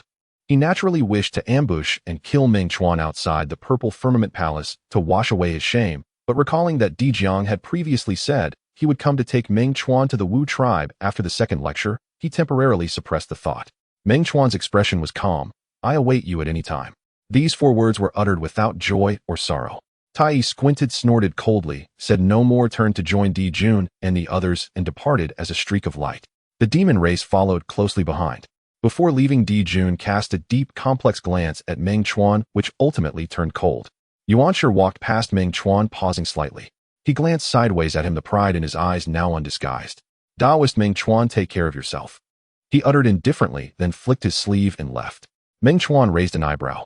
Did this Yuanshi think he was formidable again? Tong Tian approached, patted Ming Chuan on the shoulder, and transmitted his voice. "Taoists do not mind it. The great Tao of strength is inherently difficult, but once you break through it will surely be earth-shattering. I have faith in you." With that he followed Laozi and departed. Jane and Juanti approached, pressing their palms together in greeting. "Taoist, your foundation is profound. One day you will surely achieve great success," Jane said with a pained expression. "Taoist, your deep bond with ancestral witch Hutu is truly admirable. If you ever need assistance, you may come to the west." Juanti said, his face beaming, though his gaze occasionally flickered towards Ming Chuan's sleeve. Ming Chuan returned the greeting calmly. Jin Yuanzi and Hongyun approached. "Taoist." Hongyun hesitated, his eyes full of worry. "I am fine." Ming Chuan shook his head, his expression serene. "Different paths, different roads. They sever their corpses. I cultivate my own Tao. A momentary difference in speed is not worth worrying about." Jin Yuanzi stroked his beard and nodded. "Taoist, your mind is clear and your Tao heart is firm. I admire you. However, now that quasi-siges are emerging in the primordial world, you must be cautious." "I understand." Ming Chuan nodded. Huda had been standing by Ming Chuan's side, silent. Only when the crowd had dispersed did she speak softly. "Let's go." They walked side by side out of the Purple Firmament Palace. Outside, the chaos was still, the currents flowing as before. But on the return journey, the atmosphere was vastly different from when they arrived. Upon arrival, many gazes were on Ming Chuan, filled with awe, fear, and curiosity. On the return, those gazes had gained a hint of scrutiny, comparison, and even a faint distance. In the primordial world, strength was supreme. 3,000 years ago, Ming Chuan, through his own power, gravely wounded Tai, intimidated the mighty, and his strength reigned supreme among the Daluo, naturally earning him awe. But now, after 3,000 years of the sermon, Laozi had entered the mid-quasi-sage stage. Yuanshi, Tongtian, Tai, and Mingyi had all entered the early quasi-sage stage, and many other Daluo peak experts were ready to sever their corpses at any time. He was being caught up to and even surpassed by those who were once inferior to him. Though he was also at the pinnacle of the Daluo stage, he had ultimately not entered the quasi-sage realm. A single step's difference in the eyes of these top-tier primordial experts was already an insurmountable chasm. Just as the two were about to step into the depths of the chaos ahead exploded with a roar. A figure with soaring blood and chi, overbearing and violent, tore through the chaos and descended with overwhelming force. It was Dijiang, the foremost of the 12 ancestral witches of the Wu tribe. "Sister." Taoist Ming Chuan. Dijiang's voice rumbled like thunder. He stepped before them in a single stride, his gaze sweeping over Hutu. Seeing her steady aura and no harm, the worry in his eyes dissipated, and he turned to Ming Chuan. "I heard that in this sermon that feathered bird Tai severed his corpse and became a quasi-sage," he asked, gruffly, a hint of gravity in his eyes. Ming Chuan nodded yes. Dijiang stared at Ming Chuan for a moment, then suddenly grinned broadly and patted Ming Chuan's shoulder hard. "No matter. The method of severing the 3 corpses is merely a shortcut. You cultivate the path of proving the Tao through strength, the path of our father god Pangu. It is immensely difficult, but once you break through, it will shake the entire primordial world. So what if Laozi severed 2 corpses to become a mid-quasi-sage? If we speak of true combat strength, I am not inferior to him." He paused, his expression turning serious. "That day at the palace gate, I said that after the second lecture at the Purple Firmament Palace, I would personally come to take you and Sister Huta back to the Wu tribe. The Wu tribe will surely repay you handsomely." Ming Chuan clasped his hands. "Ancestral witch Dijiang, you are too kind." "Hey, don't call me ancestral witch." Dijiang waved his hand, speaking boldly. "You stood up for my sister, gravely wounded Tai, and earned my sister's approval. You are a friend of the Wu tribe. From now on, just call me Big Brother. Come, follow your big brother home." In the depths of chaos, the Zhixiao Palace scattered. Ming Chuan walked side by side with Hutu, following the towering figure of Emperor Jiang, entering the chaos and heading towards the direction of Mount Buzhou. Before entering the chaos, Ming Chuan turned back to take a glance at the Zhixiao Palace. After 3,000 years of enlightenment, the patterns of the primordial world had changed. The era of quasi-saints had officially begun. and he would embark on the most arduous, yet also the most steadfast path of proving the Tao through strength. Let's go. Huta gently spoke. Meng Chuan retracted his gaze, nodded, and stepped into the chaos with her, while also feeling quite curious about what the thick reward mentioned by Emperor Jiang would be. Low martial world. The great Zhou dynasty, Qingzhou Yenya Mountain. Bang, bang, bang. The muffled sounds of strikes echoed across the cliff in the morning. Xiao Yin gritted his teeth, throwing punch after punch at the half-height bluestone before him. His fists had long been torn and bleeding, with blood mixing with stone dust splattering dark red spots on the stone surface. With each punch his muscles screamed in agony and his bones groaned under the unbearable strain. But he dared not stop.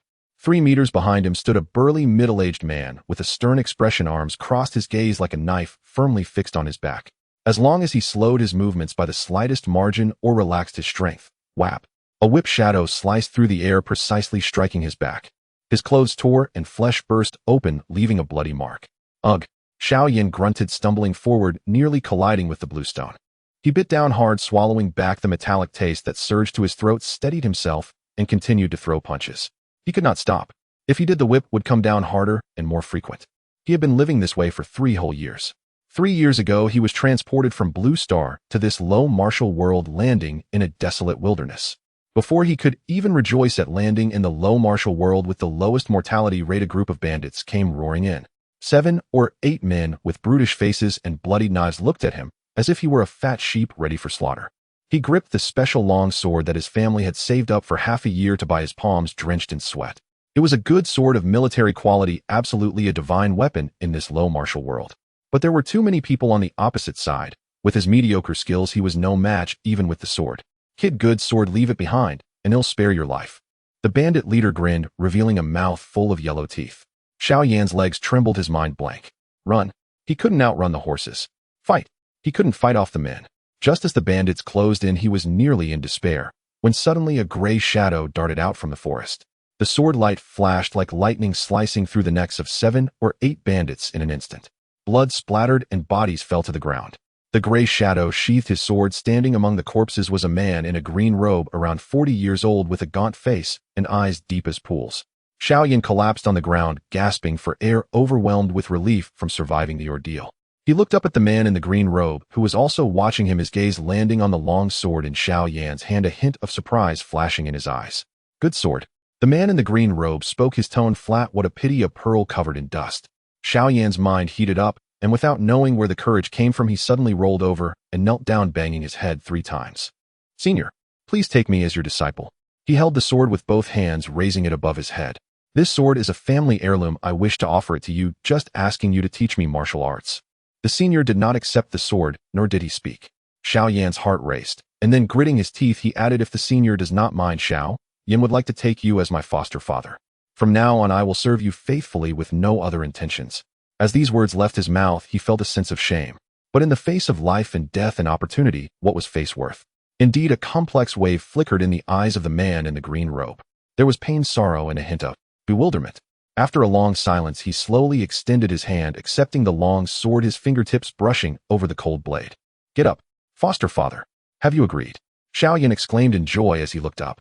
The man in the green robe, Lin Honghuang, returned the sword to Xiao Yan, and then come back to the mountain with me. Yes, foster father. Xiao Yan hurriedly got up, closely following behind. He thought he had made the right bet, latching onto a strong leg. But little did he know this was only the beginning of his days of hardship. On the way back to the mountain, Lin Honghuang spoke little, only briefly inquiring about his origins. Xiao Yan did not dare to speak the truth, only saying that he had fled here, that his family had fallen into misfortune, and he was the only one left. Lin Honghuang did not ask much further. Whether he believed or not, it did not matter. Upon arriving at Yenya Mountain, Xiao Yan quickly understood why there was that flicker of pain in Lin Honghuang's eyes when he acknowledged him as foster father.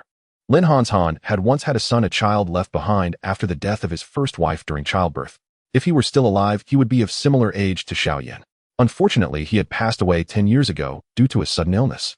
Lin Honghuang's hair turned white overnight, and his temperament changed drastically, retreating into the mountains and forests, living a life of seclusion. Furthermore, with a focused mind, he stepped into the innate realm.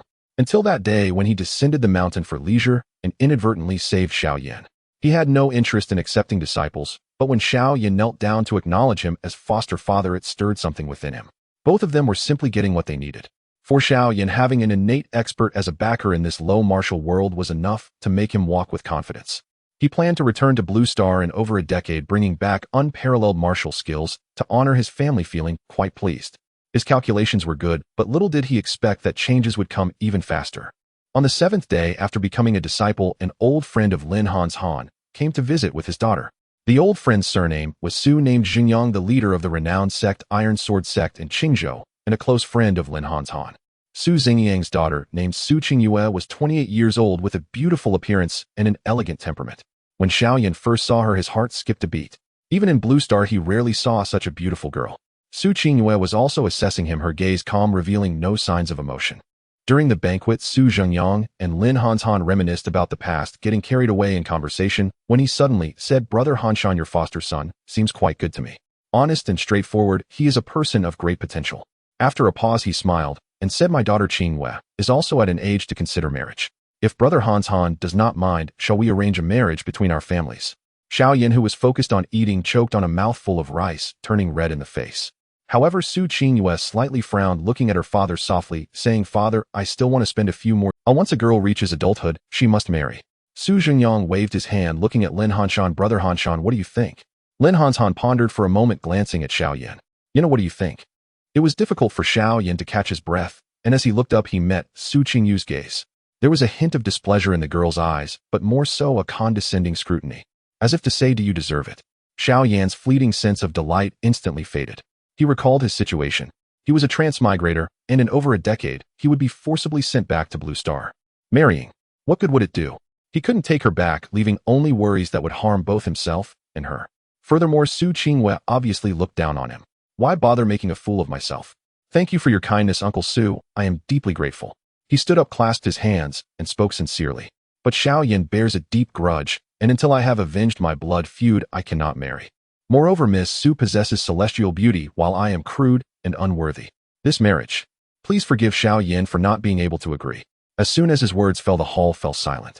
Su Xingyang's smile froze on his face. Lin Honghuang frowned slightly. Su Qingyue's eyes widened in disbelief as she looked at him. She had assumed that it was her one-sided disinterest in this ordinary-looking guy, but she never expected that he would reject her first. Why? She, Su Qingyue, the young lady of the Iron Sword sect, a renowned beauty in Qingzhou, possessed exceptional martial talent, with countless young talents seeking her hand in vain. This Xiaoyan was plain-looking with average martial skills and only relied on luck to have an innate expert as his foster father, yet he dared to disdain her. A surge of inexplicable anger flared up in her heart. Su Qingyue's prideful nature was already strong, and now being publicly rejected in marriage left her both humiliated and infuriated, igniting her rebellious spirit. She took a deep breath, suppressing her anger, and turned to Su Zhengyang, her voice calm. "Father, my marriage is entirely up to you." Upon hearing his daughter speak, Su Zhengyang was momentarily stunned, then filled with joy. Good, good. Since Qingyue is willing, then it's settled." He turned to Lin Honghuang. "Brother Honghuang, there's no better time than today. Let us exchange tokens and establish the marriage contract." Lin Honghuang looked at Xiaoyan. "Yinner, do you truly not want this?" Xiaoyan opened his mouth, wanting to say something. But Su Zhengyang had already laughed heartily and took out half of a jade pendant, placing it in his hand. "Esteemed nephew, this is Qingyue's personal jade pendant. The other half is with her. This marriage is settled. In 6 months, bring the token and come to my Iron Sword sect to marry Qingyue." Xiaoyan held the warm jade pendant on the verge of tears. He wanted to explain, to say that he was a time traveler and would disappear in a few years. But could he say that? If they believed him, would he be treated as a demon and burned? In the end, he could only remain silent, accepting his fate. A marriage contract was thus carelessly established. Xiaoyan consoled himself. "If I must marry, then so be it. Su Qingyue is beautiful, it's not a loss. In a decade or so, when I return to Blue Star, she can always remarry." But he did not expect the change to come so swiftly. A month after the marriage contract was established, Su Zhengyang visited again. This time he appeared grave, with the somewhat cold Su Qingyue following behind him. "Brother Honghuang, I fear this marriage must be called off." Su Zhengyang sighed. Not long ago, Qingyue was tested and found to possess martial bones. Martial bones. Lin Honghuang's pupils constricted. Yes, a rare talent of 1,000 years. Su Zhengyang smiled wryly. "Brother Honghuang, you should know that those with martial bones, if they devote themselves to martial arts, their innate talent is merely the starting point with the potential to reach the realm of grandmasters." Grandmaster. This legendary realm of martial arts in this low martial world has not been reached by anyone for over 1,000 years. It is said that only those with exceptional martial bones can step into it. Xiao Yan's heart trembled as he looked at Su Qinghua. The young girl stood with her head bowed, her expression complex, filled with joy, pride, and a hint of relief. She had been reluctant to marry him due to his average looks. Now, with her possessing martial bones and a bright future ahead, it was even less likely she would settle for him. I understand Su brother's meaning. Lin Hanshan spoke slowly, his voice growing colder. With Qinghua possessing martial bones and a promising future, my Yener is unworthy of her, is that it? Su Zhengyang showed a hint of shame, but his tone was resolute. Brother Hanshan, we have been friends for many years, so I will speak frankly with you. Since Qinghua has martial bones, her marriage is no longer just her matter, it concerns the future rise and fall of my Iron Sword sect. Xiao Yan is a good child. But, Sai, I do not want to delay Qinghua, nor do I want to harm my esteemed nephew. The words were delivered delicately, yet the meaning was clear. Cancel the marriage. Xiao Yan fell silent. Should he be grateful? The marriage he did not desire was being called off, which was just right. Yet the feeling of frustration in his heart could not be dispelled. Even if he didn't care about the marriage, the feeling of being rejected face-to-face, as if he were garbage thrown away, was truly unbearable. Heh. Lin Hanshan suddenly laughed a cold and piercing smile. He stood up, walked to Xiao Yan's side, and pressed down on his shoulder. Su Xingyang, today, if you cancel the marriage, I will not hold it against you. People strive to rise, water flows downwards, it is reasonable. But, he stared at Su Xingyang, his gaze suddenly sharp with each word pronounced emphatically, 30 years east of the river, 30 years west of the river, do not bully the youth who is poor. Today you disdain my adopted son for his lack of talent. One day, I will see him stand at the pinnacle of martial arts, and you Iron Sword sect will be unable to reach him. With those words, the hall fell into a suffocating silence. Su Xingyang's expression changed slightly, ultimately turning into a sigh as he clasped his hands. If that is the case, Su shall watch with keen interest. With that, he turned and left with Su Qinghua. Before exiting, Su Qinghua looked back at Xiao Yan. That gaze contained regret, sympathy, but more so a hint of disdain. As if to say, sorry, but we are ultimately not from the same world. Xiao Yan clenched his fists, his nails digging into his flesh. From that day on, Lin Hanshan changed. No, he became completely obsessed. He devoted all his energy to Xiao Yan. He aimed to cultivate this adopted son into a powerful figure, to nurture him into a grandmaster, to become an existence that would make the Iron Sword sect, Su Xingyang, and all those who look down on him regret their actions. From today onward, you will rise at the rooster hour and practice punches for 2 hours. At the snake hour, you'll take a medicinal bath for an hour. At the horse hour, practice swordsmanship. At the goat hour, practice knife techniques. At the monkey hour, train in movement techniques. And at the rooster hour, practice internal power. Before the dog hour, memorize 3 pages of martial arts insights. If you slack off for a moment, you will be whipped 10 times. If you show any laziness, you will train for an extra hour. Xiao Yan listened to the packed schedule, his vision darkening. Adoptive father, my talent is mediocre, I fear that. He wanted to say that he did not care about the cancellation of the marriage, that he truly did not care at all. Slap. The whip cracked beside his feet, sending shards of stone flying. Mediocre talent. Then compensate with blood and sweat. Lin Hanshan's eyes were bloodshot, looking almost mad. If others practice once, you practice 10 times. If others sleep for 3 hours, you sleep for 1 hour. If others sweat a drop, you bleed a bowl. I refuse to believe that I, Lin Hanshan, cannot teach out a grandmaster. He wanted to escape, but he couldn't. He tried 3 times. The first time he ran to the town at the foot of the mountain, only to be caught by Lin Hanshan and hung from a tree to be whipped for half an hour. The second time he fled into the deep mountains, hiding for 3 days, almost being bitten to death by wild beasts, and it was still Lin Hanshan who dragged him back. The third time he took advantage of the night to slip away, but in his panic he slipped down a cliff, broke 2 ribs, and lay down for half a month. The second time he was caught, the punishment was doubled. The third time it was doubled again. The last time Lin Hanshan threw him into a cold pool, soaking him for an entire night. If you escape again, I will break your legs, making you lie in bed practicing internal power for the rest of your life. Xiao Yan was terrified. He was truly afraid. This adoptive father had gone mad. From then on, he dared not escape. He could only grit his teeth day after day, repeating that inhumane training. Just like now. Bang, bang, bang. Fists smashed against the bluestone bones, fracturing, blood flowing. He dared not stop. Behind him, Lin Hanshan's gaze was like a parasite.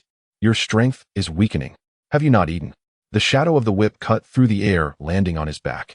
Xiao Yan grunted, the taste of blood filling his mouth, and he increased the force of his punches. On the surface of the bluestone, cracks spread. Stop! Lin Hanshan suddenly spoke.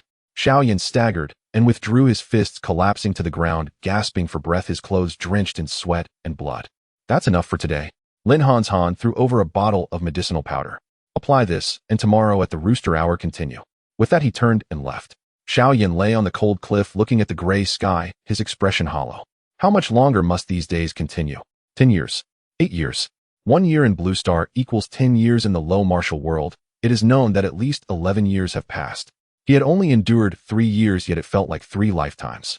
Every day he opened his eyes to practice punches, medicinal baths, sword techniques, knife techniques, movement techniques, and internal power. Closing his eyes, he still dreamed of the pain from the whip of Lin Honghuang's bloodshot eyes and of Su Qingyu's last disdainful gaze. He missed home. He missed that simple yet warm little house with 2 rooms and a hall. He missed the home-cooked meals his mother made and the sight of his father silently eating. He missed the classrooms of Blue Star and those days where he didn't have to bleed or sweat, only needing to recite and do exercises. He even missed the teleportation ceremony, that white light that sent him to this cursed place. If at that time he had randomly arrived in a high martial world, would it have been better? At least the high martial world has a more complete martial arts system with more opportunities, and he wouldn't be forced by a mad adoptive father to train to the death. But the death rate in high martial worlds exceeds 10%. He might have died long ago. Xiao Yan tugged at the corners of his mouth, wanting to smile, but it was more painful than crying. He thought of Luo Feng. That guy got his wish and randomly arrived in the high martial world. With his martial arts foundation and cheerful personality, he must have thrived, perhaps already joining a famous sect and learning formidable skills. But the high martial world is fraught with danger. Is he still alive? And then there's Chen Beixian. He went to the immortal world. With his family's cultivation technique and talent for cultivation, he must have already established his foundation by now, right? The immortal world, that's a place where one can fly and escape, controlling swords 1,000 miles away. Much more exciting than this damned low martial world. Finally, he thought of Meng Chuan. When I left, Meng Chuan hadn't chosen. But he would definitely choose the martial arts world. I just don't know if he ended up in the low martial or high martial world. After murmuring to himself, Xiao Yan shook his head, no longer thinking too much, bracing his painful body, slowly sitting up and haphazardly sprinkling the medicinal powder on his wounds. The medicinal powder stung, making him grit his teeth, but he dared not make a sound. He feared that if Lin Honghuang heard, he would have to train for another hour. He still had to struggle here for a decade. Only then could he return to Blue Star, back to that familiar yet strange world. Dad, Mom, I miss you. Xiao Yan looked up at the sky, tears streaming down his face. A man does not easily shed tears, but it is not the time for sorrow. As he traveled through the chaos, Di Jiang remained silent, his blood and energy swirling around him like an abyss, causing the chaotic currents to instinctively veer away, revealing a sense of oppressive gravity. It was only after leaving the chaos and entering the primordial that he slowly spoke, his voice like thunder. Brother Meng Chuan, on this return to our ancestral land, my 10 brothers and I have something to offer you. Meng Chuan's mind stirred as he cast a sidelong glance. Di Jiang turned his head, his gaze serious, and solemnly said, Our Wu clan has always been clear about enmity and kindness. We have discussed it. The 11 of us plus Sister Ho Tu will each contribute a drop of ancestral witch's essence blood, totaling 12 drops, to assist your cultivation. Meng Chuan's heart trembled. 12 drops of ancestral witch's essence blood. The 12 ancestral witches are transformed from Pangus essence blood, inherently wielding a law of their own. Their essence blood not only contains immense power, but also the corresponding law's origin. Gold, wood, water, fire, earth, wind, thunder, rain, electricity, ice, space, and time. 12 laws. For Meng Chuan, who walks the path of law and cultivation, gaining insight into even 1 or 2 will surely greatly benefit his attempt to break into the Quasi-Saint realm. This gift is too heavy, Meng Chuan said slowly. He knew the Wu clan was straightforward, but this generous reward far exceeded his expectations. Ancestral witch's essence blood is the foundation of the Wu clan. Extracting a drop will inevitably exhaust vitality, requiring long-term nurturing to recover. 12 ancestral witches, each giving a drop, is an immense favor. Too heavy. Di Jiang grinned, revealing a set of white teeth, though there was no trace of jest in his eyes. You are walking the path of proving the Tao with strength, which is incredibly arduous.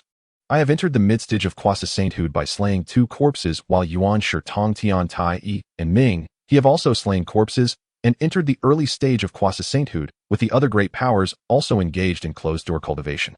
Though your combat power is unparalleled, your realm is ultimately stuck at the peak of the Great Luo. Over time, even with fragments of the Chaos Pearl and the complete God-slaying spear, you will find it difficult to contend with those who have slain their corpses.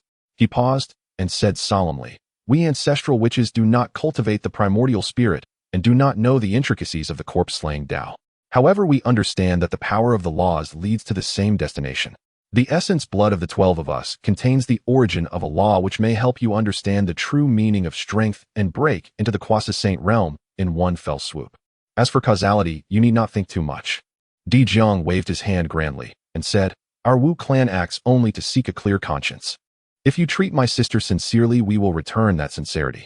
What causality? The Wu clan does not care. Ho Tu nodded gently nearby, her gaze calm as she looked at Meng Chuan. The intentions of my brothers are set. You should accept it. Meng Chuan remained silent for a moment, took a deep breath, and cupped his hands. In this way, Meng Chuan will gratefully accept it. This grace I shall never forget. Haha, good. Di Jiang laughed heartily, patting Meng Chuan on the shoulder. Let's go. Back to the ancestral land. The three transformed into flowing light and disappeared into the barriers of the primordial. In the ancestral land of the Wu clan, the Panga Hall, the 12 ancestral witches gathered. Except for Ho Tu, the other 11 ancestral witches sat cross-legged in the hall. Di Jiang stood in the center and said in a deep voice, Let's begin. Zhu Rong was the first to rise, grinning widely, and pressed his hand against his chest. A drop of blood, red like lava, and containing a phantom of raging flames, slowly seeped from his fingertip, hovering in midair. As the essence blood appeared, Zhu Rong's complexion turned pale, his aura somewhat weakened, but the light in his eyes remained undiminished. Kid, catch it. He flicked his finger, and the red essence blood flew towards Meng Chuan. Meng Chuan reached out, enveloped it with his power, and took it into his palm. The essence blood felt scorching hot, like the blazing sun, and the origin of the fire law surged within it, as if it wanted to incinerate everything. Immediately afterward, Jumong raised his hand, and a drop of deep green essence blood, vibrant with life, flew out, flowing with the law of wood. Ruasho then bent his fingers, and a drop of sharp golden essence blood, exuding an air of slaughter, materialized, resonating with the law of gold. Gong Gong Xian Ming Chong Liang Zhu Jiu Yin Tian Wu Yu Zi and Shi Bai Shi. Each ancestral, which successively forced out their own essence blood. Some were surrounded by mist, some exuded chilling air, some crackled with thunder, some howled with fierce winds, some twisted space, some flowed through time, some changed the weather, and some emanated deep energy. 12 drops of essence blood hovered before Meng Chuan, each with different colors and rhythmic laws, yet all originating from the same source, resonating faintly. Each drop contained a complete origin of a law. Each drop was the essence of thousands of years of cultivation from an ancestral witch. Meng Chuan looked at the 12 drops of essence blood before him, feeling the weight in his heart. This causality is indeed significant. Brother Meng Chuan, focus your mind, activate your techniques, and absorb and refine them. Di Jiang spoke, his voice solemn. We will protect you. After speaking, the 12 ancestral witches each sat cross-legged, their blood and energy interconnected, setting up a profound formation in the Panga Hall to protect Meng Chuan at the center. Ho Tu also sat in the formation, facing him, her gaze calm and seemingly encouraging. Meng Chuan spoke no more, sat cross-legged, and closed his eyes to concentrate. 9 turns mystic art began to operate slowly, with blood and energy burning like a furnace. He raised his hand, making a virtual gesture. The first drop, Zhu Rong's fire essence blood, entered his brow. Boom!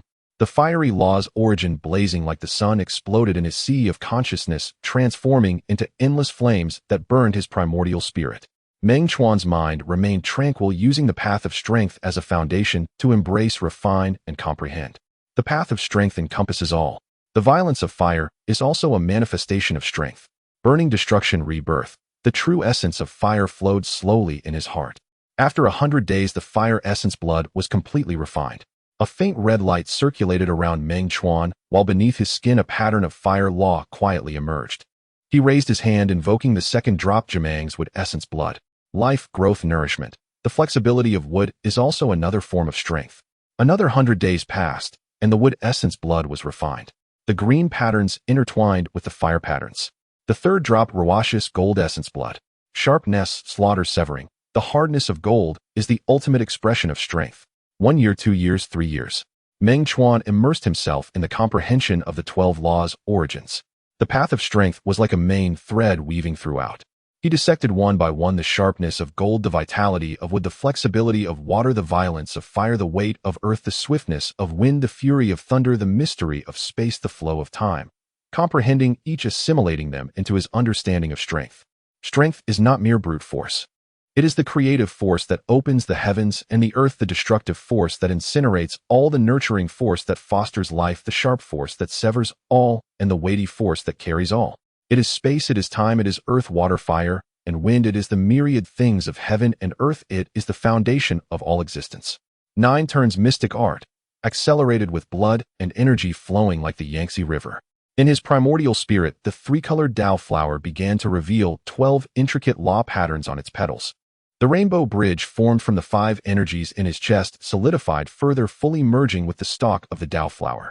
The ultimate bottleneck at the peak of the Great Luo began to violently loosen. One point, another point, yet another point. Meng Chuan could feel that the membrane layer was growing thinner, as if it were about to shatter at any moment. The essence blood of the 12 ancestral witches not only contains the origin of the laws, but also a trace of the will of creation from the Panga bloodline. He aimed to use this to break through the bottleneck and step into the Quasi-Saint realm. Moreover, it would be a Quasi-Saint proven by strength. As Meng Chuan entered seclusion, the vast primordial land was anything but peaceful. At the Zixiao Palace, Tao ancestor Hongjun imparted the method to sever the 3 corpses, which required innate spiritual treasures as a vessel. In an instant, the scattered innate spiritual treasures across the primordial world became the focal point of contention. Golden Immortals Tai and Deluo all sought the traces of these treasures. Killing, looting, scheming, and betrayal. Almost every day saw the outbreak of great battles with cultivators perishing and treasures changing hands. Blood stained the mountains and rivers, corpses lay everywhere. The primordial world had entered the most chaotic and brutal era of treasure contention. The 3 pure ones returned to Kunlun, shutting their doors to digest the teachings they received. With their foundation and strength, no one dared to disturb them. Emperor Jun and Tai returned to the Sun Star using the Chaos Bell and the River Map to intimidate all directions, while sending the Demon Clan to search for treasures to enrich their resources. The River of Souls set over the Blood Sea. The fierce Yuan Tu Ubbi's terrifying power was unmatched, while the Blood God's countless avatars rampaged, gaining a notorious reputation. Jane and Zhuanti returned to the west looking pained, yet occasionally glancing towards the east, secretly plotting. Niuhua and Fuxi resided near the Buzhou mountain, quietly cultivating. Xinyuanzi and Han Yun took charge of the Wuzhuang temple, setting up great formations with earth scripts to protect the ginseng fruit tree and their own peace. The Witch clan firmly guarded the ancestral land of Buzhou mountain, indifferent to the struggle for treasures. They did not cultivate their primordial spirits or use spiritual treasures naturally, having no intention to participate. Only the ancestral Witch Hutu occasionally left the ancestral land, wandering in the primordial world, comprehending the Tao of the earth, and collecting a few pleasing spiritual treasures to enrich herself. Time quietly flowed amidst chaos and cultivation. 4,000 years later at Kunlun Mountain, the clear aura surged into the sky as Yuan Shi severed another corpse, stepping into mid-stage quasi-sainthood, shaking the primordial world. On the Sun Star, Emperor Jun severed a corpse, stepping into early-stage quasi-sainthood, revealing the embryonic form of the great array of the stars, causing the Demon Clan's fortunes to rise once more. At Kunlun Mountain, sword energy soared into the sky as Tontian severed yet another corpse, entering mid-stage quasi-sainthood, intimidating all directions. 6,000 years later, the aura of creation spread around the Buzhou Mountains. Nearby, Dojo Niuhua severed a corpse, entering early-stage quasi-sainthood, displaying myriad phenomena. In the western Spirit Mountain, the Buddha's light shone everywhere as Jane and Zhuanti both severed corpses, stepping into early-stage quasi-sainthood. However, their faces remained pained while their gazes grew increasingly profound. At the same time, Fuxi's 8 trigrams plate divined the heavenly secrets, reaching the pinnacle of Deluo, but failing to comprehend his obsessions, unable to sever his corpses. Xinyuanzi's earth script was profound, embodying the complete Tao rhythm of the earth. Hongyun transformed into auspicious clouds. Both reached the peak of Deluo, just a step away from quasi-sainthood. The Witch clan firmly held Buzhou Mountain, with the 12 ancestral witches' vitality growing ever more vigorous. Emperor Zhang's combat power was nearly at the late stage of quasi-sainthood, and Zhu Jiuyin also reached mid-stage quasi-sainthood. Aside from Hutu, the remaining 9 ancestral witches were all at early-stage quasi-sainthood. The 11 ancestral witches did not cultivate their primordial spirits, did not sever corpses, and did not engage in the struggle for treasures. Only Hutu, during Meng Chuan's 3rd millennium of seclusion, borrowed the Tao of the earth and the essence of the earth ancestral, which to break through her bottleneck, achieving half-step Honghuang and stepping into early-stage quasi-sainthood.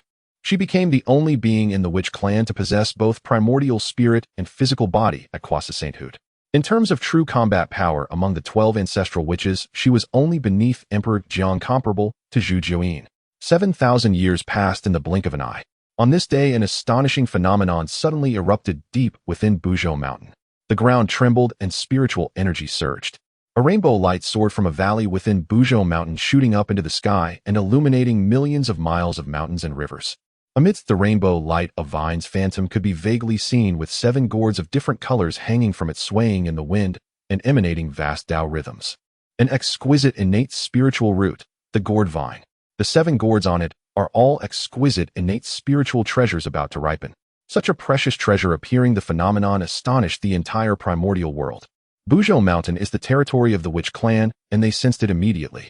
In the Pangu Hall, the 12 ancestral witches gathered together. The innate gourd vine. 7 exquisite innate spiritual treasures. Emperor Zhang's gaze pierced through the void, looking towards the source of the rainbow light, a glint of brilliance flashing in his eyes.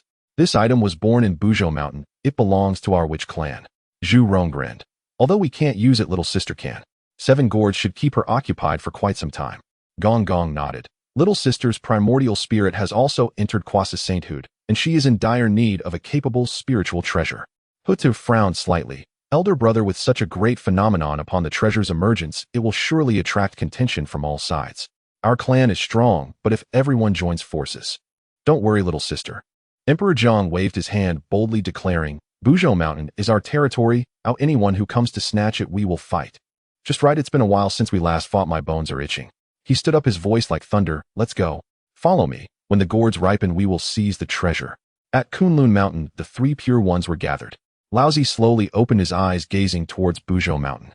The innate gourd vine. 7 gourds, very good.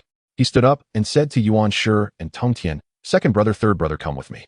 Yuan Shi stroked his beard, a glint of eagerness in his eyes. Elder brother, this treasure is fated with us.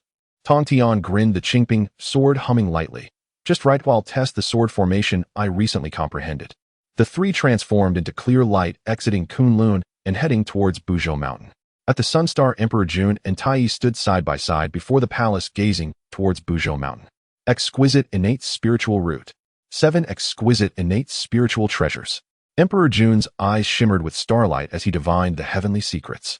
This treasure must have a share for our demon clan.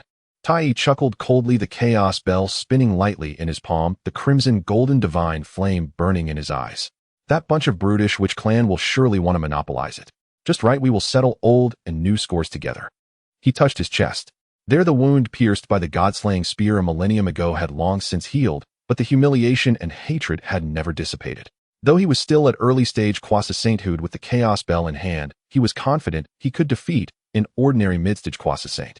As for Meng Chuan, after the second lecture at the Zixiao Palace, it had been a full 7,000 years without any news. He feared that he was still stagnating. Elder brother, let's invite Kuan-Pong and Ji Meng. We are going on a In the depths of the blood sea, the river of souls opened his crimson eyes. Exquisite innate spiritual treasure gourd. Such a good thing. He licked his lips, the Yuan Tu Ubi trembling beside him. If I can obtain one when I sever the second corpse, I'll have a better chance. His form turned to blood, breaking through the blood sea and heading towards Buzhou Mountain. At the nearby dojo of Buzhou Mountain, Yuhua and Fushi exchanged glances. Elder brother, the emergence of this treasure carries significant karma. Yuhua spoke softly. Fushi nodded, divining with the 8 trigrams plate, his aura sinking. The heavenly secrets indicate that this treasure is fated with you. However, many contenders, and it is fraught with danger. Yuhua remained silent for a moment, slowly rising. Since it is fated with me, I will contend for it. I will accompany you, Fushi said. At Honghuang Temple, Xinyuanzi and Hongyan stood side by side beneath the ginseng fruit tree. The innate gourd vine. 7 gourds, all exquisite innate spiritual treasures. Hongyan clicked his tongue, transforming into auspicious clouds, his demeanor ethereal. Xinyuanzi stroked his beard, the earth script floating in his palm, the Tao rhythm of the earth heavy as a mountain. The karma of this treasure is too great. Even if we do not contend, it wouldn't hurt to take a look. Perhaps we can help Meng Chuan or Hutu ancestor to acquire 1 or 2. Hongyan nodded. Indeed, it's been 7,000 years since Meng Chuan entered seclusion. I wonder how he is. If he exits, he will definitely contend for it. Let's go. In the west, Jane and Zhuanti exchanged glances, seeing the fervor in each other's eyes. Junior brother, the opportunity has arrived. Jane looked pained, the Buddhist light surrounding him. Senior brother, this treasure is fated with our west. Zhuanti smiled brightly. The 2 stepped on golden lotuses, heading towards Buzhou Mountain. Deep within Buzhou Mountain, the glow of dawn gradually recedes. The vine, coiling like a dragon, a congenital spiritual root at the cliff's edge, emanates an enchanting aura, swaying gently in the breeze. 7 gourds hang from the vine, each a different hue: purple, gold, purple, red, purple, white, purple, blue, purple, yellow, purple, black, and purple green, corresponding to 7 exquisite congenital spiritual treasures about to mature. Around the valley shadows flicker and a powerful aura surges skyward. The three purities arrive first, standing atop the eastern clouds. Laozi stands in the center, his gray robe sweeping dust, his expression calm, and his gaze deep as an abyss. Yuan Shi stands to the left, clad in a black and yellow Taoist robe, holding a three-treasured jade rui, his demeanor reserved. Tong Tian stands to the right, dressed in a blue robe with a sword on his back, his brows raised boldly. This vine bears 7 gourds and 3 are fated to my brothers. Yuan Shi spoke, his voice like jade chimes. Purple, gold, purple, yellow, purple, black, shall return to Kunlun. The rest, you may take as you wish. A stillness enveloped the valley. The western clouds parted and Jane and Junti arrived, stepping upon golden lotuses. Jane joined his palms together and said, Dao friend Yuan Shi, the spiritual treasures are destined by fate. How can one decide their ownership with a mere word? Junti smiled broadly, his gaze drifting over the 7 gourds, particularly lingering on the purple-green gourd. This poor Taoist observes that purple-green gourd is fated to the west. As for the rest, it's all up to chance. Up to chance. Yuan Shi snorted coldly, the jade rui glimmering. This is Buzhou Mountain transformed from Panga's spine. We the three purities are the true lineage of the father god Yuanshan. The spiritual treasures here belong to us to choose first. This is heavenly principle and also cause and effect. What a heavenly principle and cause and effect. A burst of crimson light pierced through the air as Tai and Emperor Jun descended side by side, followed by Kuanping, Jiming, Ing Zhao, and other powerful beings of the demon race. Tai lightly spun the chaos bell in his palm, his cold gaze sweeping over the three purities, finally settling on the purple-white gourd. The purple-white gourd containing the edge to slay immortals aligns with my chaos bell's Tao. It should belong to the demon race. He paused, then looked at the purple-blue gourd. The purple-blue gourd, attracting demons and gathering fortune, is also beneficial for the demon race's great cause. It should also belong to the demon race. Simultaneously, he turned his gaze to Junti, a hint of mockery curling at the corner of his mouth. Dao friend Junti, this gourd is fated to the west. I rather feel it is more fated to the demon race. Junti's smile remained unchanged. Dao friend Tai, matters of fate cannot be forced. Then let each rely on their own means, Tai said coldly. What a reliance on one's own means. Bloodlight surged like a tidal wave as the river of the underworld tread the blood waves, with the sword of the slaughterer Ubi hanging at his side, his scarlet eyes sweeping over the purple-red gourd, a flash of greed appearing. The purple-red gourd, scattering souls and slaying gods, perfectly aligns with my path of slaughter. This item I shall take. Dao friend of the river of the underworld is quite direct. Nuwa and Fushi emerged from the southern clouds, the rhythm of creation circulating as the 8 trigrams plate floated. Nuwa's gaze was clear as she looked towards the purple-blue gourd and softly said, This gourd is fated to me, it shall be mine. Fushi stood beside her, the 8 trigrams plate predicting heavenly secrets, his brow furrowed, saying no more. Do you all want to snatch it? Zhu Rong's deep voice resonated as 12 imposing figures brimming with vitality stepped out from the depths of Buzhou Mountain, led by Emperor Jiang, the 12 ancestral witches.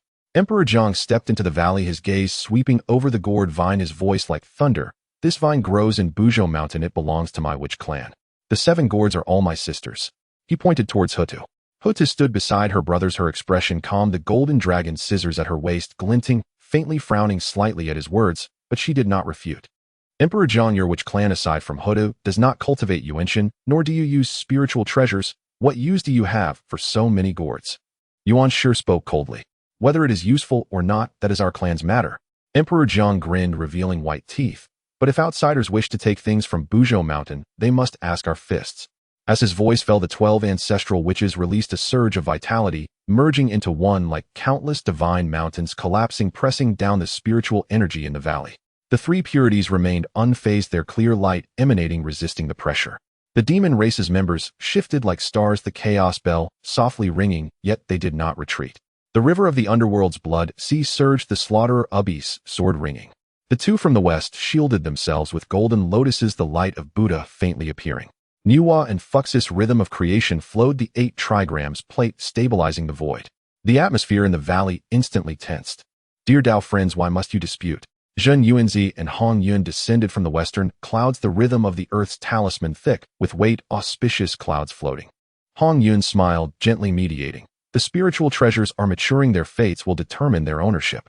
When the time comes, each shall take according to their means. Quarreling now only harms the harmony. Dao friend Hong Yun indeed has a good heart.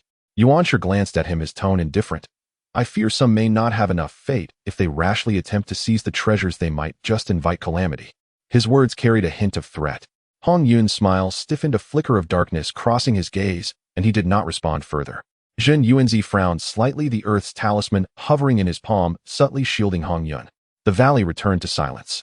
Only the gourd vine swayed, the glow of dawn within the rhythm of the Tao growing more intense. The surface of the 7 gourds shimmered faster and faster, faint signs of Tao runes appearing, flickering. Maturity is imminent. All eyes were fixated on the gourds hanging from the vine. The 3 purities' auras intertwined, their clear light swirling, already locking onto the purple gold, purple yellow, and purple black gourds. Tai lightly spun the chaos bell, the crimson divine flame burning in his eyes, closely watching the purple white and purple blue gourds.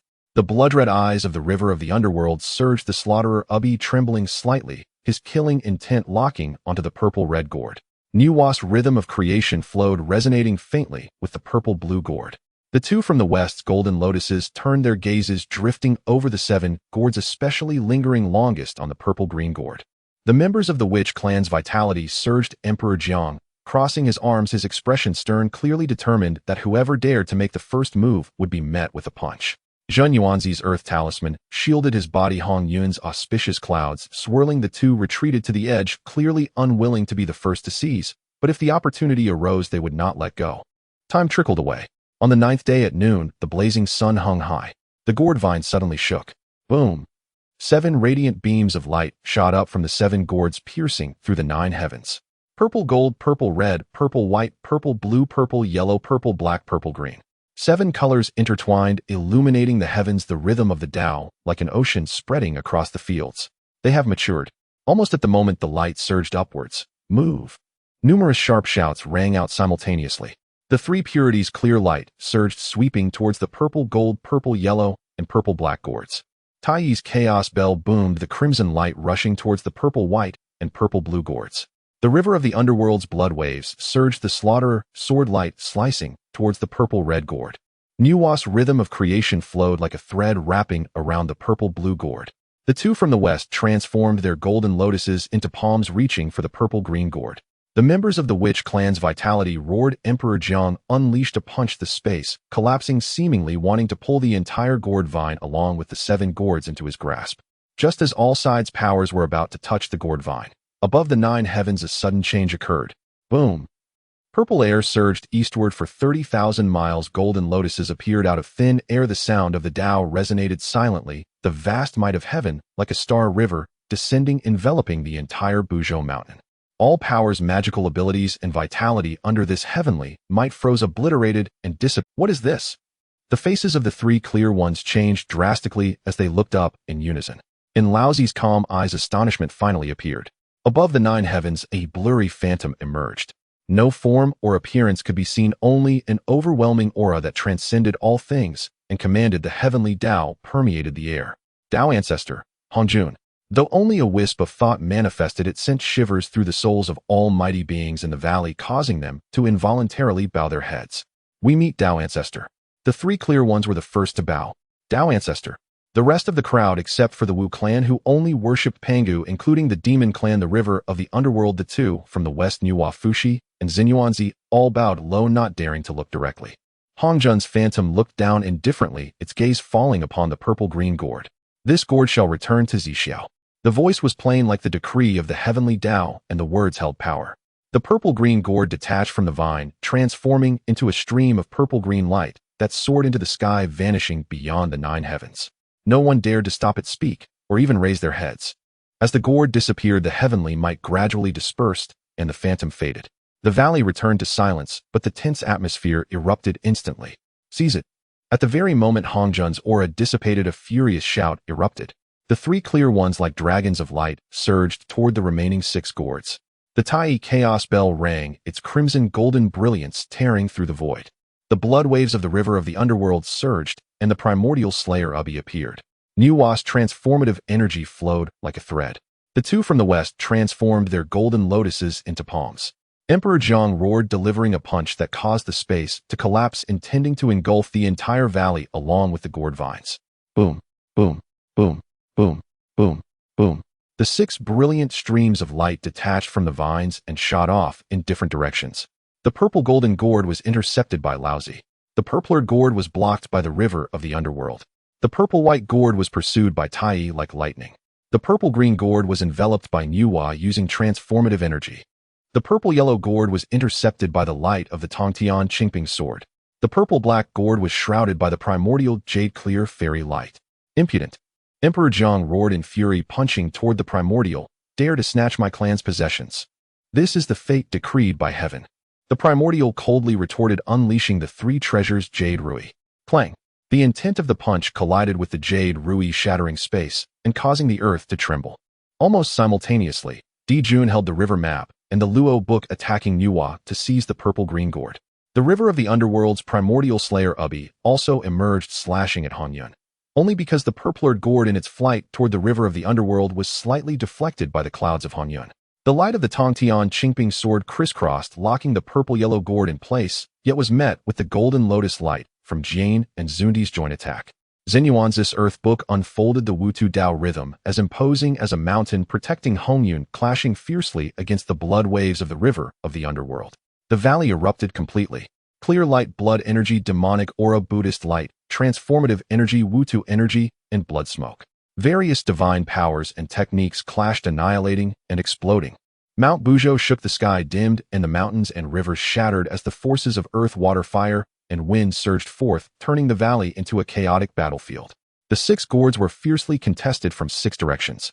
The 3 clear ones, the Demon Clan, the River of the Underworld, Nuwa the West, and the Wu Clan. The largest scale of chaotic battle since the Dragon Han's initial calamity completely erupted here. Battle! Emperor Jiang bellowed, his blood chi surging like 100,000 volcanoes erupting, delivering a punch that shattered the space inch by inch, transforming into countless black cracks aimed at the primordial. Good strike. The primordial's expression was grim. The 3 treasures Jade Rui radiated bright light, transforming into a towering fairy mountain phantom, forcefully pressing down. The fist collided with the mountain. Boom! A deafening sound erupted as the space shattered like glass, the aftershocks sweeping across miles, turning several mountains into dust. The primordial groaned, retreating 3 steps, ripples spreading through the void beneath his feet, while the light of the Jade Rui dimmed slightly. Emperor Jiang only took a step back, his fighting spirit rising. Primordial, your strength is lacking. You cannot withstand my punch. Let's go again. He advanced again, both fists thrust out, the intent solidifying as he tore open a 100-foot punch wave in the shattered void, directly crashing towards the primordial's face. Elder brother, assist me. The primordial shouted sharply, raising the 3 treasures Jade Rui, once more celebratory clouds appearing above his head, 3 golden lotus flowers blooming with fairy light, barely resisting the punch wave. Laozi stepped forward, his gray robe fluttering, his gaze as calm as a still lake. Above his head, celebratory clouds manifested simultaneously, the good corpse holding a turtle shell, while the obsession corpse held a crutch, their auras harmonizing like heaven and earth. Emperor Jiang, your opponent is this poor Taoist. Laozi, do you think that by slaying the 2 corpses you can contend with me, eh? Emperor Jiang grinned, his blood chi surging again, faintly revealing the true form of the ancestor shaman of space and speed. A human-faced bird body with 4 wings and 6 legs, the surrounding space twisting and folding. With a flap of his wings, he vanished. In the next moment, he appeared behind Laozi, delivering a punch that collapsed the space, reducing all to nothing. Laozi's expression remained unchanged, the good corpse blocking with the turtle shell. Bang! The turtle shell trembled violently, fine cracks appearing on its surface, and the good corpse groaned, staggering back. The obsession corpse pointed with the crutch, sending a stream of yin-yang energy stabbing toward Emperor Jiang's brow. Emperor Jiang did not dodge or evade, allowing the energy to pierce, sparks flying from his brow, leaving only a white mark. The strength has softened. He laughed heartily, slapping out with his palm, sending the obsession corpse flying 100 feet. Laozi's gaze sharpened. He was finally moved. Emperor Jiang's strength was close to the late stage of Croissant. Were it not for him slaying the 2 corpses with profound cultivation and the assistance of both corpses relying solely on himself, he would truly not be his opponent. Let's attack together. The primordial and Laozi exchanged glances and struck simultaneously. The 3 treasures Jade Rui, turtle shell, crutch.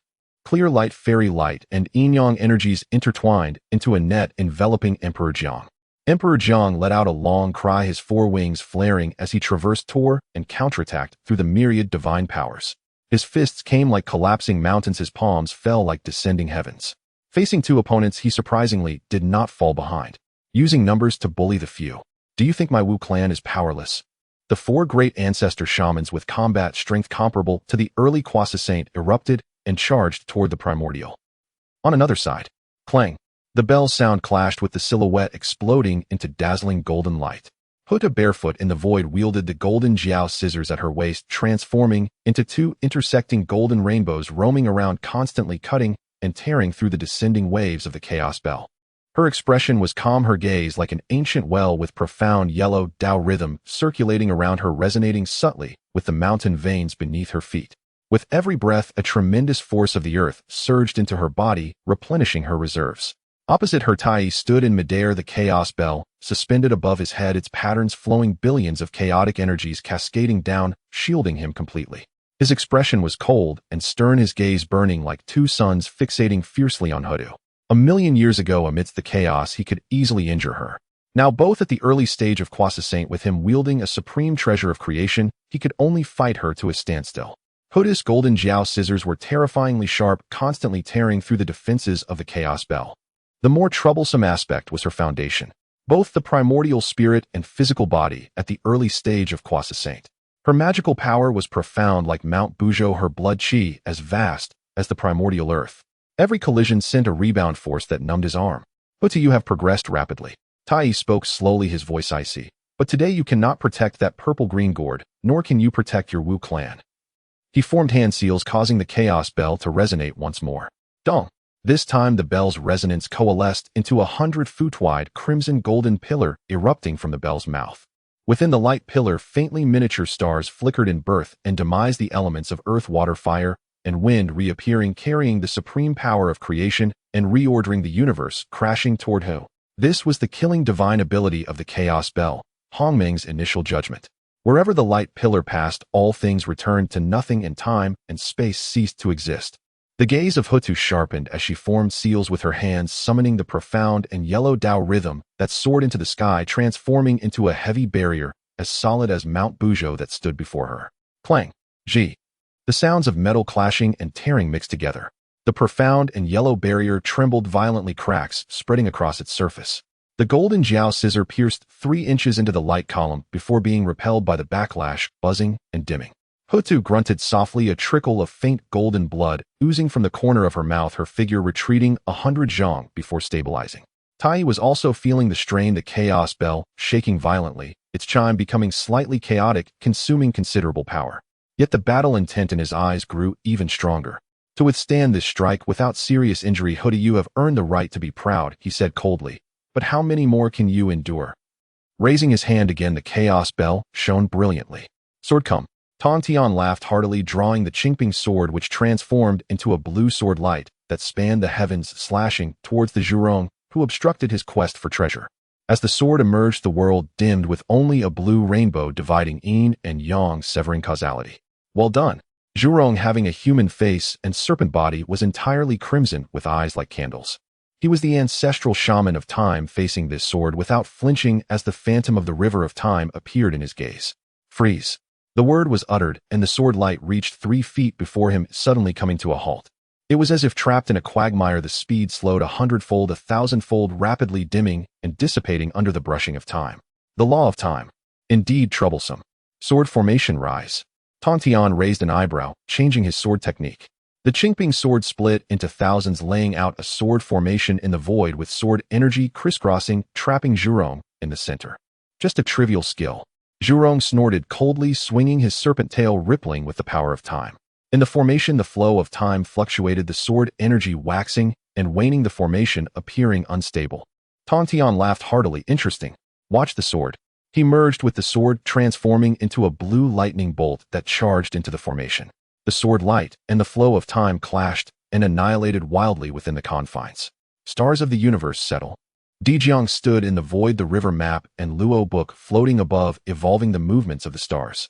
Starlight rained down like a waterfall, forming chains of stars that coiled towards Nuwa. Brother, assist me. Nuwa called out lightly, the energy of creation transforming into a 7-colored ribbon coiling towards the Ziqing gourd. Fuxis Bagua disc spun rapidly, calculating the trajectory of the chains, striving to protect Nuwa. Nuwa, you are of the demon race. Oh, why obstruct my great endeavors of the demon race? Dijiang spoke solemnly, the starlight intensifying. Taoist Dijiang, this gourd is fated to me and unrelated to our races. Then do not blame me for being heartless. Dijiang's gaze turned cold, and the river map and Luo book began to turn again. Stars of the universe perish.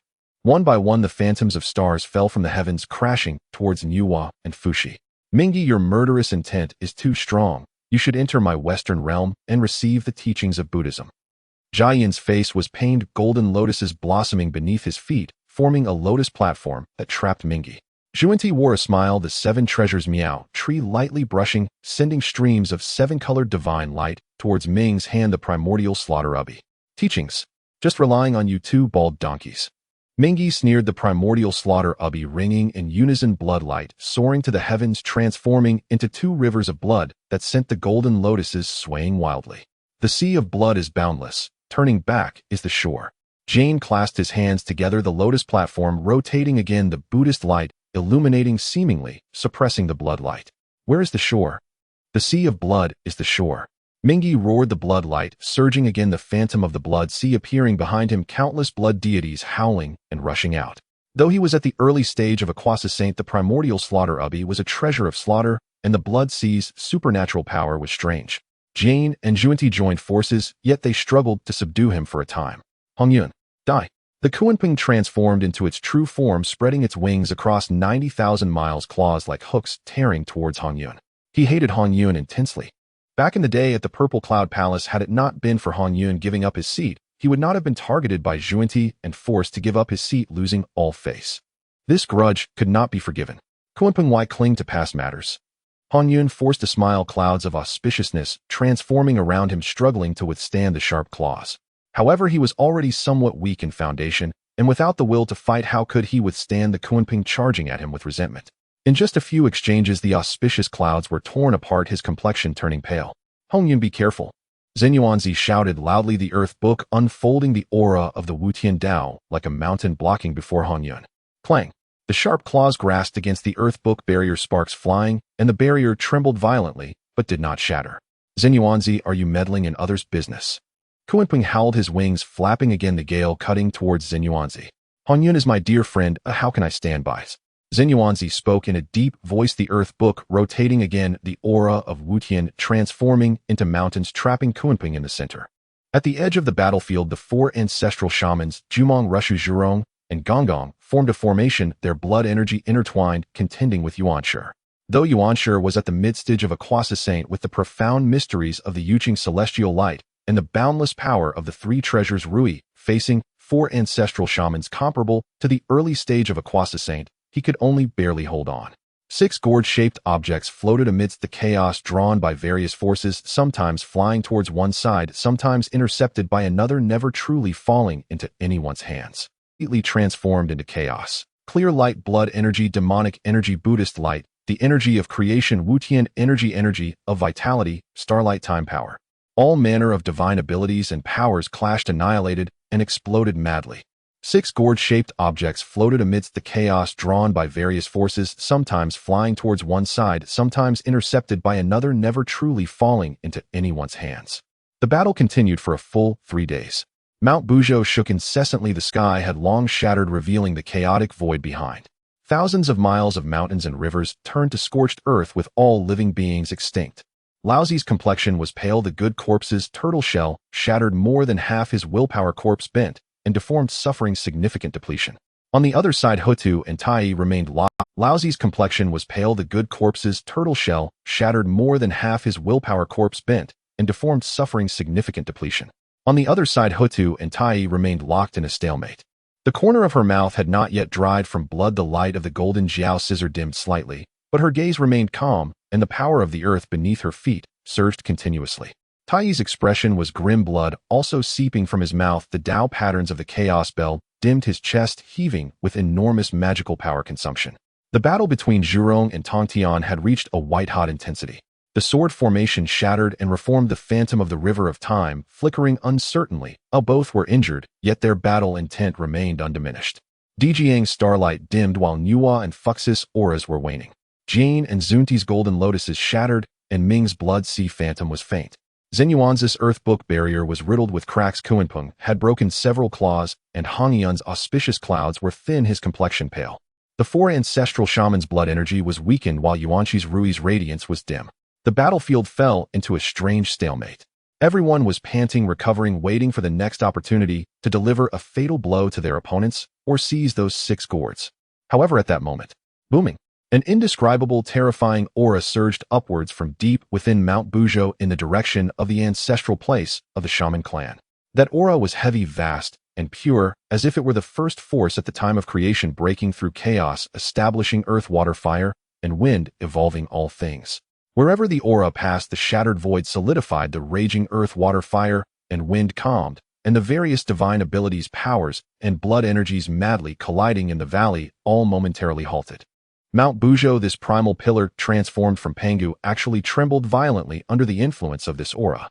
From deep within the mountain, an ancient vast resonance sound echoed, as if it had existed since the beginning of creation, like a giant that had slept for countless ages, slowly awakening and stretching its body. What is this? Dijiang suddenly turned to look towards the ancestral land, his eyes bursting with horror and joy. The will of the Father God resonates. Huda's gaze trembled violently, a hint of surprise surfacing on her calm face. He succeeded. In the battlefield, almighty beings, regardless of friend or foe, regardless of their injuries, all turned their heads at this moment, looking towards the direction of the shaman ancestral land.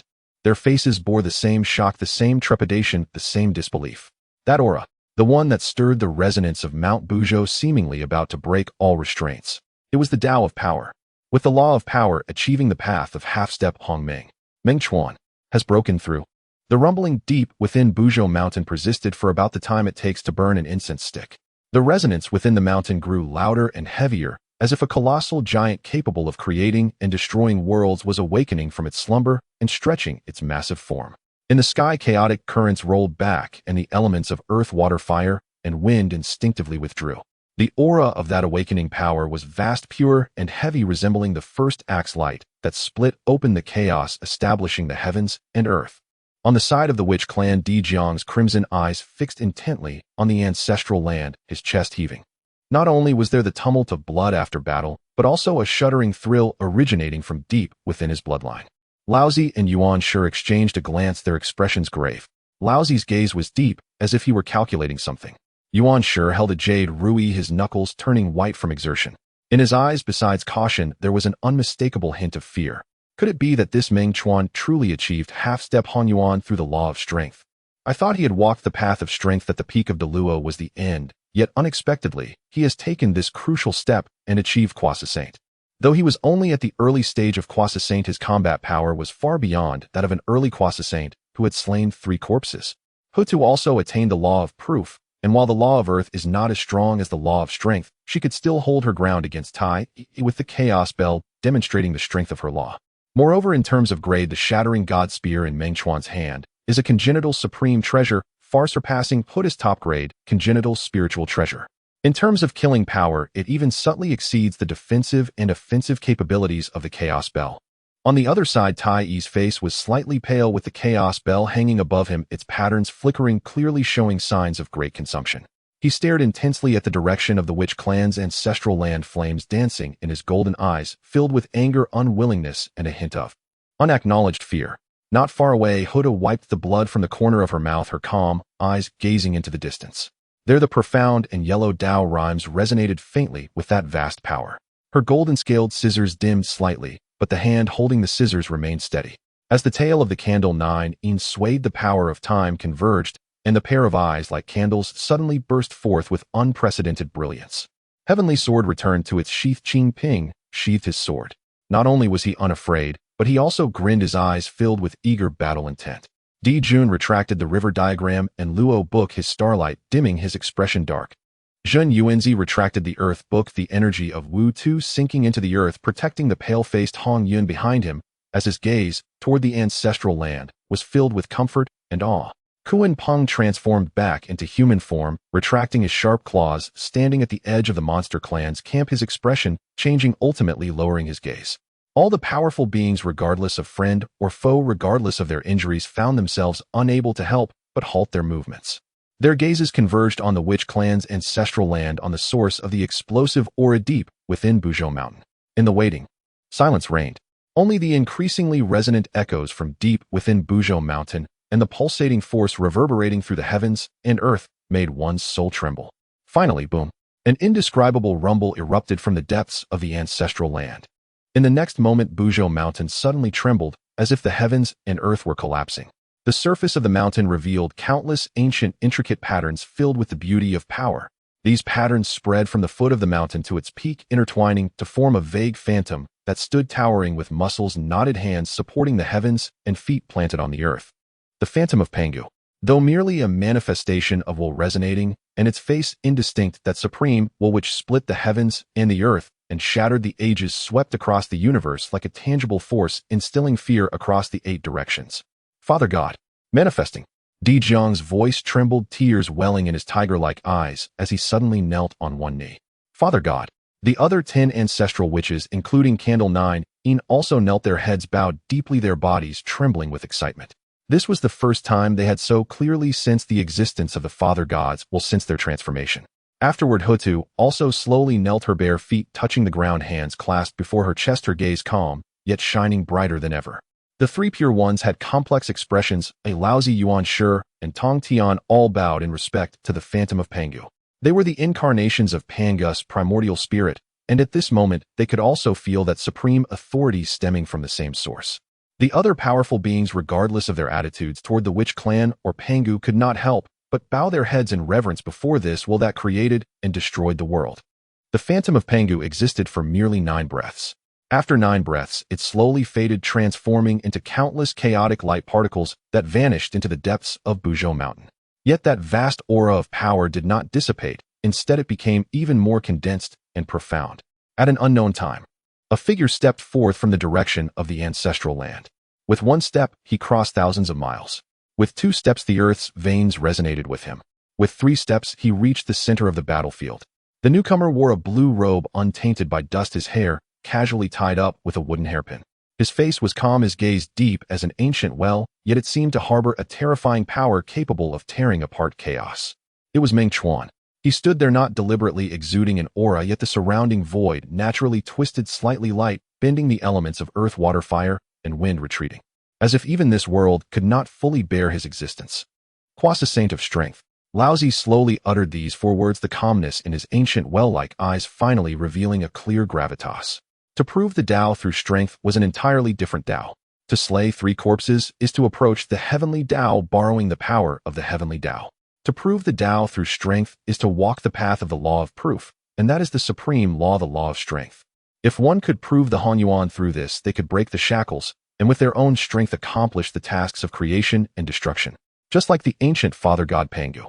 The essence of the 2 is clear and distinct. Meng Chuan, my friend, congratulations on breaking through. The great Tao is promising. Jin Yuanzi was the first to speak, stroking his beard and smiling, his eyes filled with sincere joy. Meng Chuan, congratulations. Hong Yun also beamed, clasping his hands in congratulation. Though his aura was waning, his spirit was invigorated. Thank you, Jin Yuanzi and Hong Yun. Meng Chuan slightly nodded to the 2, his tone calm. Brother Meng Chuan, you finally came out. Di Jiang stepped forward, patting Meng Chuan's shoulder with force, his voice booming like thunder, shaking the surrounding stones to fall. Good. Well done. You are indeed a friend of the witch clan. To prove the Tao through strength, invoking the resonance of the Father Gods is truly a first since the creation of the heavens and the earth. This is exhilarating. Congratulations, brother Meng Chuan. Zhu Rong also grinned widely, his address for Meng Chuan shifting unknowingly from the casual kid to the earnest brother. In his excitement, flames surged around him.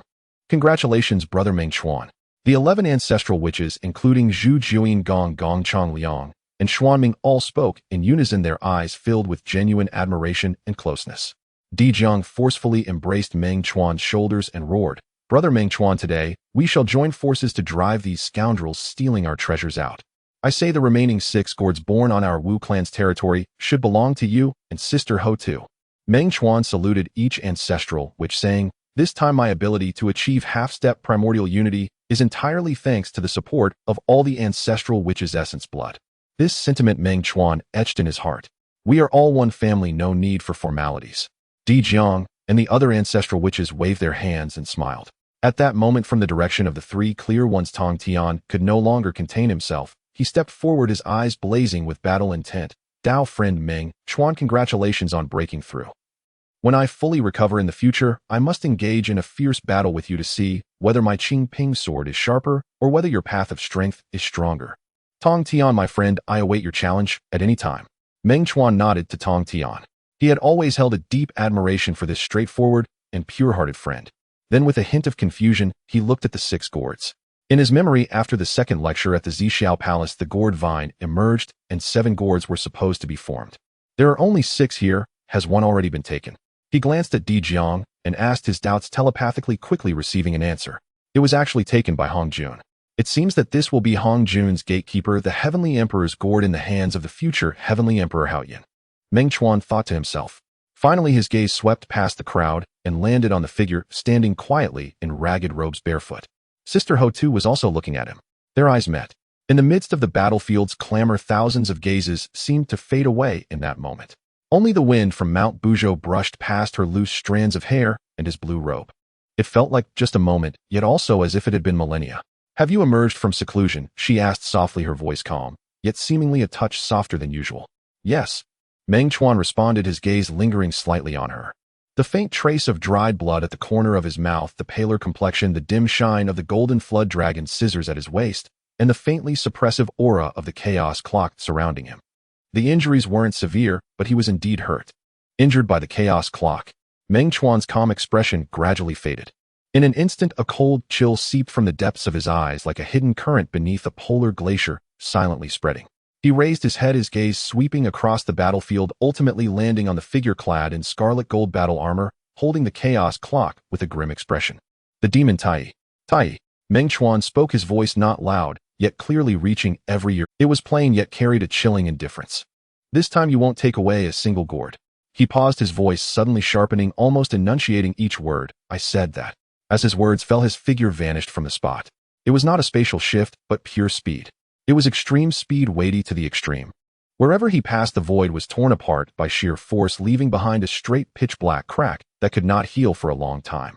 His target was the purple-white gourd floating in midair, subtly drawn by Taiyi's aura, the immortal slaying gourd. You dare!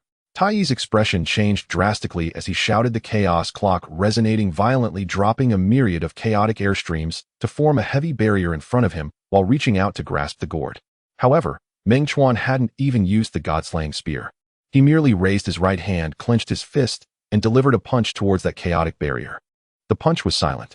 Only the path of his fist as it passed caused the space to shatter and annihilate like thin paper, revealing the chaotic void behind.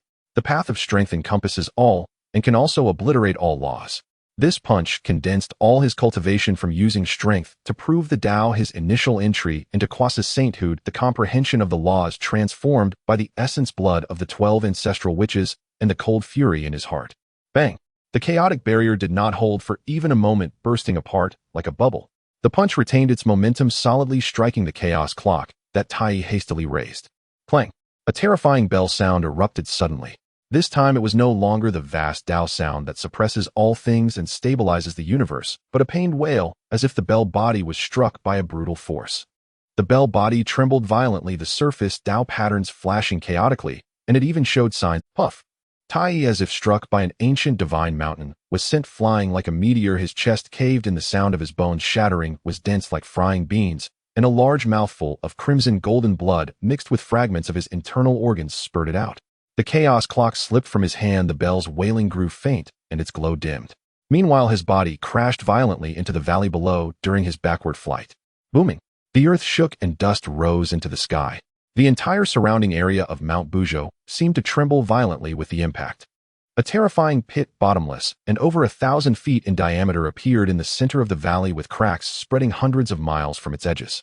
Moreover, the misfortune fell upon several nearby observers who were caught off guard and struck by Taiyi's body. They didn't even have time to scream before they exploded into clouds of blood mist, their souls and bodies annihilated. The entire scene fell into silence. The sound of a falling needle could be heard. As the dust slowly cleared, the bottom of the deep pit was revealed. Taiyi lay at the bottom of the pit, his battle armor shattered, flesh and blood in a mess. A fist mark pierces clean through his chest, and faint golden bones and internal organs were clearly visible. His aura had weakened to the extreme. Only his pair of crimson golden eyes stared fixedly at the sky, filled with endless humiliation, resentment, and indescribable horror. One punch. Only one punch. He hadn't even used that infamous god-slaying spear. It had rendered him who at his peak could match Sister Ho 2 and held the chaos clock that could overpower ordinary mid-phase Quasi-Saints severely injured and crushed underground. This is proving the Tao with strength. This is the absolute dominance of the path of strength. All the powerful beings present, whether the three clear ones, the two from the West Ming, Hinua Fushi, or the Demon Clan, as well as the fringe figures like Zheng Yuanzi and Hong Yunal, either had their expressions changed drastically or were shaken to the core. Meng Chuan stood aloft in the void, casting only a faint, indifferent glance toward Tai, a gaze as if observing an ant, cold and devoid of emotion. He deemed no explanation necessary, nor any response. He could not even be bothered to utter a single taunt. This utter absolute disregard was more humiliating than any verbal insult, cutting Tai to the quick. Enraged, Tai spat another mouthful of blood, his face flushed crimson, chest heaving, eyes wide with fury. Yet he clenched his teeth and dared not utter another word. He was afraid, truly afraid that Meng Chuan would strike again with another fist and claim his life. Even with the chaos bell protecting him, facing Meng Chuan in his current state, with less than a tenth of his power remaining, he had no hope of survival. Meng Chuan looked away from him and raised a hand, gesturing lightly. The purplined white gourd hovering in midair obediently fell into his palm, trembled slightly, and then lay still. As a top-grade innate spiritual treasure, the gourd possessed its own sentience. Under the overwhelming pressure of Meng Chuan's vast power and chilling murderous intent, it dared not resist in the slightest. Then Meng Chuan swept his gaze across the battlefield. The other 5 gourds suspended in various directions: purple gold, purple-red, purple green, purple yellow, and purple black, which had been subtly tethered by the auras of the mighty figures, all trembled in unison at his glance. They broke free from their positions and transformed into 5 streaks of light, flying toward him. Lao Zi's eyes flickered as a surge of pure light pulsed, as if to intercept the purple gold gourd. Yuanqi's jade rui atop his head radiated a brilliant jade light, shrouding the purple-black gourd. Nuwa drew upon the power of creation, sweeping it toward the purple-green gourd. Ming's sea of blood roiled, attempting to seize the purple-red gourd. Tongshin's green lotus sword hummed softly before him, yet he made no move, merely watching the purple-yellow gourd fly away. However, Meng Chuan let out a faint snort, and the aura of power around him erupted explosively. An invisible force field like a solid barrier rebuffed and crushed all incoming divine abilities, dharma power, and blood energy. The mighty figures present, even if not completely exhausted, were far from their prime and could not withstand the might of his power. The 5 gourds met no resistance and fell entirely into his grasp, hovering alongside the purplined white gourd.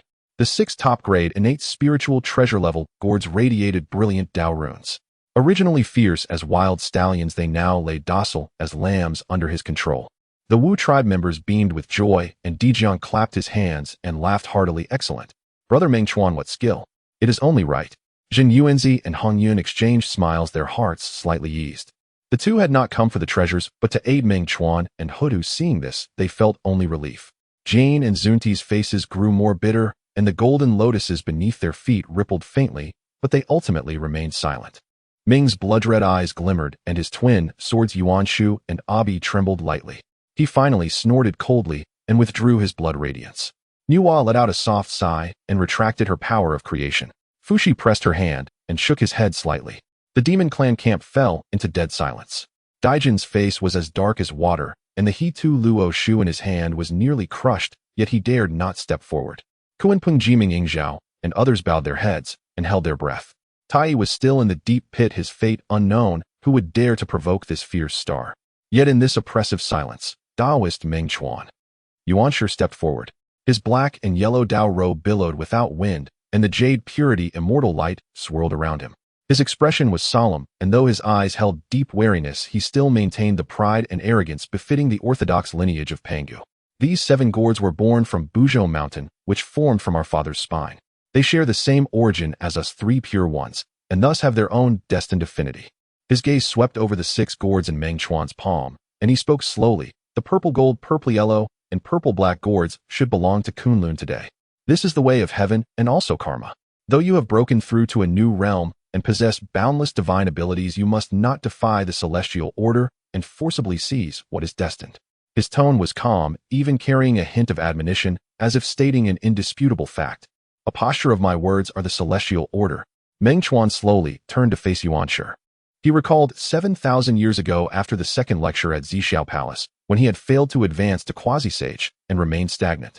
Yuanshu had walked past him and left behind that faint remark, "Take care of yourself." He also remembered when he was merely a true immortal first entering Kunlun. Relying on his foreknowledge, he sought the long, dusty, and undiscovered cosmic ruler. Yuanshi had appeared to seize the treasure, issuing a cold proclamation. This treasure is fated to have no connection with you. If not for Tongtian, who could not bear to see it, and spoke up in righteousness, the cosmic ruler would never have fallen into Meng Chuan's hands. He had never forgotten any of this. Fate, connection, destiny, karma. Meng Chuan suddenly smiled. His smile was faint and cold, but his eyes held no trace of mirth, only of frozen indifference. He could not even be bothered to respond verbally. He merely raised his left hand and pressed it down lightly toward Yuanshi. Boom! An indescribably terrifying invisible force crashed down. It was not a divine ability nor a Tao art. Only the purest, most domineering, most brutal force. Space shattered like glass into fragments, and time itself seemed to freeze in that moment. The jade purity immortal light around Yuanshi flickered wildly. The 3 jewels Rui hummed and trembled violently, and the 3 golden lotuses in the celebratory cloud above him spun rapidly, shedding endless pure light. Yet he was still crushed, his bones cracking, his face instantly turning crimson as he stumbled back 7 steps. With each step, he left deep fissures in the void before barely managing to steady himself. He looked up abruptly, and for the first time fear and horror appeared in his eyes. Yuanshi. Meng Chuan finally spoke slowly, his voice like eternal glacial ice, each word carving itself into everyone's heart. For Tongtian Taoist Sake, I will give you one chance. He raised his right hand, and the Godslayer's spear silently materialized. The spear's body was pitch black, its Tao patterns dark red, and a single point of cold light at its tip seemed capable of ending eternity. Take one spear strike from me. If you can withstand it, you may choose any one of the 6 gourds. Care to try? As his words fell, the Godslayer's spear trembled lightly. Buzz! A terrifying Tao principle of slaughter that withered all life and annihilated all laws mixed with the boundless aura of power surged into the sky, dyeing the entire firmament a horrifying hue of dark red interwoven with chaos. The spear's tip pointed from afar at Yuanshi's brow. One strike. Would he take it or not? The surroundings fell into deathly silence, and all eyes converged on Yuanshi's ashen, shifting face. Dijiang grinned, a cold glint flashing between his teeth. Tongtian frowned as if wanting to speak, but stopping himself. Laozi's gaze was deep and silent. Hutu quietly watched Meng Chuan's back, her eyes calm as an abyss, undisturbed. Yuanshi gripped the 3 jewels Rui tightly, veins bulging on the back of his hand. His face shifted from blue to white, then to red, and his chest heaved violently, yet he could not utter a single word. Take it. That single press of force had already caused his qi and blood to surge in reverse, and shaken his Tao foundation, now that his power was less than a third of its peak. This spear strike. He had no doubt that Meng Chuan would show no mercy. Refuse. Where would the dignity of the orthodox Panga lineage be? Where would the prestige of Kunlun stand? If he Yuanshi before all the great powers of the primordial world dared not even accept this one spear pact, how could he hold his ground in the future? Time seemed to freeze at that moment. Only the wind howled through Buzhou Mountain, sweeping across the lingering smoke and blood of the battlefield. Meng Chuan stood with his spear, his expression indifferent, calmly awaiting the answer. The valley lay in utter silence. Yuanshi's face turned ashen. He knew well that if the god-slaying spear which had once shattered the chaos bell were to strike, in his current state there would be no chance of survival. It must be noted that although Tai Yi's cultivation was inferior to his backed by the chaos bell, his defense was vastly superior. Even so, he was still heavily injured by a single punch from Meng Chuan. If Meng Chuan were to wield the god-slaying spear, how terrifying would its edge be? This thought was cold and clear, gnawing at his last vestiges of dignity like a venomous snake, and further devouring his instinct to survive. While the face of Pangazong was certainly important, what use was face if life were lost? He took a deep breath, suppressing the boiling blood and humiliation, glancing at Laozi from the corner of his eye, secretly transmitting elder brother.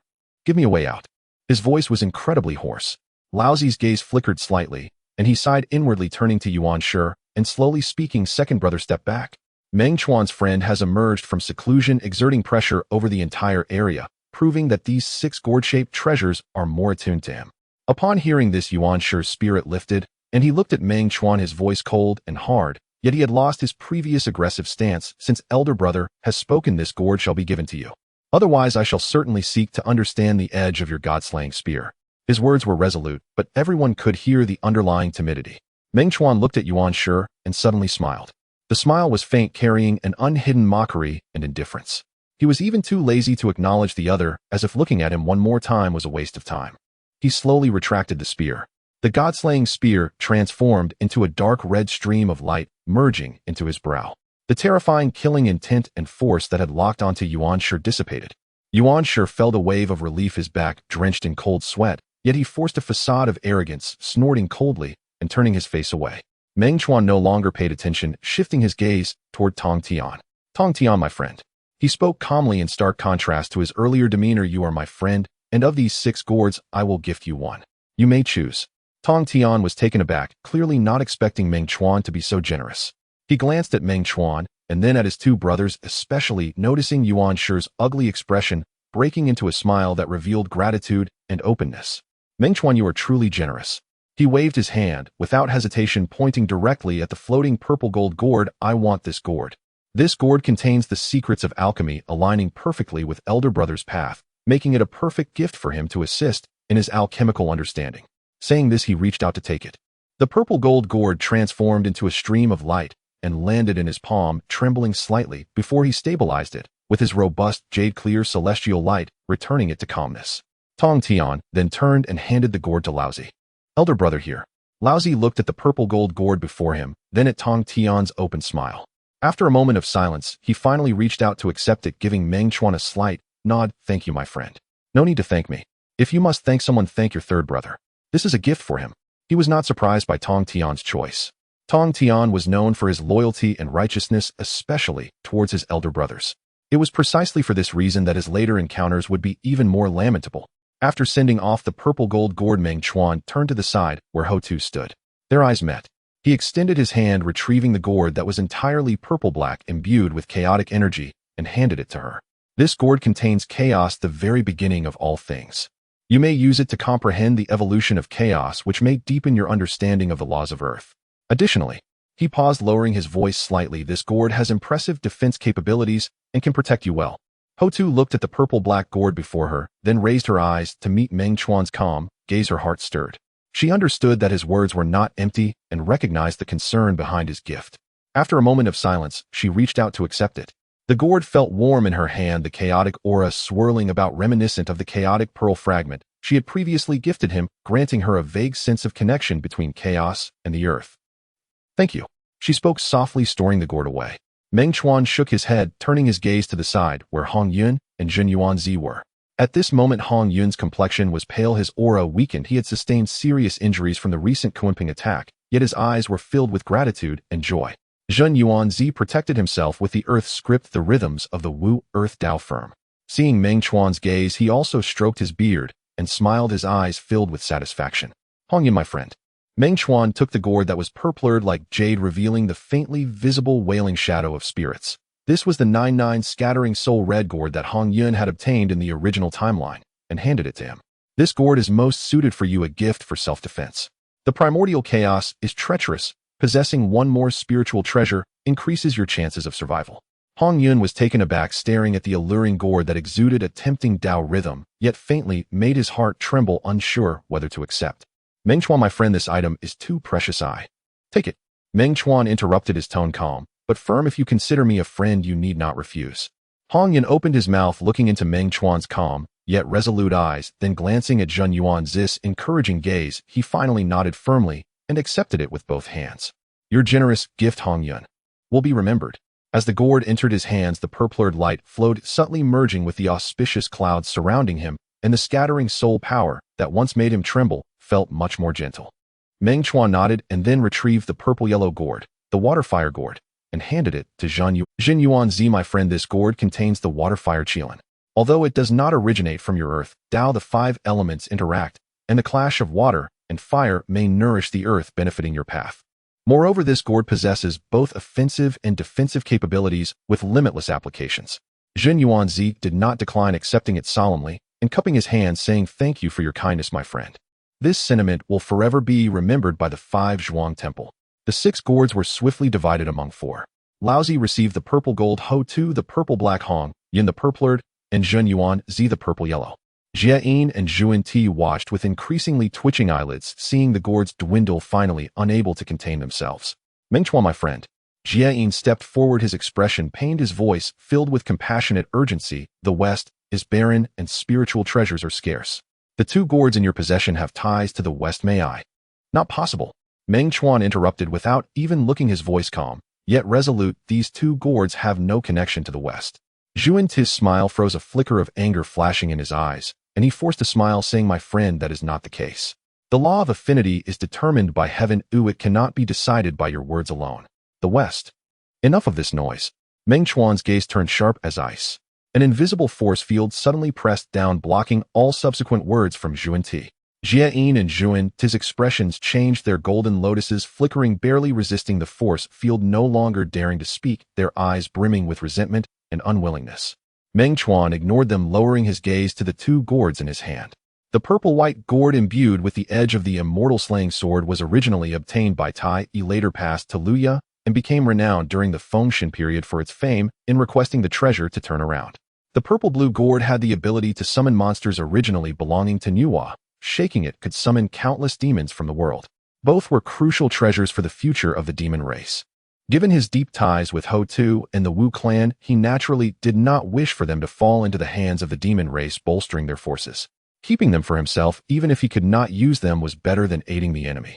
"These two gourds shall belong to me, Meng Chuan." He turned his hand to store the two gourds, his voice echoing across the wilderness. "Whoever is unconvinced can come and try to take them. The contest for the celestial gourd has come to a complete end." Tong Tian smiled and said to Meng Chuan, "Thank you, Dao friend Meng Chuan. In the future, if you have the time, you are welcome to Kunlun to discuss swordplay. I will await your arrival with open arms." Meng Chuan nodded in agreement. Tong Tian then turned to his two elder brothers, saying, "Elder brother, second brother, let us leave." Laozi slightly nodded, offering a gesture of courtesy to Meng Chuan, Hotu, and Xinyuanzi, before transforming into a beam of light and departing. Yuan Shi cast a cold glance at Meng Chuan, his gaze lingering especially on the purple-black gourd before finally snorting coldly and turning away following Laozi. Tong Tian flashed a smile at Meng Chuan, waved his hand, and transformed into a stream of sword light to catch up. With the departure of the three pure ones, although other powerful beings were reluctant, they had no choice but to leave one after another. Jane and Zhuan let out a cold snort as they left. Mingyi departed without a word, as he felt that returning empty-handed this time was purely due to insufficient strength. The demon clan dared not linger any longer. Dijun's expression was dark as he lifted the severely injured and unconscious Tai Yi, casting a deep glance at Meng Chuan, his eyes filled with intertwining hatred and dread, which eventually turned into a suppressed cold snort. "We must go." He gathered Tai Yi and led the demon clan in a hurried retreat, vanishing into the horizon. Meng Chuan watched the direction of the demon clan's departure, a flash of murderous intent appearing in his eyes. He had initially wanted to keep them behind. Tai Yi was severely injured, Dijun was exhausted, and the demon gods like Kunping and Ji Ming were not at their peak. If he took action now, he was confident he could capture the upper echelons of the demon clan, severely wounding their vitality. However, just as his murderous intent was about to manifest, a vast and profound pressure descended from the ninth heaven from the direction of the Zixiao Palace, locking onto him. The pressure was indifferent and lofty, as if the way of heaven itself had come to the mortal realm. Though it had not truly descended, it carried a clear warning. Unless it was a life-and-death struggle, he was not to strike at Dijun or Tai Yi. Indeed, when he had harbored killing intent towards Yuan Shi just moments ago, Hong Jun had also issued a warning. In a short time, he had received 2 consecutive warnings. Meng Chuan let out a cold smile in his heart. Yuan Shi was understandable. He was one of the future saints of the heavenly Tao designated by Hong Jun. After the 3 lectures at Zixiao Palace concluded, Hong Jun would take him as a disciple, aiming to acquire the merits of Pangus primordial spirit to merge into the heavenly Tao. But what about the demon clan? Now that Hong Jun had not yet merged with the heavenly Tao, had he already begun to cooperate with it, laying the groundwork for the witch demon calamity and scheming for the earthly path? Sure enough, in the eyes of the heavenly Tao, both the witch and demon clans were mere pawns destined to suffer mutual destruction at the end of the calamity and exit the grand stage of the Honghuang. By then, countless beings would perish and Hotu would transform into reincarnation, while the earthly path would supplement the heavenly Tao, becoming its vassal. If that is the case, Meng Chuan's eyes gradually cooled, and he had made a decision in his heart. The plan to assist Hotu in pursuing the independence of the earthly path, to obtain the merits of the great Tao, and to achieve the utmost sanctity of the earthly path must commence. Moreover, it must be swift. Before Hong Jun merges with the heavenly Tao and completely seizes control of its authority, he must allow the earthly path to take shape and possess the foundation to stand against the heavenly Tao. If he waits until Hong Jun merges with the Tao to scheme, it is highly likely that he would not succeed. He might perish first. In the trajectory of Honghuang, reincarnation is a deficiency of heaven and earth, while the earthly path serves as a supplement to the heavenly Tao. This time he would absolutely not allow the earthly path to become a vassal of the heavenly Tao again.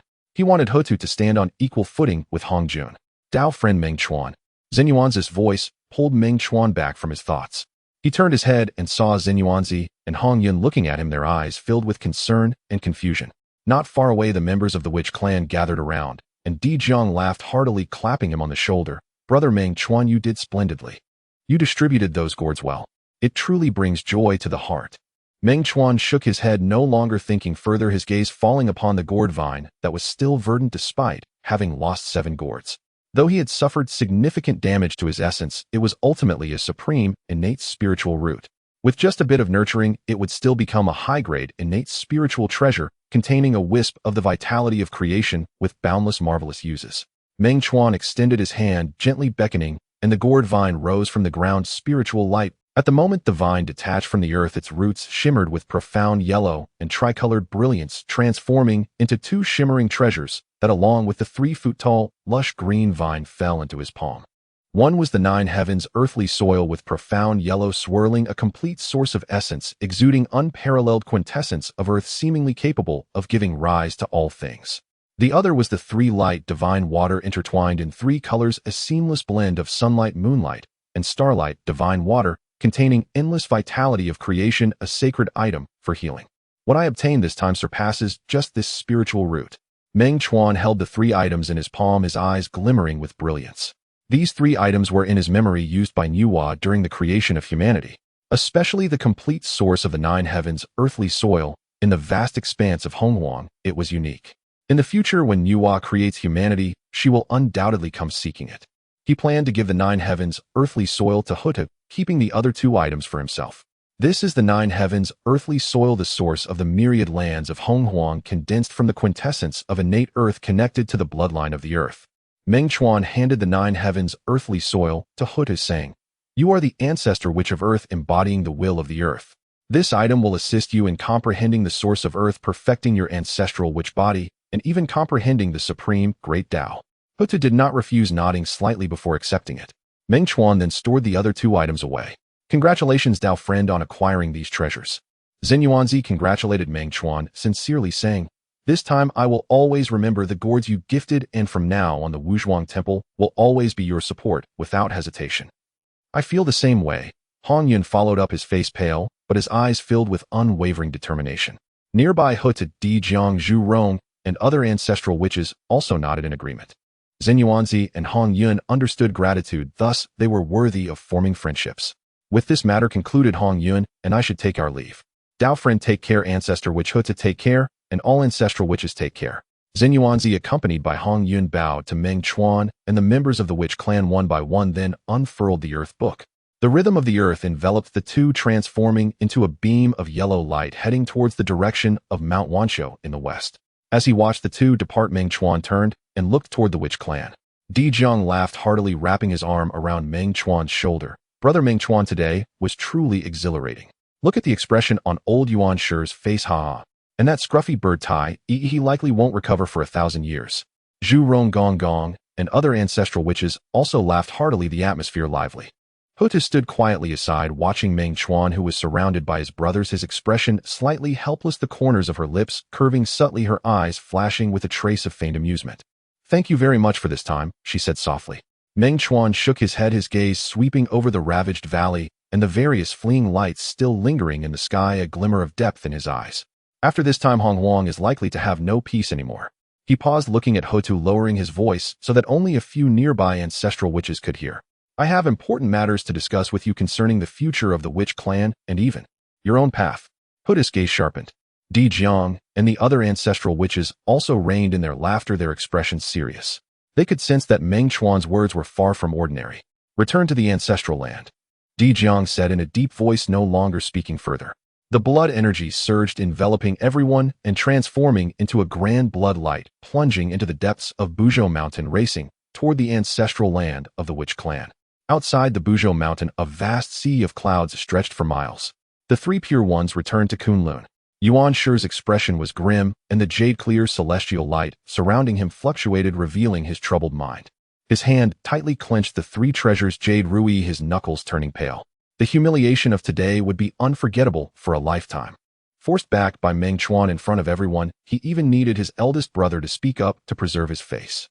In the end, he could only watch the purple-black gourd fall into the hands of the Earth Mother. That was a supreme, innate spiritual treasure containing the essence of chaos, which would greatly aid him in comprehending the Tao and slaying the third corpse. The voice of Tong Tian sounded from the side, straightforward as always. Regarding today's matter, Taoist Meng Chuan has shown mercy. If he had not directly intervened, you might have truly faced his spear. Shut up. Yuan Shi suddenly turned his head, his eyes glinting with cold light. Have you forgotten your own origins while being on such close terms with that Meng Chuan? Forgotten who your true brother is? Tong Tian furrowed his brow, refusing to back down. Second brother, this is going too far. Taoist Meng Chuan and I share a bond of discussing and refining the Tao, and he is certainly not a villain. Today's competition is about the spiritual treasure opportunity, and each relies on their own means.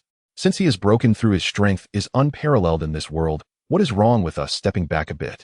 Step back. That is humiliation. Yuan Shi growled. Enough. The calm voice of Lao Zi rang out, carrying an undeniable authority. The two immediately fell silent. Lao Zi's gaze was distant as he looked out at the rolling sea of clouds, and slowly said that Meng Chuan is no longer comparable to the past. Proving the Tao through strength and achieving quasi-saint status, his power can shake the heavens and earth, and his might already suppresses the primordial chaos. He looked at Yuan Shi, his voice turning heavy. Second brother, the humiliation of today can be temporarily set aside. The urgent matter is to quickly slay the third corpse and step into the later stage of quasi-saint. Once all three of us reach the later stage with the unity of the three pure ones, how could we fear that Meng Chuan alone? Yuan Shi's chest rose and fell. After a long time, he finally exhaled a breath of turbid air, and the resentment in his eyes slightly receded, turning into cold resolve. Eldest brother is right. This humiliation will be repaid 100-fold in the future. Lao Zi said no more and quickened his pace. Tong Tian watched the two figures retreat and secretly shook his head, saying no more. Sunstar Sun God Palace. The crimson gold divine fire blazed fiercely, yet could not dispel the coldness within the hall. Tai lay on the jade couch, covered in blood, his breath weak. Although the terrifying fist mark on his chest had stopped bleeding, his bones were shattered, his organs damaged, and a trace of condensed tangible power of the Tao persisted, constantly eroding his vitality. Daijin's expression was grim as he continuously channeled his own sun true fire into Tai's body to aid his healing, while also using the He Tu and Luo Shu to deduce and dispel that trace of Tao rhythm. Kuanping, Ji Ming, Ing Zhao, and other demon clan members stood at the lower seats, all bowing their heads in silence. The atmosphere in the hall was heavy. After a long time, Dijuan withdrew his hand, beads of sweat appearing on his forehead. Second brother's injuries are stabilized, but his foundation has been damaged. Without 1,000 or 2,000 years of nurturing, it will be difficult to recover fully. Meng Chuan's power of the Tao is too overbearing. Eldest brother. Cough, cough. Tai struggled to open his eyes, his crimson gold eyes dim, but burning with hatred. Kill him. With every word he spoke, he coughed up black blood, mixed with internal organ fragments. Rest assured, second brother. Dijuan grasped his hand, his voice cold as ice. This grudge will be remembered by the demon clan. Once you recover, and once the Zhou Tian Star Do formation is perfected, it will be time for the Witch clan and Meng Chuan to pay the price. He turned his head to look at Kuanping and the others. Send the order to all divisions of the demon clan to consolidate their forces and enter seclusion for hard training. Without the command of my brothers, do not engage in conflict with the Witch clan lightly. Yes. The demons responded solemnly. Dijuan looked toward the hall's exterior, his gaze seemingly piercing through the void, landing in the direction of Buzhou Mountain. Meng Chuan, Earth Mother, Witch clan, and the two gourds that were taken away. The humiliation of the demon clan must be repaid in blood. In the west, the Spirit Mountain. Jane and Zhuanti sat facing each other, their expressions pained. Senior brother, that Meng Chuan is too overbearing. Zhuanti gritted his teeth, no longer smiling, only cold resentment in his eyes. The purple-white gourd clearly has a connection with me, yet he forcibly claimed it for himself. And that purple-blue gourd. Both of these treasures should have belonged to the West. Jane sighed, slowly turning the beads in his hand. Junior brother, be a little more patient. Meng Chuan's power is immense and cannot be opposed. The fact that he spared Yuan Shi this time shows he has shown mercy. If we too were to force the issue, we might end up like Tai. Are we just going to let it go like this? Zhuanti was unwilling. Jane said solemnly, even if we are unwilling, we must endure. Right now, the West must accumulate strength and wait for the right opportunity. Zhuanti took a few deep breaths to suppress the resentment in his heart and nodded heavily. What senior brother says is indeed correct. I was too anxious. The two fell silent and closed their eyes to chant scriptures. Under the gentle Buddhist sounds there were ceaseless calculations and grievances. Near Buzhou Mountain, the Taoist temple of Nuwa. Nuwa sat quietly on a cloud bed, a hint of faint sorrow in her brow. Fuxi sat beside her, the bagua plate slowly rotating in his palm as he deduced the heavenly secrets. After a while he stopped deducing and looked at his sister, gently saying, the heavenly secrets show that the purple-blue gourd indeed has a connection with you. But matters of fate cannot be forced, and one must not go against the great trend.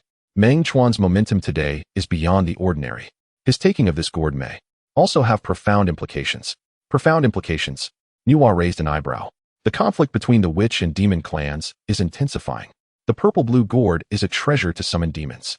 If it falls into the hands of the demon clan, it will surely increase their strength and exacerbate the conflict between the two clans. Fuxi slowly said, by taking this gourd, Meng Chuan may also wish to prevent the conflict between the witch and demon clans from spiraling out of control, leading to the suffering of living beings. Nuwa fell silent. After a long time she sighed softly. Perhaps. It's just. There is still some regret in my heart. The opportunity has not yet arrived. There is no need to force it. Fuxi comforted her. Your Tao lies in creation, in living beings rather than in a treasure or a gourd. Calmly comprehend, and the opportunity will arrive in the future. Nuwa nodded, saying no more, but looking toward the depths of Buzhou Mountain, her gaze remained complex.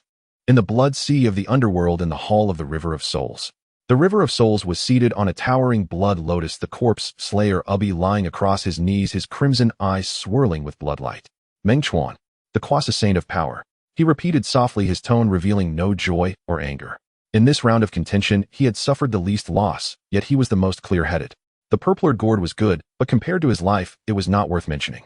The scene of Meng Chuan severely wounding Tai and forcing Yuan Shi back was deeply etched in his mind. That was an absolute disparity in power. As long as the blood sea does not dry up, the River of Souls will not perish. But if he sets his sights on me, it is likely that life will be worse than death. He muttered to himself, a hint of apprehension flashing in his eyes. Forget it, I will temporarily observe the conflict between the witch and demon clans. Although the corpse slayer Ubi has been completely refined, the blood divine child has not yet reached completion.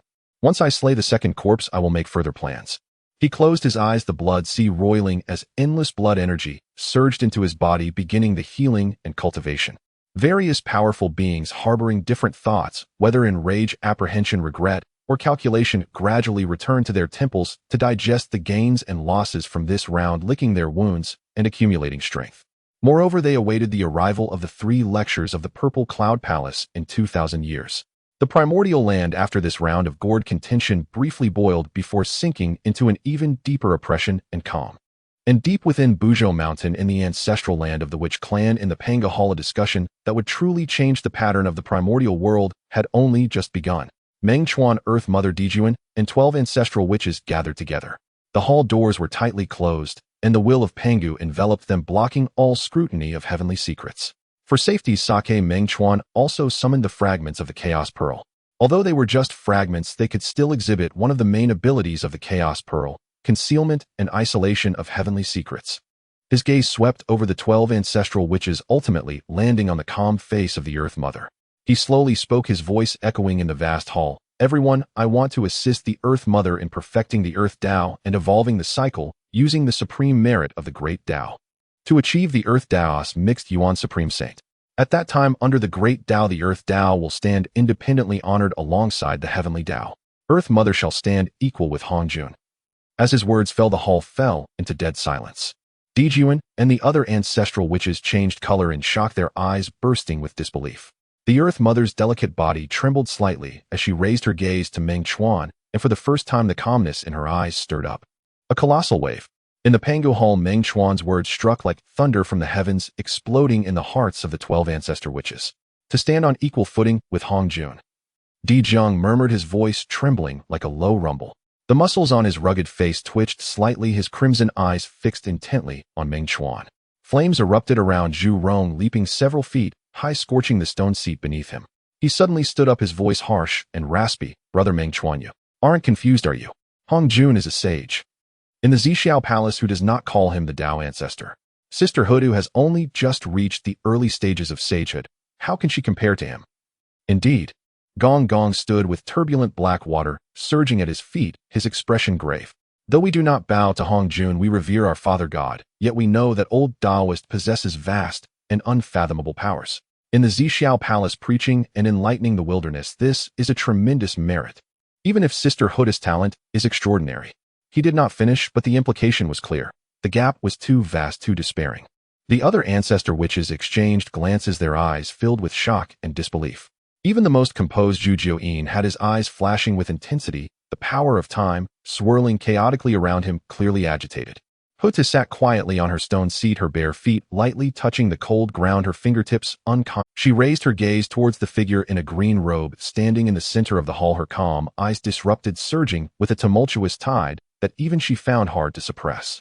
To stand shoulder to shoulder with Hongjun, that Tao ancestor who resides in the Zixiao Palace and can dictate the great trends of the wilderness with a single word, even the Sanqing and the demon clan must bow in respect. She had never entertained such thoughts. Even before Meng Chuan uttered these words, she had never considered it. Everyone, ancestor witches, please calm down. Meng Chuan's expression remained calm as he scanned the faces that varied from shock to doubt to excitement, slowly speaking. When I say to stand shoulder to shoulder, I do not mean the current Hongjun. He paused for a moment, articulating each word clearly. Rather, I refer to after the teachings in the Zixiao Palace, when he merges with the heavenly Tao and becomes its spokesperson, that Hongjun of that time. Boom. If his previous words were thunder, this moment was the chaotic divine thunder of creation striking deep into the souls of all ancestor witches. To merge with the heavenly Tao. Dijiang gasped, his voice changing in tone. The spokesperson of the heavenly Tao. Zhu Rong's flames suddenly faltered, his pupils contracting. The other ancestor witches were even more horrified, and even Zhu Jiuyin suddenly stood up, the power of time exploding in the hall, creating chaotic ripples. The heavenly Tao? That is the supreme existence above all, governing the wilderness, establishing the rules, controlling the rise and fall of all beings. Hongjun wants to merge with the heavenly Tao and become its spokesperson. Would that not mean to stand alongside the heavens, to act on behalf of the heavens? Huda's delicate body trembled imperceptibly, and her usually calm expression revealed a hint of shock. She looked at Meng Chuan, and in the depths of her gaze was an unprecedented seriousness. Brother Meng Chuan, how do you know of this? Dijiang took several deep breaths, forcibly suppressing the turbulent waves in his heart, and asked in a deep voice, his tone still trembling with suppressed shock. The merging of Hongjun and the Tao, this kind of heavenly secret, even Zhu Jiuyin, who excels in time divination, remained completely unaware. How did Meng Chuan know? Meng Chuan looked at Dijiang, not answering directly, but instead asking a question. Brother Dijiang, ancestor witches, do you know why the Dragon Phoenix and Qilin clans once dominated the wilderness, yet ultimately declined to the point of nearly becoming extinct today? The hall fell silent. The ancestor witches frowned. It is because of the great war among the three clans with excessive losses and depleted fortune, Zhu Rong said gruffly. This is known throughout the wilderness. What is there to question? Then why did the three clans go to war? Meng Chuan pressed on. This? Zhu Rong was at a loss for words. It was fate. Zhu Jiuyin began to speak slowly, a hint of darkness flashing in his time-seeing eyes.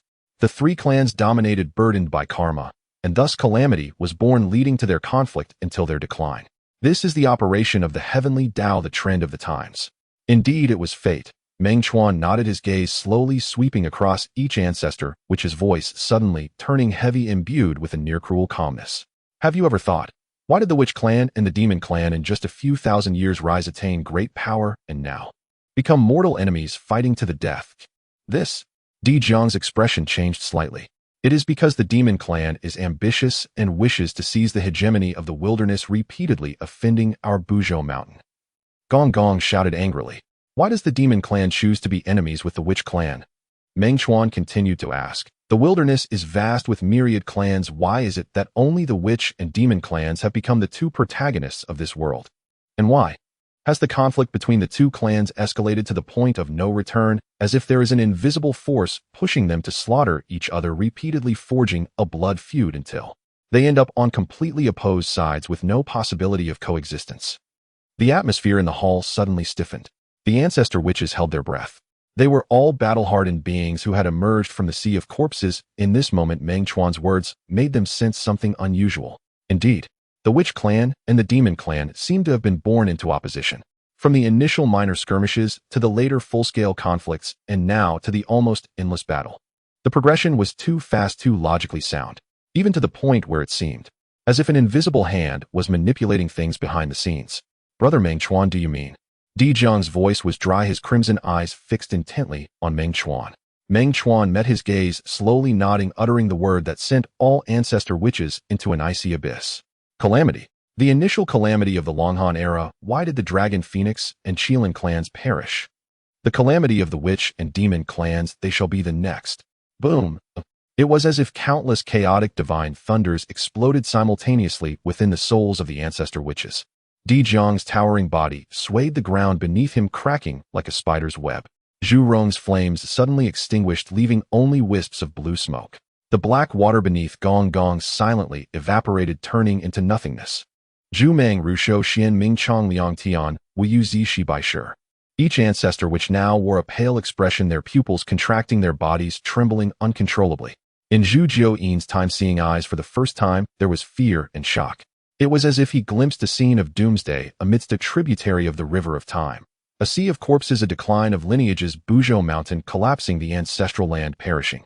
Huda's delicate body shuddered violently, her complexion losing all color in an instant. She suddenly looked up at Meng Chuan, her eyes filled with disbelief, horror, and a trace of desperate verification. No, it can't be. Di Jiang howled, his voice like that of a wounded beast. Our witch clan is transformed from the essence blood of the Father God, inheriting the legacy of the Father God, guarding the earth and regulating the earth's veins. How could there be karma? How could there be calamity? It has nothing to do with karma, nor with right or wrong. Meng Chuan's voice was calm, yet each word was like a knife cutting through the bloody reality. It is only related to power. The operation of the heavenly Tao requires balance between yin and yang, requires the replacement of the old with the new. The Dragon Phoenix and Qilin clans were once so prosperous. Oh, where are they now? The witch and demon clans have replaced the three clans, becoming the main characters of the wilderness. As main characters, they are destined to enact a grand drama on this stage of the wilderness, a drama that will inevitably lead to mutual destruction, even to the point of ending together to make way for future generations. This is the will of heaven, and also the fate that the witch and demon clans from the moment of their birth are destined to face. The word fate fell like the final toll of a death knell, striking the hearts of all ancestor witches. In the Pango Hall there was a deathly silence. Only heavy breaths like bellows, and that oppressive, despairing tremor filled the air. Di Jiang's eyes blazed red, fists clenched tightly, nails digging deep into his palms as faint golden blood dripped through his fingers, completely oblivious to it. Zhu Rong's teeth chattered, crimson patterns flashing crazily beneath his skin as if they would explode at any moment. Gong Gong's face turned pale as if all his strength had been drained. The other ancestral witches appeared dazed as if struck by a heavy blow. They were not afraid of death. The Wu clan had never known what it meant to fear death. But they feared extinction. They feared that the bloodline of their father god would come to an end. They feared that the ancestral land of Buzhou Mountain would turn to ashes. They feared that countless sons would stain the mountains and rivers with their blood, leaving no bones behind. This was a fate far more terrifying than death itself. Why? Why? Zhu Rong's voice was hoarse, filled with unwillingness and despair. Zhu Jiuyin closed his eyes, the power of time swirling and collapsing around him. He attempted to deduce, to find a glimmer of hope, but found the heavenly secrets chaotic, the path ahead filled with blood and void. Meng Chuan. The voice of Ho Tu echoed soft and fleeting, yet carrying a strange calmness. She raised her gaze to Meng Chuan, the initial tumult in her eyes replaced by an almost deathly stillness, with that last flicker of unextinguished fire beneath the calm. You told us all this because this plot of the underworld is the only path to survival for the Wu clan. Meng Chuan looked into those eyes that bore the weight of the earth, yet were now filled with despair and the last shred of hope, nodding slowly. Yes, the underworld reincarnation is the great void beneath the great Tao. Completing the underworld will establish the reincarnation, granting immeasurable merits of the great Tao, altering the fate of the clan and reversing the predetermined destiny. The three clans of dragons, phoenixes, and Qilins perished in the calamity, for they had no path to walk and no merits to rely on. Yet you have Ho Tu. She transformed herself into reincarnation, completing the underworld. Such great merit is enough to shake the established order of the heavenly Tao, granting the Wu clan a sliver of hope, and even allowing them to step outside the game of the heavenly Tao and become the players beneath the great Tao on par with Hongjun. What Hongjun cultivates is the method of the heavenly Tao, and what he seeks is the perfection of the matters of the underworld are not in his path, nor is it his wish to see. At least he does not wish to see the independence of the underworld coexisting with it as equals. Because if the underworld becomes independent, the reincarnation will form its own system, dividing the authority of the heavenly Tao and breaking its layout. Therefore, he will surely obstruct your path to enlightenment. At the very least, he will find ways to integrate the underworld into the heavenly Tao system, making it a vassal. What I must do is help you lay the foundation of the underworld and establish the embryonic form of reincarnation before he achieves enlightenment. When he attains enlightenment, the underworld will already be taking shape. And he paused, turning his hand to retrieve a gray chaotic pearl fragment. The fragment floated in his palm, the chaotic aura swirling faintly, emanating the Tao rhythm that seemed to form its own space, blurring all heavenly secrets and energies around. With this item to conceal, as long as we act cautiously and quietly, even after Honghuang achieves enlightenment, it will be difficult for him to detect that the underworld has quietly taken shape. By the time he notices, the foundation of the underworld will be solid, the momentum of reincarnation will be established, and it will be hard for him to intervene. At that time, Ho-Tu, with the great merit of establishing reincarnation and completing the underworld, will break through to the primordial chaos and achieve the status of the highest saint of the underworld. Thus, beneath the great Tao, the underworld will stand independently, coexisting with the heavenly Tao. Ho-Tu can represent the underworld, standing shoulder to shoulder with Honghuang of the heavenly Tao, jointly ruling the vast wilderness. And the Wu clan will no longer be the pawns destined to perish in the calamity, but an eternal race reborn, coexisting with the underworld and wielding a portion of the authority of the vast wilderness. With that, Meng Chuan fell silent, quietly observing everyone. This time there were no more doubts or hesitations in the hall. Only a heavy, desperate gasp, as if drowning people were grasping the last piece of floating wood, combined with the near-mad determination that erupted from the dead end. Di Jiang slowly raised his head, the initial shock and despair in his crimson eyes replaced by a fierce determination, as if he were ready to burn his bridges. Brother Meng Chuan. His voice was hoarse but heavy as 1,000 pounds. What you say is too shocking and too perilous. But he glanced around at the ancestral witches, each one burning with the same flame in their eyes. An insane battle intent born from knowing their predetermined fate of extinction, forced into a dead end and willing to do anything to carve out a path to survival. The Wu clan would rather die in battle than kneel to live. They would never accept being the kindling destined to turn to ash in the calamity of the heavenly Tao. Since the path ahead is death, then we will forge a path to life. Since the heavenly Tao wants to destroy my Wu clan, then let us defy this heaven. In the next moment, roar! All 11 ancestral witches roared in unison except for Ho-Tu. Their blood surged into the sky and a fierce aura spread.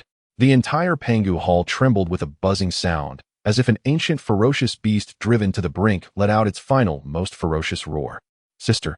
Di Jiang looked at Ho-Tu, his gaze intense. Do you dare to walk this path? Ho-Tu slowly stood up. She looked at the familiar faces before her, observing their unwavering determination, and then at Meng Chuan, whose eyes held steadfast conviction. Then she gently inhaled, stepping forward with bare feet, standing beside Meng Chuan. This step was light, yet it felt as if she had stepped onto a node of destiny. I believe him. This path I will walk, not for becoming a saint nor to stand shoulder to shoulder with Honghuang, but only for the Wu clan's survival and the continuation of the Father God's bloodline. Her voice was calm, yet carried a weight more profound than Buzhou Mountain's will. In Meng Chuan's eyes it was as if a star had suddenly shone bright, along with a tranquil acceptance of how things ought to be. Her voice was calm, yet carried a weight more profound than Buzhou Mountain's will. In Meng Chuan's eye, from this day forth the entire Wu clan will devote all they have to assist brother Meng Chuan and sister Ho-Tu in this endeavor of defying fate. This matter is the chance of survival for my Wu clan, the highest secret. Except for the 13 of us, it must never be revealed to a 14th person. Yes, the 11 ancestral witches responded in unison, their murderous aura surging, no longer hesitating in the slightest. Zhu Jiuyin's eyes of time flickered slowly, saying, I will burn a portion of the source of time, distorting the time and space around the ancestral land, confusing the heavenly secrets, and in conjunction with the chaotic pearl fragment, I will set up a double maze. Even a saint would find it difficult to see through in a short period. Good. Di Jiang nodded, looking at Meng Chuan and Ho-Tu. Whatever preparations you need, just speak. The treasures of the Wu clan, the blood of the ancestral witches, even our lives, can all be offered.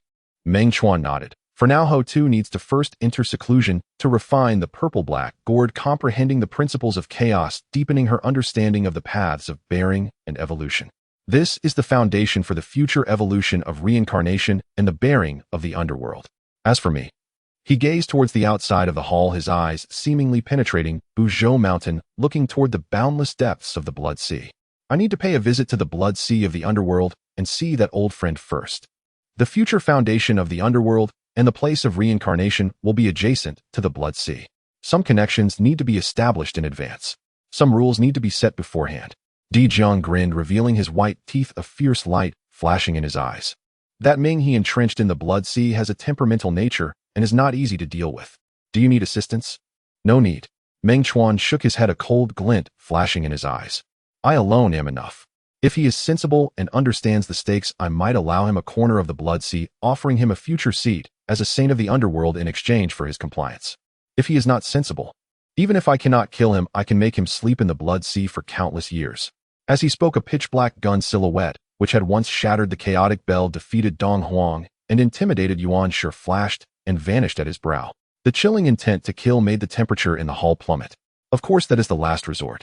After all, he and I are both quasi-saints now. Oh, if we battle to the death, the commotion won't be small, making it hard not to attract Hong Jun's attention. Hong Jun might not obstruct my actions against him, but if he delves into the causality of my actions against Ming He, the plot of the underworld will very likely be exposed early. As Meng Chuan departed the ancestral lands of the Wu clan en route to the netherworld Blood Sea. Blue Planet, January 5th, 322 a.m. The night was deep. All sounds had stilled. Daxiayin City's old district, the attic of Laoming convenience store. Meng Xiaoyu curled up on a narrow single bed, her brow furrowed, breath shallow and rapid. Once again she dreamed of that blindingly bright morning 4 months ago. The golden light erupting skyward, her brother's final backward glance, within it her mother collapsing, her father weeping uncontrollably. Go, she murmured unconsciously, a tear slipping from the corner of her eye. Suddenly, a sharp soul-deep resonance pierced through her like a blade. In an instant it wrenched her from the nightmare. The entire residential building shuddered violently, window panes rattled with sharp cracks, dust rained down in silent cascades. Distant car alarms shrieked, muffled cries rose faintly into the air. Another earthquake. Meng Xiaoyu shot upright, heart hammering against her ribs. For 8 centuries, since the era of 10,000 realms first opened upon Blue Planet, earthquakes had become commonplace. But this felt utterly different. No low groan of shifting earth, no dizzying lateral sway. Instead, it was as though dozens of invisible titans, impossibly distant, were hurling stars as weapons in furious cataclysmic collision, sending shockwaves that made the very soul wail. Meng Xiaoyu clutched her chest, her face pale, instinctively turning her gaze toward the northeast horizon. There the night sky pulsed with eerie, ever-shifting hues, deep crimson and ghastly white, as if countless thunderbolts and conflagrations churned and detonated deep within the clouds, staining half the heavens in the infernal glow of hell itself. From far beyond the horizon came a muffled primordial roar, like the bellow of an ancient leviathan. Then a second tremor, then a third, then a fourth, each more frequent, more violent, more overwhelming in its surge of raw energy. With each pulse of that harrowing celestial light, wave after wave of sensory pressure washed over her, even across thousands of kilometers. It was as though a dozen divine or demonic beings waged a life-and-death battle above the land of Gaoyao, beyond mortal comprehension, yet potent enough to fracture continental plates. The battle endured, seemingly for an age, yet perhaps only a dozen minutes. When at last it ceased, the crimson and pallid radiance over the northeast slowly faded, swallowed once more by the velvet hush of night. Only silence remained, and a lingering, intangible aura of annihilation, cold enough to freeze marrow. Meng Xiaoyu sat frozen on the edge of her bed, limbs numb with chill. She did not know what had transpired, but a vast, dreadful premonition flooded her, icy and inexorable. 3 hours later, dawn's first light bled across the sky. Every global news channel erupted with the same explosive headline. Unidentified, transcendent beings engaged in fatal combat above Gaoyao. Parts of its territory submerged. Casualties unknown. Satellite imagery was horrifying. Gaoyao's major population centers were shielded beneath a colossal luminous dome, unscathed. Yet the sparsely inhabited regions outside the barrier lay shattered earth, torn asunder, seawater, surging inland villages, and fractured mountains submerged in turbid waves, stretching hundreds of kilometers. As if a brutal, colossal hand had simply erased a swath of land from the map. No clear image of attackers emerged. Only several ultra-blurred frames captured high in the stratosphere, humanoid figures wreathed in surging demonic energy, clashing violently with over a dozen other silhouettes bathed in radiant multi-hued light, each impact igniting blinding flares of catastrophic energy upon the ground below. The world reeled in shock. Such devastation could not possibly stem from cultivators returning from the Xinxiao realms.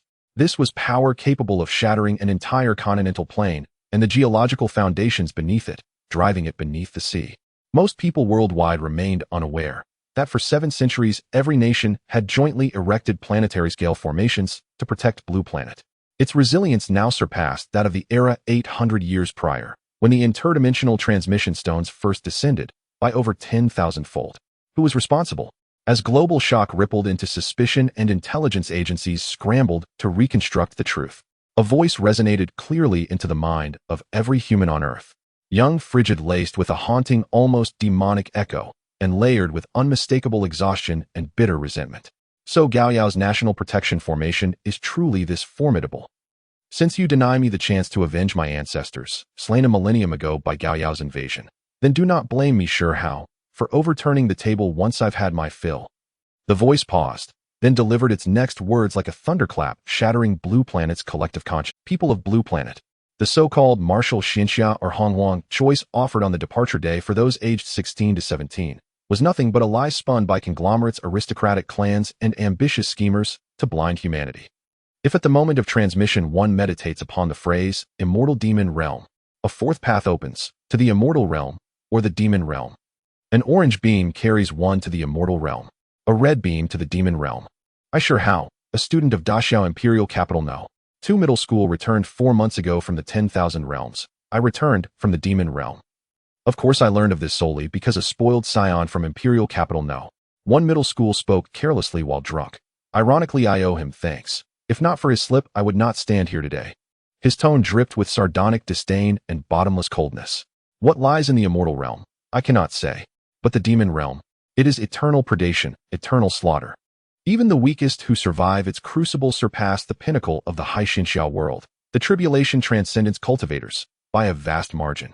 Take this moment unless Gaoyao's sovereign-level immortal cultivators, who long ago departed for the outer void to break through their cultivation barriers, return immediately, then none among their remaining Xian immortals, nor even if they pooled their strength to form a killing formation, could hope to detain me. Still, the formations woven across Blue Planet's surface and deep crust, they are truly magnificent, surely erected globally, using resources drawn from both the immortal and demon realms. Otherwise, had our battle raged just slightly longer, Blue Planet itself would have ceased to exist. That is all. Tread wisely. The voice dissolved, fading into silence, leaving behind a Blue Planet plunged into absolute glacial stillness, as if dropped into a new ice age. For over 10 seconds, silence reigned. Then, boom. The entire world exploded. Immortal. Demon realm. A fourth option. Orange beams. Red beams. He came from the demon realm. No wonder he is so terrifying. So the departure day concealed such a secret all along. No wonder elite conglomerates and noble houses consistently produce returnees whose strength defies belief. They did not go to martial or Xinxiao realms.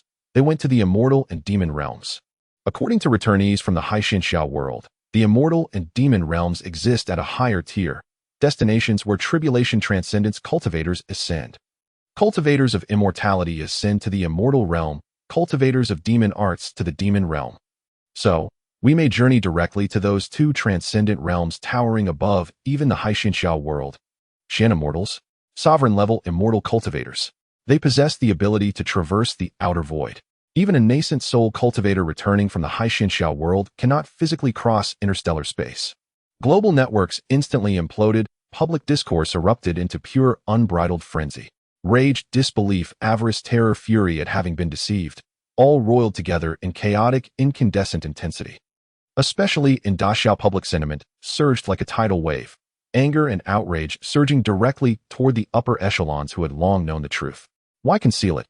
Why reserve the immortal and demon realms only for them? Are ordinary citizens condemned to gamble their lives only in martial or Xinxiao realms? Give us answers.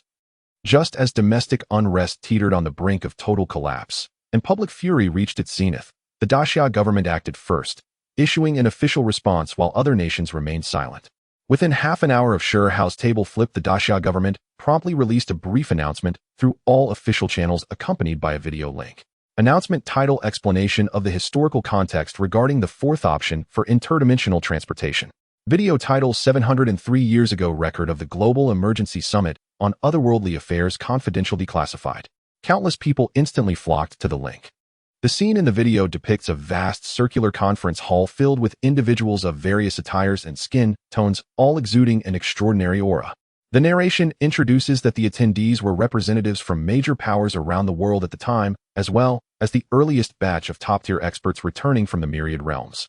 The conference topic was precisely about the new discovery that allowed for meditation to traverse into the celestial realm and demon realm, and whether this option should be made public to the entire populace. After lengthy debates and data presentations, the voting phase commenced. The camera focused on the Daxia delegation's seats. Among the 10 representatives, there was an elderly man in a Zhongshan suit, an ethereal Taoist, and a Sharpied soldier. The vote counting began. Daxia Representative Zhang Shoujing in favor of making it public. Daxia Representative Li Muxuan in favor of making it public. Daxia Representative Wang Shanha in favor of making it public. In a row of 9 votes, all Daxia representatives voted in favor of making it public. Only one vote was abstained. In the scene, murmurs arose from the representatives of other countries, many displaying expressions of surprised skepticism or even opposition. However, the global vote tally revealed that the number of votes against making it public far exceeded those in favor. The reasons presented by the opposing side were showcased in subsequent fragments of the meeting record. Ladies and gentlemen, data does not lie. According to the findings we obtained at the cost of thousands of valiant warriors, the mortality rates in these 2 new worlds are despairingly high. The celestial realm exceeds 60% and the demon realm exceeds 95%. This is not a risk, it is a death sentence. It is murder. Make it public. Let those naive youths indulge in fantasies and walk into these 2 hells to die. This is a gross irresponsibility toward their lives. It is a crime against humanity's future. Right to know, if they learn about this, we will be unable to stop them. So it's better they remain unaware. We need time. More exploration, establish outposts, reduce risks. Until then, we must control the scope of information. I propose that this information be classified as top secret and jointly monitored by all parties present. Meanwhile, we should increase support for martial arts and immortal hero paths, as these are the more suitable and relatively safer evolutionary routes for the general populace. The video ended. It finally froze on the page of that confidential document from back, then stamped with the seals of major global powers, titled Joint Resolution on the Temporary Non-Disclosure of the Fourth Option and Establishment of Control Mechanisms. Subsequently, the Daxiao official account posted the latest statistical report revised based on data from the past 700 years. Celestial realm mortality rate 61. 72. Demon realm mortality rate 95. 29. The cold numbers paired with the shouts from the opponents in the video claiming mortality rates exceed 95% felt like a bucket of ice water poured over many who were blinded by anger and greed. The online uproar experienced a brief stagnation. So that's the truth. Daxia was actually the one advocating for disclosure back then, only unable to overpower the majority globally. Many furious netizens found their words stuck in the input box. Their emotions remained complex, with fear over the high mortality rates and dissatisfaction over not having risked their lives in the celestial realm and demon realm during their youth, but the outrage over being deliberately deceived and manipulated by their own people had indeed dissipated considerably, replaced by a deeper heaviness and a more complex perception of the boy named Honghuang. He returned alive from the demon realm, where the mortality rate exceeded 95%. He set out from Daxia, crossed borders to the Gaoyao kingdom for revenge, sinking part of the enemy's territory and demonstrating unparalleled might. He brazenly overturned the table maintained by all global countries and forces for over 700 years, throwing the bloody truth and terrifying choices before the entire world. What exactly did he experience in the demon realm? How strong is he? Daxia, the capital city, in an underground conference room buried deep beneath the ground. The smoke was thicker than a few hours ago. Public sentiment has temporarily stabilized. A middle-aged man in gold-rimmed glasses rubbed his brow, gazing at the curve of the public opinion monitoring data on the screen. The historical truth being revealed has diverted a significant amount of firepower. People are now more shocked and discussing the celestial and demon worlds themselves, as well as Honghuang himself. But the hidden dangers are far from eliminated. The elderly man in the Zhongshan suit slowly said, "The secret is out. Pandora's box has been opened. On the date of departure this September, countless people will recklessly attempt those 2 paths. Even if we know it is a perilous endeavor, we cannot stop them." And that little guy, Honghuang.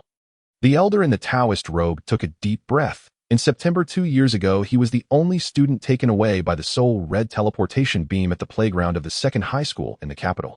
We had immediately sealed the news, expecting him to die in the demon realm, yet unexpectedly, he returned alive. Not only did he return, but he also gained astonishing strength. Although he returned injured, he managed to shake off our surveillance almost immediately. After 4 months of recuperation, he even stormed into the Gaoyao kingdom, causing such a ruckus. He flipped the table. As he spoke, he sighed, but there was not a trace of reproach in his eyes or on his face. Has his strength been assessed yet? A middle-aged man in military attire inquired. The technical officer beside him retrieved the data, his voice dry, based on the destruction model of the submerged areas in Gaoyao Kingdom and the captured residual energy spectrum analysis. His combat power level is conservatively estimated to be at least that of a golden immortal in the early stage of the celestial and demon worlds. And his opponents are the dozen or so Xian immortals left behind in Gaoyao Kingdom, who are all out to battle him. Golden immortal in the early stage. A wave of gasps echoed throughout the conference room. It must be noted that currently among the Daxia celestial beings remaining on Blue Star, there are no more than a handful above the golden immortal level. Returning from the demon realm as a golden immortal in the early stage, he ranks among the top 10 achievements of those who have returned from the demon realm in the history of our Daxia. And fortunately for the past 700 years, countries around the globe have been utilizing resources from both the celestial and demon realms, along with setting up multiple planetary formations to protect Blue Star. Were it Blue Star 800 years ago, just based on the previous battle, it would have been enough to destroy the entire planet. Someone sighed, then swiftly shifted the topic. What should we do next? He has stirred up such a huge commotion, and he's one of our Daxia people. The other countries, especially Gaoyao Kingdom, will inevitably hold us accountable. Humph. The middle-aged man in military attire snorted coldly, disdainfully, stating, since he is one of our Daxia people, we must protect him completely. As for the accountability from other countries, there is no need to pay any mind. Today's Daxia is not the Daxia of 1,000 years ago. In Blue Star, no country or force can force Daxia to bow down. In the old district of Yun City at the family compound of Xiao Yan, the old television in the living room was on the volume, turned low repeatedly, playing satellite footage of the Guiyao Kingdom's Lu Chun along with the globally circulated declaration of Shihao. Li Xiaoying sat on the sofa, her eyes swollen and red, staring intently at the screen, as if trying to engrave every word and every frame into her mind. Xiao Jiangwo stood silently by the window, smoking with 7 or 8 cigarette butts already lying at his feet. Outside, he could hear the neighbors discussing, interspersed with terms like demon realm and death rate, making his brows furrow even deeper. The immortal and demon worlds. The immortal realm. The demon realm. Li Xiaoying murmured, her voice trembling. The death rate. 61%. 95%. She suddenly turned to look at her husband, tears welling in her eyes, yet with a sense of almost grateful fear. Old Xiao, do you think? Our Xiao Yan is fortunate to have gone to the low martial world, right? At least he didn't go to that so-called immortal or demon realm. With such a high death rate, if he had gone. Xiao Jiangwo took a deep drag on his cigarette and exhaled a thick cloud of smoke. Indeed, it's fortunate he went to the low martial world. As long as he doesn't cause trouble and keeps a low profile, his chances of survival are quite high. But the immortal and demon realms, they are far too dangerous. As long as our Xiao Yan returns safely, as long as he comes back safely. Li Xiaoying kept nodding. There was both relief and fear. Relief that her son did not take that more terrifying path. Fear that this world was more dangerous and unfathomable than they had imagined. And their only son was currently in a relatively safe world, gambling against a death rate of less than 3. When Xiao Yan comes back, let him study hard for a martial university and find a stable job after graduation. That's better than anything else. Xiao Jiangwo extinguished his cigarette, his voice low. This simple working-class family, in the face of the turbulent truth, chose to tightly grasp the most stable piece of driftwood they could understand. Safety is more important than anything else.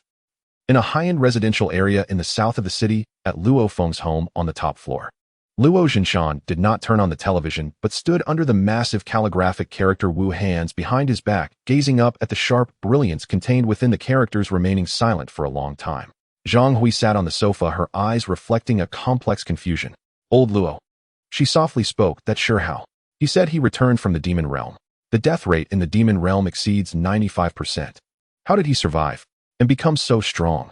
Luo Zhinshan slowly turned around, a gleam of light flashing in his eyes. A narrow escape from death is what allows one to rise again. He said in a deep voice, the demon realm is perilous, but it also means greater opportunities.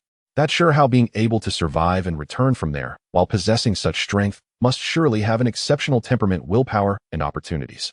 He paused and looked at his wife. Xiao Feng went to the high martial world. Although the death rate also exceeds 10%, it is much safer compared to the demon realm. I initially supported him in taking that risk, thinking that with his aptitude and temperament, he had a chance to stand out in the high martial world. Now it seems. He gazed out the window as if he could see his son fighting in another world. The high martial world is ultimately just the pinnacle of Wu, and the immortal and demon worlds. They represent a higher level of existence. If I had known there was this choice. He did not continue, but the fleeting heat in his eyes revealed his true thoughts. Zhang Hui looked at her husband. Her lips moved slightly, ultimately turning into a sigh. She knew what her husband, if he had known earlier, he might really have encouraged their son to pursue the less than 40% chance in the immortal realm or the less than 5% chance in the demon realm to gain the kind of earth-shattering power possessed by Hao. Martial artist families value strength and pursue the pinnacle, even if the cost is a near-death experience. In a single-family villa on the west side of the city at Chun Baixuan's home in the tea room, the sandalwood fragrance lingered, but the atmosphere was completely different from usual. Chun Jinyan's expression was grim. The purple clay teacup in his hand had developed fine cracks, yet he was oblivious.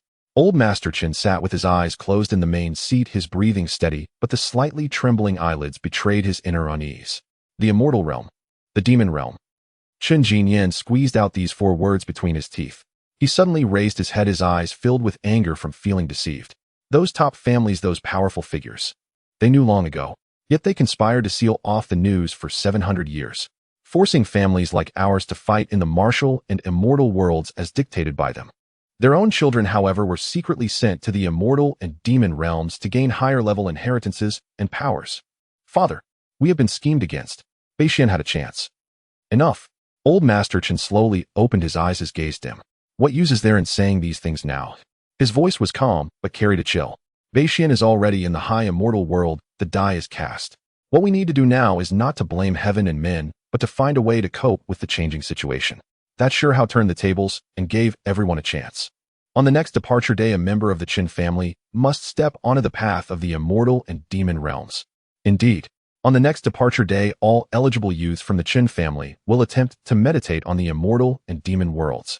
Even if the death rate is high, as long as one person succeeds, it would be enough to help our Qin family surpass its former glory. At the edge of the old district, in the attic of the old Meng convenience store, Meng Xiaoyu hugged her knees, sitting on the edge of the bed, staring blankly at the official announcement video, repeatedly playing on her phone along with the cold death rates of the immortal and demon realms. 61, 72, 95, 29. These 2 numbers were like red-hot branding irons searing into her retinas, burning into her heart. It turned out, besides the martial world and the immortal world, there was also the immortal and demon world. It turned out, her brother could have had another choice back then. If brother knew there was an immortal and demon world. Meng Xiaoyu's suppressed sobs echoed in the narrow attic. Would he have chosen the Honghuang instead? Xiaochuan. Wang Xiulan murmured, her gaze vacant. Mom would rather you went to the demon realm. Even if it's more dangerous, at least there is hope. But Honghuang, that is a dead end, my son. In the convenience store, the dim yellow light illuminated the 3 figures abandoned by fate in a corner of despair. Outside the window, the world was gradually becoming more tumultuous, restless, due to the exposure of the truth. Inside, it was still a long, broken silence, stripped of even the last shred of false hope. And on the other side of time and space, so far away that it was beyond imagination, the Honghuang world, above the blood sea of the underworld. Meng Chuan stepped forward, the aura of the path of strength no longer concealed, crashing down upon the boundless blood sea. The river of Hades. His voice was calm, yet like the first light of a heavenly axe, it tore through the blood sea, reaching its deepest depths. An old friend has come to visit, come out to meet him. In the abyssal blood sea, a place of extreme darkness and filth, the blood water was a deep scarlet, thick and viscous, as the countless lost souls wailed and drifted in despair. Meng Chuan lowered his gaze, piercing through the blood water, to rest upon the towering blood lotus deep within. On the lotus, a figure. Ming He suddenly opened his eyes. At the moment Meng Chuan's gaze fell upon him, a hint of fear flashing in his scarlet pupils. He recognized that aura.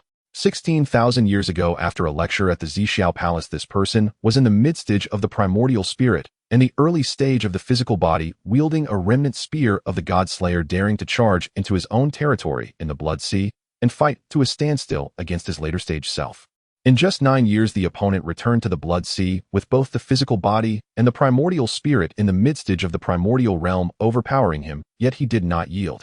14,000 years ago, this person reached the late stage of both the physical body and the primordial spirit, returning to the blood sea to demand the tip of the Godslayer spear.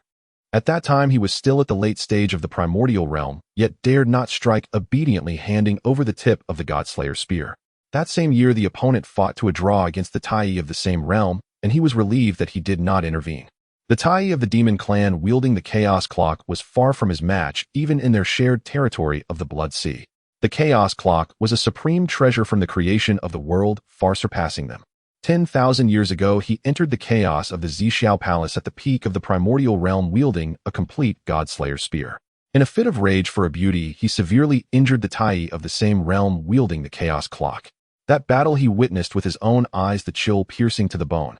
7,000 years ago, after the second lecture at the Zixiao Palace, he had already severed the corpse and stepped into the early stage of the Quasi-Saint realm thinking he had caught up with this person. But not long ago, before the gourd vine, this person emerged from seclusion and struck Tai away with a single punch, forcing back Yuan Shi. That sheer, brutal, terrifying power that seemed capable of tearing apart the wilderness left him without the courage to voice a claim for the gourd. Meng Chuan, my friend. Ming, he transformed into a beam of blood light soaring into the sky, landing 100 feet before Meng Chuan, solidifying once more. A stiff smile squeezed onto his face as the primordial slaughter ubbi trembled beside him, not from battle intent but instinctive vigilance. Your esteemed presence, I apologize for not welcoming you properly. The voice was hoarse, carrying the dampness of the blood sea and a hint of barely concealed trepidation. Yet I do not know what brings you here, my friend. Meng Chuan looked at him straightforwardly, stating, I need to borrow this land to establish the cycle of reincarnation. Ming He's smile froze. Borrow land. Reincarnation. The Earth Mother will evolve the cycle of reincarnation to complete the underground path. Meng Chuan's voice was calm. The land for reincarnation must border the blood sea to guide the lost souls. I require a distance of 100,000 miles from the edge of the blood sea. Ming He's heart trembled violently. As Meng Chuan explained clearly, his throat went dry. My friend, this matter is too astonishing. Evolving the cycle of reincarnation and completing the underground path is an act against the heavens. It will surely draw the attention of the heavenly Tao. That Tao ancestor. If the Tao ancestor detects this, we are both in danger. Meng Chuan interrupted, his gaze deep. Thus this matter must be conducted in secrecy, to lay the foundation before the third lecture at the Zixiao Palace. By the time Honghuang unites with the Tao, the foundation will have been established, and he will find it difficult to intervene. Ming He inhaled sharply. To secretly arrange the underground path under the nose of the Tao ancestor. Is it that reckless? But looking into Meng Chuan's calm eyes, that chill rose from the depths of his heart. This person never spoke empty words. Back then he acted decisively. My friend, Ming He pressed down his shock. With the establishment of the cycle of reincarnation and the guiding of lost souls, the resentful souls in the blood sea must decrease. The foundation of my blood sea never dries. Ming He never dies. Divine ability is the endless resentful souls and tainted blood. The blood sea will not dry up. Meng Chuan understood Ming He's concerns, speaking lightly. The cycle of reincarnation will only guide souls with true spirits that can enter reincarnation. Those fierce souls burdened by karma, whose true spirits are already tainted, will still drift here, becoming nourishment for the blood sea. Moreover, after the operation of the cycle of reincarnation with the order of heaven and earth and the flourishing of life, the total number of lost souls will also increase. Your blood sea will only become more plentiful. Ming He's gaze flickered. Yes, this is a diversion, not a severance.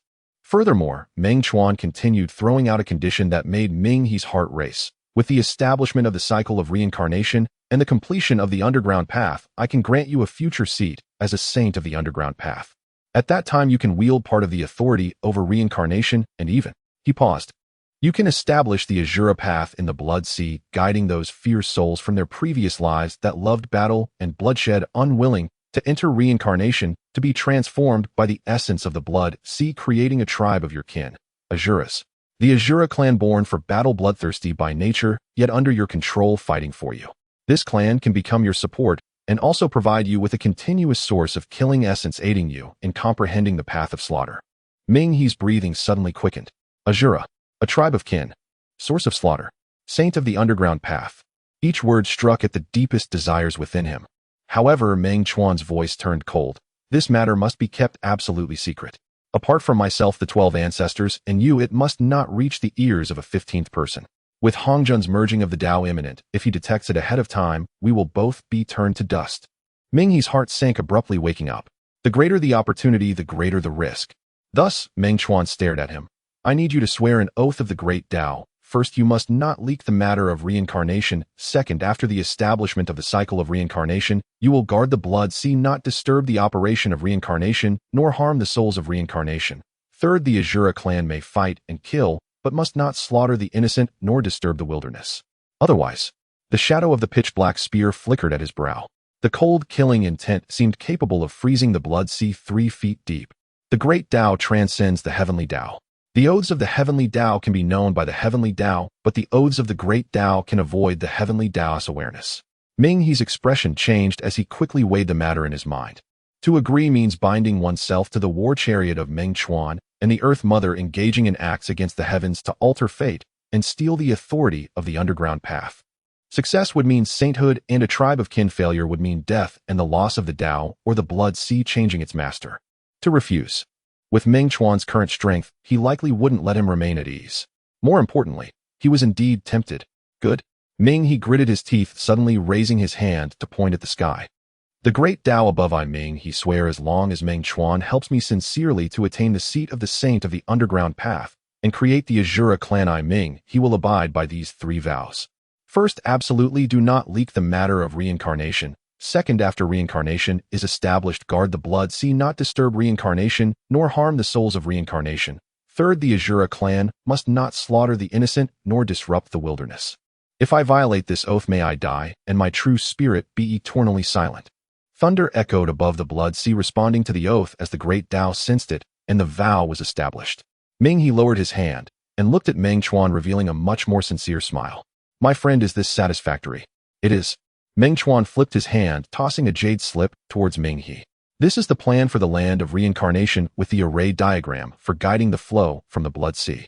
You need to set up this array within 1,000 years at the edge of the blood sea to receive the lost souls and differentiate good from evil. Setting up the array must be done in secrecy without attracting external attention. Once the Earth Mother emerges from seclusion, she will come to evolve the embryonic form of reincarnation. Ming He solemnly accepted it, his divine sense sweeping over it, his heart shaking even more. The array diagram was profound, clearly not hastily made. Meng Chuan had been planning this for a long time. Rest assured, my friend, it will be completed within 1,000 years without a single error. Ming He stored the jade slip, transforming into a beam of blood light and diving into the depths of the blood sea to begin setup. Meng Chuan stood on the shore, gazing at the churning blood sea, his gaze profound. This move had been played. Next, there would be 1,000 years of silence, setting up the array and laying the foundation, waiting for the Earth Mother to emerge from seclusion and evolve the embryonic form of reincarnation. He had to lay the foundation and set the framework before Honghuang united with the Tao, yet not attract the attention of the heavenly Tao. It was like walking on thin ice, yet he had no choice but to proceed. At Mount Buzhou, the ancestral land of the Wu clan. Within the Pango Hall, Meng Chun returned and briefly recounted the events at the Blood Sea. Ming He has sworn an oath to complete the formation within a millennium. The ancestral witches breathed a sigh of relief. Ming He's cooperation saved them much trouble. Ho Tu, Meng Chun turned to her. How goes the refining of the purple-black gourd and the 9 heavens shirong? They are initially refined. Ho Tu's palm revealed the purple-black gourd swirling with chaotic energy. My insights into sustenance and evolution have deepened. The shirong has also merged, strengthening my earthly origin by 30%. Meng Chun nodded. In the coming millennium, you must fully refine both and elevate your state to its peak. In 1,000 years, go to the blood sea to evolve the rudiments of reincarnation and lay its foundation. Keep the disturbance minimal lest it draw the attention of the heavenly Tao and Honghuang. I understand. Ho Tu nodded solemnly. I too will go into seclusion this millennium. Meng Chun looked to Dijiang and Zhu Jiuyin. I request you 2 ancestral witches, using the laws of space and time along with fragments of the Chaos Pearl, to fully distort and shroud the heavenly secrets around our ancestral land. Before the rudiments of reincarnation are established, the heavenly Tao must not detect a hint of this. Rest assured. Dijiang grinned, a fierce light flashing in his eyes. Whoever dares to pry, I'll tear them apart. Zhu Jiuyin slowly nodded, pale golden flames kindling in his time eye, burning his essence to confuse the heavenly secrets. Meng Chun said no more and entered a quiet chamber. He rested the god-slaying spear across his knees, suspended a fragment of the Chaos Pearl above his head, and began to adjust his state, fully integrating the great Tao of strength insights from the ancestral witch's blood essence and chaotic Tao rhythm, pushing himself to the early stage perfection of quasi-sage. Time in the primordial world was immeasurable. A millennium passed in a flash. The land was peaceful. On Mount Kunlun, Laozi occasionally opened his eyes, calculating the heavenly secrets, only to find the direction of Mount Buzhou shrouded in thick fog, impossible to probe. He frowned slightly, but didn't delve deeper. The Wu clan's blood energy naturally disturbed heavenly secrets, so this wasn't unusual. In the western Spirit Mountain, Jian and Zhuanti cultivated diligently. On the Sun star, Tai was in seclusion healing his wounds while Dijuan deduced the great Zhoutian star formation. At the edge of the Blood Sea Ming, he commanded billions of blood god suns secretly laying down his formation. The formation patterns were deeply hidden beneath the Blood Sea, their crimson light contained not leaking a trace. As the millennium drew to a close in the depths of Mount Buzhou, Meng Chen and Ho Tu emerged from seclusion simultaneously. Meng Chen's aura was as deep and still as an abyss. He had reached the early stage perfection of quasi-sage. Ho Tu was surrounded by swirling profound yellow Tao rhythm, her skin showing the luster of Shirong, her earth law also perfected, and her understanding of sustenance and evolution had touched their essence. "It is time," Meng Chen said softly. Ho Tu nodded. They walked side by side out of the Panga Hall.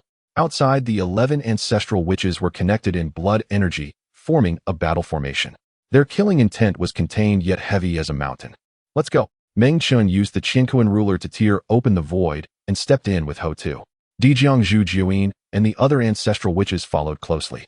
Over a dozen figures silently vanished into the void heading toward the Blood Sea. Midway Zhu Jiyin's time, I burned its pale golden flames spreading, erasing their traces from the river of time. Dijiang tore space, layering countless folds in the void. Meng Chen offered up the Chaos Pearl fragment, its chaotic energy cascading down to envelop them. Triple isolation, time, space, and chaos. Even a sage would find it difficult to detect without deliberate scrutiny. At the edge of the Blood Sea Ming, he was already waiting. Seeing them arrive, he hurriedly greeted them.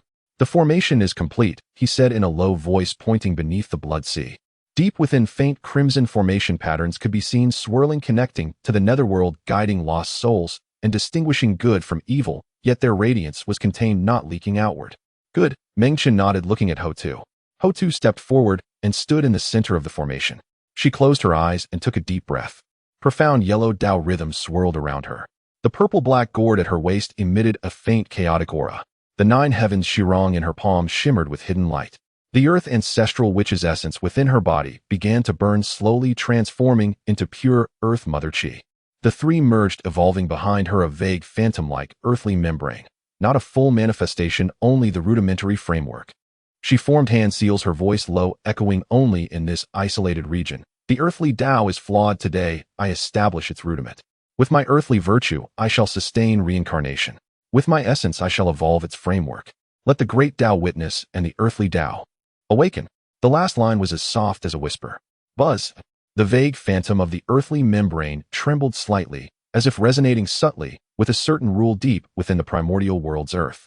But the disturbance was minuscule, like a pebble dropped into the sea, only causing a single ripple before being suppressed by the triple isolation. Simultaneously, the guiding and dividing formation laid by Ming, he began to operate silently. In the Blood Sea, some confused, ordinary souls were drawn by an invisible force flowing into the formation, then silently dispersing into the depths of the netherworld. They did not enter reincarnation, merely testing the path and laying down the trajectory. The entire process took no more than 10 breaths. Ho Tu withdrew her hands, and the phantom behind her dissipated. Her face was slightly pale, clearly having expended much, but her gaze was calm. "The framework is established and the guiding path is laid," she said softly. "When the time is ripe in the future, we can truly evolve reincarnation and complete the earthly Tao." Meng Chen nodded, then looked at Ming He. "The formation must be maintained and the path must be nurtured. It cannot be interrupted or leaked. Rest assured, friend," Ming He said solemnly. "This formation is already connected to the Blood Sea's origin. Unless the Blood Sea dries up, it will never cease." Meng Chen said no more, looking at the ancestral witches. "Let's return." They withdrew as silently as they had arrived. The Blood Sea returned to calm, as if nothing. Only Ming He stood on the shore, gazing at the hidden, operating formation deep within the Blood Sea, the fire of ambition quietly kindling in his crimson eyes. The Azura race. An earthly Tao saint. He licked his lips, turned into blood, and submerged into the sea. At Mount Buzhou, the ancestral land, everyone returned, all breathing a sigh of relief. "The rudiment is established, the framework is complete," Meng Chen began slowly. "The guiding path is laid, and the earthly Tao's foundation has been secretly set. Now we merely wait to nurture it. After the third lecture at Zixiao Palace, the time will be ripe." Hongjun. Shouldn't have noticed, right? Zhu Jiyin's time, I was dim, his consumption evidently great. Probably not. Meng Chen looked toward the 9 heavens. With triple isolation and such a small disturbance, it would be hard for him to detect unless he deliberately probed. Even if he senses some slight anomaly, he would only attribute it to changes in the Blood Sea itself or disturbances from the Wu clan's blood energy. That's good then. The ancestral witches were relieved. Next, Meng Chun said slowly, is to wait for the opportune moment. After the third lecture at Zixiao Palace Honghuang will merge with the heavenly Tao. By then the earthly Tao's foundation will be set, and the reincarnation path will be solid. Even if he is the voice of the heavenly Tao, he will find it difficult to detect anything amiss. When the time is ripe, Ho too can evolve complete reincarnation, complete the earthly Tao, and become the supreme saint of the earthly Tao. And before that, he looked at them. We must be silent, we must lie low. The conflict between the Wu clan and the Yao clan can be slowed, but not extinguished. It must maintain its current state, lest the heavenly Tao detect that the Wu clan harbors thoughts of transcending the chessboard. Understood. Dijiang nodded emphatically, outwardly as usual, while secretly laying the foundation. Meng Chen said no more, looking at Ho Tu. Ho Tu looked back at him, her gaze calm, yet deep within it seemed myriad mountains and rivers flowed silently. A millennium of planning and the rudiment was now established. The scheme for the earthly Tao had finally made its true move. And in the 9 heavens within Zixiao Palace, that blurry figure slowly opened his eyes, his gaze piercing through the void, sweeping over the blood sea, sweeping over Mount Buzhou. The blood sea was still filthy and churning. Mount Buzhou's blood energy steamed as usual. He was silent for a moment, then slowly closed his eyes. Everything was as normal, no anomalies. Meanwhile, across the primordial world, a host of great cultivators emerged from seclusion one after another. For the third lecture at Zixiao Palace was less than a millennium away. In a world of high martial arts, countless shattered celestial bodies float in the void like an eternal graveyard. A sleek black starship glides through the crevices of massive rocks like a ghost. At the bow of the ship is a fierce dark golden beast's head with blood-red eyes emanating a chilling pressure in the darkness. In the main cabin, Luo Feng sits in the captain's seat, toying with a crystal stone the size of a fist, which contains the illusion of stars. Clad in dark red battle armor, he appears unaged since his arrival 15 years ago, yet he has grown much more rugged. The gruesome scar on his brow, instead of looking sinister, adds a touch of resolute strength forged by blood and fire. His aura is dense, subtly carrying an air of commanding authority. Midstage Grandmaster. In this realm, he could already command a star and establish a sect. Boss ahead is the lair of the old ghost of the withered elder. A one-eyed burly man reported, bending slightly, his eyes filled with awe. That old thing raided a civilian transport convoy a month ago, stealing 3 void grasses and slaughtering everyone on board, sparing neither the old, nor the young, nor the women. Luo Feng raised his eyes, a flash of dark golden light flickering within them. Is the information confirmed? Confirmed, the one-eyed man gritted his teeth.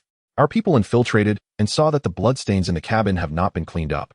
Those beasts only target unarmed civilian ships, having committed 7 raids in the last 6 months, resulting in at least 1,000 civilian deaths. Luo Feng lightly tapped the armrest with his fingers. The void grass is a sacred herb that stabilizes the essence of the void and aids in breaking through realms, a crucial item he desperately needs. But more importantly, he stood up, the bloodlight swirling on the surface of his dark red armor. Old rules leave no one alive. His voice was calm, yet it carried a chilling, killing intent. Understood. The one-eyed man responded excitedly, a glint of pleasure flashing in his eyes as he turned. He knew that those scoundrels who delighted in slaughtering civilians would not escape today. 15 years ago, Luo Feng descended into this world. He landed in a desolate Gobi desert with the scorching sun blaring down and sandstorms cutting like knives. Holding the specially crafted long sword adorned with jewels purchased by his father, he looked around in confusion. In this world of high martial arts, the death rate exceeds 10%.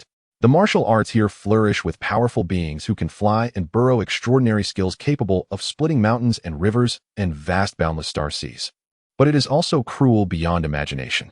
Sects, dynasties, interstellar merchant guilds, explorers, pirates, star beasts. The forces are intricately intertwined. The law of the stars is survival of the fittest. The first 3 years were extremely difficult for him. He struggled at the bottom, having been a miner, a bodyguard, and a courier. He endured beatings, sustained injuries, and once nearly became a corpse in a mine after being captured by star thieves. But he gritted his teeth and persevered. The stubbornness and bloodline of the Luo family warriors were fully ignited at the brink of life and death. He practiced crazily, exhausting every means to obtain resources, desperately climbing upward. By the 3rd year, he broke through to the postnatal stage, barely gaining the strength to protect himself at the edge of this star domain. By the 6th year, he entered the innate stage, forming his own small mercenary group, taking on bodyguard and exploration tasks, gradually gaining fame. He adhered to rules and valued promises, slowly gathering a group of brothers willing to fight for him. In the 7th year, an exploration mission to ancient star ruins became a turning point in his fate. Deep within the ruins lay a dying void star beast. a terrifying existence at the level of shattering the void. The fellow explorers suffered heavy casualties under the remnants of the Star Beast's power. Only Luo Feng, relying on his tenacity and luck, fell into the core of the ruins' inheritance array. After 14 days, he was reborn. The pure essence left behind by the Star Beast was absorbed and refined by him, leading to a slight upgrade in his cultivation. From early innate mid-stage late-stage, peak early grandmaster mid-stage late-stage, peak early grandmaster. Moreover, he gained some of the Star Beast's innate abilities, a powerful physique, keen sensitivity to the forces of the void, and a thread of potential to shatter the void. He soared to new heights. But he knew that this power did not come without cost. In the ruins there was a message left by an ancient strongman. To inherit my legacy, one must protect this corner of the starry sky, eradicate evil, and uphold righteousness lest they waste this power. He took note of it. After exiting the seclusion, he disbanded the mercenary group, purchased the Black Dragon ship, and officially formed his own star fleet. He did not rob merchant convoys or plunder resource planets. He specialized in hunting down pirates, bandits, and villains who slaughtered civilians. After killing them, he took 60% of the looted wealth. He did the most work, so it was only right that he took the larger share. Of the remaining 40%, 30% was shared with his brothers, while 10% was exchanged for food and medicine sent to the resource planets and mining stations that had suffered from pirate attacks. He did not seek gratitude or fame. His methods were ruthless, and he would readily annihilate entire groups. The infamous name of bullying tyrant Luo Feng gradually spread among the star thieves and bandits of this star domain. Civilians did not know his name, only that there was a black fleet that specialized in killing pirates and sometimes left behind life-saving supplies. We have arrived. The voice of the one-eyed man pulled Luo Feng back from his memories. The Black Dragon ship hovered in the shadow of a massive rock over 10 miles in diameter. 1,000 miles ahead, a colossal nest formed from countless starship wrecks silently floated. The lair of the old ghost of the withered elder. According to Plan Attack, Luo Feng stepped out of the cabin, hovering in the void, followed closely by more than 30 of his subordinates, each exuding a fierce aura and sharp eyes. Without warning or negotiation, Luo Feng raised his hand. Dark golden light condensed in his palm, transforming into a solid-looking void spear. Kill. As the words left his mouth, the spear pierced through the void. Boom. The outer warning array of the nest exploded in an instant, and several patrol boats turned into fireballs. Enemy attack. A chilling alarm resounded throughout the nest. Chaos erupted.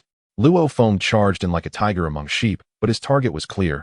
He only killed pirates wielding weapons and exuding fierce auras. For the few terrified laborers fleeing in panic, he didn't even spare a glance, allowing them to escape. Luo Feng, we have no grievances or enmities. Why do you exterminate us? Deep within the lair, a one-armed old man, his eyes bulging in rage, roared desperately. He was the old ghost of the withered elder, a grandmaster at early stage, one of the most ruthless pirate leaders in this star domain. No grievances or enmities. Luo Feng's tone was calm, the spear in his hand radiating killing intent. 3 months ago, on the civilian transport ship Dejiang, there were 379 people on board, including 56 children. You did it, didn't you? The old ghost's face shifted. So what if I did? This starry sky is all about survival of the fittest. They were weak, so they deserve to die. Well said. Luo Feng nodded, dark golden light blazing in his eyes. Then since you are weak, you deserve to die. With those words, the void spear was unleashed once more. This spear encapsulated all of his cultivation as a mid-stage grandmaster, infused with the obliterating power of the essence of the void star beast. I'll fight you to the end. The old ghost howled in despair, burning his lifeblood, his one arm transforming into a black knife aura slashing toward the spear. Clang! With a deafening sound, it created a shockwave in the vacuum. The knife aura shattered. The spear pierced effortlessly into the old ghost's chest, emerging from his back. The void energy condensed at the spear tip erupted, shattering his organs, meridians, and soul. Why? Why? The old ghost's eyes dimmed, rapidly dying without understanding why he who had roamed the starry sky for hundreds of years would fall to a meddler. Luo Feng withdrew his spear, shaking off the blood, and walked towards the core of the nest. A delicate jade box floated in the air, containing 3 small grasses, crystal clear, and with leaves that shimmered with the ripples of the void, exuding an enticing aura. Void grass. Luo Feng opened it for inspection, confirmed it was correct, and put it away. Count the battlefield, take away the resources. For the captured people, inquire about their origins. Those willing to leave will be sent to the nearby resource star, those unwilling. Let them be. Yes. The subordinates responded in unison and quickly dispersed. A one-eyed burly man leaned in and whispered, Boss, we've taken down 9 bandit dens in the past 6 months. We've been targeted. I've heard that the ugly group, and are you full? Two major bandit groups are joining forces to deal with us. Luo Feng's expression remained unchanged. If they come, let them come. But the one-eyed, burly man hesitated. The leader of the ugly group broke through to mid-stage Grandmaster 3 years ago, and that are you full? Is even more ruthless at latest stage Grandmaster, reportedly only a step away from the peak. Are we scared? Luo Feng glanced at him. The one-eyed, burly man's neck stiffened. What are you saying, boss? Following you to kill bandits, even if I die, it's worth it. I just worry. There's nothing to worry about. Luo Feng gazed out the porthole into the eternal starry sky. If they don't come, I will still seek them out. Why, oi? Luo Feng fell silent for a moment and slowly said, my father once said martial artists must have blood and even more responsibility. The starry sky is vast, and the law of the jungle holds true. However, it is not skill for the strong to bully the weak.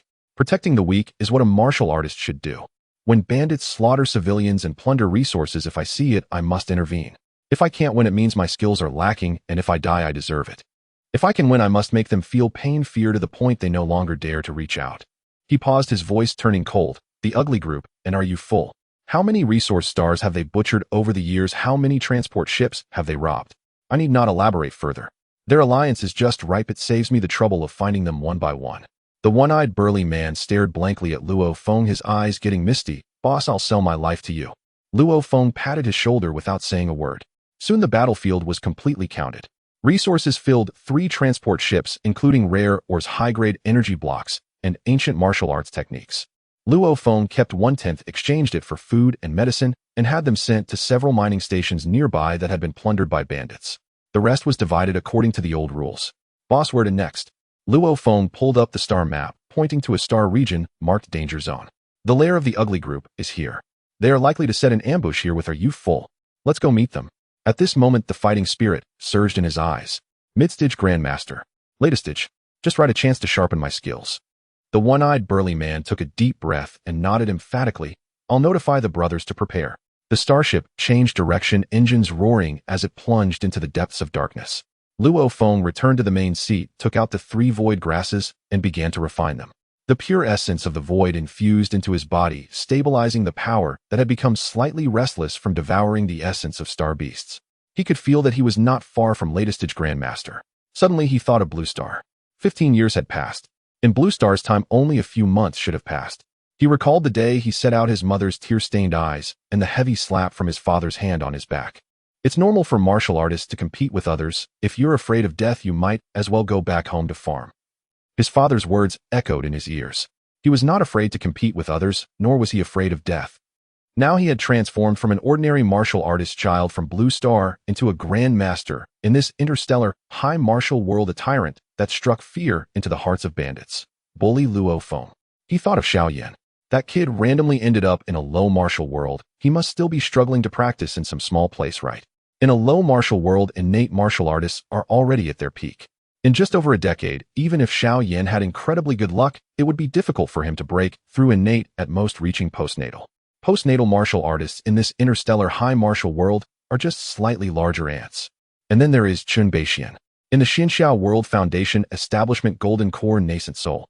I heard that in the high immortal world, there are also stages of great ascension and tribulation transcendence. I wonder what level that guy has reached now. The flow of time is faster in the high immortal world. For Chun Beixian, at least 40 to 50 years must have passed in the world he entered. The Xinxiao world ultimately emphasizes gradual progress, honing the foundation of the Tao. Unlike his current high martial world where plundering, slaughtering, and devouring lead to rapid advancement. As for Meng Chuan, that usually silent guy in the chosen martial arts world, I just don't know if he randomly ended up in a low martial or high martial world. If it's a low martial world, there will surely be a day to reunite. If it's a high martial world, with his introverted and reserved personality, what are the odds he might survive and return? After all, the survival rate in high martial worlds is nearly 90%. Luo Feng shook his head, no longer thinking too much. Outside the porthole, the stars flowed. The black dragon tore through the darkness, steadily heading towards the next battlefield. In the primordial world, Meng Chuan naturally had no idea that his classmate Luo Feng had become a tyrant in the interstellar high martial world, one that struck fear into the hearts of bandits. The 3 lectures of the Purple Cloud Palace were imminent, and he was in closed-door meditation, wishing to make another breakthrough before the lectures began and step into mid-stage Quasi Saint. The 3 lectures of the Purple Cloud Palace discussed the path of the saints. which is naturally the path to slay the 3 corpses to achieve sainthood. Like before, it holds little use for me, but I can take some reference from it. There may be an opportunity during the 3 lectures to step into mid-stage Kwasa Saint. As he and Hutu left the ancestral land of the witch tribe and headed into the depths of chaos towards the Purple Cloud Palace, countless great powers throughout the primordial world were also making their way there. Moreover, this time, many people realized that once entering chaos without the cultivation of Great Luo, it would be difficult to move even an inch.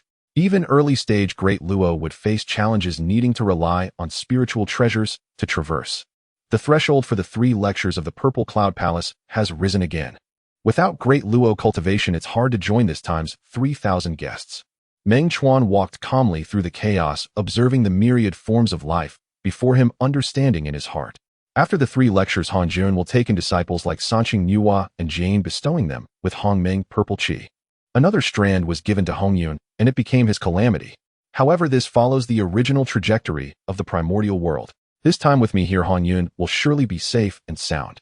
At this moment, he suddenly thought of a question. In the myriad worlds, there are many martial arts worlds and cultivation worlds, yet in the primordial world, there is certainly only this one.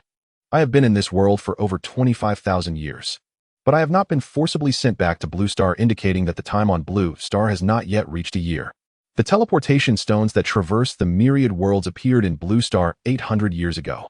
Assuming Blue Star is 1 year, then in the primordial world, it would be 25,000 years. 800 years in Blue Star equates to 20 million years in the primordial world. 1 Yuan meeting in the primordial world equals 129,600 years. 20 million years converted into primordial Yuan meetings is approximately 154 Yuan meetings. And in the primordial world, from the time Pangu opened the heavens to the 3 lectures of the Purple Cloud Palace, at most only a few dozen Yuan meetings have passed. It seems that the flow of time in the primordial world is likely accelerated only when there are Blue Star people present. If there are no Blue Star people in this world, would the flow of time be similar to Blue Star, or slower, or slightly faster? In the depths of chaos, the Zixiao Palace stood majestically. Before the palace gate, a white jade square was enveloped in swirling clouds and mist, with the rhythm of the Tao resonating like an ocean. When Meng Chuan arrived alongside Hutu, several hundred figures had already gathered in the square. The weakest among them was at the early stage of the Great Luo. The vast majority were at the mid to late stages of the Great Luo. The pinnacle figures numbered no less than several dozen. The 3 pure ones were the first to arrive, standing at the forefront. Laozi, clad in a gray robe and holding a whisk, emanated an aura as harmonious as heaven and earth. Above him, auspicious clouds floated with benevolent and obsessional spirits, faintly visible, their Tao rhythm flowing, reaching the peak of Kwasa Saint, just half a step away from the late stage. Yuanshi stood to the left, wearing a mysterious yellow Tao robe with a 3-treasure jade rui hanging at his waist. His expression was reserved and his gaze was icy. Surrounding him was a dense aura of pure celestial light, also nearing the late stage of Kwasa Saint, but slightly inferior to Laozi. Tong Tian stood to the right, dressed in a blue robe and carrying a sword. With a lofty demeanor and concealed battle intent, the Qingping sword lightly chimed within its sheath. His aura was comparable to Yuanshi's, also at the complete mid-stage of Kwasa Saint, ready to break into the late stage at any moment. Meng Chuan, my friend. Tong Tian, spotting him from afar, brightened and was about to step forward, but Yuanshi coldly snorted his gaze, warning.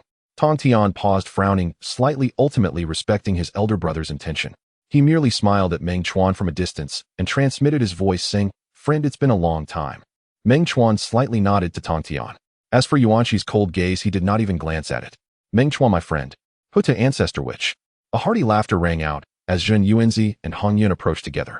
Both were at the pinnacle of the Great Luo, exuding a harmonious aura. Zhen Yuanzi's earth book's Wutu Dao rhythm was as heavy as a mountain, while Hongyun's auspicious clouds transformed into celebratory clouds, ethereal and otherworldly. Zhen Yuanzi, my friend, and Hongyun, my friend. Meng Chuan cupped his hands in salute, and Hutu also slightly nodded. With your arrival, you will surely be able to slay the corpse and enter the Kwasa Saint realm. Meng Chuan spoke frankly. Hongyun laughed, saying, I appreciate your kind words, my friend. This time, by listening to the Tao, I may find inspiration, as I am merely waiting for a single opportunity. Zhen Yuanzi nodded with a steady demeanor, yet a glint of brilliance flickered in his eyes, clearly confident in his ability to slay the corpse. At that moment, 2 more beams of light descended. Nuwa and Fushi approached side by side. Nuwa wore a plain white immortal dress, her aura of transformation flowing, her presence already at the early stage of Kwasa Saint, just a step away from the mid-stage. Fushi, dressed in a blue robe, had a bagua plate floating in his palm, his aura harmonious already at the early stage of Saint. Meng Chuan, my friend, Fushi cupped his hand, smiling warmly. It has been 2,000 years since we last met, and your demeanor remains as impressive as ever. Congratulations, Fushi, on achieving half a step into the primordial realm. Meng Chuan responded with a smile. Nuwa also looked at Meng Chuan, her gaze clear, filled with scrutiny and curiosity, yet she said nothing, only nodding slightly. Meng Chuan returned the nod of courtesy, but did not speak. At that moment, 3 figures stepped out from the crowd, approaching Meng Chuan. The foremost was a man and a woman. The man wore a purple gold Dao robe with a high crown upon his head, his face stern, and his aura radiated the pure yang, Dao rhythm already at the early stage of Saint.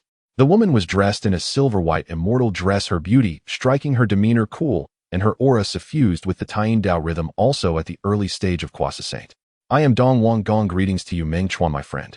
Shiwang Mu, greetings to you, my friend. The two cupped their hands in respect, their attitudes polite. Meng Chuan's gaze shifted slightly. Donghuang Gong, Shiwang Mu. Not long after the lecture at Zhixiao Palace, the male and female immortals bestowed by the Dao ancestor leading the scattered immortals of the wilderness. In the past, when Meng Chuan reconstructed the complete Divine Slayer spear in the ancestral land of the Witch clan, he had also heard of them. During the last dispute over the gourd vine, the two had been in seclusion and did not arrive, but they had heard about Meng Chuan. They specifically came to make acquaintances now. You two are too courteous.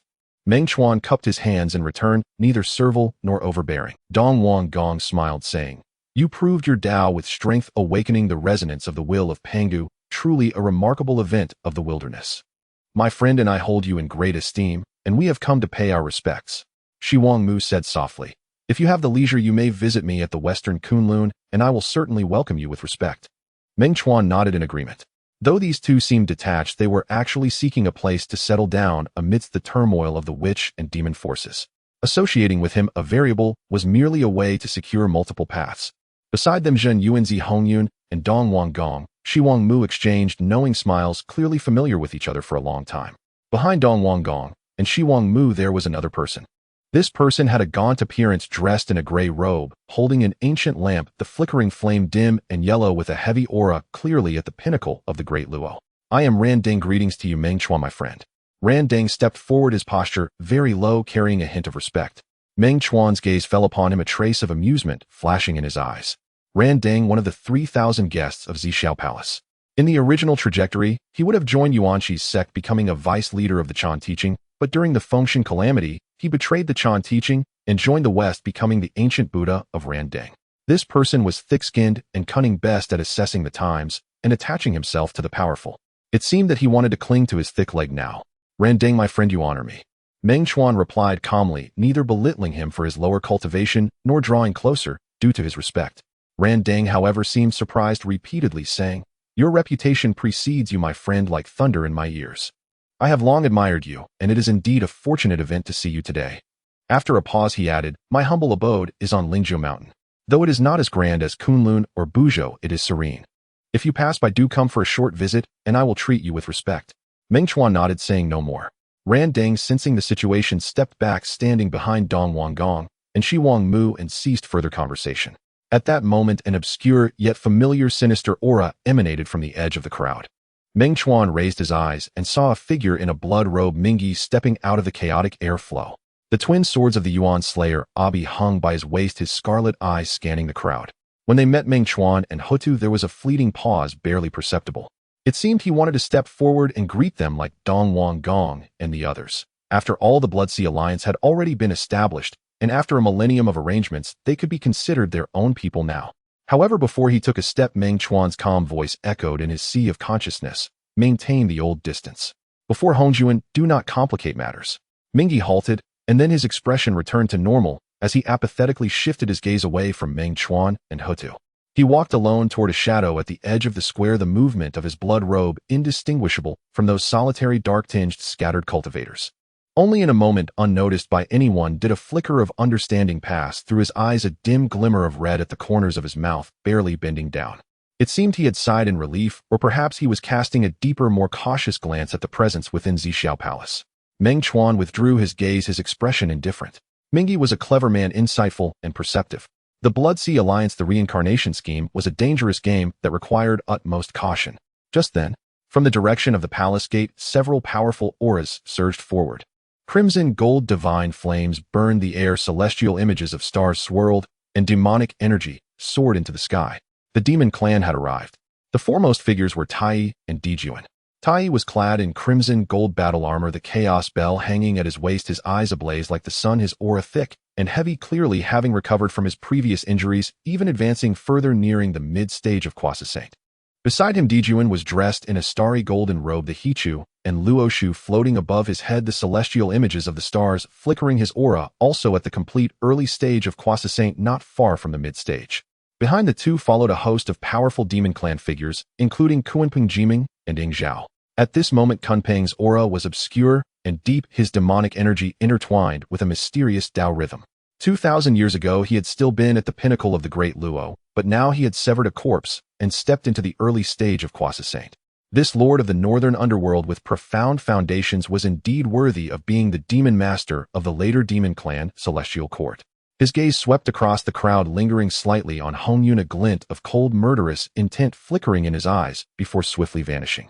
At the back of the demon clan, two graceful figures followed. Both women wore plain white immortal dresses, their appearances resembling each other by 7 parts, yet their auras were distinctly different. One was as cold as the moon, her gaze tranquil, pure Taiyin energy surrounding her. The other was gentle as water, her gaze soft with a hint of vitality in the Taiyin energy. Taiyin star Shiha and Changxi. 2 names surfaced in Meng Chuan's mind. The future partner of Dijuan, the mother of the 10 golden crows. The girl's voice was calm, yet carried a hint of subtle emotion that was almost imperceptible. Meng Chuan was taken aback and turned to look at her. Her expression remained serene, her gaze fixed ahead, as if the words just spoken were not her own. Yet Meng Chuan clearly saw a ripple of emotion flicker in her eyes. His heart stirred, and he conveyed through thought, I did not intend to admire their beauty, but was merely reminded of certain matters. What matters? The girl asked, still not looking at him. They are the innate deities birthed by the Taiyin star, Shi and Changxi. Meng Chuan explained through thought. After the 3 lectures of the Zishao Palace, the conflict between the Wu and the Yao intensified. Hongjun will allow the demon clan to govern the heavens, while the witch clan manages the earth. At that time, the demon clan will establish the heavenly court with Dijun as the heavenly emperor and demon sovereign Tai Yi as the eastern emperor, Nu Hua as the Hua sovereign, Fu Shi as the Shi sovereign, and Kunpeng as the demon master. The 2 from the Taiyin star will marry Dijun, becoming the demon empress. She will give birth to 10 golden crows, the 10 great golden crow princes. When the 10 golden crows emerge together, they will scorch the heavens and boil the seas, leading to great suffering for the creatures of the wild. The great witch Kwa Fu perished while chasing the sun, and Yi shot down the sun, sparking a full-scale war between the Wu and the Yao. Ultimately, both sides perished, exiting the stage of the wild. So, the calamity of the Wu and Yao is destined to be unavoidable. Even without the 10 golden crows, would there not be other events that could provoke a death match? Facing her awakening, Meng Chuan fell silent for a moment before conveying, under the celestial tribulation, all are but pieces on the chessboard. The heavenly Tao desires the decline of the Wu and Yao clans to make way for future beings. Thus, there will be countless coincidences and accidents pushing the 2 clans toward opposition and death battles. The matter of the 10 golden crows is merely one aspect. Even without them, there would be other triggers. Unless one steps out of the game and becomes the player. And the planning of the Earth Tao is solely on you and the Wu clan, the only path to survival. It must not be allowed to fail. Ho Tu looked towards Shi and Changxi, her gaze filled with complexity. The 2 women seemed to sense something, also looking over. Shi met Ho Tu's gaze for a moment, her eyes cold, and nodded slightly. Changxi then revealed a gentle smile to Ho Tu. They were unaware that in the original fate, they would become eternal enemies with the calm girl before them, leading to the destruction of their respective clans. The heavenly Tao is merciless and fate plays tricks on people. At this moment, the members of the demon clan had approached. Tai Yi's gaze was icy as it swept over Meng Chuan, lingering briefly on Ho Tu before finally resting on the Eastern King and the Western Queen, a hint of coldness flashing across his eyes. Eastern King, Western Queen, you both seem quite interested in maintaining close ties with the Wu clan. Tai Yi's voice was flat, laced with undisguised sarcasm. The Eastern King remained unfazed, saying, Tai Yi, your words are mistaken. Before the Zishao Palace, everyone present is a guest under the teachings of the Tao ancestor, regardless of Wu or Yao. What is wrong with my Tao friend Meng Chuan and I discussing the Tao and forming friendships? The Western Queen also spoke calmly. Tai Yi, you are being overly controlling. Tai Yi narrowed his eyes slightly, the golden divine flame flickered. Jun restrained his arm, gently shaking his head slightly as he looked at the Eastern King and Western Queen, speaking in a deep voice, "You two Dao friends should be cautious." With that, he said no more and led the members of the demon clan towards the palace gates. As they passed by Randang, Kuan Peng shot him a cold glance. Randang's complexion paled slightly, and he hurriedly bowed his head and stepped back a few paces, shrinking behind the Eastern King and Western Queen as if he were afraid of being noticed by the demon clan for having spoken with Meng Chuan. The Eastern King and Western Queen remained composed, showing no concern for the demon clan's threats. They were the heads of the male and female immortals personally appointed by the Dao ancestor, leading the scattered immortals of the wild. Their status was extraordinary. As long as they did not openly oppose the demon clan would not dare to take action against them easily. The members of the demon clan arrived at the palace gates, each finding their place to stand still. Tai Yi and Jun stood at the forefront, facing the three pure ones from a distance. Shi He and Shang, she stood slightly back beside Jun, their expressions calm. Kuan Peng, Ji Meng, and other powerful members of the demon clan stood at the back. In front of the palace gates, the atmosphere was subtle. The three pure ones, the demon clan Meng Chuan, and Ho Tu Jin Yuan Zi, and Hong Yun, the Eastern King and Western Queen. The various forces were faintly poised in a standoff. The other scattered great powers kept their distance, unwilling to get involved. At that moment, the palace gates suddenly opened with a loud boom. The two Dao Yus, Hao Tian and Yao Qi, walked out side by side, standing beside the gates. "The palace gates are open. Everyone please enter to listen to the Dao." The three pure ones took the lead, stepping inside. The members of the demon clan followed closely. Meng Chuan and Ho Tu exchanged a glance and walked side by side. Jin Yuan Zi, Hong Yun, the Eastern King and Western Queen, all entered in succession. Randang followed last, his head bowed, appearing as nothing more than an ordinary listener. Inside the Zishao Palace, the scene remained unchanged. The ground was neither gold nor jade, and the starry sky flowed above. The Dao rhythm was vast, enveloping the entire place. At the forefront, 6 cushions remained unchanged. Laozi Yuan, Shirtong Tian, Nu Hua Jieyin, and Zhuan Ti took their seats one by one. Behind them, the great powers sought their positions in turn. Meng Chuan and Ho Tu found a place closer to the front and sat down side by side. Jin Yuan Zi and Hong Yun sat slightly behind them. The Eastern King and Western Queen sat on the other side. Ming He still occupied the same position as during the first and second lectures. The members of the demon clan sat opposite, subtly opposing the Wu clan's side. Randang shrank into a corner, inconspicuous. On the high platform, the figure of the Dao ancestor had yet to manifest, but that overwhelming Dao rhythm transcending all had already spread, causing everyone to hold their breath and focus, quietly waiting. Meng Chuan slowly exhaled, calming his mind. His gaze swept across the whole assembly, pausing on Hong Yun, then moving to Kuan Peng within the demon clan's ranks. In the original trajectory, it was indeed Kuan Peng who, after the 3 lectures of the Zishao Palace, conspired with Ming He against Hong Yun, leading to Hong Yun's demise. However, this time Ming He was destined not to collude with him.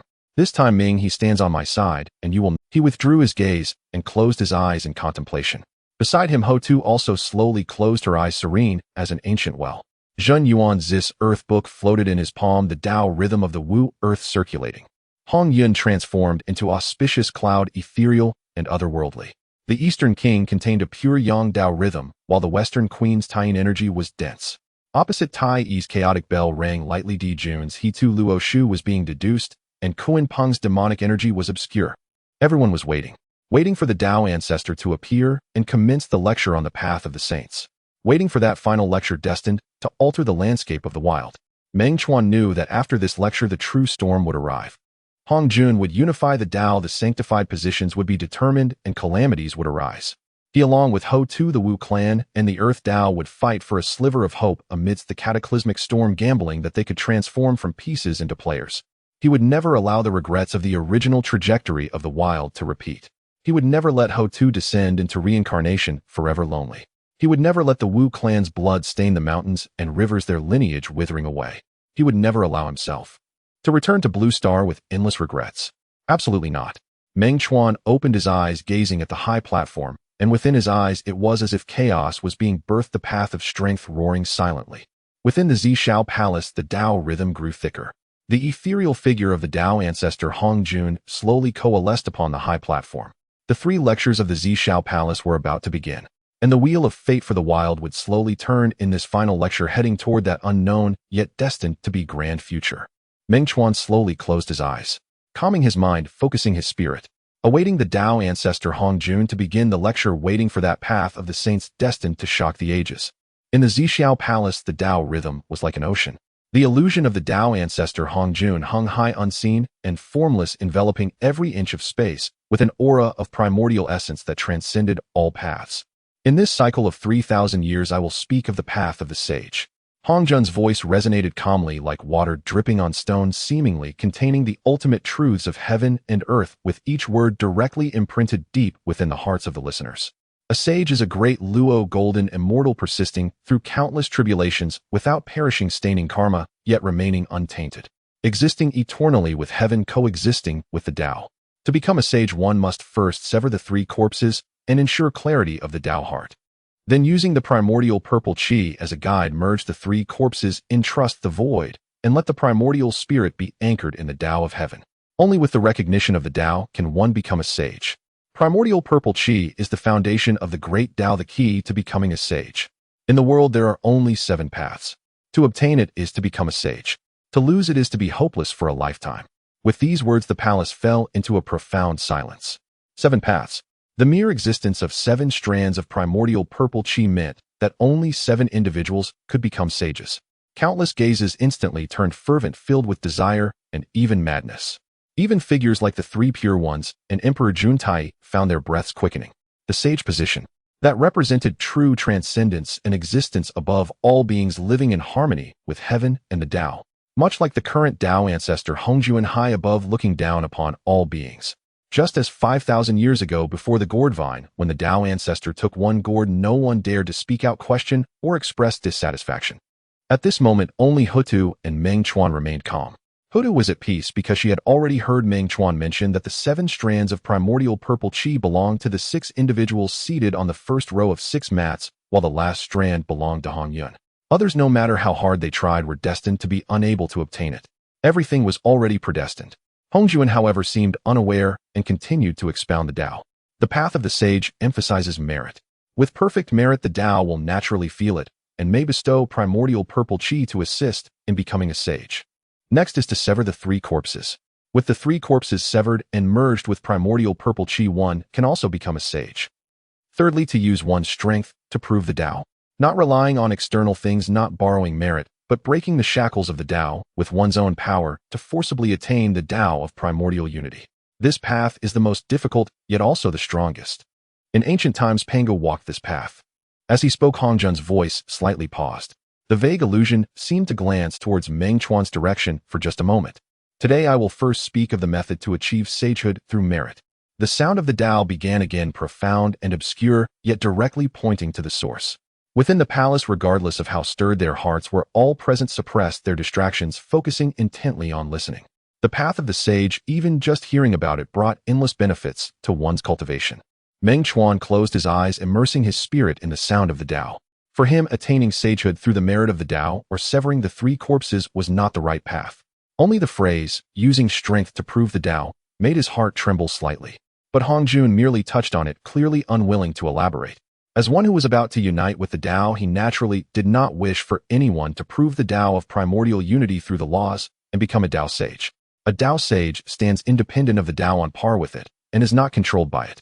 Only those who sever the 3 corpses to attain the primordial purple qi sagehood are controlled by the Tao, thus recognized as a sage by the Tao. Huta listened particularly attentively.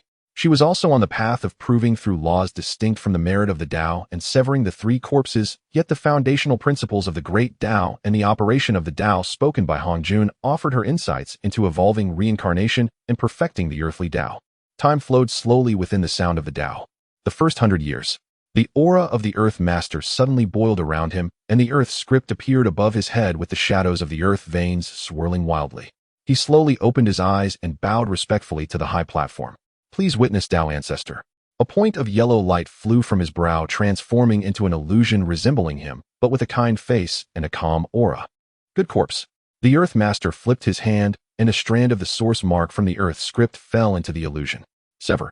The good corpse illusion merged with the source of the Earth script, solidifying into a kind-faced old man in a yellow robe, holding a book, who bowed to the Earth Master and merged into his brow. The Earth Master's aura surged explosively, and the Earth Path rhythm reached perfection, naturally emanating a pressure that surpassed the great Luo. Early stage Kwasasane achieved. He slowly sat down, his expression calm, yet a hint of relief flashed in his eyes. After years of hard cultivation, he finally reached this state.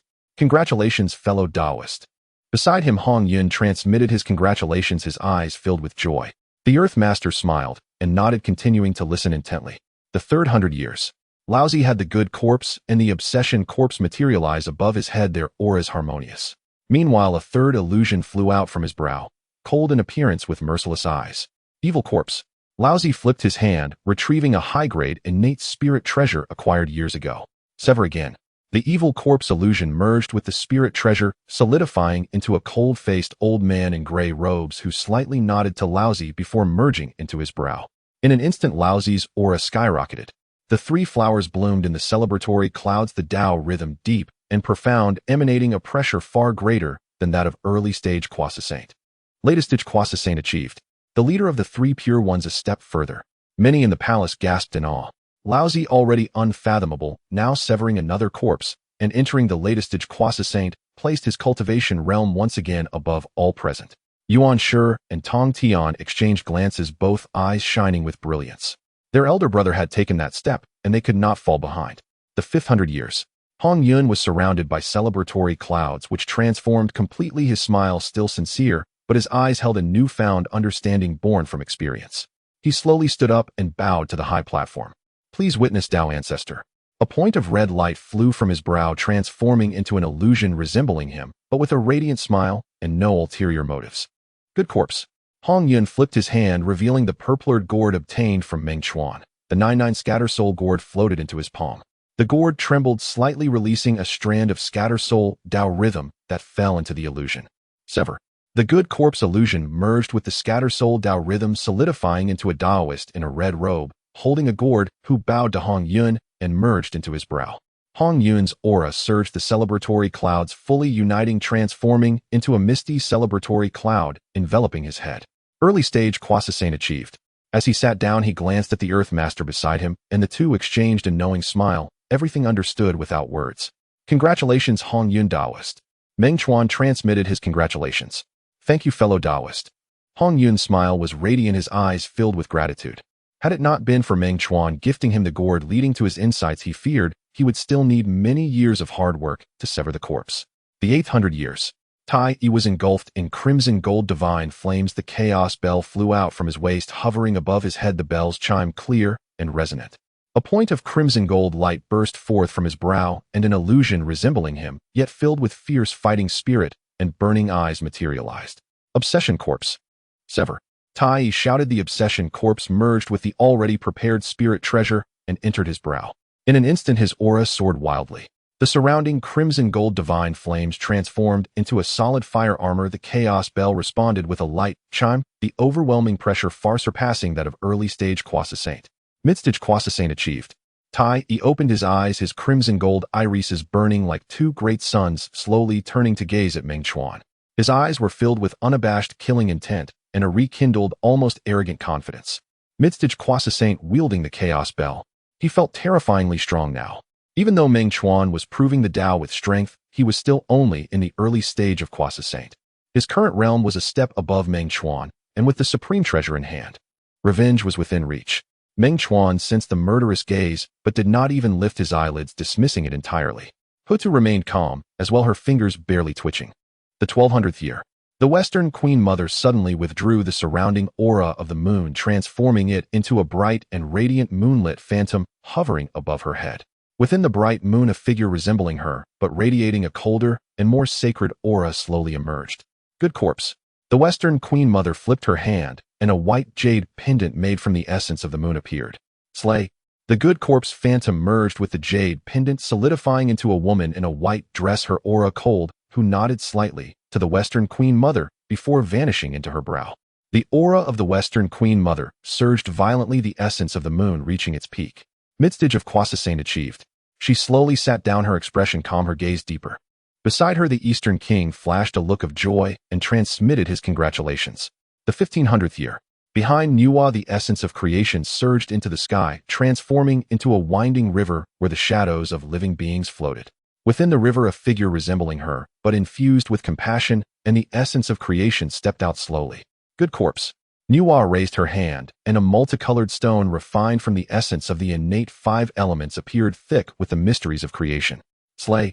The good corpse phantom merged with the multicolored stone, solidifying into a woman in a pure white dress, her eyes filled with compassion, who bowed to Nuwa before vanishing into her brow. Nuwa's aura surged violently, the essence of creation reaching its peak. Midstage of Kwasasane achieved. She slowly sat down, her gaze clear, as if gaining a deeper understanding of all things in the world. Fushi sat beside her, the 8 trigrams swirling, his aura solid and profound. He had just broken through to the initial stage of Kwasasane not long ago, and this time, he mainly focused on consolidating his cultivation and comprehending the heavenly secrets, not yet reaching the stage of slaying the second corpse. However, the harmony of his aura deepened and his understanding of the 8 trigrams deductions grew richer. Meng Chuan glanced at the 2 siblings. Although Nuwa and Fushi were from the demon clan, they were still scattered cultivators. Once this lecture concludes, the conflict between the shaman and demon clans will escalate, and the demon clan will establish a heavenly court. The 2 will then take the lead in the demon court as the Empress Nuwa and Emperor Shi alongside Di Jun and Tai Yi. At that time, the strength of the demon clan will increase significantly, allowing them to truly stand against the shaman clan. With their indifferent personalities, they surely have no intention of getting involved in the conflict between the shaman and demon clans. This arrangement must also have the hand of Hongjun after aligning with the heavenly way. After all, currently the demon clan's strength still falls short compared to the shaman clan. At the end of this lecture, Nuwa will attain the saint position, becoming the only direct disciple of Hongjun aside from the 3 cleans. With such a status, if Hongjun urges her to enter the demon court to strengthen the demon clan, would she dare to refuse? The 21st hundred year. The Eastern King's entire being radiated pure Yang Dao essence, transforming into a brilliant sun hovering above his head. Within the sun, a figure resembling him, but exuding even greater majesty, stepped forward. Evil corpse.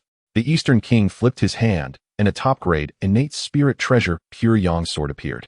Slay. The evil corpse phantom merged with the sword, solidifying into a man in a purple gold robe, his presence heavy and dignified, who bowed to the Eastern King before vanishing into his brow. The Eastern King's aura surged violently, the essence of pure Yang reaching its peak. Midstage of Kwasasane achieved. He exchanged a glance with the Western Queen Mother, both seeing the brilliance in each other's eyes. The leaders of the male and female immortals both entered midstage of Kwasasane, finally gaining a bit more self-preservation ability during this chaotic era. The 22nd hundred year. Above Yuan Shi, auspicious clouds gathered, and the celestial light of the jade pure transformed into 3 streams of clear energy that intertwined and ascended. A figure resembling him, but with a colder expression and disdainful gaze, emerged from the clear energy. Obsession corpse. Yuan Shi raised his hand, and the pre-prepared top-grade innate spirit treasure radiated with brilliant light. Slay. The obsession corpse phantom merged with the spirit treasure, solidifying into a Taoist in a mysterious yellow robe, his expression disdainful, who nodded to Yuan Shi before vanishing into his brow. Yuan Shi's aura erupted violently, the jade pure celestial light soaring into the sky, the auspicious clouds blossoming, with 3 flowers, the Tao essence reaching a vast and complete state. Latest stage of Kwasasane achieved. He slowly sat down, his gaze sweeping over Meng Chuan, a hint of cold arrogance flashing in his eyes. Meng Chuan, though you have proven your path through strength and are powerful in battle, you are ultimately just at the initial stage of Kwasasane. The difference in realms is like a chasm. Once the 3 lectures conclude, it may not be impossible for us to compete. The 25th hundred year. Di Jun's head spun with the river diagram, and Luo Book, the phantom of the stars revolving behind him, evolving into an endless starry sky. Within the starry sky, a figure resembling him, but with even greater royal majesty, stepped out. Good corpse. Di Jun flipped his hand, and a strand of star essence separated from the river diagram and Luo Book, falling into the phantom. Slay.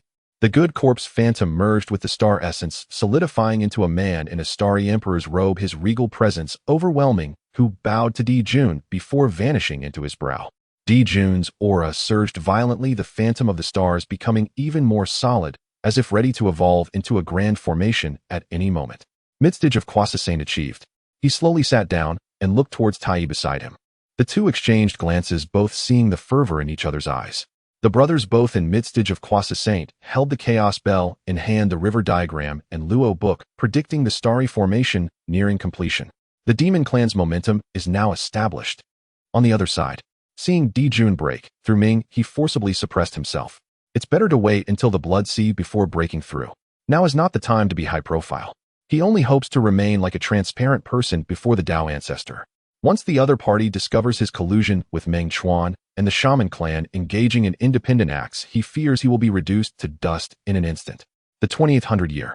Tong Tian laughed loudly, rising to his feet. Another top-grade, innate spirit treasure long sword unsheathed, its sword aura soaring into the heavens, forming a simple sword formation above his head.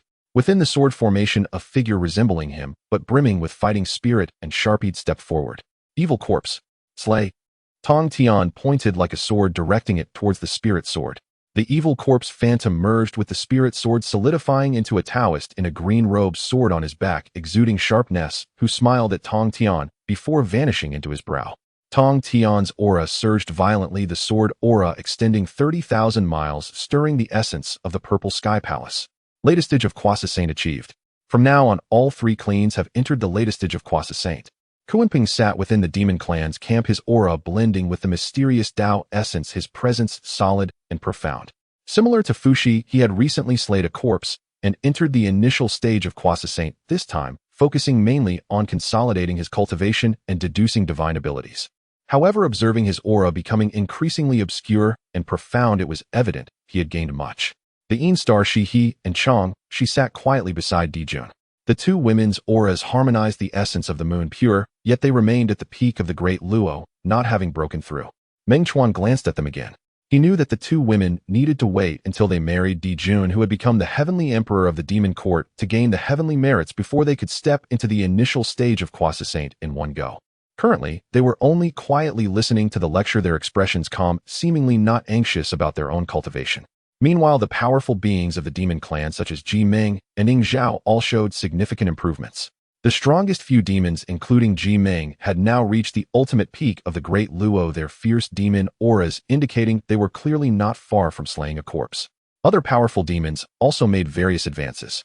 During the 3 lectures at the Purple Sky Palace, the strength of the demon clan experienced another qualitative leap.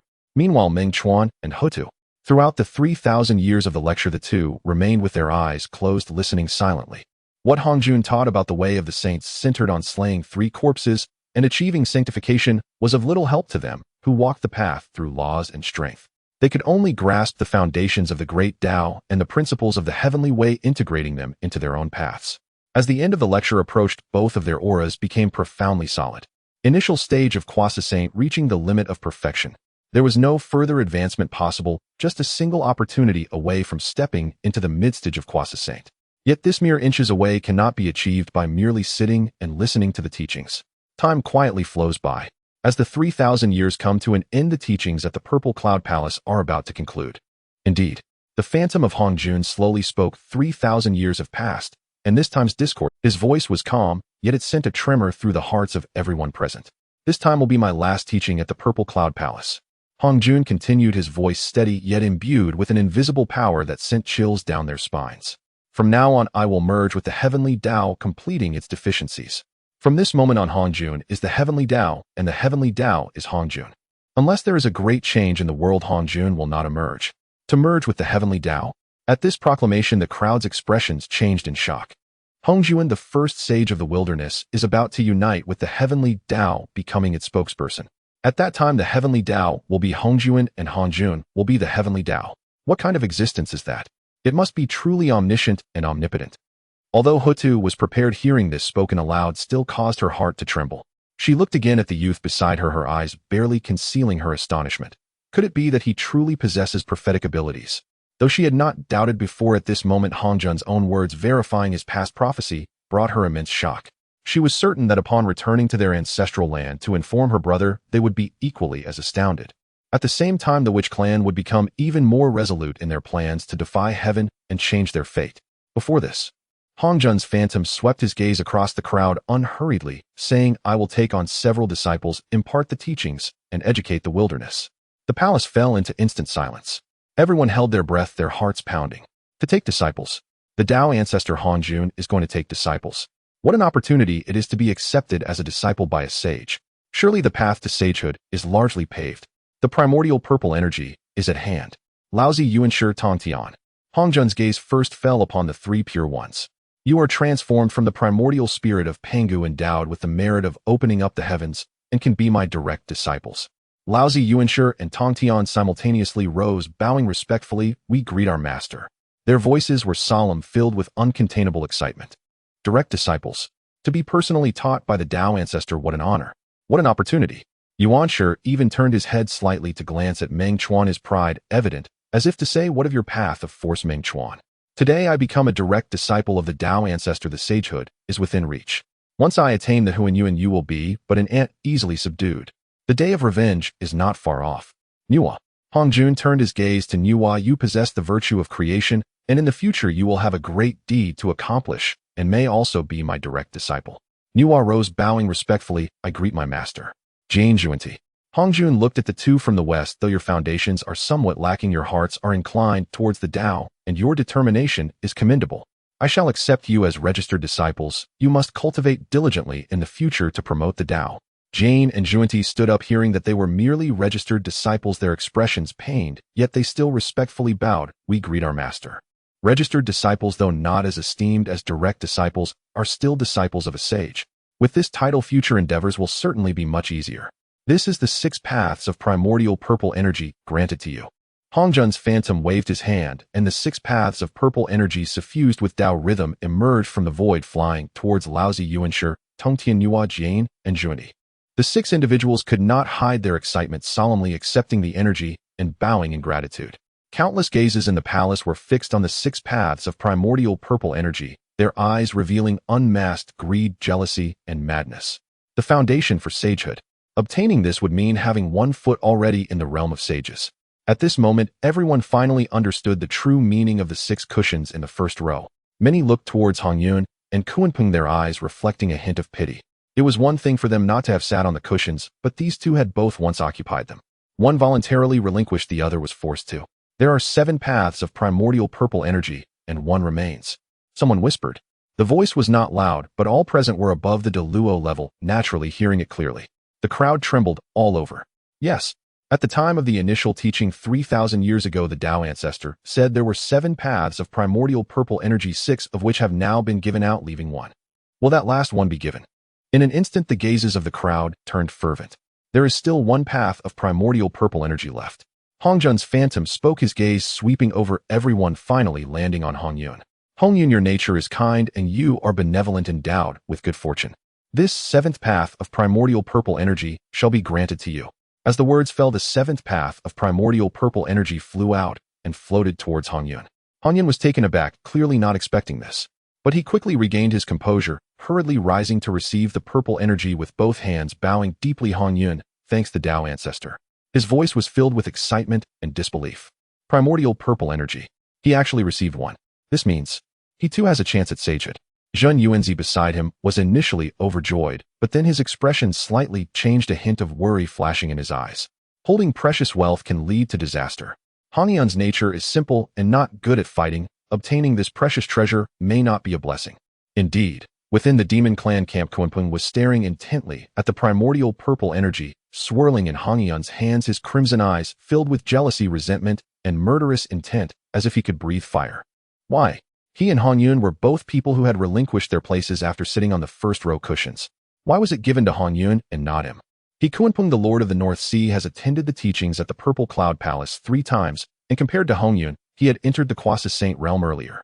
In terms of foundation, cultivation, and temperament, what aspect is he inferior to Hongyun? Hongyun. Primordial purple energy. Kunpeng's teeth clenched, his murderous intent boiling within.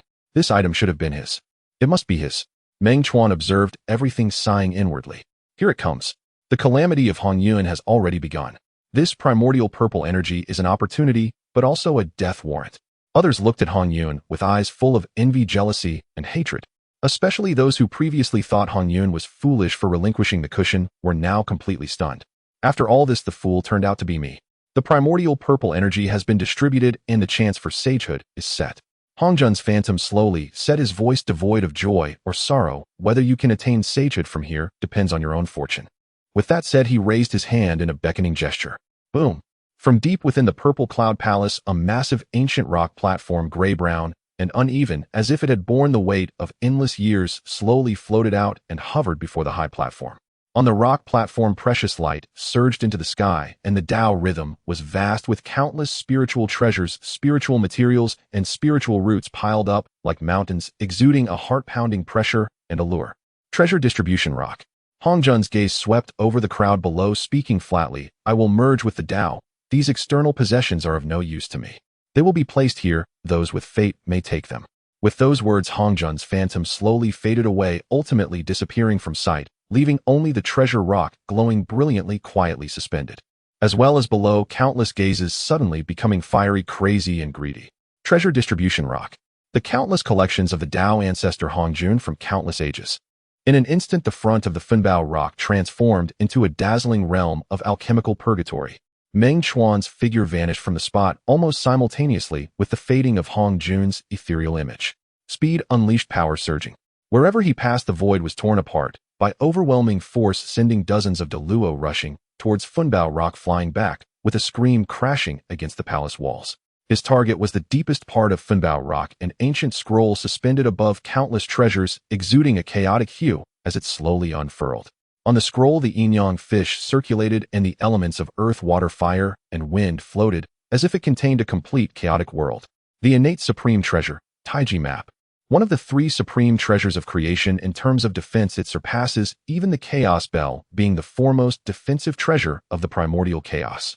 Taiji map, it belongs to me now. Meng Chuan raised his hand, and the path of strength transformed into a massive chaotic hand covering 1,000 zhang, reaching down directly. Audacious. A cold shout erupted. Laozi had unknowingly stood before the Taiji map, his gray robes fluttering. Three figures manifested above his head in auspicious clouds, their auras merging into one, forming a simple tween formation before him. The formation's light flowed, separating yin and yang, holding back the chaotic hand. Meng Chuan, this treasure has a fate with me. Laozi's gaze was as calm as a deep well, and his voice was plain but carried an undeniable weight. My brother Yuan Shi once told me that having fate does not necessarily mean possession, and you were also present at that time. This treasure, it shall belong to me today. Meng Chuan let out a long laugh, and the chaotic hand closed its fingers. An overwhelming force erupted, causing the tween formation's light to crack with a crack sound, spreading fractures. Laozi's expression changed slightly. The three figures moved together, and magical power surged in frantically. But ultimately, he could not withstand Meng Chuan. The law of strength had proven to be half a step into the primordial unity, and Meng Chuan cultivated a peak technique that advanced both body and soul, allowing him to possess combat power far beyond that of a mid-stage Deluo.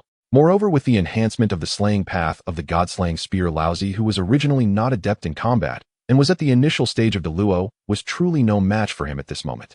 However, just as Meng Chuan gained the upper hand and was about to seize the Taiji map, the Taiji map itself suddenly trembled. The surface of the scroll spun rapidly, and an immense and gentle chaotic Tao rhythm spread out simultaneously, pushing away Meng Chuan's chaotic hand and Laozi's formation light. Immediately afterward, the scroll transformed into a stream of chaotic light, voluntarily entering Laozi's arms, trembling slightly before settling down as if a wayward child returning home. Laozi was momentarily stunned, then suddenly enlightened, a hint of realization passing through his eyes as he slightly bowed to the void. Thank you, master, for bestowing this treasure. Many powerful beings were also taken aback by this scene, secretly criticizing that Daozu was being unreasonable. Was it not said that the one with fate would obtain it? Was there also manipulation behind the scenes?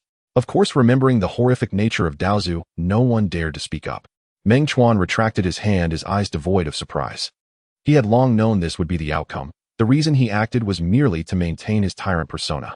After all, 5,000 years ago, during the dispute over the gourd, he had pressured numerous powerful beings, claiming the distribution rights of 6 gourds, and his tyrannical character had deeply ingrained in people's hearts. If he were to act low-key at this moment, it might instead raise suspicion in Hongjun.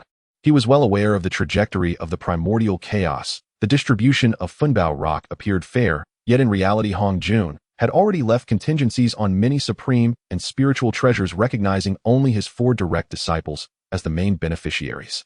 His move to seize the Taiji map was merely a show for the possible surveillance by Hongjun. What a pity. Meng Chuan shook his head, his tone carrying just the right amount of regret and unwillingness, before turning to rush towards another side of Funbao rock. There, an ancient banner, entirely dark yellow, fluttering with chaotic sword energy slicing through the void at its edges, was quietly suspended. The innate supreme treasure, Panga banner. Among the 3 supreme treasures of creation, it was the foremost in offense. In terms of lethality, it surpassed even the Chaos Bell. The reason the Chaos Bell later became recognized as the foremost among the three supreme treasures of creation was largely due to its master, the Eastern Emperor of the Demon Clan, Tai. Its fame in the primordial chaos far surpassed that of the other two treasures of creation. The Taiji map and Panga banner after the lectures in the Zixiao Palace fell into the hands of Laozi and Yuan Shi before they entered deep cultivation, rarely appearing before the world until Nuwa created humanity and they established their teachings and became saints. Unlike the Chaos Bell, which shone brightly alongside Tai during the battle of the witch and demon. Of course, in terms of overall strength, the Chaos Bell was indeed stronger than the Taiji map and Panga banner. This point was beyond doubt. This treasure is faithful with me.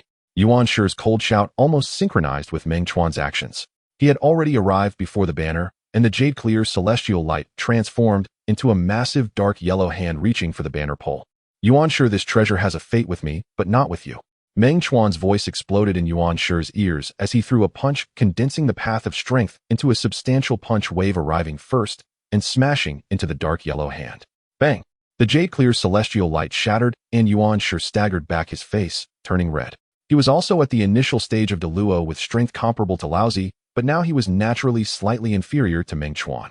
Meng Chuan, do not bully others too much. Yuan Shi shouted angrily, summoning the three treasures Jade Rui, transforming it into a towering jade-clear, celestial mountain pressing down. What if I bully you? Meng Chuan didn't even turn back, striking towards the celestial mountain with one fist, while his other hand still reached for the Panga banner. The punch collided with the mountain, causing the celestial mountain to tremble, violently bouncing back. However, just as Meng Chuan's fingertip was about to touch the banner pole, the Panga banner suddenly trembled. Buzz!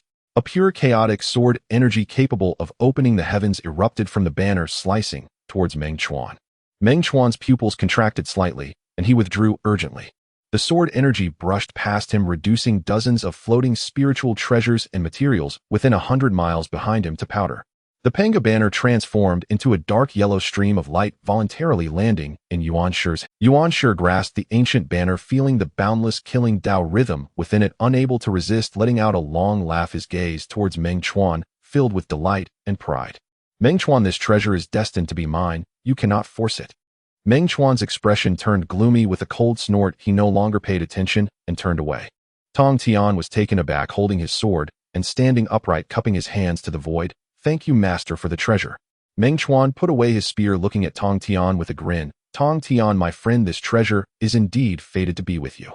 In the future, when you set up the sword formation, I will definitely come to challenge it. I await your visit at any time. Tong Tian laughed heartily, his fighting spirit even more intense. The two exchanged glances, each seeing admiration and openness in the other's eyes. Not far away, Yuan Shi's face turned grim, jealousy swelling in his heart. His third brother was actually flirting with this guy. Meng Chuan no longer lingered, dashing towards another area of the treasure-seeking rock. He had already competed for 3 innate supreme treasures in succession. Although he had not obtained them, his persona of being arrogantly domineering and snatching treasure whenever seen was firmly established. At this moment, the area in front of the treasure-seeking rock was in complete chaos. The map of mountains and rivers belongs to me. Nuwa cried out, lightly gesturing with her graceful hand as a scroll depicting the primordial mountains, rivers, and myriad beings flew out from the treasure's light, actively landing in her palm. This map was a supreme innate spiritual treasure containing a small world within, capable of trapping people and items, full of profound mysteries. Red embroidery ball come. Another ball entirely crimson and embroidered with a dragon and phoenix pattern flew out and vanished into Nuwa's sleeve. This item was also a supreme innate spiritual treasure capable of binding the heavens, earth, and humans in marriage, and it was a formidable weapon. Once thrown, it could harm the soul. Its power was considerable. Both treasures actively recognized their master. Jia-yin and Zhuangji traversed through the treasure's light, their faces pained, while the 7 treasures' wonderful tree in their hands continually swirled, casting 7-colored divine light towards the spiritual treasures they coveted. This treasure is fated to be with my West. This item should belong to my West. The two specifically targeted those unclaimed high-grade spiritual treasures. Although no supreme treasures actively came to them, they still reaped a considerable harvest. But they had to rely on themselves. This demonstrated the significant gap between named disciples and personally taught disciples. Ding! The bell sound resonated and chaos descended. Tai wielded the chaos bell, blasting away several contenders, and drew in a pearl that shimmered with starlight and contained the illusory images of celestial bodies within. Star pearl, what a treasure! perfect for my demon clan's great celestial star array. He laughed heartily, his gaze sweeping towards Meng Chuan, a chilling intent evident. Di Jun had the He Tu and Luo Shu spinning above his head, tracing the trajectory of the stars, locking onto a crimson gold token. The front of the token was engraved with Heavenly Emperor, while the back bore the inscription Decree of Pardon, radiating a vast imperial pressure. Heavenly Emperor's token. It rightfully belongs to me. He snatched the token, merging his aura with it, faintly triggering a resonance with the heavenly Tao, amplifying his imperial might. Demon Clan, how dare you claim this token? Meng Chuan's cold snort exploded in Di Jun's ears. In the next moment, a punch force surged through the air, crashing towards the Heavenly Emperor's token. Meng Chuan, you are being outrageous. Di Jun shouted angrily as He Tu and Luo Shu transformed into a starry barrier to defend. The punch force struck the barrier, causing the stars to tremble, and Di Jun retreated 3 steps, the Heavenly Emperor's token buzzing dangerously in his hand, almost slipping away. You Demon Clan cannot hold onto this token. Meng Chuan's figure moved like a ghost, delivering another punch towards Tai Yi, who rushed to support Di Jun. Seeking death. Tai Yi, enraged, sounded the chaos bell, and a crimson gold beam slammed towards Meng Chuan. Unfazed, Meng Chuan thrust the god-slaying spear, its tip colliding with the beam. Boom! Horrific energy erupted, sending dozens of spiritual treasures flying, while several nearby De Luo spat out blood and flew backward. In the palace of the purple clouds, no one is allowed to act rashly. The furious shout of the heavenly boy echoed as a beam of clear light descended from the palace's peak, stabilizing the explosive aftermath. If you dare to act recklessly again, you will be expelled from the palace of the purple clouds. The crowd felt a chill in their hearts, and their subordinates all restrained themselves. Here one could engage in battle, but if it caused too much disturbance and damaged the palace of the purple clouds, who could bear the wrath of the Tao ancestor? Meng Chuan put away his spear, casting a cold glance at Tai Yi before turning to pounce towards another area of treasure light. He specifically chose to impede the treasures that the Demon Clan had set their sights on, not seizing them, but only obstructing and disturbing. The Demon Clan members were furious, their faces turning red with anger, yet they did not dare to truly unleash their fury. On another side, Ho Tu barefoot treaded through the void with the golden jiao scissors at her waist, transforming into 2 golden dragons weaving through the treasure light. She targeted an item, spending some effort to successfully seize it. It was 12 pearls, each connected by breath, exuding extraordinary Tao rhythms. The sea-calming pearls. She knew that the other 24 sea-calming pearls were in Meng Chuan's possession. When all 36 were gathered, they could rival an innate supreme treasure. As she continued to collect treasures, if any Demon Clan members approached, the golden jiao scissors would whistle and sever the treasure light, forcing them back. With Meng Chuan's disturbances, the Demon Clan's gains were significantly reduced. The Earth Book of Zhen Yuanzi unfolded, the rhythm of the Wu Earth Tao woven like a net, covering several Earth attribute spiritual treasures, all of which were collected. The Red Cloud and Celebration Cloud unfurled, drawing auspicious energy, causing several spiritual treasures related to auspicious clouds and souls to automatically come forth. While the 2 gathered treasures, they also helped Meng Chuan and Ho Tu in disrupting the Demon Clan's treasure acquisition. Not killing, only causing trouble. The body technique honed by the Ming River in the Sea of Blood was now on full display, his form transforming to blood, weaving through the gaps in the treasure light, specifically targeting those spiritual treasures with attributes of Yin and slaughter. The Yuan Tu and Abi emerged, their fierce aura daunting. Ordinary De Luo would not dare to approach.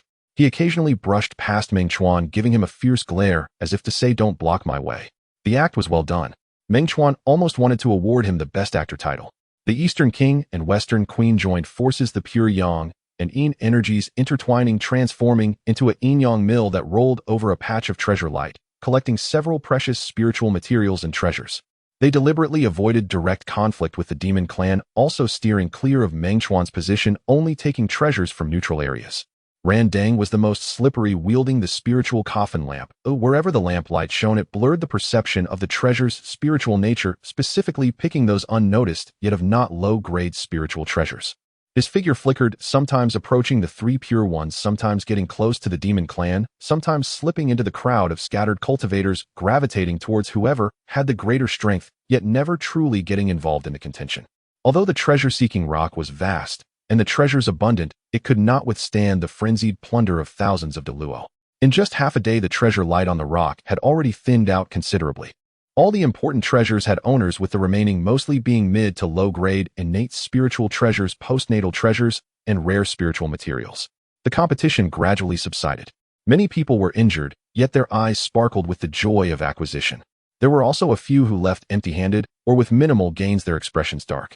Meng Chuan stood with his hands behind his back in the void, looking towards the depths of the treasure-seeking rock.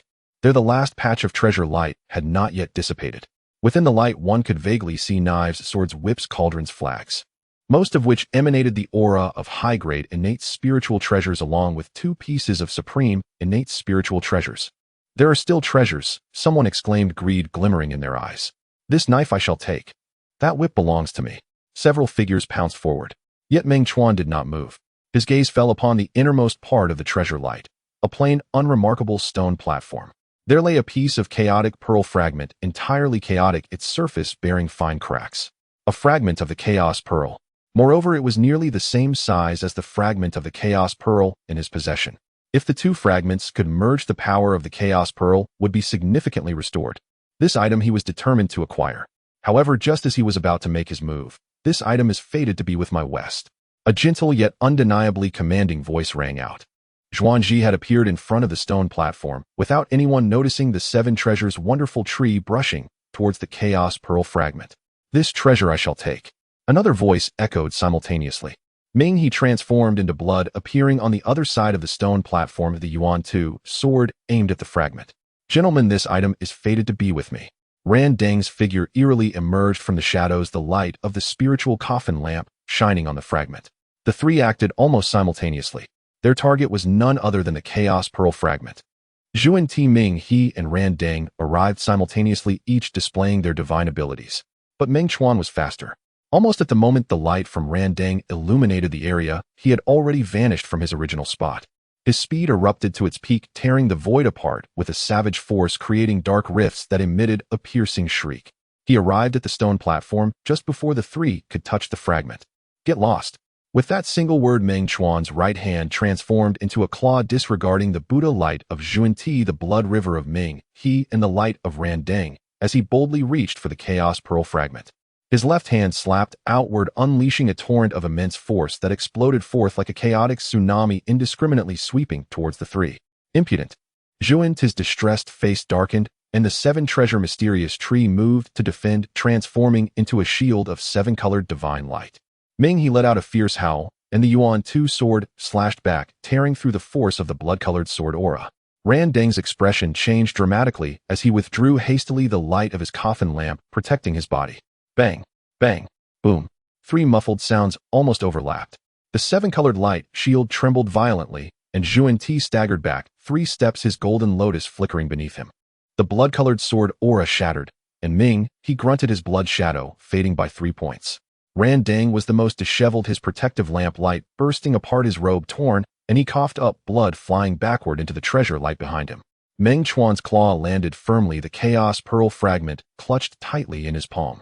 The fragment was icy cold, identical to the one in his sea of consciousness, and at this moment it trembled violently, conveying a strong desire for fusion. However, just at the moment of success, Meng Chuan, leave the fragment. Tai Yi's thunderous shout boomed like a clap of thunder. The chaos bell resonated, and a column of crimson gold light tore through the void, crashing towards Meng Chuan from the side. Within the light column, stars flickered in and out, and the elements of earth, water, fire, and wind reappeared, representing the killing technique of the chaos bell. Honghuang, initial judgment. Tai Yi struck out in fury, holding nothing back. Almost simultaneously, such fragments of chaos treasures, how can you monopolize them? The cold voice of Yuan Shi echoed, and the initially refined Pangu banner fluttered loudly. In the next moment, a blade of chaos sword energy honed to perfection and capable of opening up the heavens silently sliced towards Meng Chuan's right arm, holding the fragment from another side. Where the sword energy passed, all things returned to nothingness, and the laws ceased to exist.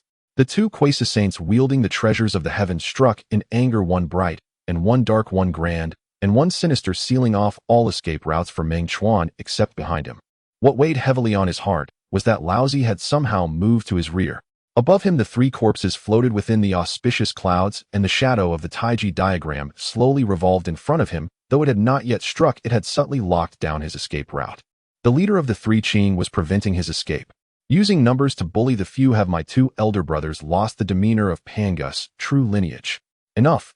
A furious shout from Tong Tian rang out. The Qing Ping, sword unsheathed, and the immense sword light transformed into a green river spanning between Laozi and Meng Chuan, the sword intent soaring to the heavens. Third brother stepped back. Laozi's voice was calm, but carried an undeniable authority. This is a contention for spiritual treasures, each relying on their own fortune. No matter how good your personal relations with Meng Chuan are, you should not intervene. Meng Chuan has already succeeded. It is his fortune. Tong Tian, in a fit of rage, retorted with a laugh. You clearly see that Meng Chuan is at a disadvantage, wanting to seize the fragment he has obtained. Eldest brother, are you going to follow second brother in losing your face? Laozi's gaze darkened slightly. Impudent. Step back, do not force me to act. Then let's see. Tong Tian roared the Qing Ping, sword rising once more, genuinely preparing to strike. Laozi sighed inwardly and finally raised a hand to point. Whoa. The shadow of the Taiji diagram solidified completely, the yin and yang fish flowing, transforming into a massive chaos 2 instruments formation, covering tens of thousands of miles, trapping Tong Tian, the person, and the sword within. Within the formation, the yin and yang differentiated the pure, and the turbid sank regardless of how Tong Tian's sword energy surged and wreaked havoc. It was difficult to break free for a time. The Taiji diagram, the foremost treasure of defense in the primordial era, even if only an initially refined shadow was manifested, its ability to trap enemies was not something Tong Tian could break at this moment. Meng Chuan, I can only help you stall the eldest brother. Tong Tian shouted angrily from within the formation, his sword energy becoming increasingly violent, yet he was still unable to escape. Thank you. Meng Chuan replied gratefully, his mind now fully focused on the life-and-death battle unfolding before him. In front of him, the light column of Tai Yi's Hongming initial judgment approach. To the side was Yuan Shi's Panga Banner Chaos sword energy, and behind him, although Laozi was blocked by Tong Tian, the residual might of the Taiji diagram still sealed off his escape. Meanwhile, the fragment in his hand trembled violently, almost slipping from his grasp and forcing a fusion with the piece in his sea of consciousness. At this moment, fusion would surely invite backlash. Amidst the flashes of thunder and lightning, Meng Chuan made a decisive choice. He did not dodge, but instead clenched his left fist, condensing the way of force to its utmost, the fist's edge wrapped in chaotic energy, and struck towards the crimson gold light column of Tai Yi. At the same time, his thoughts abruptly shifted, and the 24 Ding high divine pearls in his sea of consciousness resonated simultaneously, preparing to fly out to confront the enemy. Hold on. The voice of Ho Tu suddenly reached his ears. Immediately after, 12 warm and rich blue streams of light flew from her sleeves, darting towards Meng Chuan like lightning. These were the 12 Ding high divine pearls she had obtained earlier. Originally intending to give them later, she could not afford to wait now. At this moment, Ho Tu was blocking the approaches of Di Jun and Kuan Peng, who wanted to assist Tai Yi together with Zhen Yuanzi and Hong Yun. As for the other powerful demon clan members, those who had not reached the Quasi-Saint level did not dare to participate in the Battle of Quasi-Saints. The many great powers witnessed Meng Chuan, Tai Yi, and Yuan Shi's terrifying combat prowess, absolutely top tier among the 3,000 guests, and did not dare to intervene. Meng Chuan's heart shook violently. With no time for further words, the 24 Ding high divine pearls within his sea of consciousness resonated instantaneously. The last 12 pearls, which originally required painstaking effort to refine, were drawn into his brow in the blink of an eye, merging with his primordial spirit, and in an instant they moved as if guided by his arm. At this moment, the light column of Tai Yi had reached before him, and the Panga Banner Chaos sword energy was about to strike his right arm. Still, Meng Chuan silently urged in his heart, and the 36 Ding high divine pearls surged forth from his brow. 1. The 36 pearls, each the size of a fist, shimmering blue all over, contained the phantom of a vast water world, which at this moment all manifested, creating a hazy and heavy water world phantom barrier around Meng Chuan. The water light shimmered and layered as if endless seas were enhancing his defense. Although this treasure was not specialized in defense, the 24 pearls were comparable to top-grade innate spiritual treasures. But with all 36 gathered at this moment, they were already comparable to innate supreme treasures, naturally providing a protective aura of supreme treasures. More importantly, within the Purple Cloud Palace, deadly combat was strictly prohibited, and one could not fully unleash the killing power of the treasures lest they destroy the palace and provoke the Tao ancestor. The Ding High Divine Pearl was a treasure for suppression, trapping enemies and evolving worlds, its killing power not apparent, perfectly suited for deployment in such situations. Boom! The crimson gold light column crashed heavily against the water world phantom. Within the light column, stars exploded and the elements of earth, water, fire, and wind were thrown into chaos, terrifying energy pouring forth wildly. The water world phantom shook violently, its surface exploding with countless ripples, and the inner water domain phantom boiled and evaporated. Yet it ultimately did not shatter, firmly withstanding this strike that could heavily injure an average mid-stage croissant. Almost at the same instant, the light column struck his body. Swoosh. The Panga banner's chaos sword energy sliced through, silently penetrating the water world phantom. Where the sword energy passed, the water light extinguished, and the water domain phantom was torn apart from within, charging directly at Meng Chuan's right arm. Yet after being weakened by the water world phantom, the sharpness of this sword energy had diminished by more than half. Meng Chuan's right arm muscles bulged suddenly, the patterns of the way of force appearing beneath his skin, bracing to endure this strike. Blood splattered. A deep wound visible to the bone was cut into his right arm, light golden blood spraying forth as the chaotic sword energy from the Panga banner wreaked havoc at the wound, violently destroying his vitality. Yet the fragment he held did not budge an inch. Meng Chuan let out a muffled groan, a fierce glint flashing in his eyes, the way of force erupting at the wound, forcibly driving out and crushing that strand of chaotic sword energy. The bleeding ceased, and the wound began to heal at a visibly rapid rate. He raised his head, looking at Tai Yi and Yuan Shi, grinning coldly, his smile laced with undisguised mockery and battle intent. "Is this all you've got?" Tai Yi's face turned ashen, the flames in his crimson gold eyes nearly bursting forth. He never expected that his full-force strike would be resisted by the defense set up by those 36 peculiar pearls. Yuan Shi's expression was equally grim.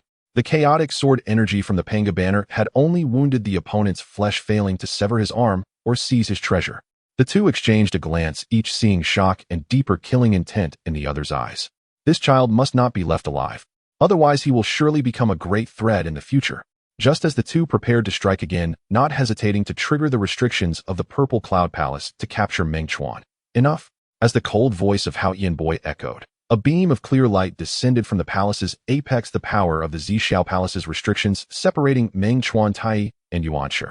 No deadly combat is allowed within the Zhixiao Palace.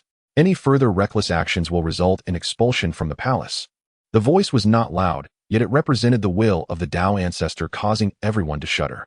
Tai Yi's chest heaved violently as he fixated on the shard in Meng Chuan's hand, ultimately gritting his teeth and retracting the chaos bell, the crimson golden flames retracting within. Yuan Shi snorted coldly, stowing away the Panga banner, his gaze frosty as ice. Laozi raised his hand to disperse the illusion of the Taiji diagram, releasing the lingering anger within the formation. Tong Tian shot a fierce glare at Laozi, darting to Meng Chuan's side, the Qingping sword held horizontally before him, coldly staring at his two brothers, ready to fight at the slightest disagreement. Meng Chuan nodded at Tong Tian, then disregarded others, lowering his head to examine the shard in his palm, glancing at the 36 stabilizing sea pearls slowly rotating beside him. He took a deep breath, suppressing the intense desire for fusion emanating from the shard in his sea of consciousness. He first withdrew the stabilizing sea pearls to nourish them at his brow, then looked at the newly acquired shard in his hand. At this moment, the shard lay quietly in his palm, its chaotic hue reigning in, with only subtle Dao rhythms fluctuating, resonating with the shard in his sea of consciousness. Meng Chuan no longer hesitated, a thought crossing his mind. Buzz! The shard in his palm transformed into a stream of chaotic light, merging into his sea of consciousness at his brow. In an instant, the two shards met. It was as if long-lost siblings were reunited, needing no urging. They drew near, adhered, and fused automatically. The chaotic radiance burst forth, illuminating the entire sea of consciousness. An ancient, vast, and boundless chaotic Dao rhythm emanated from the fusion point, enveloping Meng Chuan, subtly seeping outward, creating faint chaotic ripples within the Zhixiao Palace. Wherever the ripples passed, everyone felt a heaviness in their hearts, as if an ancient aura of chaos opening before all things were born brushed against their souls, invoking an involuntary sense of awe and insignificance. The fusion of two chaotic treasures. Truly extraordinary. Laozi's gaze was deep as he muttered to himself. Pure luck. Yuan Shi's expression darkened. Damn it. Tai Yi's fists cracked ominously, his eyes filled with unparalleled jealousy and hatred. Tong Tian grinned widely. Good. Meng Chuan, this treasure should rightfully belong to you. Hutu stood quietly nearby, a subtle relief flashing in her eyes at Meng Chuan's successful fusion before returning to her calm demeanor. Zhen Yuanzi stroked his beard with a smile, while Hong Yun beamed brightly. Dong Wanggong and Shi Wangmu exchanged glances, both noticing the astonishment in each other's eyes. Ran Deng crawled out from the shattered pile of treasure, light, his clothes tattered, his complexion pale, looking at Meng Chuan with awe and fear, no longer daring to harbor any greedy thoughts. Ming He had long retreated to the edge of the Blood Sea camp, head lowered, as if everything were unrelated to him. Zhuanti had returned to Jijing's side, his expression pained, quietly sighing without looking back. Meng Chuan closed his eyes in concentration, sensing the transformation occurring within his sea of consciousness. The two shards had completely fused into one, becoming a chaotic pearl fragment larger than before, yet still riddled with cracks. The chaotic Tao rhythm emanating from the fragment was several times more potent than before. Its concealment of the heavenly secret's perception of chaos and capacity for power had all undergone a qualitative enhancement. More importantly, within the depths of the fragment, a vague imprint seemed to awaken, conveying fragmented pieces of information, pertaining to chaos, pertaining to creation, concerning even older secrets. But now was not the time for in-depth exploration. Meng Chuan opened his eyes, the chaotic radiance in his gaze flickering out of existence, his aura increasingly unfathomable. He looked around. Those familiar like Tong Tianjin, Yuan Zihong, Yun Dong Wanggong, and Shi Wangmu all